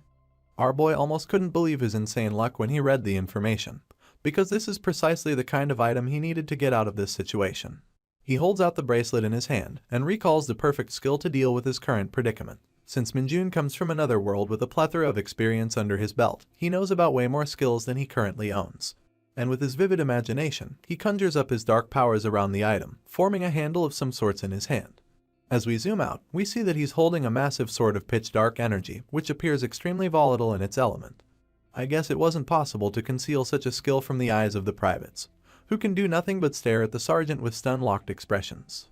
Almost like Guts from Berserk, the man holds out his massive blade on his shoulder with a grin of confidence. This is one of the unique skills of a monster called the Dark Knight, which gave our boy quite a run for his money when he tried to catch him. It almost looks comical when Minjun holds out this absurd-looking weapon above his head, but the skill he uses to cast it is nothing to laugh at. This skill is called Banishment, and it uses his demon sword to open up a rupture in the surrounding space, blasting all nearby enemies through a dimensional rift. With one last smirk, my guy tells the fake dungeon to get a load of his power and swings down the gargantuan sword, which almost forms a veil of dark energy in front of him. As expected, the slash opens up a dimensional rift in front of him, and although everything looks normal for a brief moment to the mud monsters, they soon start getting sucked into the void as their bodies disintegrate. The rupture is massive, and sucks in all the enemies created by the fake dungeon in a twirling motion around it, along with all of its purple poison. The dungeon core itself wasn't an exception either, as it soon began to crack and crumble under the pressure. Not being able to hold onto its form, it got sucked into the rift along with the rest of its measly creations. By now, Minjun's energy sword has exhausted its usage, so it started to melt away its shape and disappear into the air as well. And in a matter of seconds, it completely disappeared from the hands of our hero. Not that it matters, because the satisfied look on his face is already enough to confirm that he got what he wanted. That's when his lackey in the outside world contacts him via telepathy, telling him that there's been some trouble. Apparently, the Hunter military soldiers are sticking some sort of strange device to the entrance of the dungeon, and he doesn't really know its purpose. As we zoom in further towards the strange contraption, we hear the soldiers confirming that they have successfully installed the mana bomb. The commanders shout for only the necessary personnel to remain on the scene, and orders the rest to immediately vacate the site. The man in charge of this operation seems to be Major General Sun Tiho, and after hearing the word bomb, the lackey starts to get worried. He informs his master of the same, who currently seems to be reaching towards the dungeon core without a care in the world. The destroyed core lays in front of him in pieces, as he replies to his lackey that there's nothing to worry about. He then quickly proceeds to further smash whatever remained of that purple ball, claiming that he's about to exit this place in a matter of moments. Going back outside, it almost seems as if the time is running out for our hero. The bomb has already been installed, and an officer is standing next to General Tio with the trigger to detonate it on his command. The division commander holds the switch in his hand, wondering if he has no option but to press it. It would be nice if they could open the gate through the bomb, but there's always a chance that it might trigger another unexpected reaction from the dungeon. That's when we get into a brief flashback where the general was shocked to learn about Kim Minjun being present on the scene earlier. The commanding officer confirms this, and informs that Sergeant is currently inside the dungeon along with their own personnel. That of course doesn't make any sense to Sun Tio, as our boy had no reason to be present at this site, when it's not even his station of duty. Heck, this isn't even his division. But the information is true, and the commanding officer confirms once again that he rushed into the gate after stating his affiliation. The Major General asks if Minjun's division has been contacted regarding this incident, and the subordinate replies with a yes, further informing that his battalion commander is currently en route to the site. With an almost uncharacteristically panicked look, the Nepo baby's father looks at the dungeon gate once again. He's worried about our boy's safety, and the dangers that he might face inside the unpredictable environment of such a strange dimension. But the portal is already closed shut by a mass of tentacles, which brings us back to the present, where the mana bomb has been planted to deal with that exact same issue. Sun Tio holds the bomb's trigger in his hand, but he's rather unsure of this decision. That's when the subordinate from the flashback comes rushing in, informing at once that all troops have been safely evacuated to a safe distance. Once again, with a worried expression, the Major General looks at the trigger and faces reality. Although he wants to put his faith in our boy, he knows that they have already spent 4 hours in the dungeon without proper equipment, which makes their chances of survival very slim. However, just as he had resolved himself to finally push the button, the massive portal suddenly started to quake and tremble. Such an event was unexpected, and it left the two officers at the scene to become unsure of what was happening. Miraculously, the enclosure of tentacles started turning to brittle stone and crumbling before their very eyes. Tio's subordinate was still lost in the sauce, but the general was sharp enough to take action immediately. He ordered him to quickly call the medics to come to the aid of any survivors, and then bring the officers to come fully armed to the field for any unexpected dangers. The general then rushed straight towards the gate, and with his massive hands and abnormal physique, started tearing apart the weakened tentacles to fully open up the portal once again. While he was busy struggling to rip the tentacles piece by piece, the lieutenant was already back with the medics as commanded. A gray-haired woman, who looked to be the one in charge of the medical corps, immediately reported their arrival to the Major General, but the man simply commanded her to stand by for the time being. And then, as he held the pieces of monster flesh he tore apart, the both of them witnessed something truly miraculous. Human figures started to emerge from the portal, and it only took a moment more to see that these were the privates who were sent inside for mana stone extraction. From the look on their faces, they almost can't believe that they actually made it out alive. I shit you not, this is actually the first time we've ever seen Nepo Baby's father with such a genuine face of happiness. I guess he really cares about his people. He pats the private first class at the front, and starts asking them if everyone is safe, and if there's anyone who got injured. I guess the reality finally set in for the redhead, so he starts crying with joyful tears, telling the division commander that everyone is safe.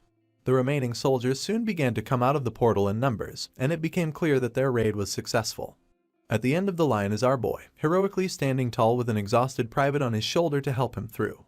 One of the medics rushes over to help the private instead, and our boy slowly leaves the man in his care. He then turns his gaze and meets the eyes of the Major General standing a short distance away from him.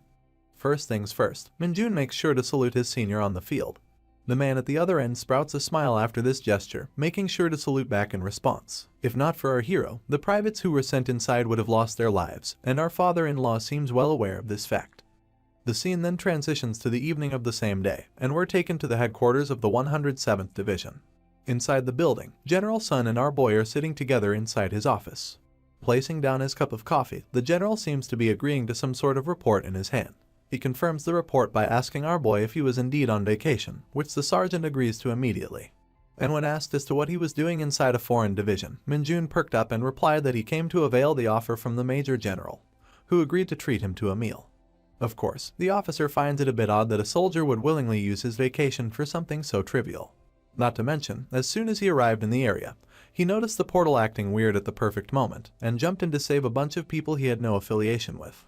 And after listening to all the facts, even Minjun is forced to face the fact that his lie is starting to stretch a bit thin. However, he has no choice but to stick to his words, so answers back with his usual bright energy, confirming that when he noticed the anomaly at the gate, his body started moving on its own to take action. There was a brief moment where the general was forced to think that this dude had to be bullshitting him, but he couldn't help and laugh at the answer instead. He likes the eccentric nature of our MC, and is finally beginning to understand why Brutus likes him so much. Meanwhile, my guy is just surprised that his lie somehow ended up working. After the hearty laughter, the Major General leans forward and informs our hero of the incredible feat he accomplished inside the fake dungeon by ensuring the safety of every soldier. He appreciates his efforts, and Minjun is more than happy to take up that compliment with stride. However, there's a sudden tension in the air when General Sun's eyes begin to sharpen. Minjun notices the shift and stays silent in response to listen further. That's when the man starts explaining that the sergeant is starting to stand out too much. Not only has he been rapidly moving up in ranks one after the other, but also given the achievements of today's incident, it goes without a doubt that the Hunter Corps headquarters is starting to pay him a lot of attention. To our attention-seeking hero, that's not exactly a bad thing, but the general is concerned that it might cause him some problems in the future. And if that happens, he wants to assure Minjun that he should never hesitate to inform him immediately. No matter what happens, he assures him that Brutus and himself will stand up for him at any given point. That means that our sergeant boy is now officially recognized by the father-in-law for his talents, and Minjun can't help but thank him for the gesture. After that, the general leans back on his sofa, telling the boy that he can't really treat him to a meal today because he's busy, but he'll go ahead and grant him any personal favor if it's within his power, as thanks for saving his men. Without an ounce of shame, this idiot blurts out that he'd like yet another promotion, but General Sun makes it clear that such a decision is not up to him in the slightest. That left our boy with a pouting expression on his face, but only until his eyes got drawn to something special. As he peered at the general's desk, he saw a very familiar-looking crystal that he once stole from the Nepo baby's house. Just like the last one, this crystal is giving off a faint, yet an extremely refined smell of demonic energy. The general notes that the sergeant's gaze is fixated on the object, and he immediately picks up on the cue that the boy probably wants it. He asks him if he knows the object, but Minjun plays clueless and replies that it just looks like a really interesting rock, and he's like to add it to his collection. Once again, his eccentric nature and responses are really starting to grow on the general. He gives him a stern look for a moment, and while my man just stares back with his puppy-eyed look, General Sun says that the crystal is a byproduct of a dungeon and is rather valuable. He adds that there was recently a burglary in his house, which left him with only just one of these crystals. If he catches the culprit, father-in-law would surely tear apart his limbs, but we already know that the rascal is sitting right in front of him, pretending like he doesn't know anything. But anyway, the general takes the jar in his hand, easily offers it to the excited sergeant as a gift for his services. The man can't help but feel that he strangely keeps getting involved with our hero just like his daughter, but he's finally starting to not hate these interactions. But thinking about his daughter, he suddenly regains his usual self, asking Minjun directly what kind of relationship he has with Yunseo. And of course, my man replies with a stern look that they're fellow hunters, nothing more and nothing less. In his case, it's also true because this dude don't care about no women. That statement in itself is a huge relief to the doting father, who just wants to protect his daughter from the lecherous gazes of men. So, with a smile etched on his face, the general excuses the sergeant and asks him to send his battalion commander in the office after he leaves. Kim Minjun salutes the Major General and exits the scene promptly with the crystal in his hand. It is now nighttime outside, and our boy is waiting under a bus stop with a familiar figure by his side. Looks like Lee Bongu has reverted back to his usual form to enjoy some sort of sweet fish-shaped pastry, and his master is just yelling at him to stop eating with his mouth open. Scared of his wrath, the cute lackey calms down a bit, and Minjun proceeds to smash the crystal in his hand to absorb its power.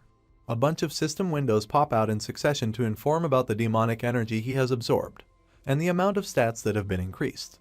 It actually seems much lower than the last time, and our hero is forced to wonder whether he's reaching a point where it's going to get much harder to increase his level. But just as he was thinking that, another system window informed him that he's reached the current threshold of the demonic energy and unlocked a new skill called the demonic energy whip. Now that changes the whole story for our boy, who's suddenly excited again at the emergence of a new power. While all of that was going on, we go back to the Hunter Corps headquarters, where a meeting was ongoing inside one of the conference halls. Sun Tiho and General Brutus were standing face to face with each other, and the man in the center was their superior, yelling at Nepo Baby's father for the mess he allowed to fall on his sight. The man apologized for his oversight, but the superior officer, Lieutenant General Kim Changmo, was far too furious to accept his apology. He yells that the 107th Division would get audited soon, and warns the Major General to be ready for it as well. While the two-star officer could do nothing but hide his face in shame brought upon by his useless subordinate, the Lieutenant General stayed relentless in his remarks. Even Brutus had no choice but to witness the whole scene quietly, as there was nothing they could do to mend this situation. Moreover, Kim Changmo was dying to meet the battalion commander who was the root cause of this mess, and it's very likely that he's going to strip him of his uniform. Sun Tiho agreed to send Colonel Lee to the meeting room later, and that's when the door behind him suddenly propped open. A single emergence of the figure from the door startled the three officers present, and Lieutenant General Kim was the first to get up and salute. The man stepped forward with authority, telling Kim Changmo to go easy on the Major General, because he's yelling loud enough to even be heard outside the room. The three-star officer immediately stands on guard after the statement, agreeing to the command and sweating profusely. That's when the figure finally took his seat while stating that he had received the report of the incident, and Major General Brutus quickly realized that shit was about to go down. You can already see the 4 stars on the uniform of this figure, which mark the highest status in the military, the rank of a general. And sure enough, as we zoom in on the cunning and calculating face of the man, the comic reveals him to be the supreme commander of the entire Hunter military, General Gu Haxial. He utters the name of Kim Min-jun, the man who was at the forefront of his report, and you can immediately tell that some intense politics are about to go down soon. The story continues, and we're immediately greeted by a brown car, speeding its way inside the Hunter military camp. It comes to a halt with an abrupt press on the brakes, and out comes a fuming colonel, the commander of Min-jun's battalion in the 104th Division. Still mad and upset, the guy doesn't even bother to close the door to his car and marches straight into the building. His destination is none other than his own office, and when he bursts open the door to head inside, he's immediately greeted by an energetic salute from one of the officers. The colonel looks around frantically, asking where everyone is. As we zoom into the face of the officer, we find out that it's Min-jun's own platoon commander, and he seems a bit hesitant to answer the colonel. The colonel figures out the situation from his silence immediately, and asks whether the people came to target our hero, which is something the platoon commander couldn't refuse. Feeling dejected and defeated, the colonel takes a seat at last, calling the higher-ups a bunch of bastards for their underhanded tricks. He holds his aching head with frustration, knowing fully well that they deliberately made their move when he wasn't in the camp. As he sighs and tries to calm himself down, the poor lieutenant can do nothing but stare at him, with a face that says he doesn't know what to say. You see, this man was making the exact same face just an hour prior, when he was lost in the sauce in exactly the same way. He was sitting in front of 2 broad shoulders, which belonged to a pair of really scary individuals. The first one was a Master Sergeant Utiwan, a senior officer from the Special Task Force of the Hunter military. The second one, who looked like his brother from another mother, was also from the same task force, but slightly lower in rank. He was a sergeant first class, whose name was Jang Minsu. Looks like they came with a request to Min-jun's platoon commander, who is currently in the process to decline them politely. His reason was that the officers came really early in the morning, and wanted to personally meet his soldier who had just returned from his vacation.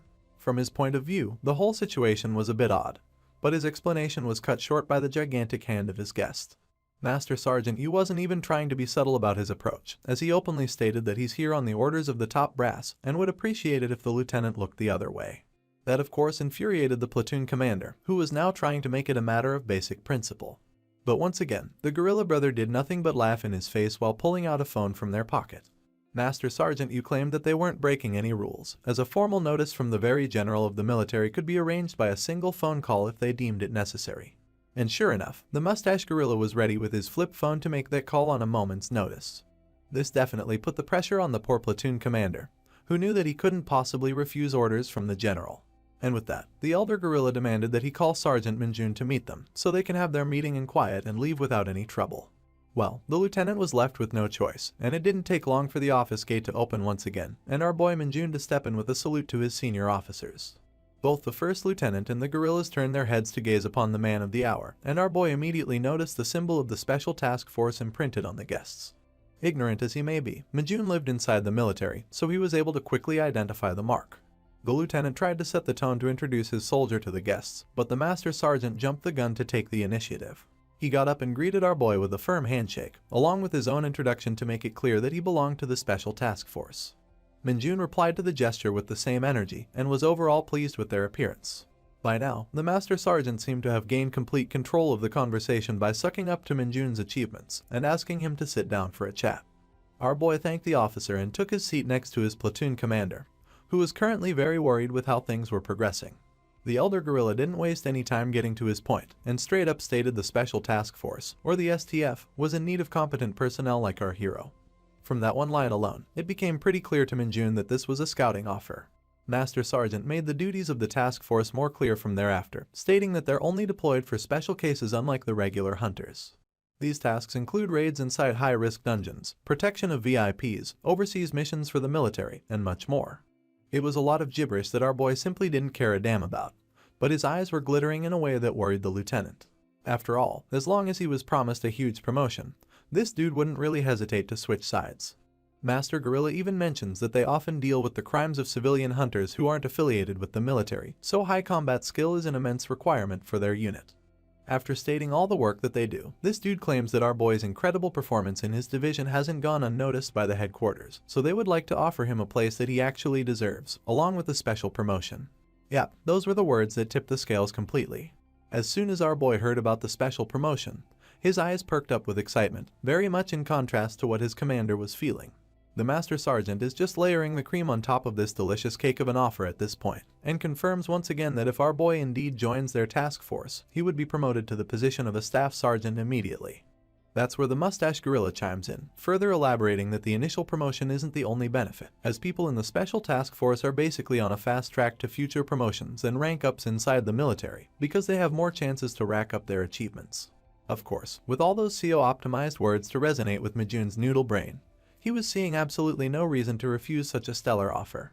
That's when the Master Sergeant's flip phone started ringing out of nowhere, and as he tried to excuse himself while trying to take it out of his absurdly plus-sized pocket, Minjun couldn't help but notice that it's the exact same model as the one on the table.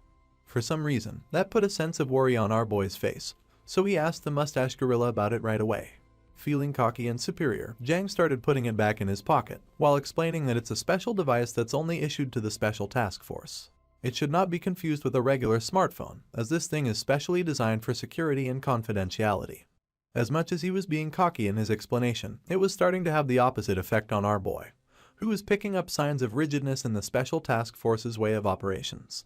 He surprises the Gorilla Brothers when he asks them whether he'd be allowed to use the internet and computers as much as he wants if he joins their unit, and as expected, the response wasn't to his liking.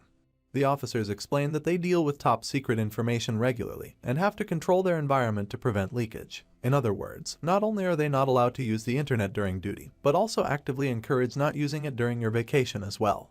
Well, that was it folks, our boy has lost all interest in their offer. Even his platoon commander is able to tell what's happening, because he now knows that these task force buffoons don't know shit about our hero. In any case, the Master Sergeant was about to close the meeting by handing over his card and saying how such an offer is extremely rare to come by, but Minjun straight up cut him off and told him that he'd just stay in his current division. Not surprisingly, that immediately broke the previously calm facade of these idiots, who couldn't wrap their head around his answer. Getting slightly annoyed already, the Master Sergeant demanded our boy to reveal his reason for rejecting the offer. Of course, Minjun isn't known for his shy nature, so he immediately starts explaining that he can't join a squad where he can't even play his favorite game, Dungeon Power Fighter. Now clearly, that was an answer that sent the mustache gorilla in almost a justifiable rage. I mean, how could this dude reject such an incredible offer over some stupid outdated game? But that's just who our boy is, and he makes it clear to his guests that he's not joking. For him, this game is a vital source of energy, and he's not really willing to substitute it for anything else. Heck, this guy crossed over a whole separate dimension just to play this game. That doesn't mean that the Master Sergeant would simply accept his reasoning, however, but he's got no other choice. Realizing that the person's will matters the most anyway, he decides to take a calm stance unlike his angry junior, and says that they will take their leave. Seeing them leave, the platoon commander jumped up with a giant-ass spring in his steps, and beamed ahead to open the door for them, showing them the way out so they can never come back. My guy was literally snickering behind their backs, as the officers of the Special Task Force could do nothing but exit the office with their defeated expressions. But as a one last fuck you, the mustache gorilla turned around and accused Minjun for having his accomplishments overly blown out of the proportion, as he never believed that someone of his caliber was fit to join the task force in the first place, and he's sure that he couldn't even pass their entrance test if he tried. I don't know what to say, but we all know that our hero doesn't like backing down from a challenge quietly. He unfortunately took the bait and asked Jang how he could be so sure that he'd fail their test. The two guests' pride was already crushed, and now this idiot was clearly taunting them by claiming to be better than what they think, so it's no wonder that the poor platoon commander was starting to lose his shit once again. Minjun was already in battle mode in his head, so he provoked them once again, asking them how they could deduce that he would fail their entrance test. That made the mustache gorilla walk back up to him in retaliation, and as showed his teeth behind that bushy mustache, he confidently looked down on our hero, stating that he could prove his point at any moment. Right now, this asshole is clearly itching for a fight, and the platoon commander knows that nothing good will come out of such a mess, so he tries to stop the two from taking things further. But he immediately gets cut off and tapped on his soldier by the master sergeant, whose snickering face tells us that he's enjoying the direction this whole commotion is headed. Now that they've failed the mission anyway, he wants to take down our boy a peg, and requests the platoon commander to let them use their training center for a duel. In the next scene, we head directly towards the mentioned training facility, where the mustache gorilla and our hero are holding their respective weapons to face off against each other. The observers are the master sergeant and the ever so confused platoon commander, who still doesn't know how to sweep up this mess. We finally get to see the incredibly buffed up body of the gorilla from a front view, who's explaining to Minjun that the Special Task Force's entrance exam is a freestyle duel against a senior member, so he should get ready to get schooled. Minjun makes it clear once again that he has no intention of joining the task force. So, if he comes out as the winner in this duel, he wants the mustached asshole to apologize before taking his leave. That of course sends the man boiling once again, who just can't seem to understand why our hero is still so confident. He mocks Minjun's choice to pick up a whip against him in a duel, and taunts him by claiming to fix his attitude for good by the time their duel is over. The Master Sergeant announces that the battle will be held over 3 rounds of 3 minutes each, and commences the fighters to begin their duel right away. Upon his signal, our boy starts cracking his whip, and the mustache dude takes up an offensive stance with his sword. The bell rings, and the gorilla is the first one to make the move, by instantly getting closer to Minjun to break his balance. Our boy manages to duck under the sword just in the nick of time, but the gorilla is now blocking his vision with his massive hand, while also bringing back his weapon for another attack. This catches our boy off guard, and sends him flying to the other end of the hall by a single thrust from the training sword of the gorilla. My man skids past his platoon commander and lands violently on the ground, leaving his enemy with an expression of satisfaction and victory. The platoon commander is quite shocked at such a scene, because this was probably the first he ever saw Minjun take any kind of attack from his opponent. On the other hand, our boy was lying rather silently on the floor with his arms spread. But as soon as we zoom in, we see that he's now actually grinning from ear to ear, absolutely thrilled at the prospect of this fight. The commander looks at the excited face of his soldier with worry, and this is where we enter a little flashback to see what happened earlier. You see, when Minjun was getting ready with his weapon of choice, the platoon commander called out to him. He wanted to ask what our boy's plan for the fight was, and of course, the up-and-coming sergeant was only planning to win overwhelmingly by thoroughly crushing his opponent. Now here's the thing that worries the platoon commander the most. He's not worried that Minjun won't win, but instead afraid that he'll beat up his opponent so badly that there might be consequences for them to pay afterwards.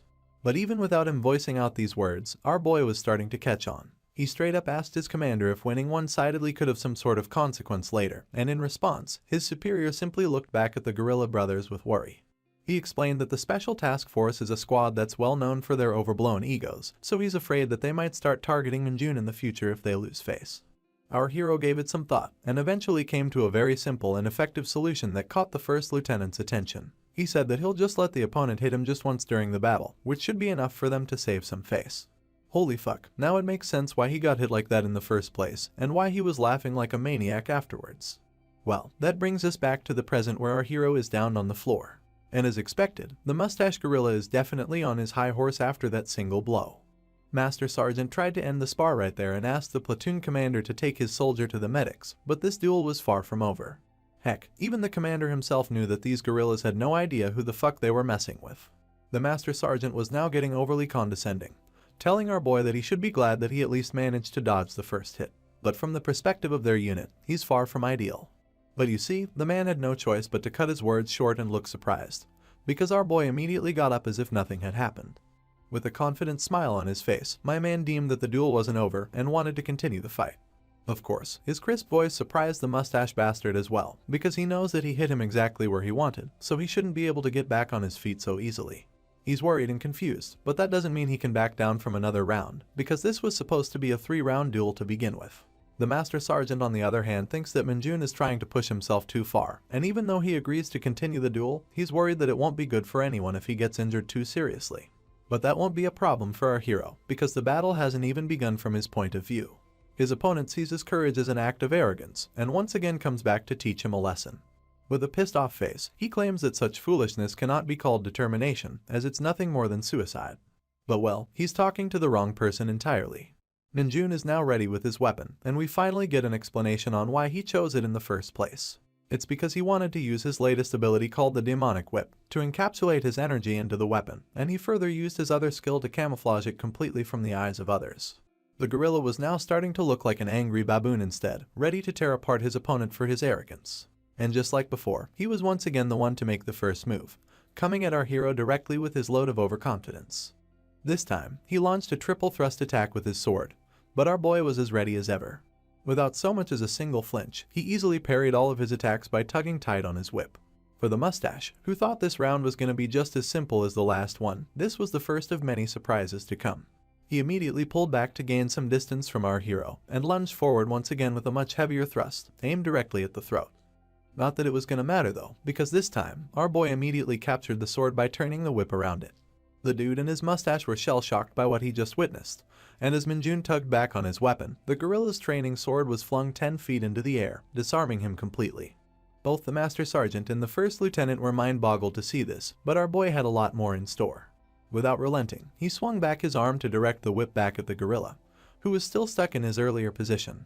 This just goes to show just how fast all of this happened. The whip came crackling down from all directions, and the gorilla had no choice but to put his guard and endure the blows. Although disgruntled and furious, the man looked fine on the surface. But just as he was about to get cocky and tell Minjun that his lousy attacks weren't going to work on his buff muscles, his hands started to crank up from nowhere. His expression made a complete 180 in a matter of seconds, and the pain was so unbearable that he couldn't help but scream at the top of his lungs. As far as the Master Sergeant was concerned, perhaps this moment was the most shocking one to him. He couldn't believe that his brother gorilla was kneeling down from such a seemingly underwhelming attack, but the man was literally trembling and wailing in agony. But this was just the start of the suffering, and the Master Sergeant could instinctively spot the threat when he saw the whip once again. In the hands of our boy, who was swinging that shit around like some experienced cowboy and grinning like an absolute psychopath, this innocent training weapon was starting to look incredibly terrifying.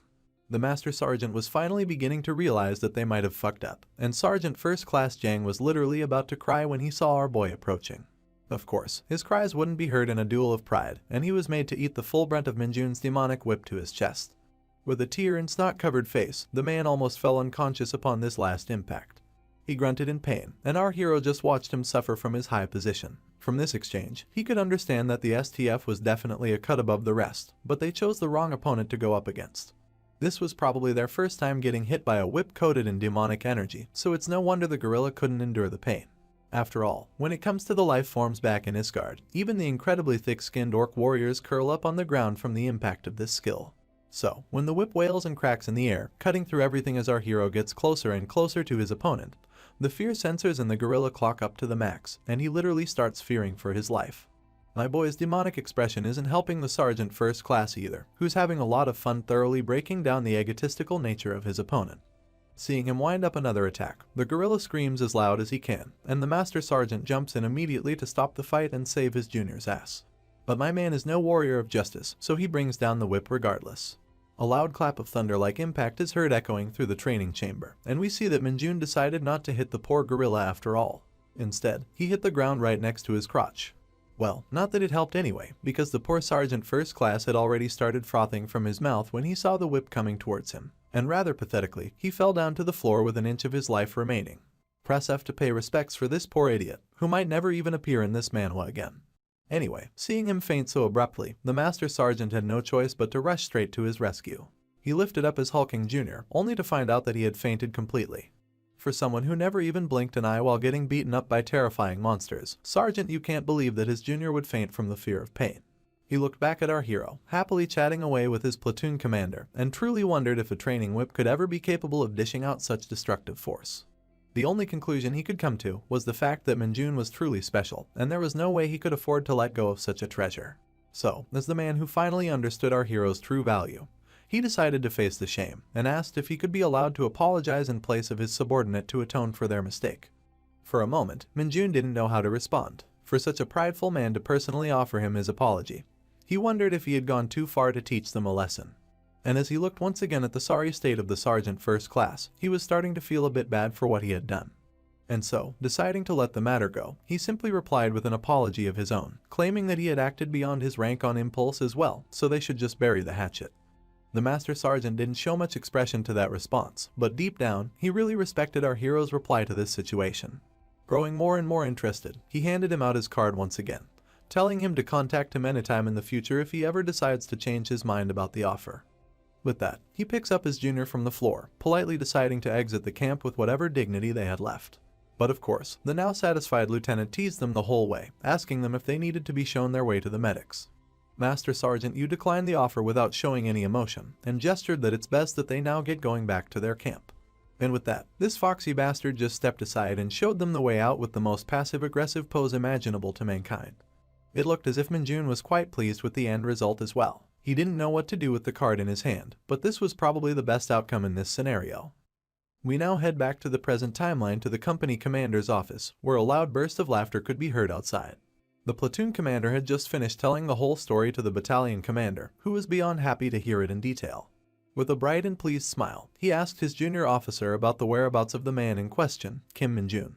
The lieutenant replied that he was now back in his barracks and was currently training on his own. The colonel says that he'll personally deliver the news of Minjun rejecting the offer from the special task force, as he's sure that the division commander Brutus would be thrilled to hear it. But still, there's a moment where he shows some worry on face, because if our boy rejected their offer this time, he's sure that the STF now wants him more badly than ever. The lieutenant seems to think the same, and wonders if they should do something to entice our hero to make him stay in their battalion. The colonel's response to this is rather bland. He believes that the division commander must have predicted these things so far, so they shouldn't worry unnecessarily. He looks back up with a renewed smile and a hint of confidence, saying that he's looking forward to what kind of offer Brutus would prepare for our hero.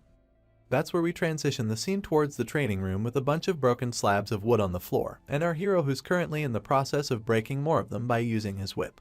Holding his weapon with a hint of confusion, it seems as if this man is trying to practice his control over the skill so that he can tone it down a bit when dealing with a similar opponent in the future. The episode starts, and the first thing we see is the absolutely joyous face of Brutus, laughing at our hero's recent shenanigans with the special task force. He's getting the news from Minjun's battalion commander, and is overall quite pleased with the result. He speculates that the STF guys must be quite upset right now, to which the colonel fully agrees. You see, Brutus was previously quite worried because he knew he couldn't stop our boy from leaving if he decided to join the STF, but now that situation has resolved itself rather beautifully. The colonel agrees, and suggests that it's probably the best time for them to step up their game. Since the Major General agrees with this statement, he wastes no time and gets up to express his proper appreciation to the right party. My man picks up the tiny handle of the phone receiver with his gigantic hand, and casually proceeds to talk in abstract words to the person on the other end, confusing the colonel behind him. With almost a vicious smile, he orders the other person to meet him right away and bring all the relevant files along with him. We'll get back to this mysterious development later, but for now, let us go back to the military camp of our hero. The corporals are all gathering in front of their sergeants, looking a bit anxious. The reason seems to be the newly lined shoulder traps of our hero, which seem to represent yet another promotion. Guangxik and the rest look confused to see this, and nervously ask Sergeant Lee what seems to be happening. Sergeant Lee responds without a change in expression, letting everyone know that he's no longer the leader of their squad, and the position has now been passed on to Minjun. The ponytail inquires if this means that Sergeant Lee is getting a promotion, but the man replies with a negative. However, he elaborates that he will soon be applying for the position of a staff sergeant rank, so he's now passing on his current position to Sergeant Kim Minjun. All of these guys have been through every dangerous situation imaginable, so it's not like anyone has a complaint regarding this decision. In fact, all the corporals agree in unison that no one else is more qualified than our boy to receive such a position. Still, Minjun's disciple raises his hand to ask a question, and the sergeant allows him to speak. Looks like the student is curious if his master was the one responsible for solo clearing the fake dungeon from a different division, because that's quite the hot topic inside the division. His inquiry hypes up Guangxik and the ponytail as well, who claim that the entire hunter community is in an uproar because of that incident. I guess he couldn't deflect the rumors at this point, so my boy keeps it casual and calmly admits that he's the one responsible for clearing that dungeon. However, he makes sure to add that he was passing through that location by mere coincidence. After confirming the rumors from the man himself, it's to no one's surprise that the entire squad was dumbfounded. They knew it was possible, but getting the confirmation still left them surprised. Dong Jin expresses his shock and asks right away if the sergeant suffered any injuries. But as you can see, this f***er is in perfect condition. Now the others get extra chummy, wondering if this achievement has something to do with his promotion to the squad leader and whether he's going to receive any other rewards. Getting tired of their persistent questions, our boy pushes them away while agreeing to have received some other rewards, but it doesn't look like these people have any intention of leaving without getting their answers. A few days passed after that, and we now find ourselves inside a goblin colony dungeon, where our boys are slaying the monsters left and right. One of the goblins gets sliced in half with his tongue sticking out, and the dialogue between the corporals begins. Guangxik seems to be asking if Minjun really got a scouting offer from the STF after only joining the military recently, and the ponytail confirms it immediately. Not only that, while hacking away at his target, the ponytail corporal even confirms that our boy straight up rejected the offer and brutally beat up one of their sergeants. Guangxik knows that all of this must be true, but given how unbelievable it all sounds, he can't help but comment that no one outside the military would believe such bullshit. But it remains a fact that the division commander made Minjun their squad leader, and even Guangxik knows that he has already been promised the position of a staff sergeant within a year. Anyway, while they were discussing such matters, the two corporals heard an unbelievable roar coming from the forest. A massive green hand emerged from the shadows, crushing a tree bark with its bare grip. Its glowing yellow eyes and its shiny white tusk became visible, making it clear that the Goblin Lord had made its appearance. My guy was built like John Cena, and creepily inched towards the corporals to avenge its fallen comrades. Once again, it roared with all of its might, but somehow, it got absolutely zero reaction from our guys. Even while the Lord was charging towards them with its massive club, the hunters didn't bat a single eye, and kept staring at the creature with deadpan eyes. That's when a whip slithered past Guangxik with unimaginable speed, and hit the overgrown goblin right in its eyes. The poor creature let go of its weapon while wincing in pain, and we finally realize why the corporals didn't even consider it a threat. More lashes of whip kept coming out in succession. The monster cried in pain and agony, while the hunters did nothing but watch the show from the sidelines. At this point, the Goblin Lord was looking more like a beaten-up slave, cowering before its master to beg for mercy. That's when we finally see the face of the perpetrator, who's of course no one other than our boy, Minjun. He holds a rather sturdy-looking whip in his hand with his signature smirking smile, ready to crack a bastard's skull. Just from the conversation of the corporals, it would seem that the new whip in our hero's hand is personal equipment. That was granted to him by the division commander himself. And given the fact that even the platoon commander doesn't have his personal equipment yet, this is definitely an amazing privilege. But privileges be damned, our boy out here just wants to have fun being merciless to a bunch of monsters while swinging around his new fancy weapon. The whip cracks like thunder on the poor creature, blasting him away to bits and pieces. At this point, Guangxik can't help but wonder why he was given a whip out of all possible weapons. The ponytail corporal replies, saying that this is something their sergeant picked for himself. And now that they see the effects of such rewards in live action, they're somewhat starting to understand why Minjun would reject a direct scouting offer from the STF. Even Minjun himself is really fond of his new weapon, thinking to himself how it's a lot better than he'd imagined. Swinging it around once more, he gets a near-perfect feel for its weight, balance, and the grip, which are exceptional to say the least. Not to mention, because of the mana stone engraved in the handle, our boy no longer needs to use his demonic whip skill for the impact to be effective. And with all of that combined, it's only natural that he's having a ton of fun using this weapon, blasting mofos into the nether realm, and surprising the fuck out of everyone who's watching him do it. He was promised another promotion within a year, but from the looks of it, and with the help of this incredible weapon, Minjun is quite confident that he'll be able to move that date forward by quite a bit. Now, let us move forward and time ourselves as the scene shifts to a chicken restaurant inside of the Chuncheon area. The delicious Korean meat is sizzling on a hot pan. But unlike the scrumptious nature of the food, our boy Minjun is looking pretty sour. Looks like someone is sitting in front of him, quite eager to eat the food, but my man isn't the least bit enthusiastic. He lets out a sigh, looks at the person in front of him with a frown, and asks them why they're here. Quite surprisingly, the person on the other end of the table is the Nepo baby, completely engrossed by the food in front of her. The waitress swoops in to mix up the ingredients one last time, and earns one of the most beautiful smiles this world had ever seen from Sun Yunseo. And right away, without wasting a single moment, the girl starts chomping down at the delicious treat, completely ignoring Minjun's question from earlier. This puts our boy in a bad mood, as he stares at the girl with a mix of annoyance and puzzlement. At last, Yunseo finally notices his hostile gaze, and stops the next bite to observe further. She innocently asks her if he's not gonna eat as well and offers to cover the bill by herself. But of course, that's not the issue at hand. Our boy is just curious how the Nepo baby knew that he was taking a day off, and also the fact that he was coming to this area. Heck, she even knew the exact restaurant he was gonna dine at. While piecing all of these things together, a thought suddenly pops up in our hero's mind. He remembers how he shared his plans with Corporal Guangshik, and immediately figures that he must be the bastard who leaked the information to Yunseo. As soon as he asks the girl to confirm this, she starts averting her eyes as expected. It looks like his guess was on the mark. Yunseo claims it to be just a coincidence, but the scary looks from our hero sets her straight that she's already been caught. So, she decides to own up to it, and apologizes to the hero while admitting to the fact that she was the one who requested the information. But the corporal's punishment is now up to the sergeant to decide, so he just cuts to the chase and asks the female hunter what she's planning by coming here. In fact, he straight up makes the assumption that maybe she likes him, which is a remark that the lady waitresses of the establishment are trained to overhear. Of course, our girl gets flustered and calls his comment nonsense. She blushes innocently and asks why the sergeant is suddenly talking to her so casually. Minjun doesn't see the problem with that, of course, since they're both of similar age, and he'd actually prefer it if the Nepo baby would use the same casual tone.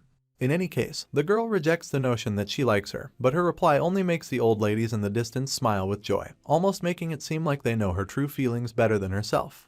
Anyway, Minjun once again asks her why she's here if that is not the case, and the girl finally admits that the sizzling meat wasn't the only reason she came here.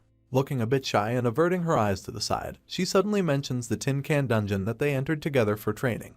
Minjun gets confused at the unexpected reply, but then Yunseo keeps listing other events such as the Red Boar dungeon, and even the recent fake dungeon incident. In all of these places where our hero is present, some sort of unexpected incident occurred. And although it's just a curiosity at the moment, Yunseo just wants to stick around to confirm if something might happen again. Still, now that she said it out loud, it sounds so ridiculous that she's actually getting embarrassed that she brought it up in the first place.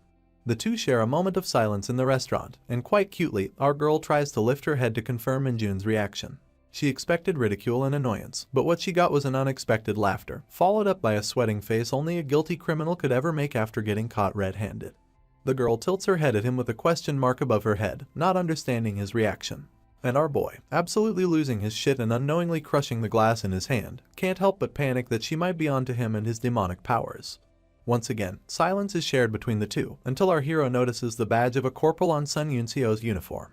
He tries to take advantage of it to change the topic and asks if she got promoted, and Yunseo replies that she just passed her promotion exam last week. Minjun tries to egg on her some more, saying that it's an amazing feat to be promoted so quickly, but the remark only seems to annoy our girl. After all, he's sitting right in front of her as a sergeant, even though they both joined at the same time.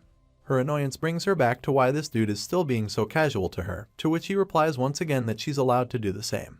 The Nepo baby starts pouting once again, and even though the crisis seems to be averted, our boy's attention is quickly drawn towards a demonic call from his familiar. Looks like a dungeon gate is about to form near his location, and he's live footage of the scene through his ability. Minjun clicks his tongue, because this is literally the worst possible time for a dungeon to appear. After all, this girl over here is sitting right in front of him, actually waiting for someone to randomly happen while he's on vacation. You see, she was right on the money as well, because the only reason why Minjun took a break in the first place was because his employee of the year, the condom head demonic familiar, had informed him of a dungeon's arrival in advance. But now, his plans are completely ruined due to the Nepo baby's presence. Actually running out of options, my guy brings back his straight face and pulls out the oldest trick in the book to bail on your date in a restaurant, which is the excuse of needing to use the bathroom, and silently exiting through the back door. Yunseo allows him to leave, and the next thing we know, the idiot is out and about in a nearby park, waiting for the portal to emerge. He finds the crackling energy rather quickly, and starts looking around for his familiar. The camera pans towards a park bench, and our tiny condom head peeks through from behind it after spotting its master. Minjun gives it a thumbs up for bringing him such amazing news despite not even working with Lee Bongu, which is a praise that the familiar really seems to appreciate. After tossing away the ball of demonic energy for the familiar to feed on, our hero starts to wonder why his other minion hasn't come into contact with him lately. But before he can entertain that thought any further, his attention is diverted towards a much more pressing issue. The lightning of the dungeon portal seems to be acting more violently, which basically means that the gate is about to open. Minjun readies himself for the battle, commenting that it's good that not many people are passing through this area due to the winter cold. In just a matter of seconds, the lightning energy starts running rampant in its location, and a gigantic portal is opened right in front of our hero as he had expected. We all know that our boy isn't the type to care about others, but even he is getting annoyed by the fact that the gate is opening up in the middle of a residential area. Regardless, for the sake of the citizens' safety and his promotion, he gets ready to deal with this mess as soon as possible. In the next moment, we see a somewhat humanoid silhouette of a dungeon creature making its way out of the gate, looking quite menacing. The fact that the monster is coming out on its own isn't a natural occurrence, and is categorized as an anomaly called the dungeon break. This is when Minjun's phone starts buzzing, and he takes it out to see a message alert from the Hunter military, informing the citizens to escape the area due to the appearance of a dungeon. For now, our boy doesn't know what might come out of this portal, but if it's something he shouldn't be able to handle at his current level, he just needs to hold out until the reinforcements arrive from the military. After all, they already seem to be aware of its presence, so our hero just needs to think of a way to stall for time. Soon enough, a giant blade-like object comes out from the portal, and out emerges a massive creature with incredible muscles, sharp canines, and a face without eyes. The creature roars ferociously, immediately putting our hero on guard against it.